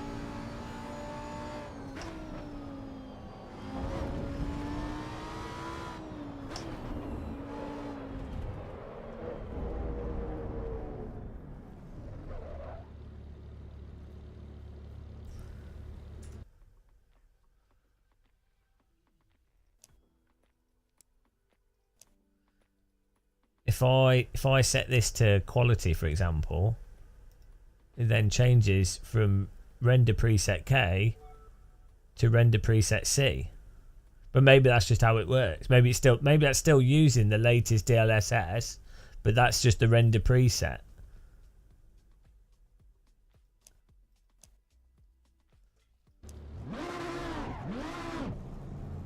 And the thing is, that doesn't even get you that much more frame rate performance.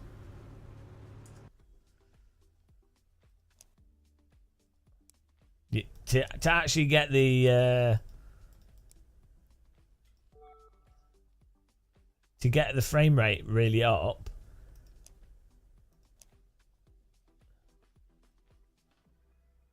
you have to go to performance.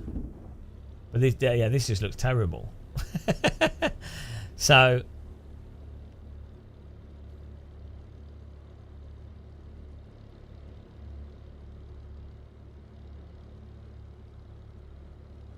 it's really weird that it doesn't seem to affect performance that much, but it looks a lot worse.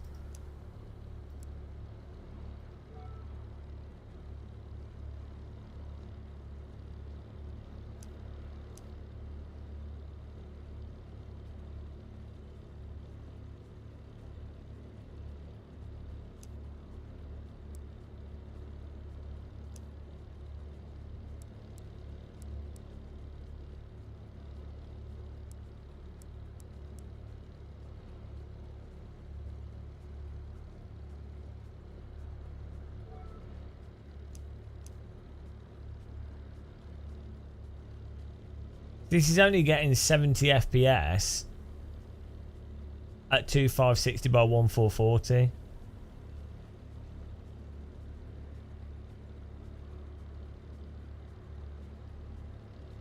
Right, I'm going to try turning the overlay off in case that's causing performance issues.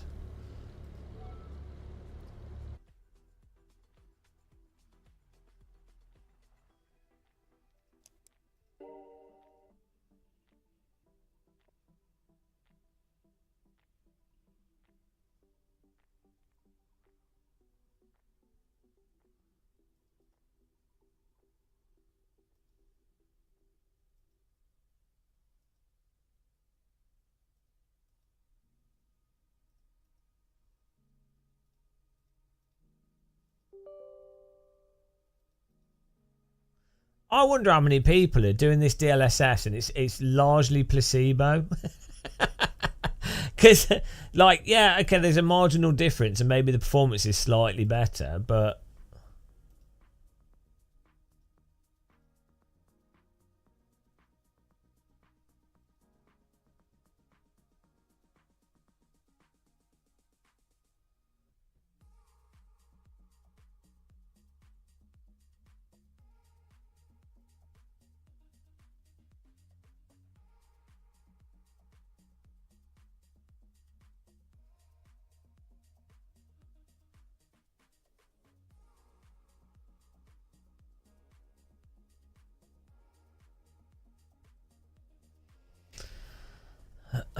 let's. I'm going to put this screen back on 4K.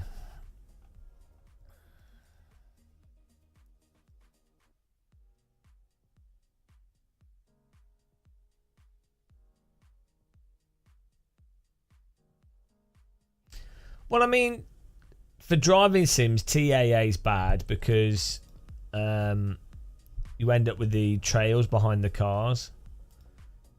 But TAA is not. I mean, I don't like it, but it's not the worst.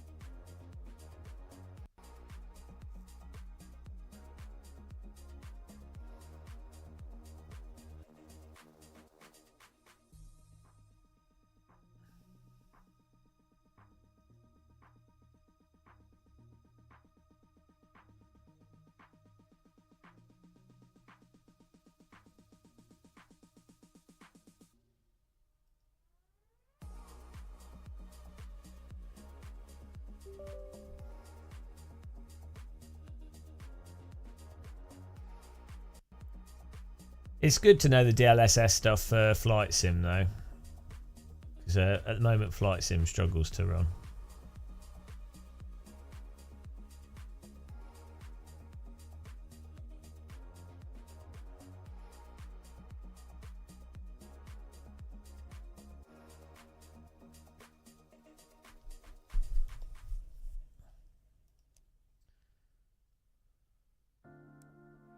so you can't complain.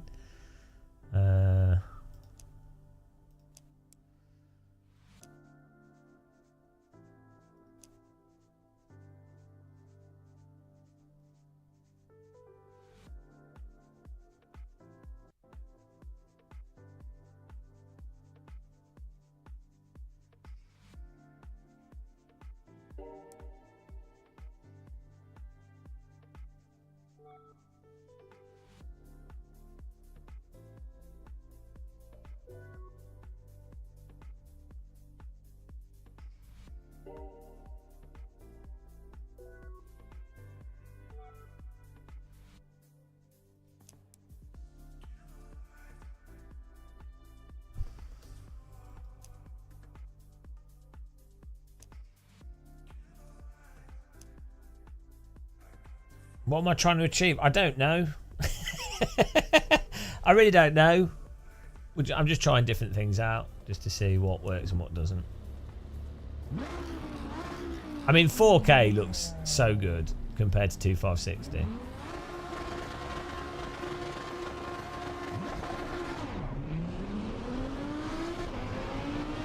But yeah, we can barely...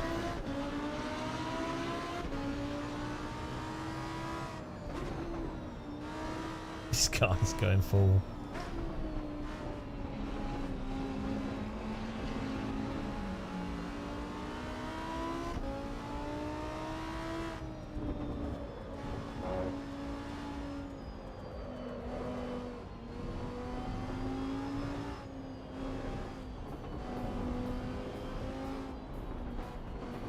Well, we're just trying different things out to see what does what performance wise and what we can get from it.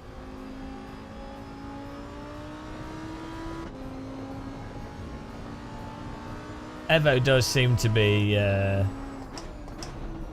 quite frame rate dependent, frame resolution dependent.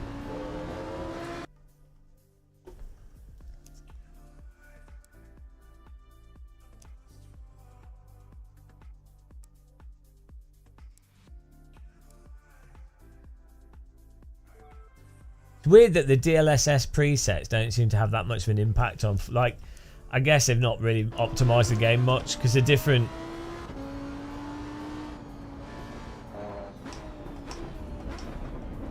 settings don't seem to affect performance much.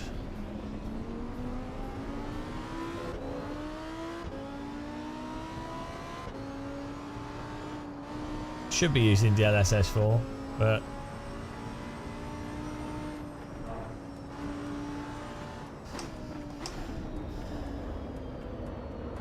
said it was in the version.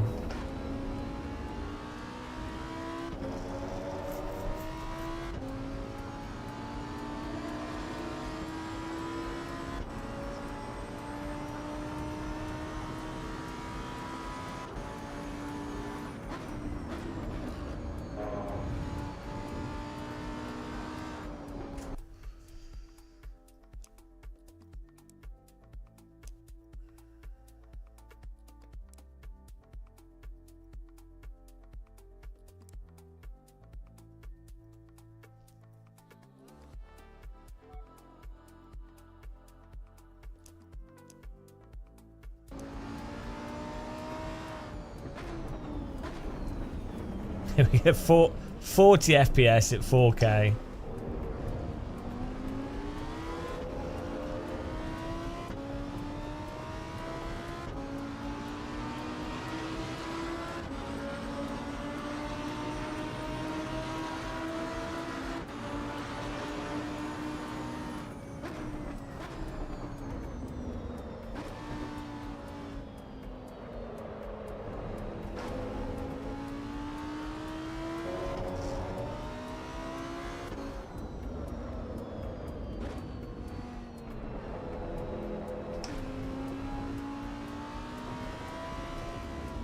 A 3080 Ti.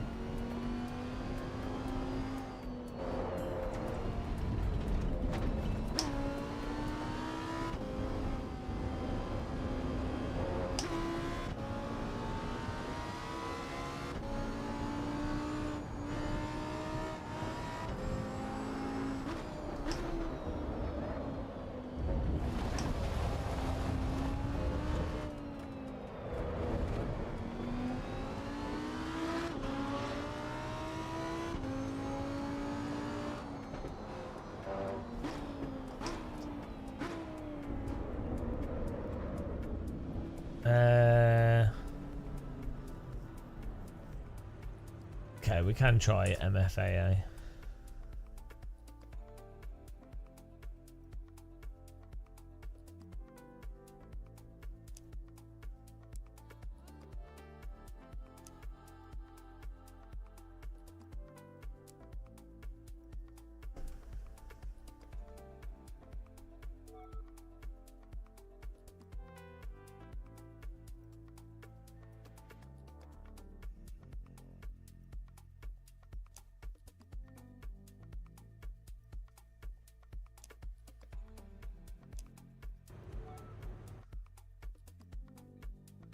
Basically, at the moment on my system, we have to run with like DLSS on medium at 2560 by 1440 on sort of, and it doesn't seem to matter too much what graphics we run.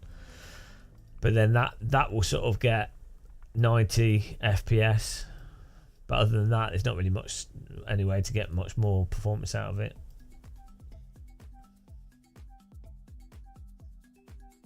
Best game setting. Right, let's how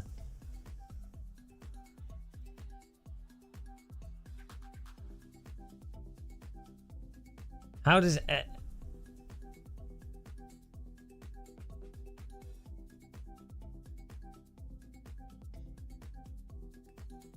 Hang on. Where's the what's this setting? MFAA, multi-frame sampled AA. Okay, here we go. Multi-frame sampled AA works by reprogramming coverage sample locations across pixels with the same frame.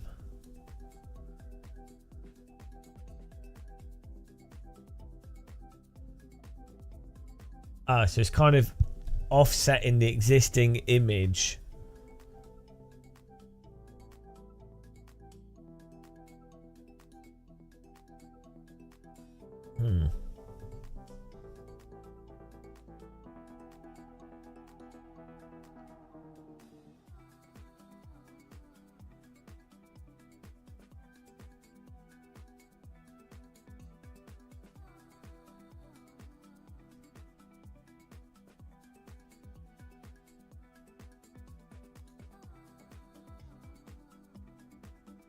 Yeah, well, because it's not, it's basically shuffling the image around and then probably doing some kind of like dithering or something to achieve AA.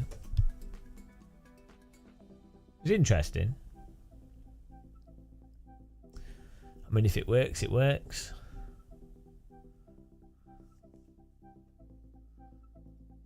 Sounds like it'd be quite good for flight sim. I guess the compromise is that it might be a little bit probably blurrier than other forms of AA, but yeah, enough to get rid of that shimmer, which is the main thing, especially if you're on a 4. So the thing with AA is once you get to like 4K screens, you don't really need that much AA. It's more about just getting rid of shimmer artifacts and stuff. But on lower resolution screens, you need like MSAA to get the detail.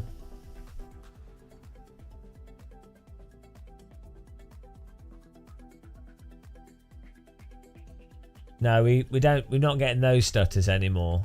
That's gone away. We just had to restart the PC and the game. That fixed that issue. There seems to be an issue with the game does something with the graphics card over time. I don't know if this is using is this using any AA? Doesn't look like it. It could be a memory leak, could be anything, who knows. So how do I know if this is actually, because this doesn't look like it's using any AA.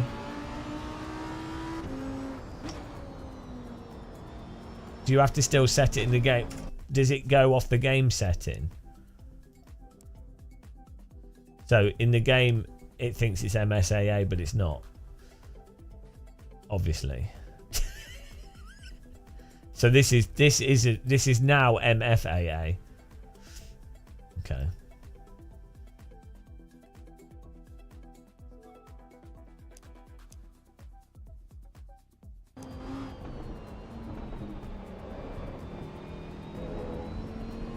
Yeah, but without DLSS, the most we can get is like, with these settings is 40 FPS.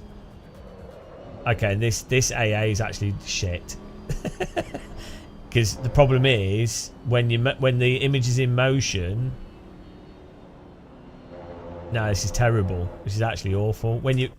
It might be all right when the image is static, but when you're turning, you get like a. It's awful. That's terrible. That's a disaster. Maybe if you're on an LCD, you might not notice. But on an OLED, that's very noticeably bad. Let's try it on 4X. For a non-driving sim, it might be alright. Yeah, maybe you're blind though. Like maybe it's less worse at higher frame rates.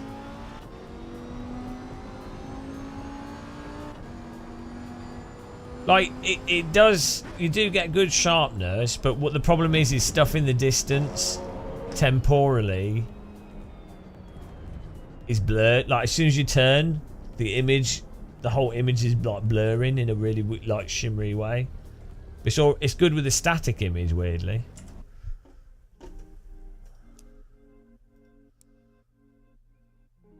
Maybe at a higher frame rate it's not too bad. Let's try.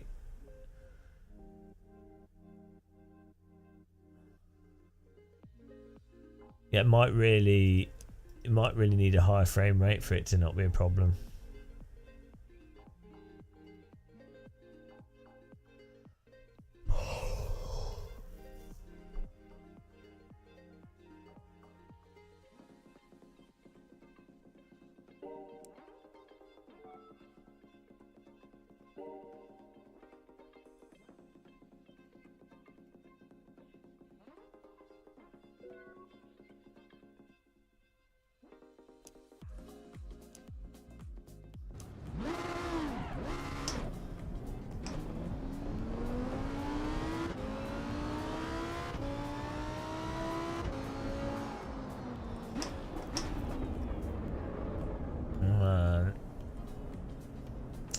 Now it looks sharper, but it causes like a weird shimmery artifact that's really I think very good.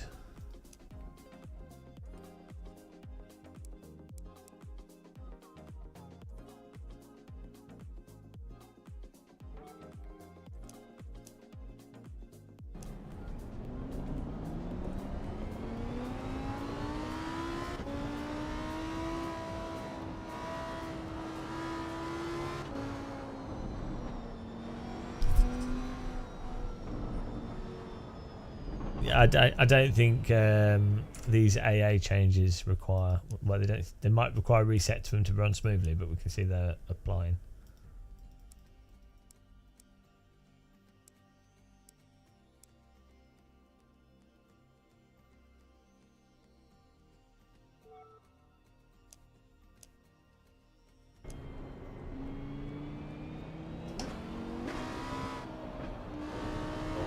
Well, I mean, the problem at the moment, so you're better off using DLSS.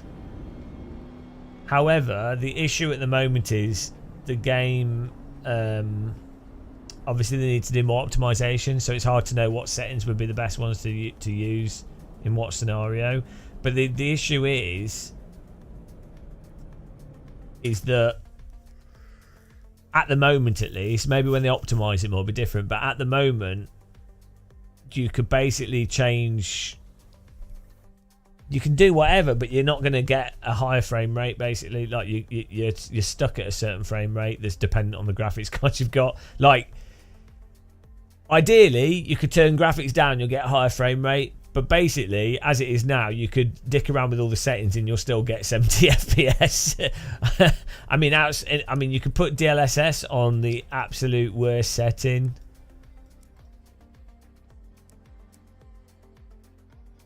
But it looks terrible, but that'll make it run smoother. But I turned the occlusion stuff off, yeah. But I mean, we can turn some stuff down, but it doesn't seem like they make much difference, really.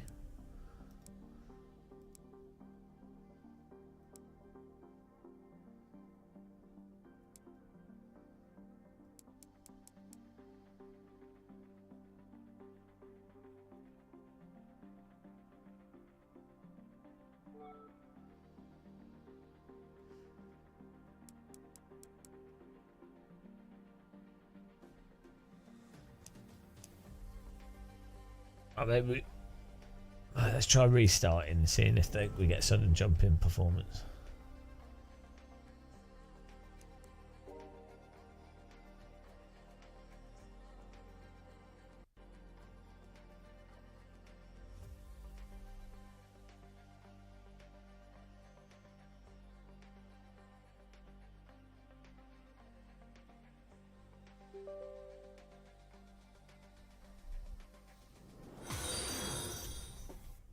Thanks for following.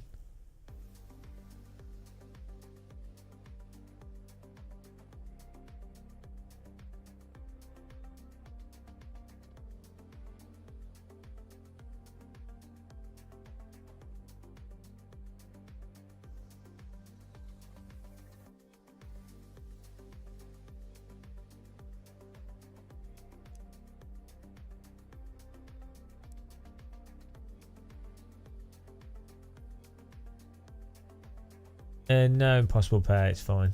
That's to do with something else.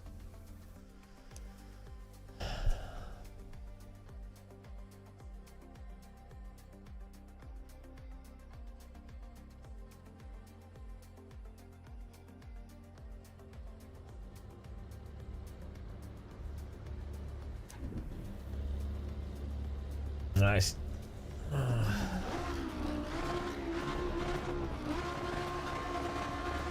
Or maybe you do have to reset it for the DLSS setting to apply.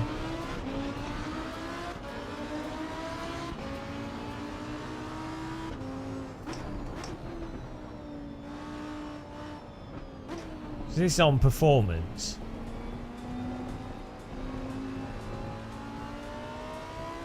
I know, we're back to 80. It's just this, for some reason the start-finish line has better performance than this part of the track. Doesn't make much sense. No, it's not really. It's exactly the same.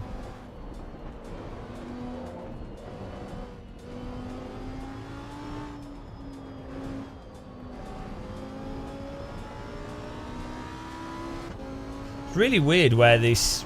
Yeah, this is like the optimization thing, is when you're getting very weird erratic frame rate performance at parts of the track where you wouldn't really expect it.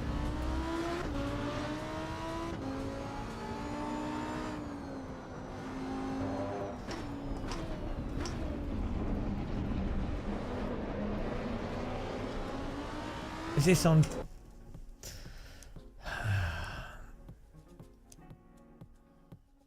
Yeah. Let's put VSync on and see what happens here.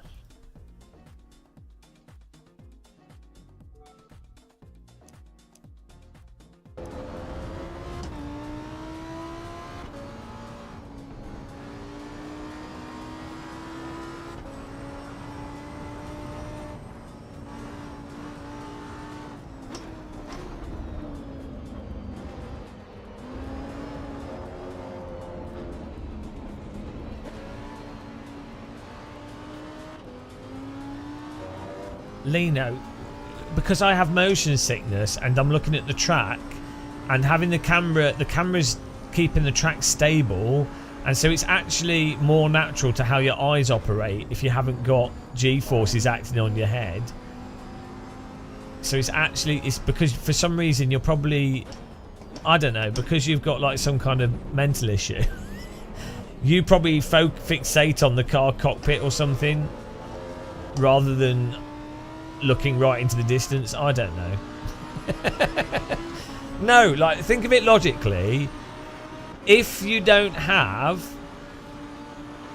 the forces on your eyes for your eyes to automatically compensate for the motion, what you're having to do without lock to horizon or camera filtering, you're having to move your eyes repeatedly based off the changing visual information, which is not how your eyes work in real life at all. Like when you're walking, your head's going up and down and you just look at a single point, right? And you don't, it naturally,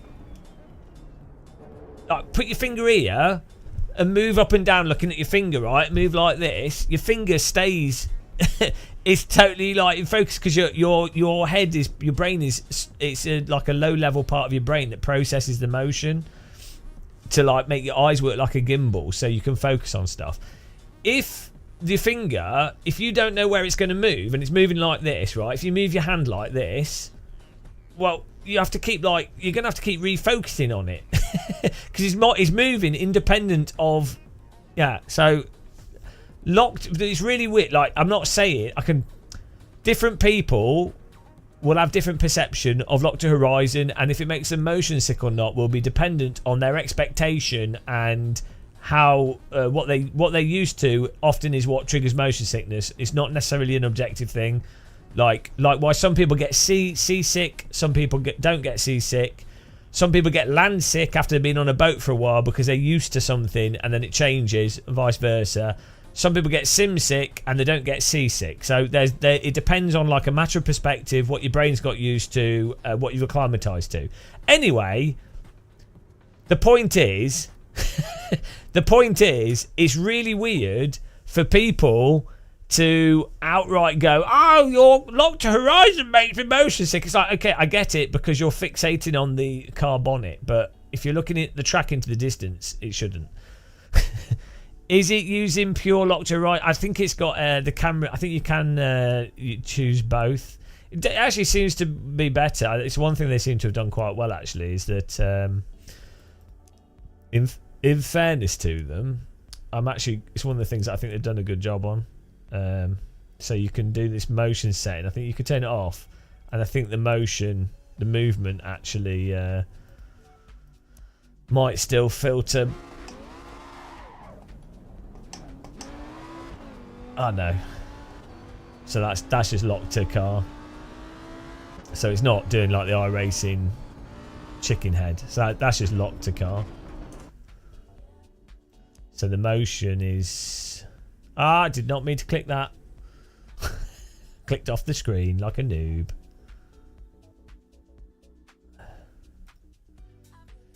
The main thing that they've done right is that they don't have roll. The roll, I think, stays locked to car with locked to horizon. The reason why AMS2 and AMS1, I think, can cause quite a bit of motion sickness for me is that they have roll in it, and then the roll has a really an arbitrary. Well, there's a cut point, but it also has an arbitrary return for the roll that's really slow. And yeah, it's like someone sat down and was like, "What's the worst possible kind of lock to horizon we could do?" Like if you ever play a VR game with like a gamepad and you have head rotation, basically if you don't want to make people motion sick, you need like snappy movement, and it needs to be like instantaneous. It's like if you were turning your head in the game, like using look left and look right. If you do snap left really quick, that's actually less likely to make people motion sick than if you have like an ease in and then ease out motion.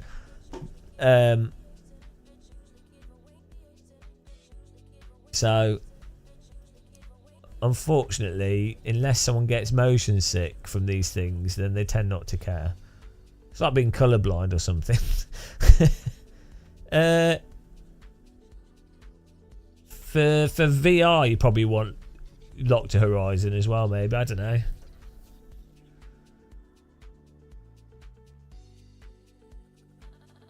No, but Lino, you've got it back to front.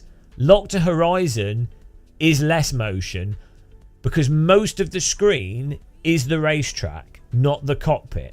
So it's actually less motion. You're perceiving it as more motion, which is probably why you think it looks bad. Lock to car, if the car was covering most of the screen, would be less motion. But you're not looking at the cockpit of a car. When you're driving, you're looking at the track. So... And most cars, well, I mean, in this case, there's less track than car. But most cars, especially if you move the camera forwards and what have you, the screen is mostly the track, not the car. So the car might move, but the track is stationary. So most of the image is stationary. So purely, like logically, that's less motion. So it's going to be less visually fatiguing and probably cause people less motion sickness generally. But it does depend, as I say. It depends what people fixate on and what they're used to.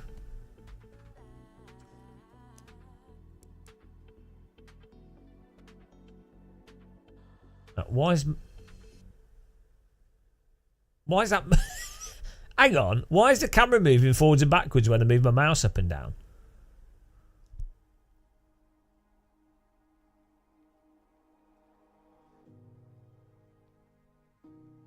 What's going on there? Look at this.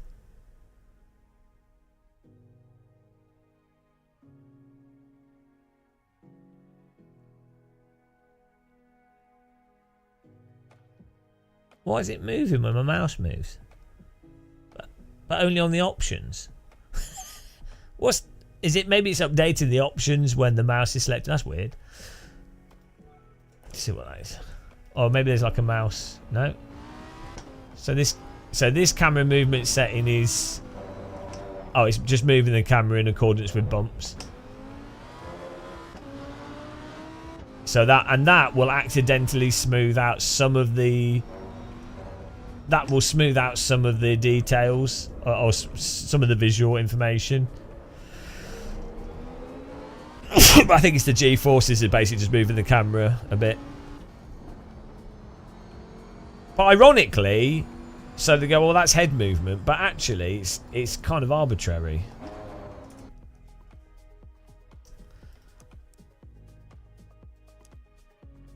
You could put a percentage of lock to horizon on. So hang on, let's turn this.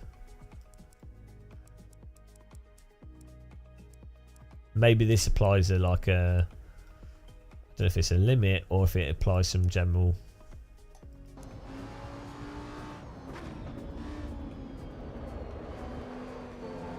No, I'm not quite sure. It doesn't seem to be doing anything.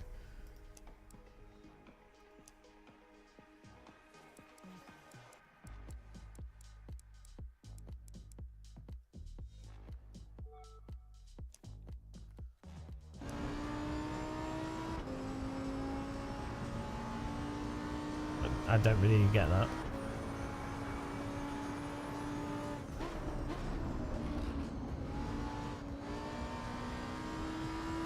I think what happens as well is a lot of people associate the camera moving relative to the road with feeling connected to the car, and so for them that makes them feel more grounded. I know. It depends how the developer does it. I don't think that that's actually doing anything unless you put it on 100% though.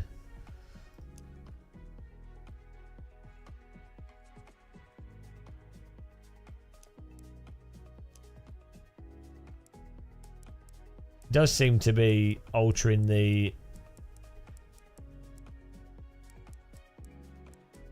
like it's always keeping that keeps the camera always at the horizon.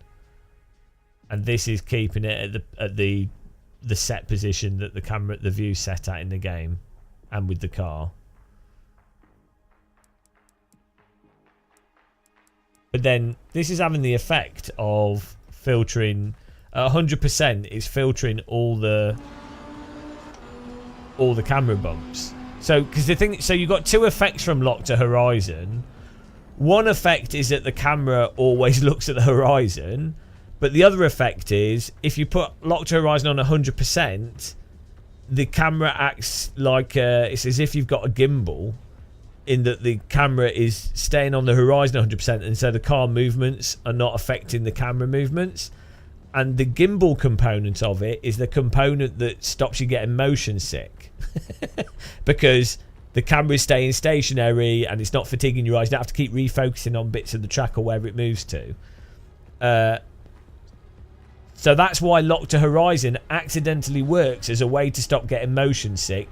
Well, one component of it. There's also rolling stuff. But really, ideally, you wouldn't be using lock to horizon. You'd be using a like an iRacing like a filter, like a motion filter. So the car's doing this, but the camera is staying stable whilst being locked to car. That's how you can set it up in iRacing. You can set up both in iRacing. But lock to horizon is the easiest and simplest way of doing a sort of gimbal type effect in a driving game.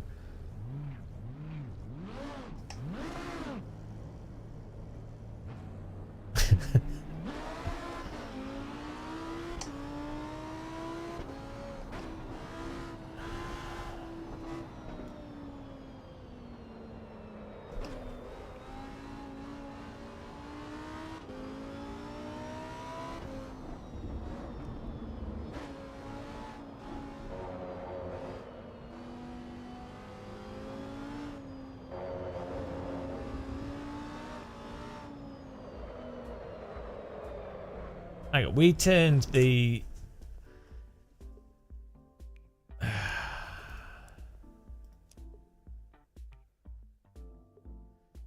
See, the frame rate is also going up and down at random with DLSS on performance. Are we... What resolution do we put it to? No, so this is a... Yeah, I mean, obviously it's just the game just is so early in development.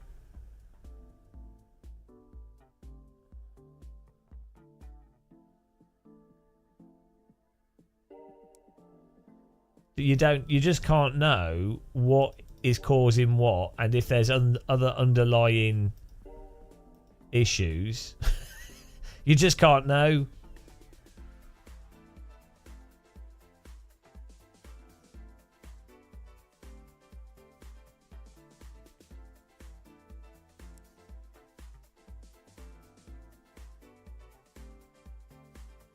I use a in AC. I use a neck effect script that's basically filtering out the motion, but it's not. It doesn't actually work perfectly, because what you really need is the equivalent of a camera being on a certain type of spring of a certain rigidity that filters really high frequency vibrations, but not other things. So there's, I mean, even iRace is not perfect. I think there's ways that you could approach it that would be even better, or just expose the options. But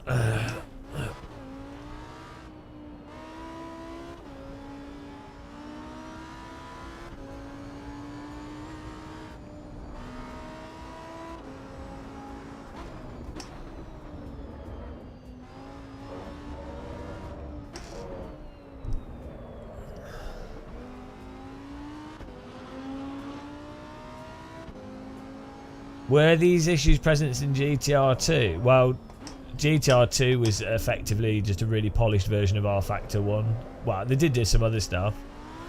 But the problem is,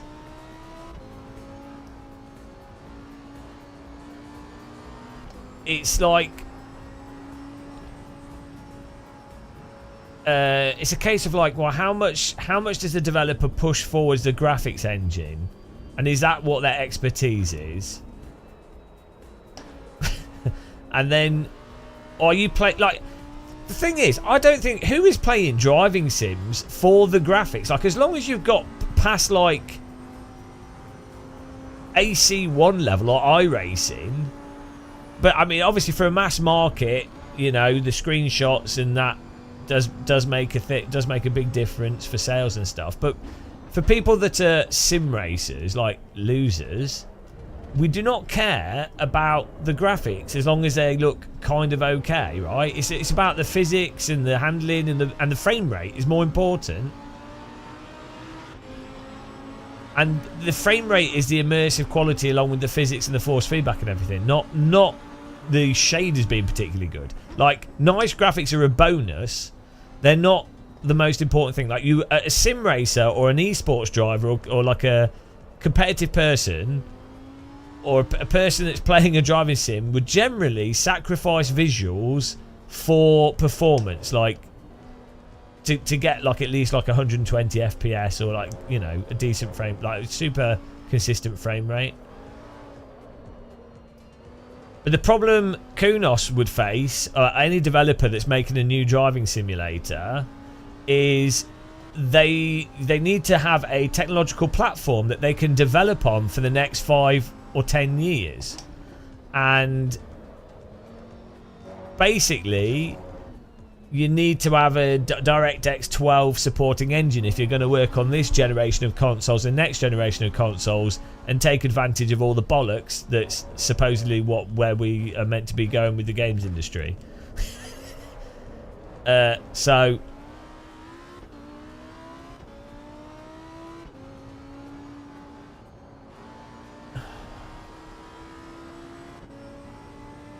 the issue, but I think the problem as well is that the hardware is just so expensive. Like, so this graphics engine might be absolutely superb if you've got a 50 series graphics card. Probably runs great on like even a 4070, 4080, 5070, 5080, 5090, right? Great.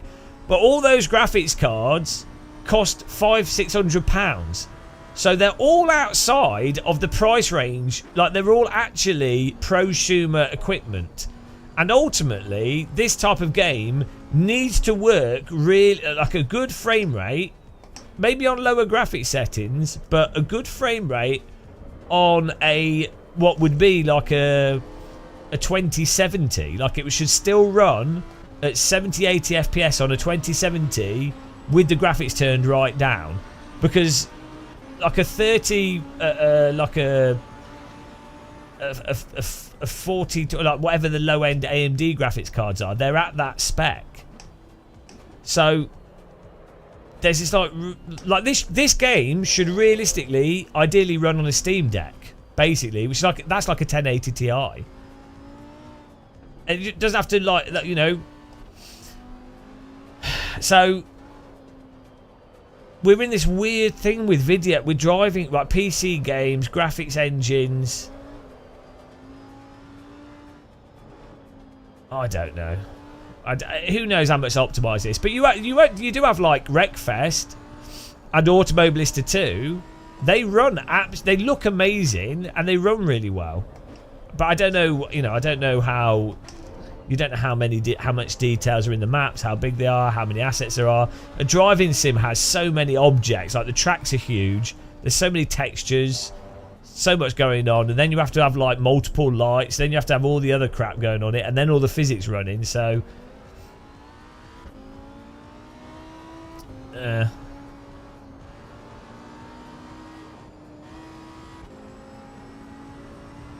I don't know. I mean, like, fair play if Kunos can optimize this a lot more, but I feel for this they're going to need to. This needs to run twice as fast as it currently runs.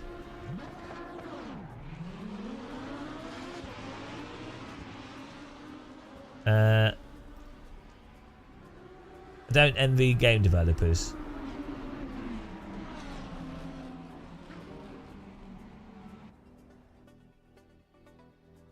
You can't say to a consumer to play this game and have it run at a decent frame rate and look okay.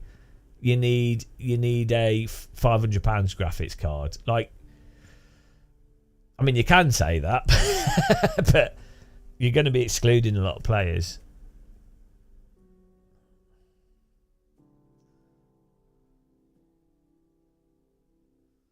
Let's try this.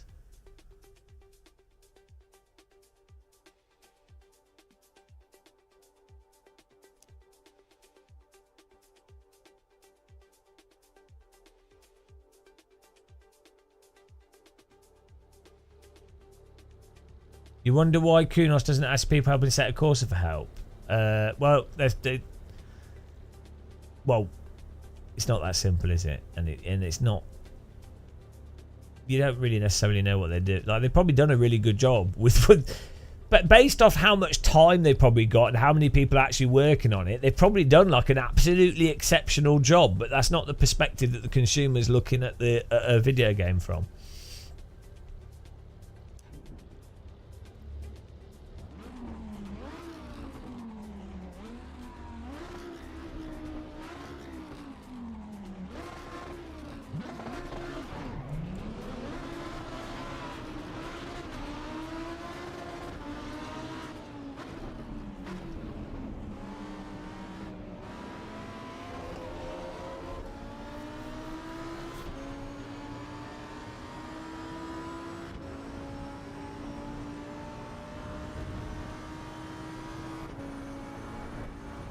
What setting am I running here? So, I mean, with this setting...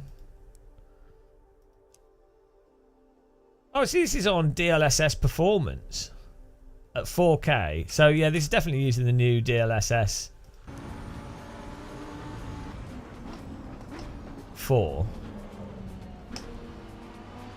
We're only getting 60 FPS, but... Have I got it turned off and I'm being an idiot?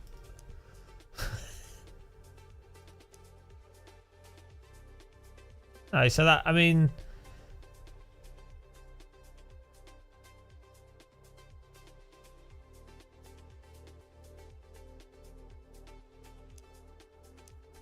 Yes, I mean, I guess the new DLSS is quite impressive. Like with the, unfortunately, we're still only enough to get 60 FPS on a 4K screen, but on 4K, like the artifacting isn't that bad. Like we're not getting crazy ghosting behind the cars and stuff, so it's quite impressive.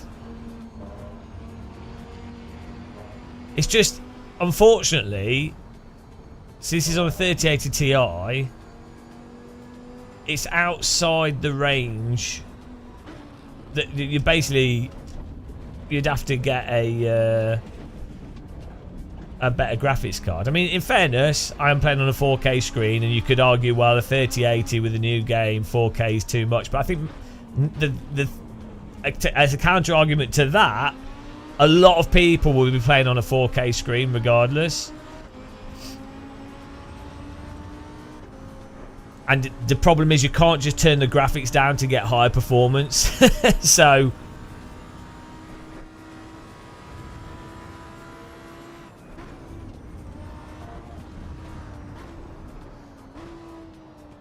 but maybe with optimization, when you do change the graphics, you'll be able to get it up to like 90 FPS or something.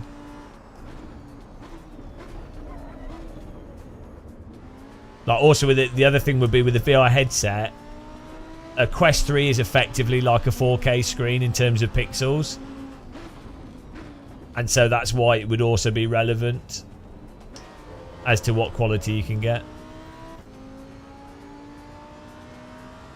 Yeah, but even Fastball, it's not even necessarily bad optimization. It can be just modern games engines. Like Unreal is like this as well. There's a whole, it seems to be like a really common thing with like newer, maybe DirectX 12 or newer engines.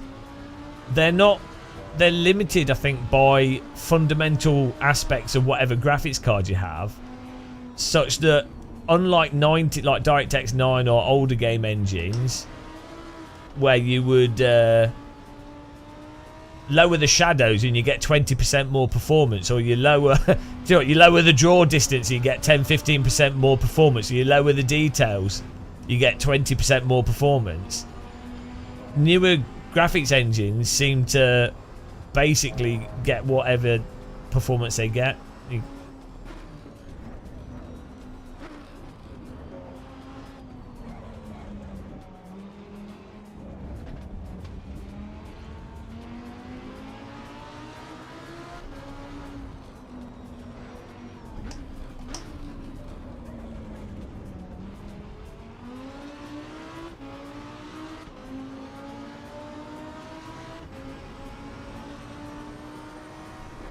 No, that was me saying that. There was a 30 ImSim had a rig with a 3080, and that rig was getting 120 FPS, but it was probably using, they probably had DLSS turned on, and it was probably on a high setting, and who knows what else was going on. So that wasn't them saying that, that was me saying that.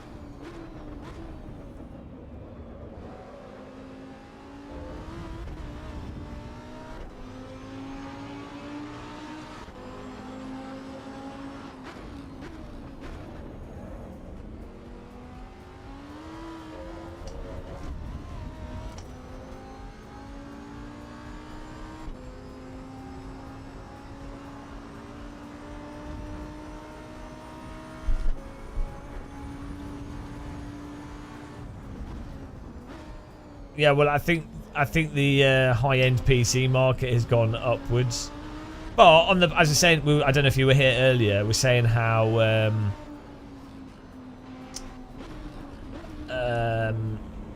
at least on the lower end, like stuff like the Steam Deck has been really good for sim racing. I think, like, the graphics here do look really nice. Like the grass looks quite nice, and the lighting as we're coming up the hill looks good. And so artistically, I think they've done a good job. Like the textures are really nice on this track, so you get a good sense of speed. So this is what I think about the early access as well, right? There's moments when you're playing this where you're like, hang on, if Kunos just selected one or two cars and one track that maybe looks better than the others with very limited graphic settings, and then just presented that. I mean, again, obviously they might want to test online, you know, the online components, fine, but I need to click off my screen to unpause the chat. Break. There we go. Thank you. Put that back on. Right. Let's try changing some other things down. So we did turn.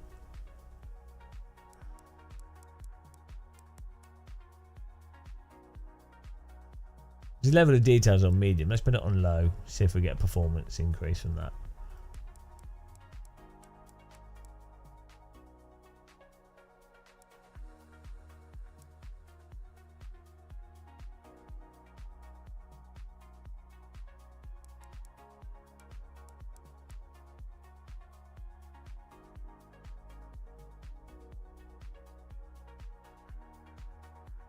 These conversations have been the same for 30 years. Which conversations?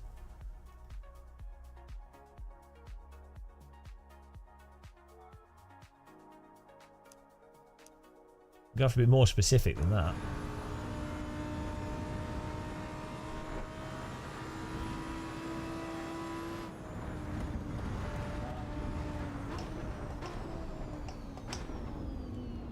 Games are shit now. Better before. Well. I doesn't really make any sense what you said. No, there's... Yeah, there have been periods in time where games have been bad and games have been good, and those periods have fluctuated. So, but you can specifically point out to where games have been good and games have been bad. So, for example, there was a period of time with the Atari and the Amiga where there was a shitload of absolutely god-awful ports across the platforms that were low-effort, shitty ports.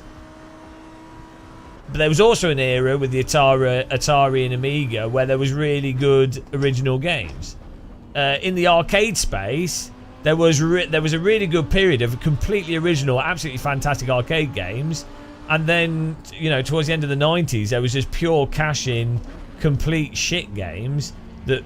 Well, there was like 2 or 3 arcade crashes, but they fluctuated through there being cash grab arcade games and high quality arcade games that would be genuinely considered good games.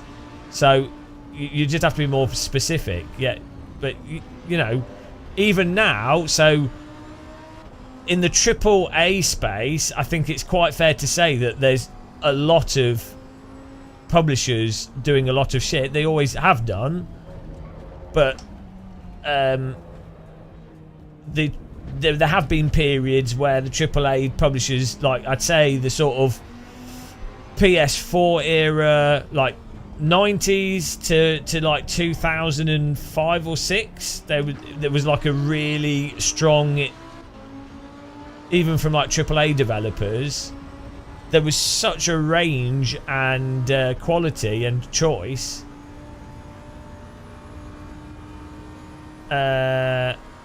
So it's not always been the case that AAA's been particularly bad, but then also, I mean, you've had like the indie space. Like there was a period with the Xbox Live Arcade which was really good, and then the indie space. There's been a lot of shovelware in the indie space, but then I think,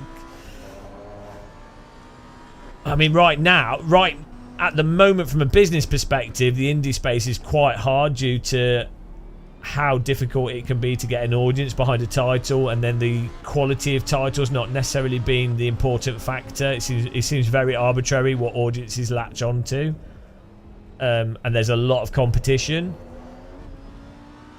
But yeah, I mean, there was like with the iPhone, there was a period where there was really good puzzle games and iPhone games, and then now pretty much all iPhone games are complete cash-in, terrible mechanic, children gambling games. So yeah, things just ebb and flow. But I think at certain points, like I think it is fair to say at this point in time that there is a lot fewer well thought out AAA titles that are good, consumer friendly, Or there's certainly specific issues that you can call attention to. So I don't think that's unfair. You can't really distill that to saying, well, things always are good and bad. It's like, well, yeah, if you don't define it.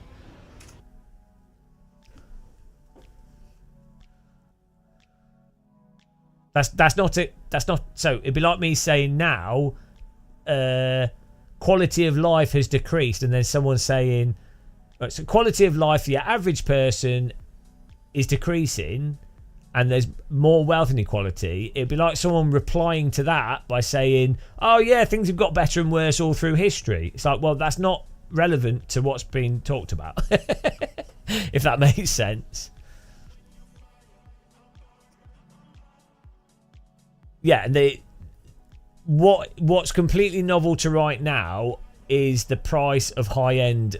Well, you could argue that 90s PC gaming, or even 2000s, like the top end computers, were really, really expensive. Like people were spending $5,000 on a computer just to play Wolfenstein 3D and Doom and Quake and stuff on high settings. It was mostly people that had business computers that they'd spent £3,000-4,000 on a computer. When Wolfenstein 3D first came out, you had to have an absolute monster of a computer to run it for not letterboxed. So, but that was due to a massive limitation in available hardware, production and everything else. Whereas what's happened now with the graphics cards is, for sure, Nvidia and other companies could produce graphics cards in higher volume for lower prices, but they don't because they're making money off doing AI chips and other things. And when COVID happened, it showed graphics cards companies that there was a consumer base that are more than willing to spend multiple thousands of pounds on graphics cards, which those companies didn't realise that the consumer base would be happy to spend those prices. And now that they do know that they are, they're not going to make the prices cheaper. So it's the same with like sim racing hardware with the wheels. Companies didn't know that there were people that were willing to spend £1,000-4,000 on a steering wheel. They didn't realise because they thought, because any normal person would go, you'd have to be a right moron to spend that much on a fake steering wheel. But then Fanatec and some other companies started doing wheel rims and licensed wheel rims, and they were flying off the shelves. And COVID happened, and they're like, oh, people are willing to spend £4,000 on a force feedback wheel that most simulators don't even use properly. So all the companies are like, oh, let's do that then, because that's how capitalism works.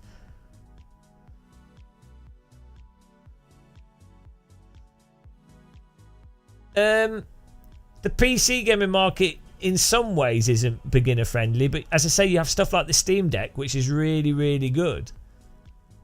And there are a bunch of games that are quite user friendly. So it depends which specific part of the niche you're talking about.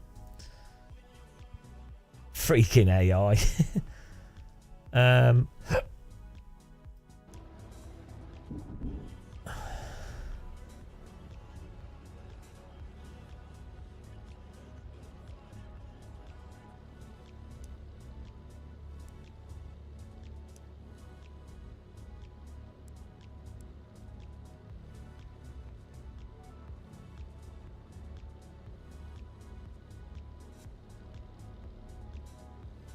The PC market was built on being beginner friendly. There are different tiers. I don't think the PC market was built on being beginner friendly. The PC market was built on IBM having a specification, and then companies trying to sell, people being able to buy different components from different companies.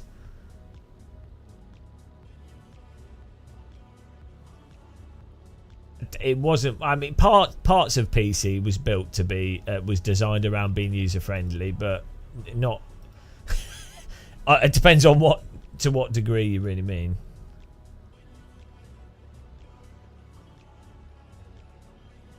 Yeah, Neil. So there's older stuff, which is good. That's really when people talk about games consoles versus PC. You really can't dismiss the value of the fact that a computer is you have, yeah, like you could play any PlayStation 3, not maybe Xbox because of how that is, but well, 360, but yeah, you've got so much available to you, and then that's what you get with the Steam Deck as well. All the past stuff, and then Steam, your games are always accessible. I mean, I've got PlayStation 4, and I can't play any of those games anymore because unless I boot my PlayStation 4 up.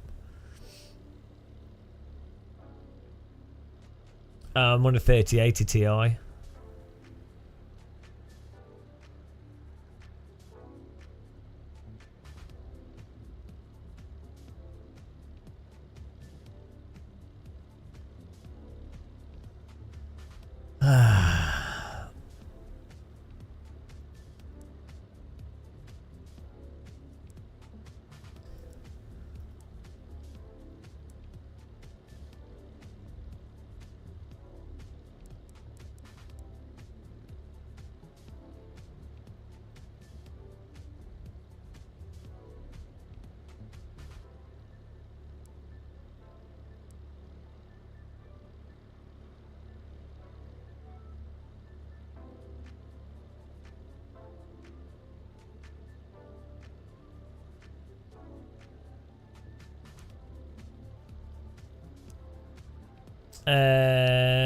You're probably better off restarting the game, whatever you do, because some stuff seems a bit weird unless you restart the game. You probably don't have to, but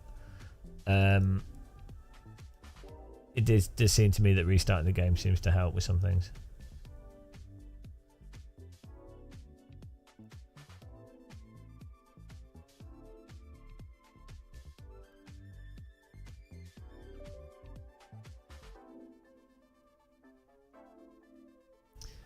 This is your job. Buy a 5090 or 4090. Is to right.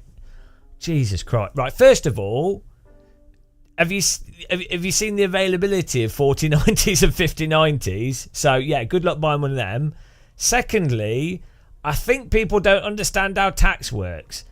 Just because something is tax deductible still means that you bought something. It's like, yeah, you're getting whatever the VAT is off it, like 20%. Let's say 20%, right? You still spent the money. It's not magic.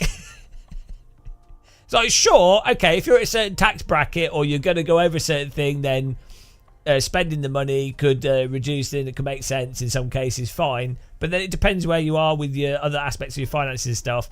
But at the moment,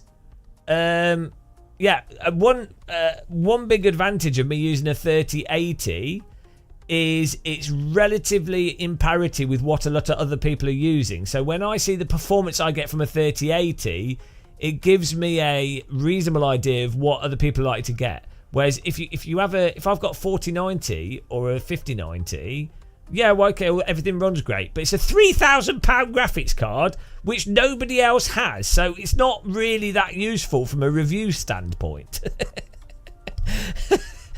But you know, if you're just doing live streaming, then sure. But I do a lot of general reviewing and a whole bunch of stuff, so yeah.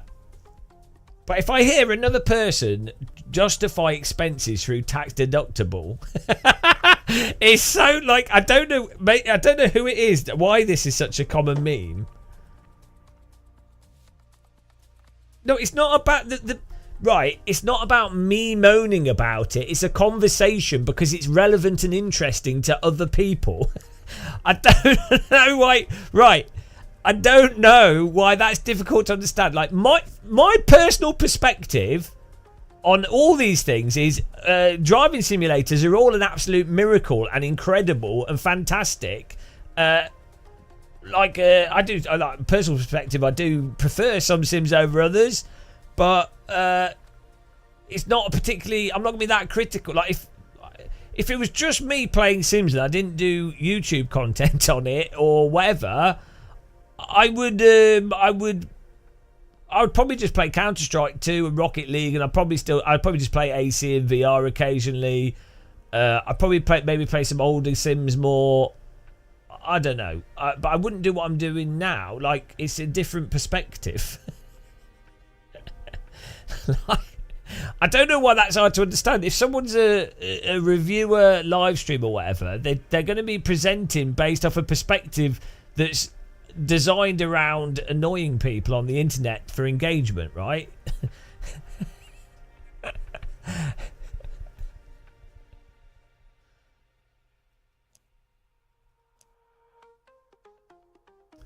No, I am doing what I like, but there's also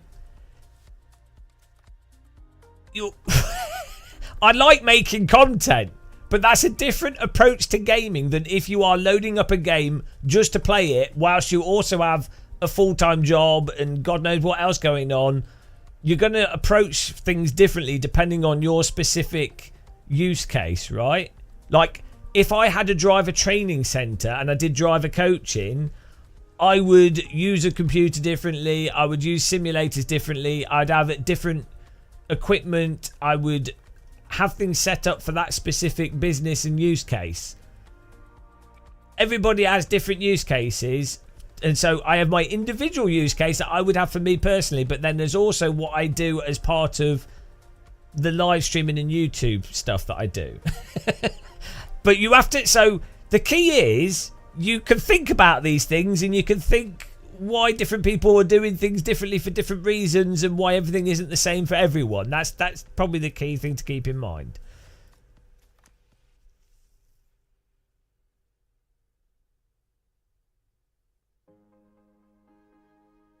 Well, I think the DLSS is working. I'm just chatting rubbish and just trying different things out and yeah. Well, this is the other thing as well, about me dicking around with sims like this and just driving around like a moron and trying different settings is a good way for me to sort of internalize all the settings of a video game and sadly be knowledgeable about stuff that I really wish I wasn't that knowledgeable about.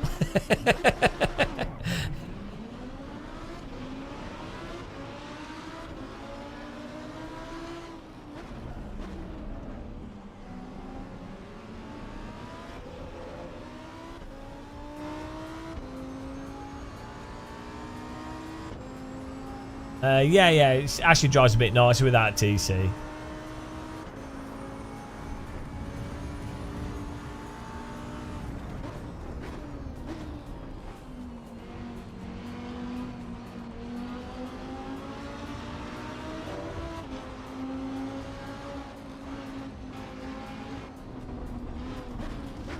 Yeah, the performance is weird with this game. Yeah, so basically at the moment, it definitely seems to me like you are pretty much locked in with whatever graphics card you've got.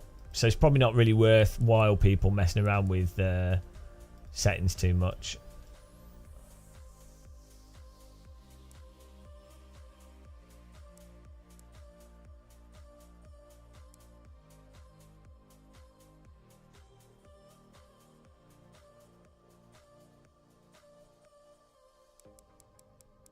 Because it just doesn't make much difference.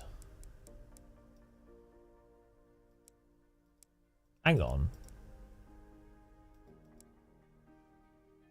Also, some of these settings don't seem to be applying. Even when you do them and you reload the game.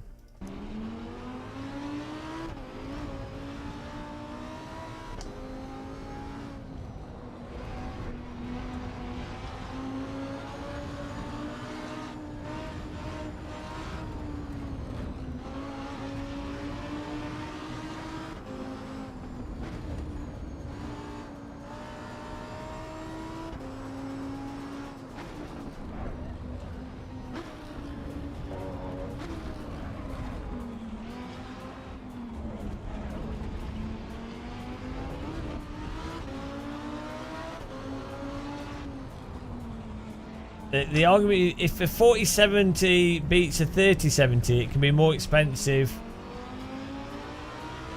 All right, if the newer graphics cards, yeah, the pricing should be cheaper and offer slightly better performance, or offer much better performance at the same price each time. Yeah, what's funny is we went through a period where like GeForce 256 was like half the performance of a Voodoo 1, and then the Voodoo 2 was like twice as fast as a Voodoo 1 for the for like the same price, and then I mean, I got that back to front there. 256 was after the Voodoo, but yeah. I don't know what the stuttering was, Tej. We just had to restart the PC. I think there's some like memory leak.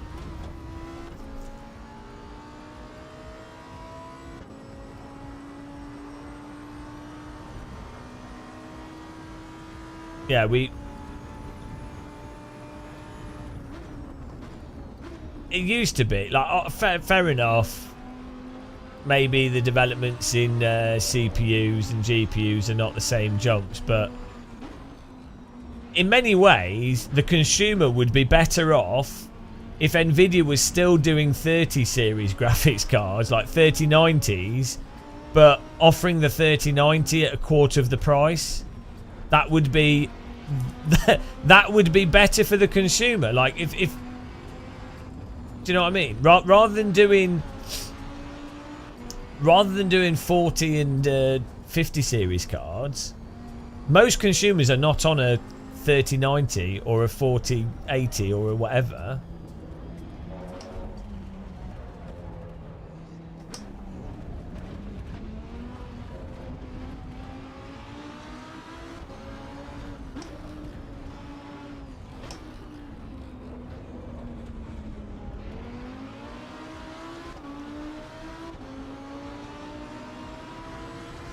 The thing with the graphics card stuff that's really weird or a bit mental is that at the end of the day, the graphics do not make games better.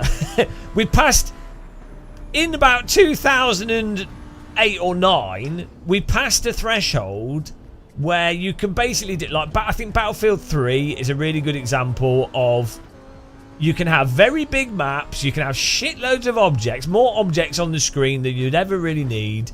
You can have physics on all those objects. You know, so a lot of complexity, a lot going on. Look, effectively can look borderline photoreal. So from a gameplay perspective, like before you could do that, genuinely like the graphics performance was limiting the game options. Like you couldn't have buildings break, you couldn't have smoke. You know, you couldn't. There's a whole bunch of stuff you just couldn't do from a gameplay perspective. So it justified having a graphics card that could do those things to allow for the gameplay. But we've now passed that point where the graphics cards do not bring any new gameplay. Any, you know, maybe they might do in the future, but now it's transitioned into, oh, we need ray tracing because it looks photoreal. It's like, well, no one's playing games really for them to look photoreal. I mean, yeah, I mean it'd be nice maybe, but it's not why you're playing a game. Like, film. What's funny is cinema has gone in the opposite direction. Like, you specifically watch a film because it doesn't look photoreal. They do like mental CGI stuff or colour grading or whatever. It doesn't look photoreal. You're paying specifically for it to not be photoreal. That is probably what you kind of want from games as well.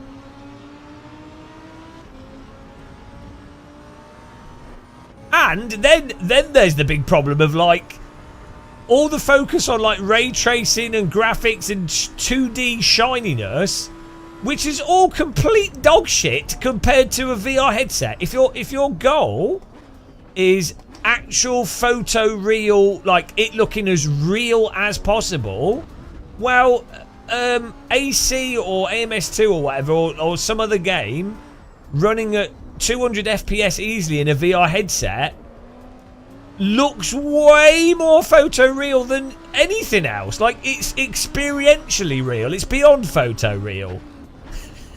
So it's really funny to be like pushing for like photoreal ray tracing shit when that looks worse than a VR headset. Like Half-Life Alyx is like you're there. Battlefield whatever and God knows what other game with ray tracing does not feel like you're there. So it doesn't even make sense within their own promotion of what they're trying to do. Ow, I'm driving into walls.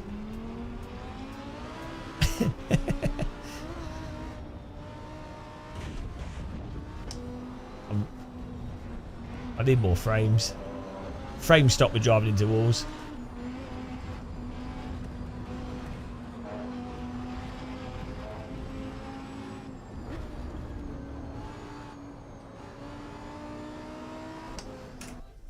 This is like stuck at 60 FPS. I don't think this setting is doing anything unless we restart, but even then I think maybe it's stuck on actually the other settings we did as forced it on. Let's try restarting and see what happens.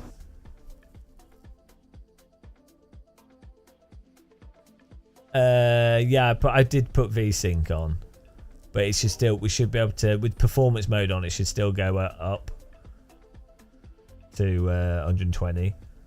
Unless no, the screen's running at 120. I don't know why it's capping it at 60 though, which is weird. It seems there's specific frame rates that this likes to run at. 60, 90, even though my monitor's 120 hertz.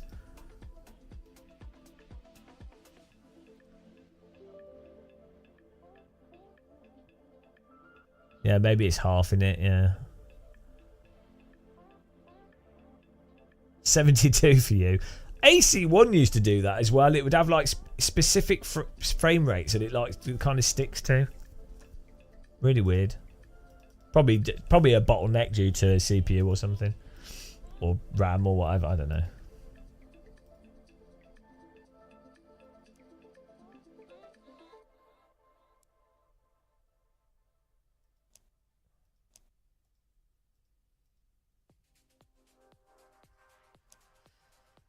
I think what's going to happen though, if we don't all get killed by World War III, which we probably will do, but putting that to one side, AI,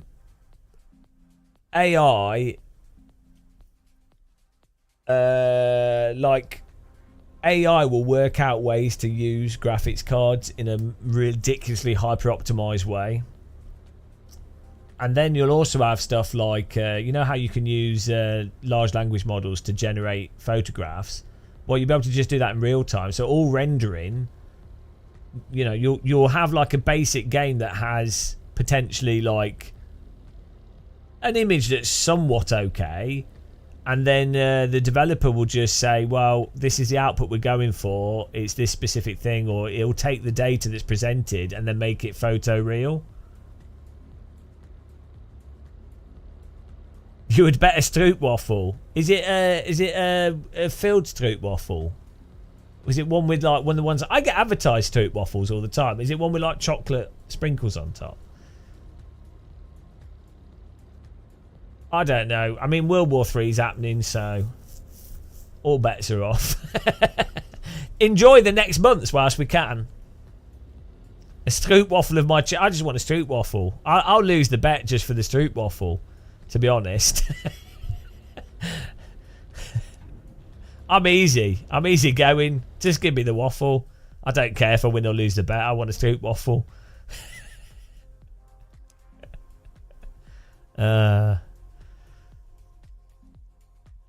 Man, I didn't get one last time I was in Maastricht. Again, I forgot. I was so like just doing stuff. I forget to get a nice waffle.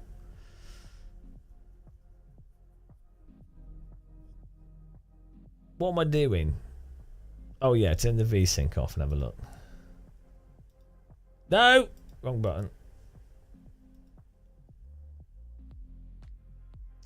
The PC market support large amounts of diverse companies. If gamers aren't buying GPUs, they aren't buying all those other items. A mass multi-market. Multi-21 market. Yeah, see, it gets to the 74 thing with the VSync off. I think you're right. I think with the VSync setting on, it was like half in it.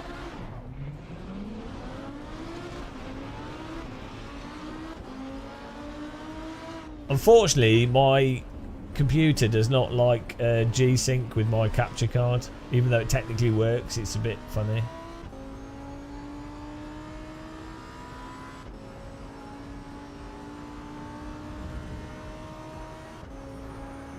Man, I really want a street waffle now. Hello, NF650i.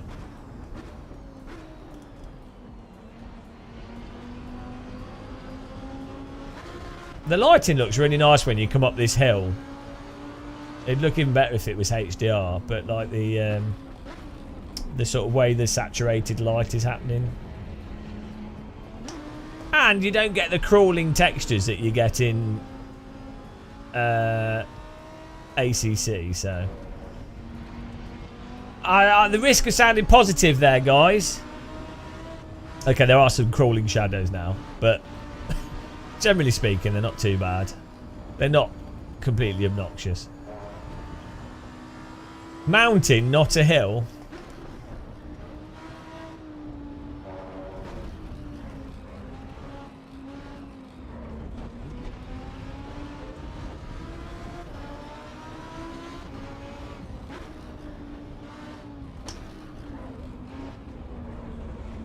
What's the AI doing there? Drifting it.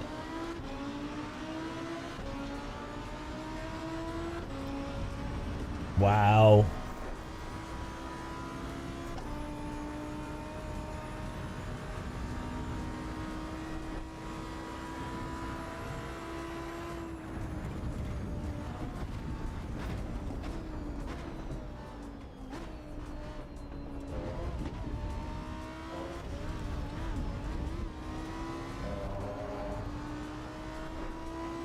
It's not a mountain, really, is it? I know they've called it that as a figure of speech, but it really isn't a mountain. Like, I think a mountain has to have snow on top of it. Like, you know, a proper mountain. Like, you need climbing equipment to get to the top of a mountain, whereas a hill, you can't drive up a mountain. Come on. I mean, maybe if they carved a road up it like that, fine, but you can't drive straight up a... Well, unless you're like a Saudi with a dune buggy.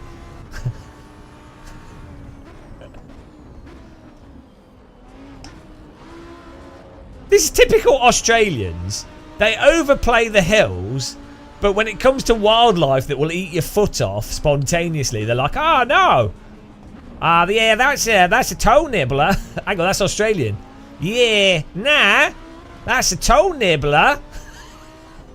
And the toe nibbler is a great white shark. That's a finger biter.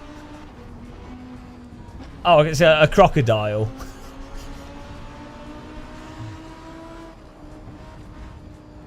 That's a lump maker. Oh, what a black widow. So they underplay that, but mountain. Comes to hills, bloody mountain.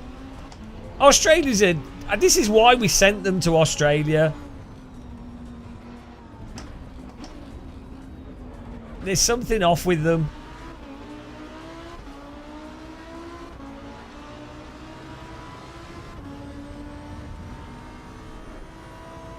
Oh, now I want... Oh, for fuck's sake.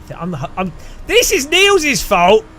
I've got stewed waffle in my mind. All I've had today is a breaded fish and some sweet potato and some breakfast cereal. That's it. Now I want stewed waffle. I did have a cookie. It was good. Enjoyed that. Or maybe I can get OBS on here and record some footage, actually. We need to get some more B-roll. Let's see if it crashes when we open OBS.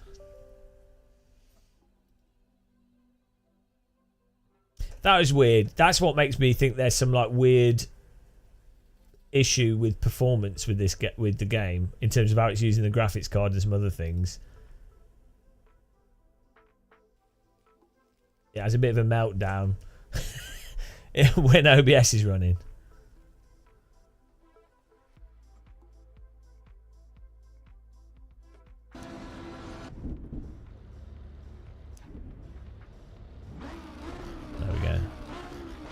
Why do they call it B-roll? Because it's not A-roll. It's the secondary footage.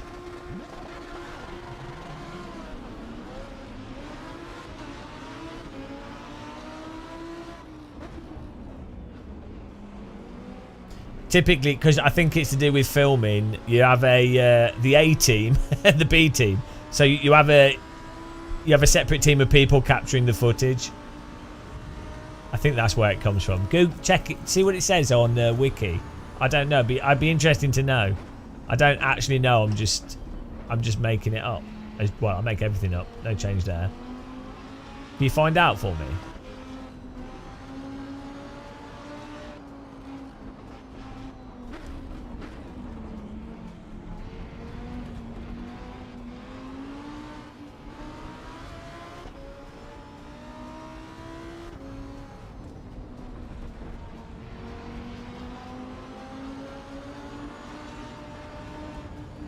Oh, a cinnamon roll would be good, you're right.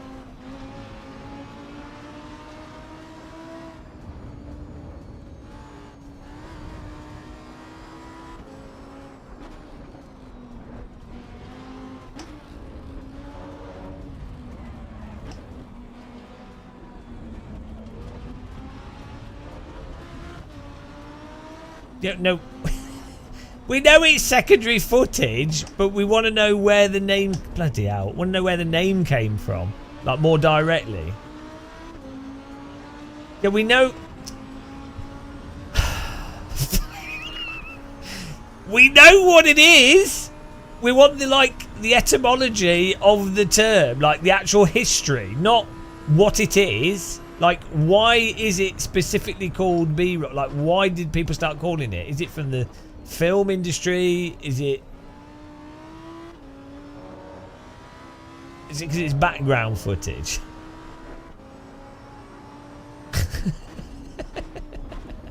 Bloody hell. You guys are like the worst large language model. This is why AI is replacing us.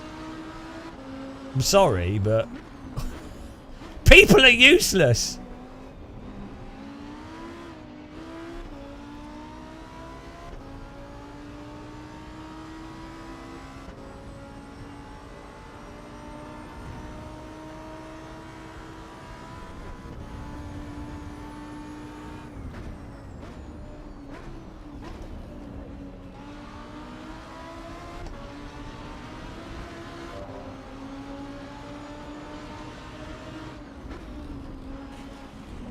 The AI just drove into the wall there.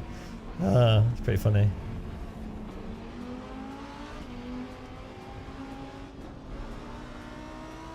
Is there C-roll? I mean, you do have like different like if you're doing a film, you typically have like multiple teams that are doing capturing different things, even with the actors. So like obviously you have like B-roll, which just like might be background footage and what have you. But you might have picking up different scenes or stuff that's on location or stuff that's remote and whatever. There's a whole bunch of stuff with like different. You have like the director, but then you might actually have like a director for specific parts of the footage, which is a separate director.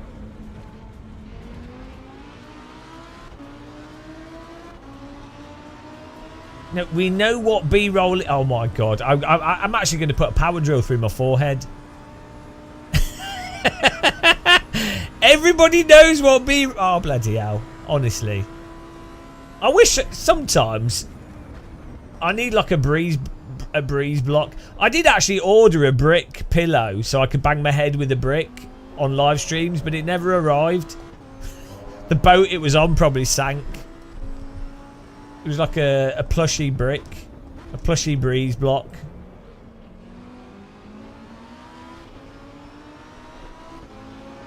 Yeah, it was stuck on Evergreen. That was my fault.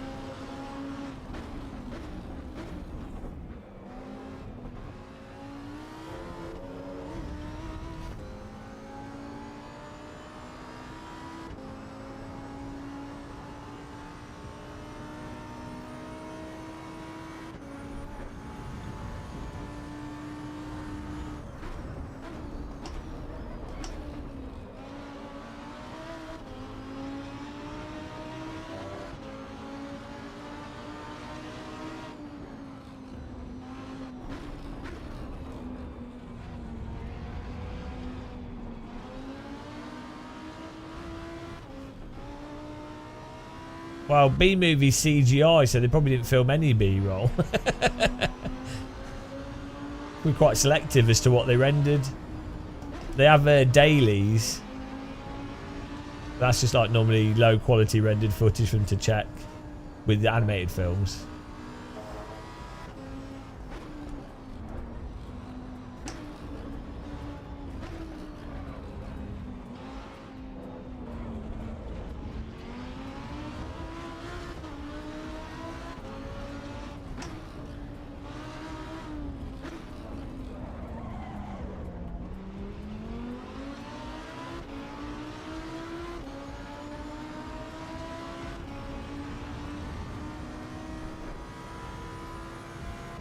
I do think you get a good sense of speed with this. The road texture is really good on this track.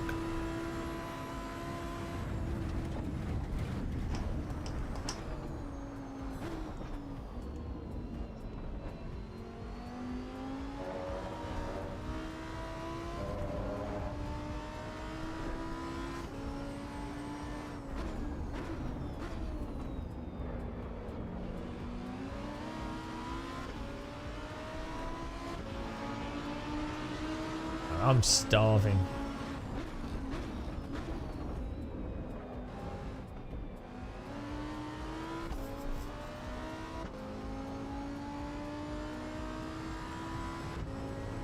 I think they need to tone down the flocks of birds. I would naively thought that this game maybe had like a procedural bird system, which I thought would actually be a really cool idea because it would look awesome. Probably not be that demanding.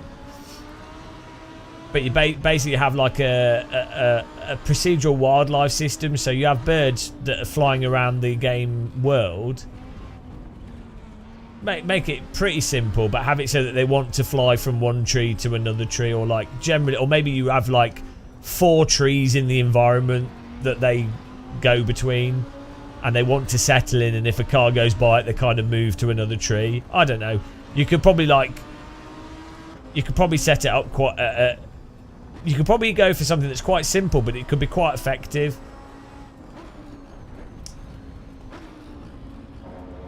As it is, it looks like it's a block of animated, like a sprite or something with 6 birds on it. It's like the cameramen in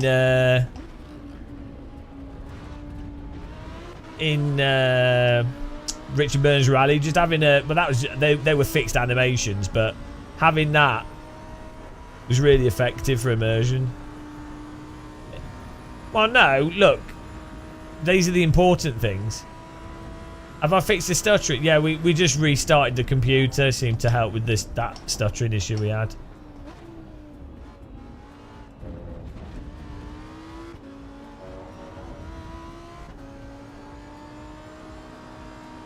Oh no! Oh, okay, we had a big pause there. There is some like weird stuff that happens on this occasionally.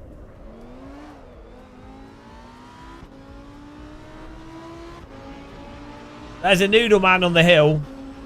The thing is, due to instancing, the reason why there's loads of flags or noodle men or start gates and stuff is that you can, especially with like DirectX, like newer game engines. You could do this in the past as well, but you can basically, you've got one object, but then it's just instanced, it's just duplicated, so it takes up a little bit more memory, but it's not taking up any more processing because it's applying the same thing but just to a different location in the scene, basically. So that's why you can have like a whole load of noodle men. They don't really take up that much more processing power.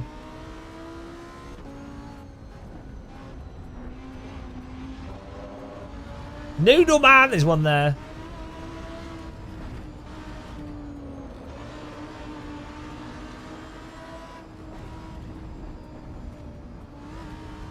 Another noodle man. It's kind of weird, the sheer quantity of noodle men in this game, though. It is a little bit bizarre, I'll be honest. Yeah, no, I looked into this. There was like 2 companies that invented them, and they just ended up being really popular as a way to market stuff. And this, you can still buy them from the original company. Also, because I was going to buy one for my basement. But the problem is the fan is quite expensive. It's designed for outdoor, and it's also requires quite high voltage. But you can buy the Noodle Men for like £50, 50 to £120. But most of them are like really tall, so it's hard to get a small one. You can buy fake inflatable ones that are just weighted, that don't wave around, but I mean, what's the point in that? But yeah, they're surprisingly affordable. Like a 12-foot Noodle Man you can buy for, like, with the fan, you can buy for under £200. I was genuinely surprised. Right.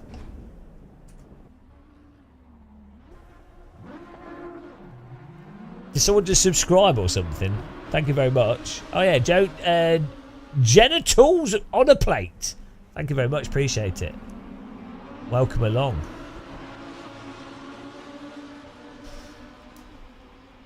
Welcome to the Noodle Zone. Right.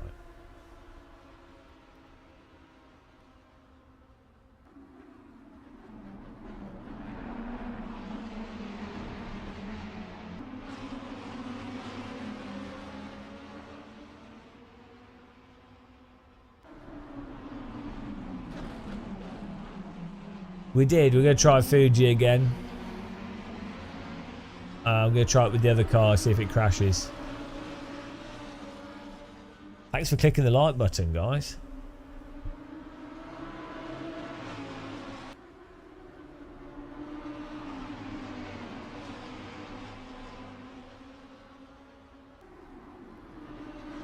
No, well, we've realised that basically it doesn't really matter what settings you use. It's definitely worth getting the newer DLSS installed, set up. But generally speaking, yeah, it don't really matter what settings you use. You seem to always get the same performance, so.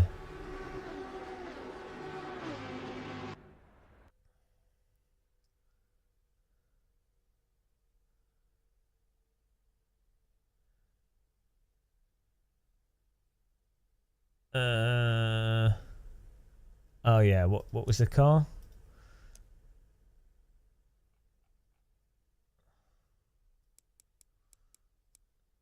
Is it this one? Yeah. I'll get this. Confirm. Do it Fuji. Hopefully it doesn't crash.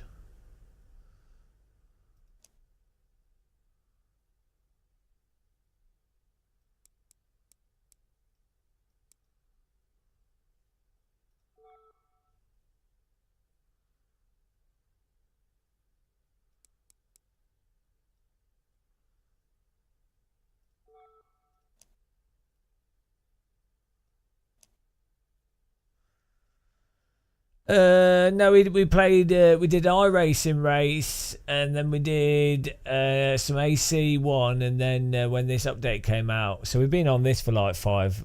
Ah, no, there we go. It's dead. So that didn't work. Well, there you go. That answers that question. Oh, thank you, Rido's Race Room. Well, that's that. Good race, yeah. So it's still got some random crashing issues, but especially on Fuji. Right, I think I'm done. It's the same. It's a bit lackluster, but it's all right. Well, it is what it is. Right. Yeah, thanks for taking part, guys, and thanks Rhino's Race Room for the donation. I really appreciate that. Thanks for all the memberships and everything. That was good fun.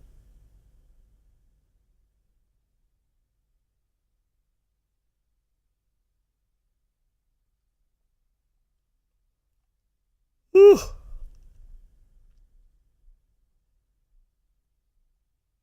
Right.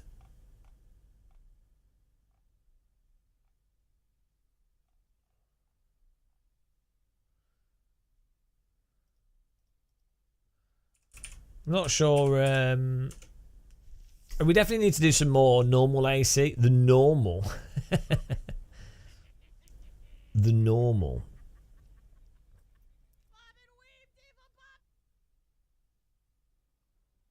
Oh, here we go.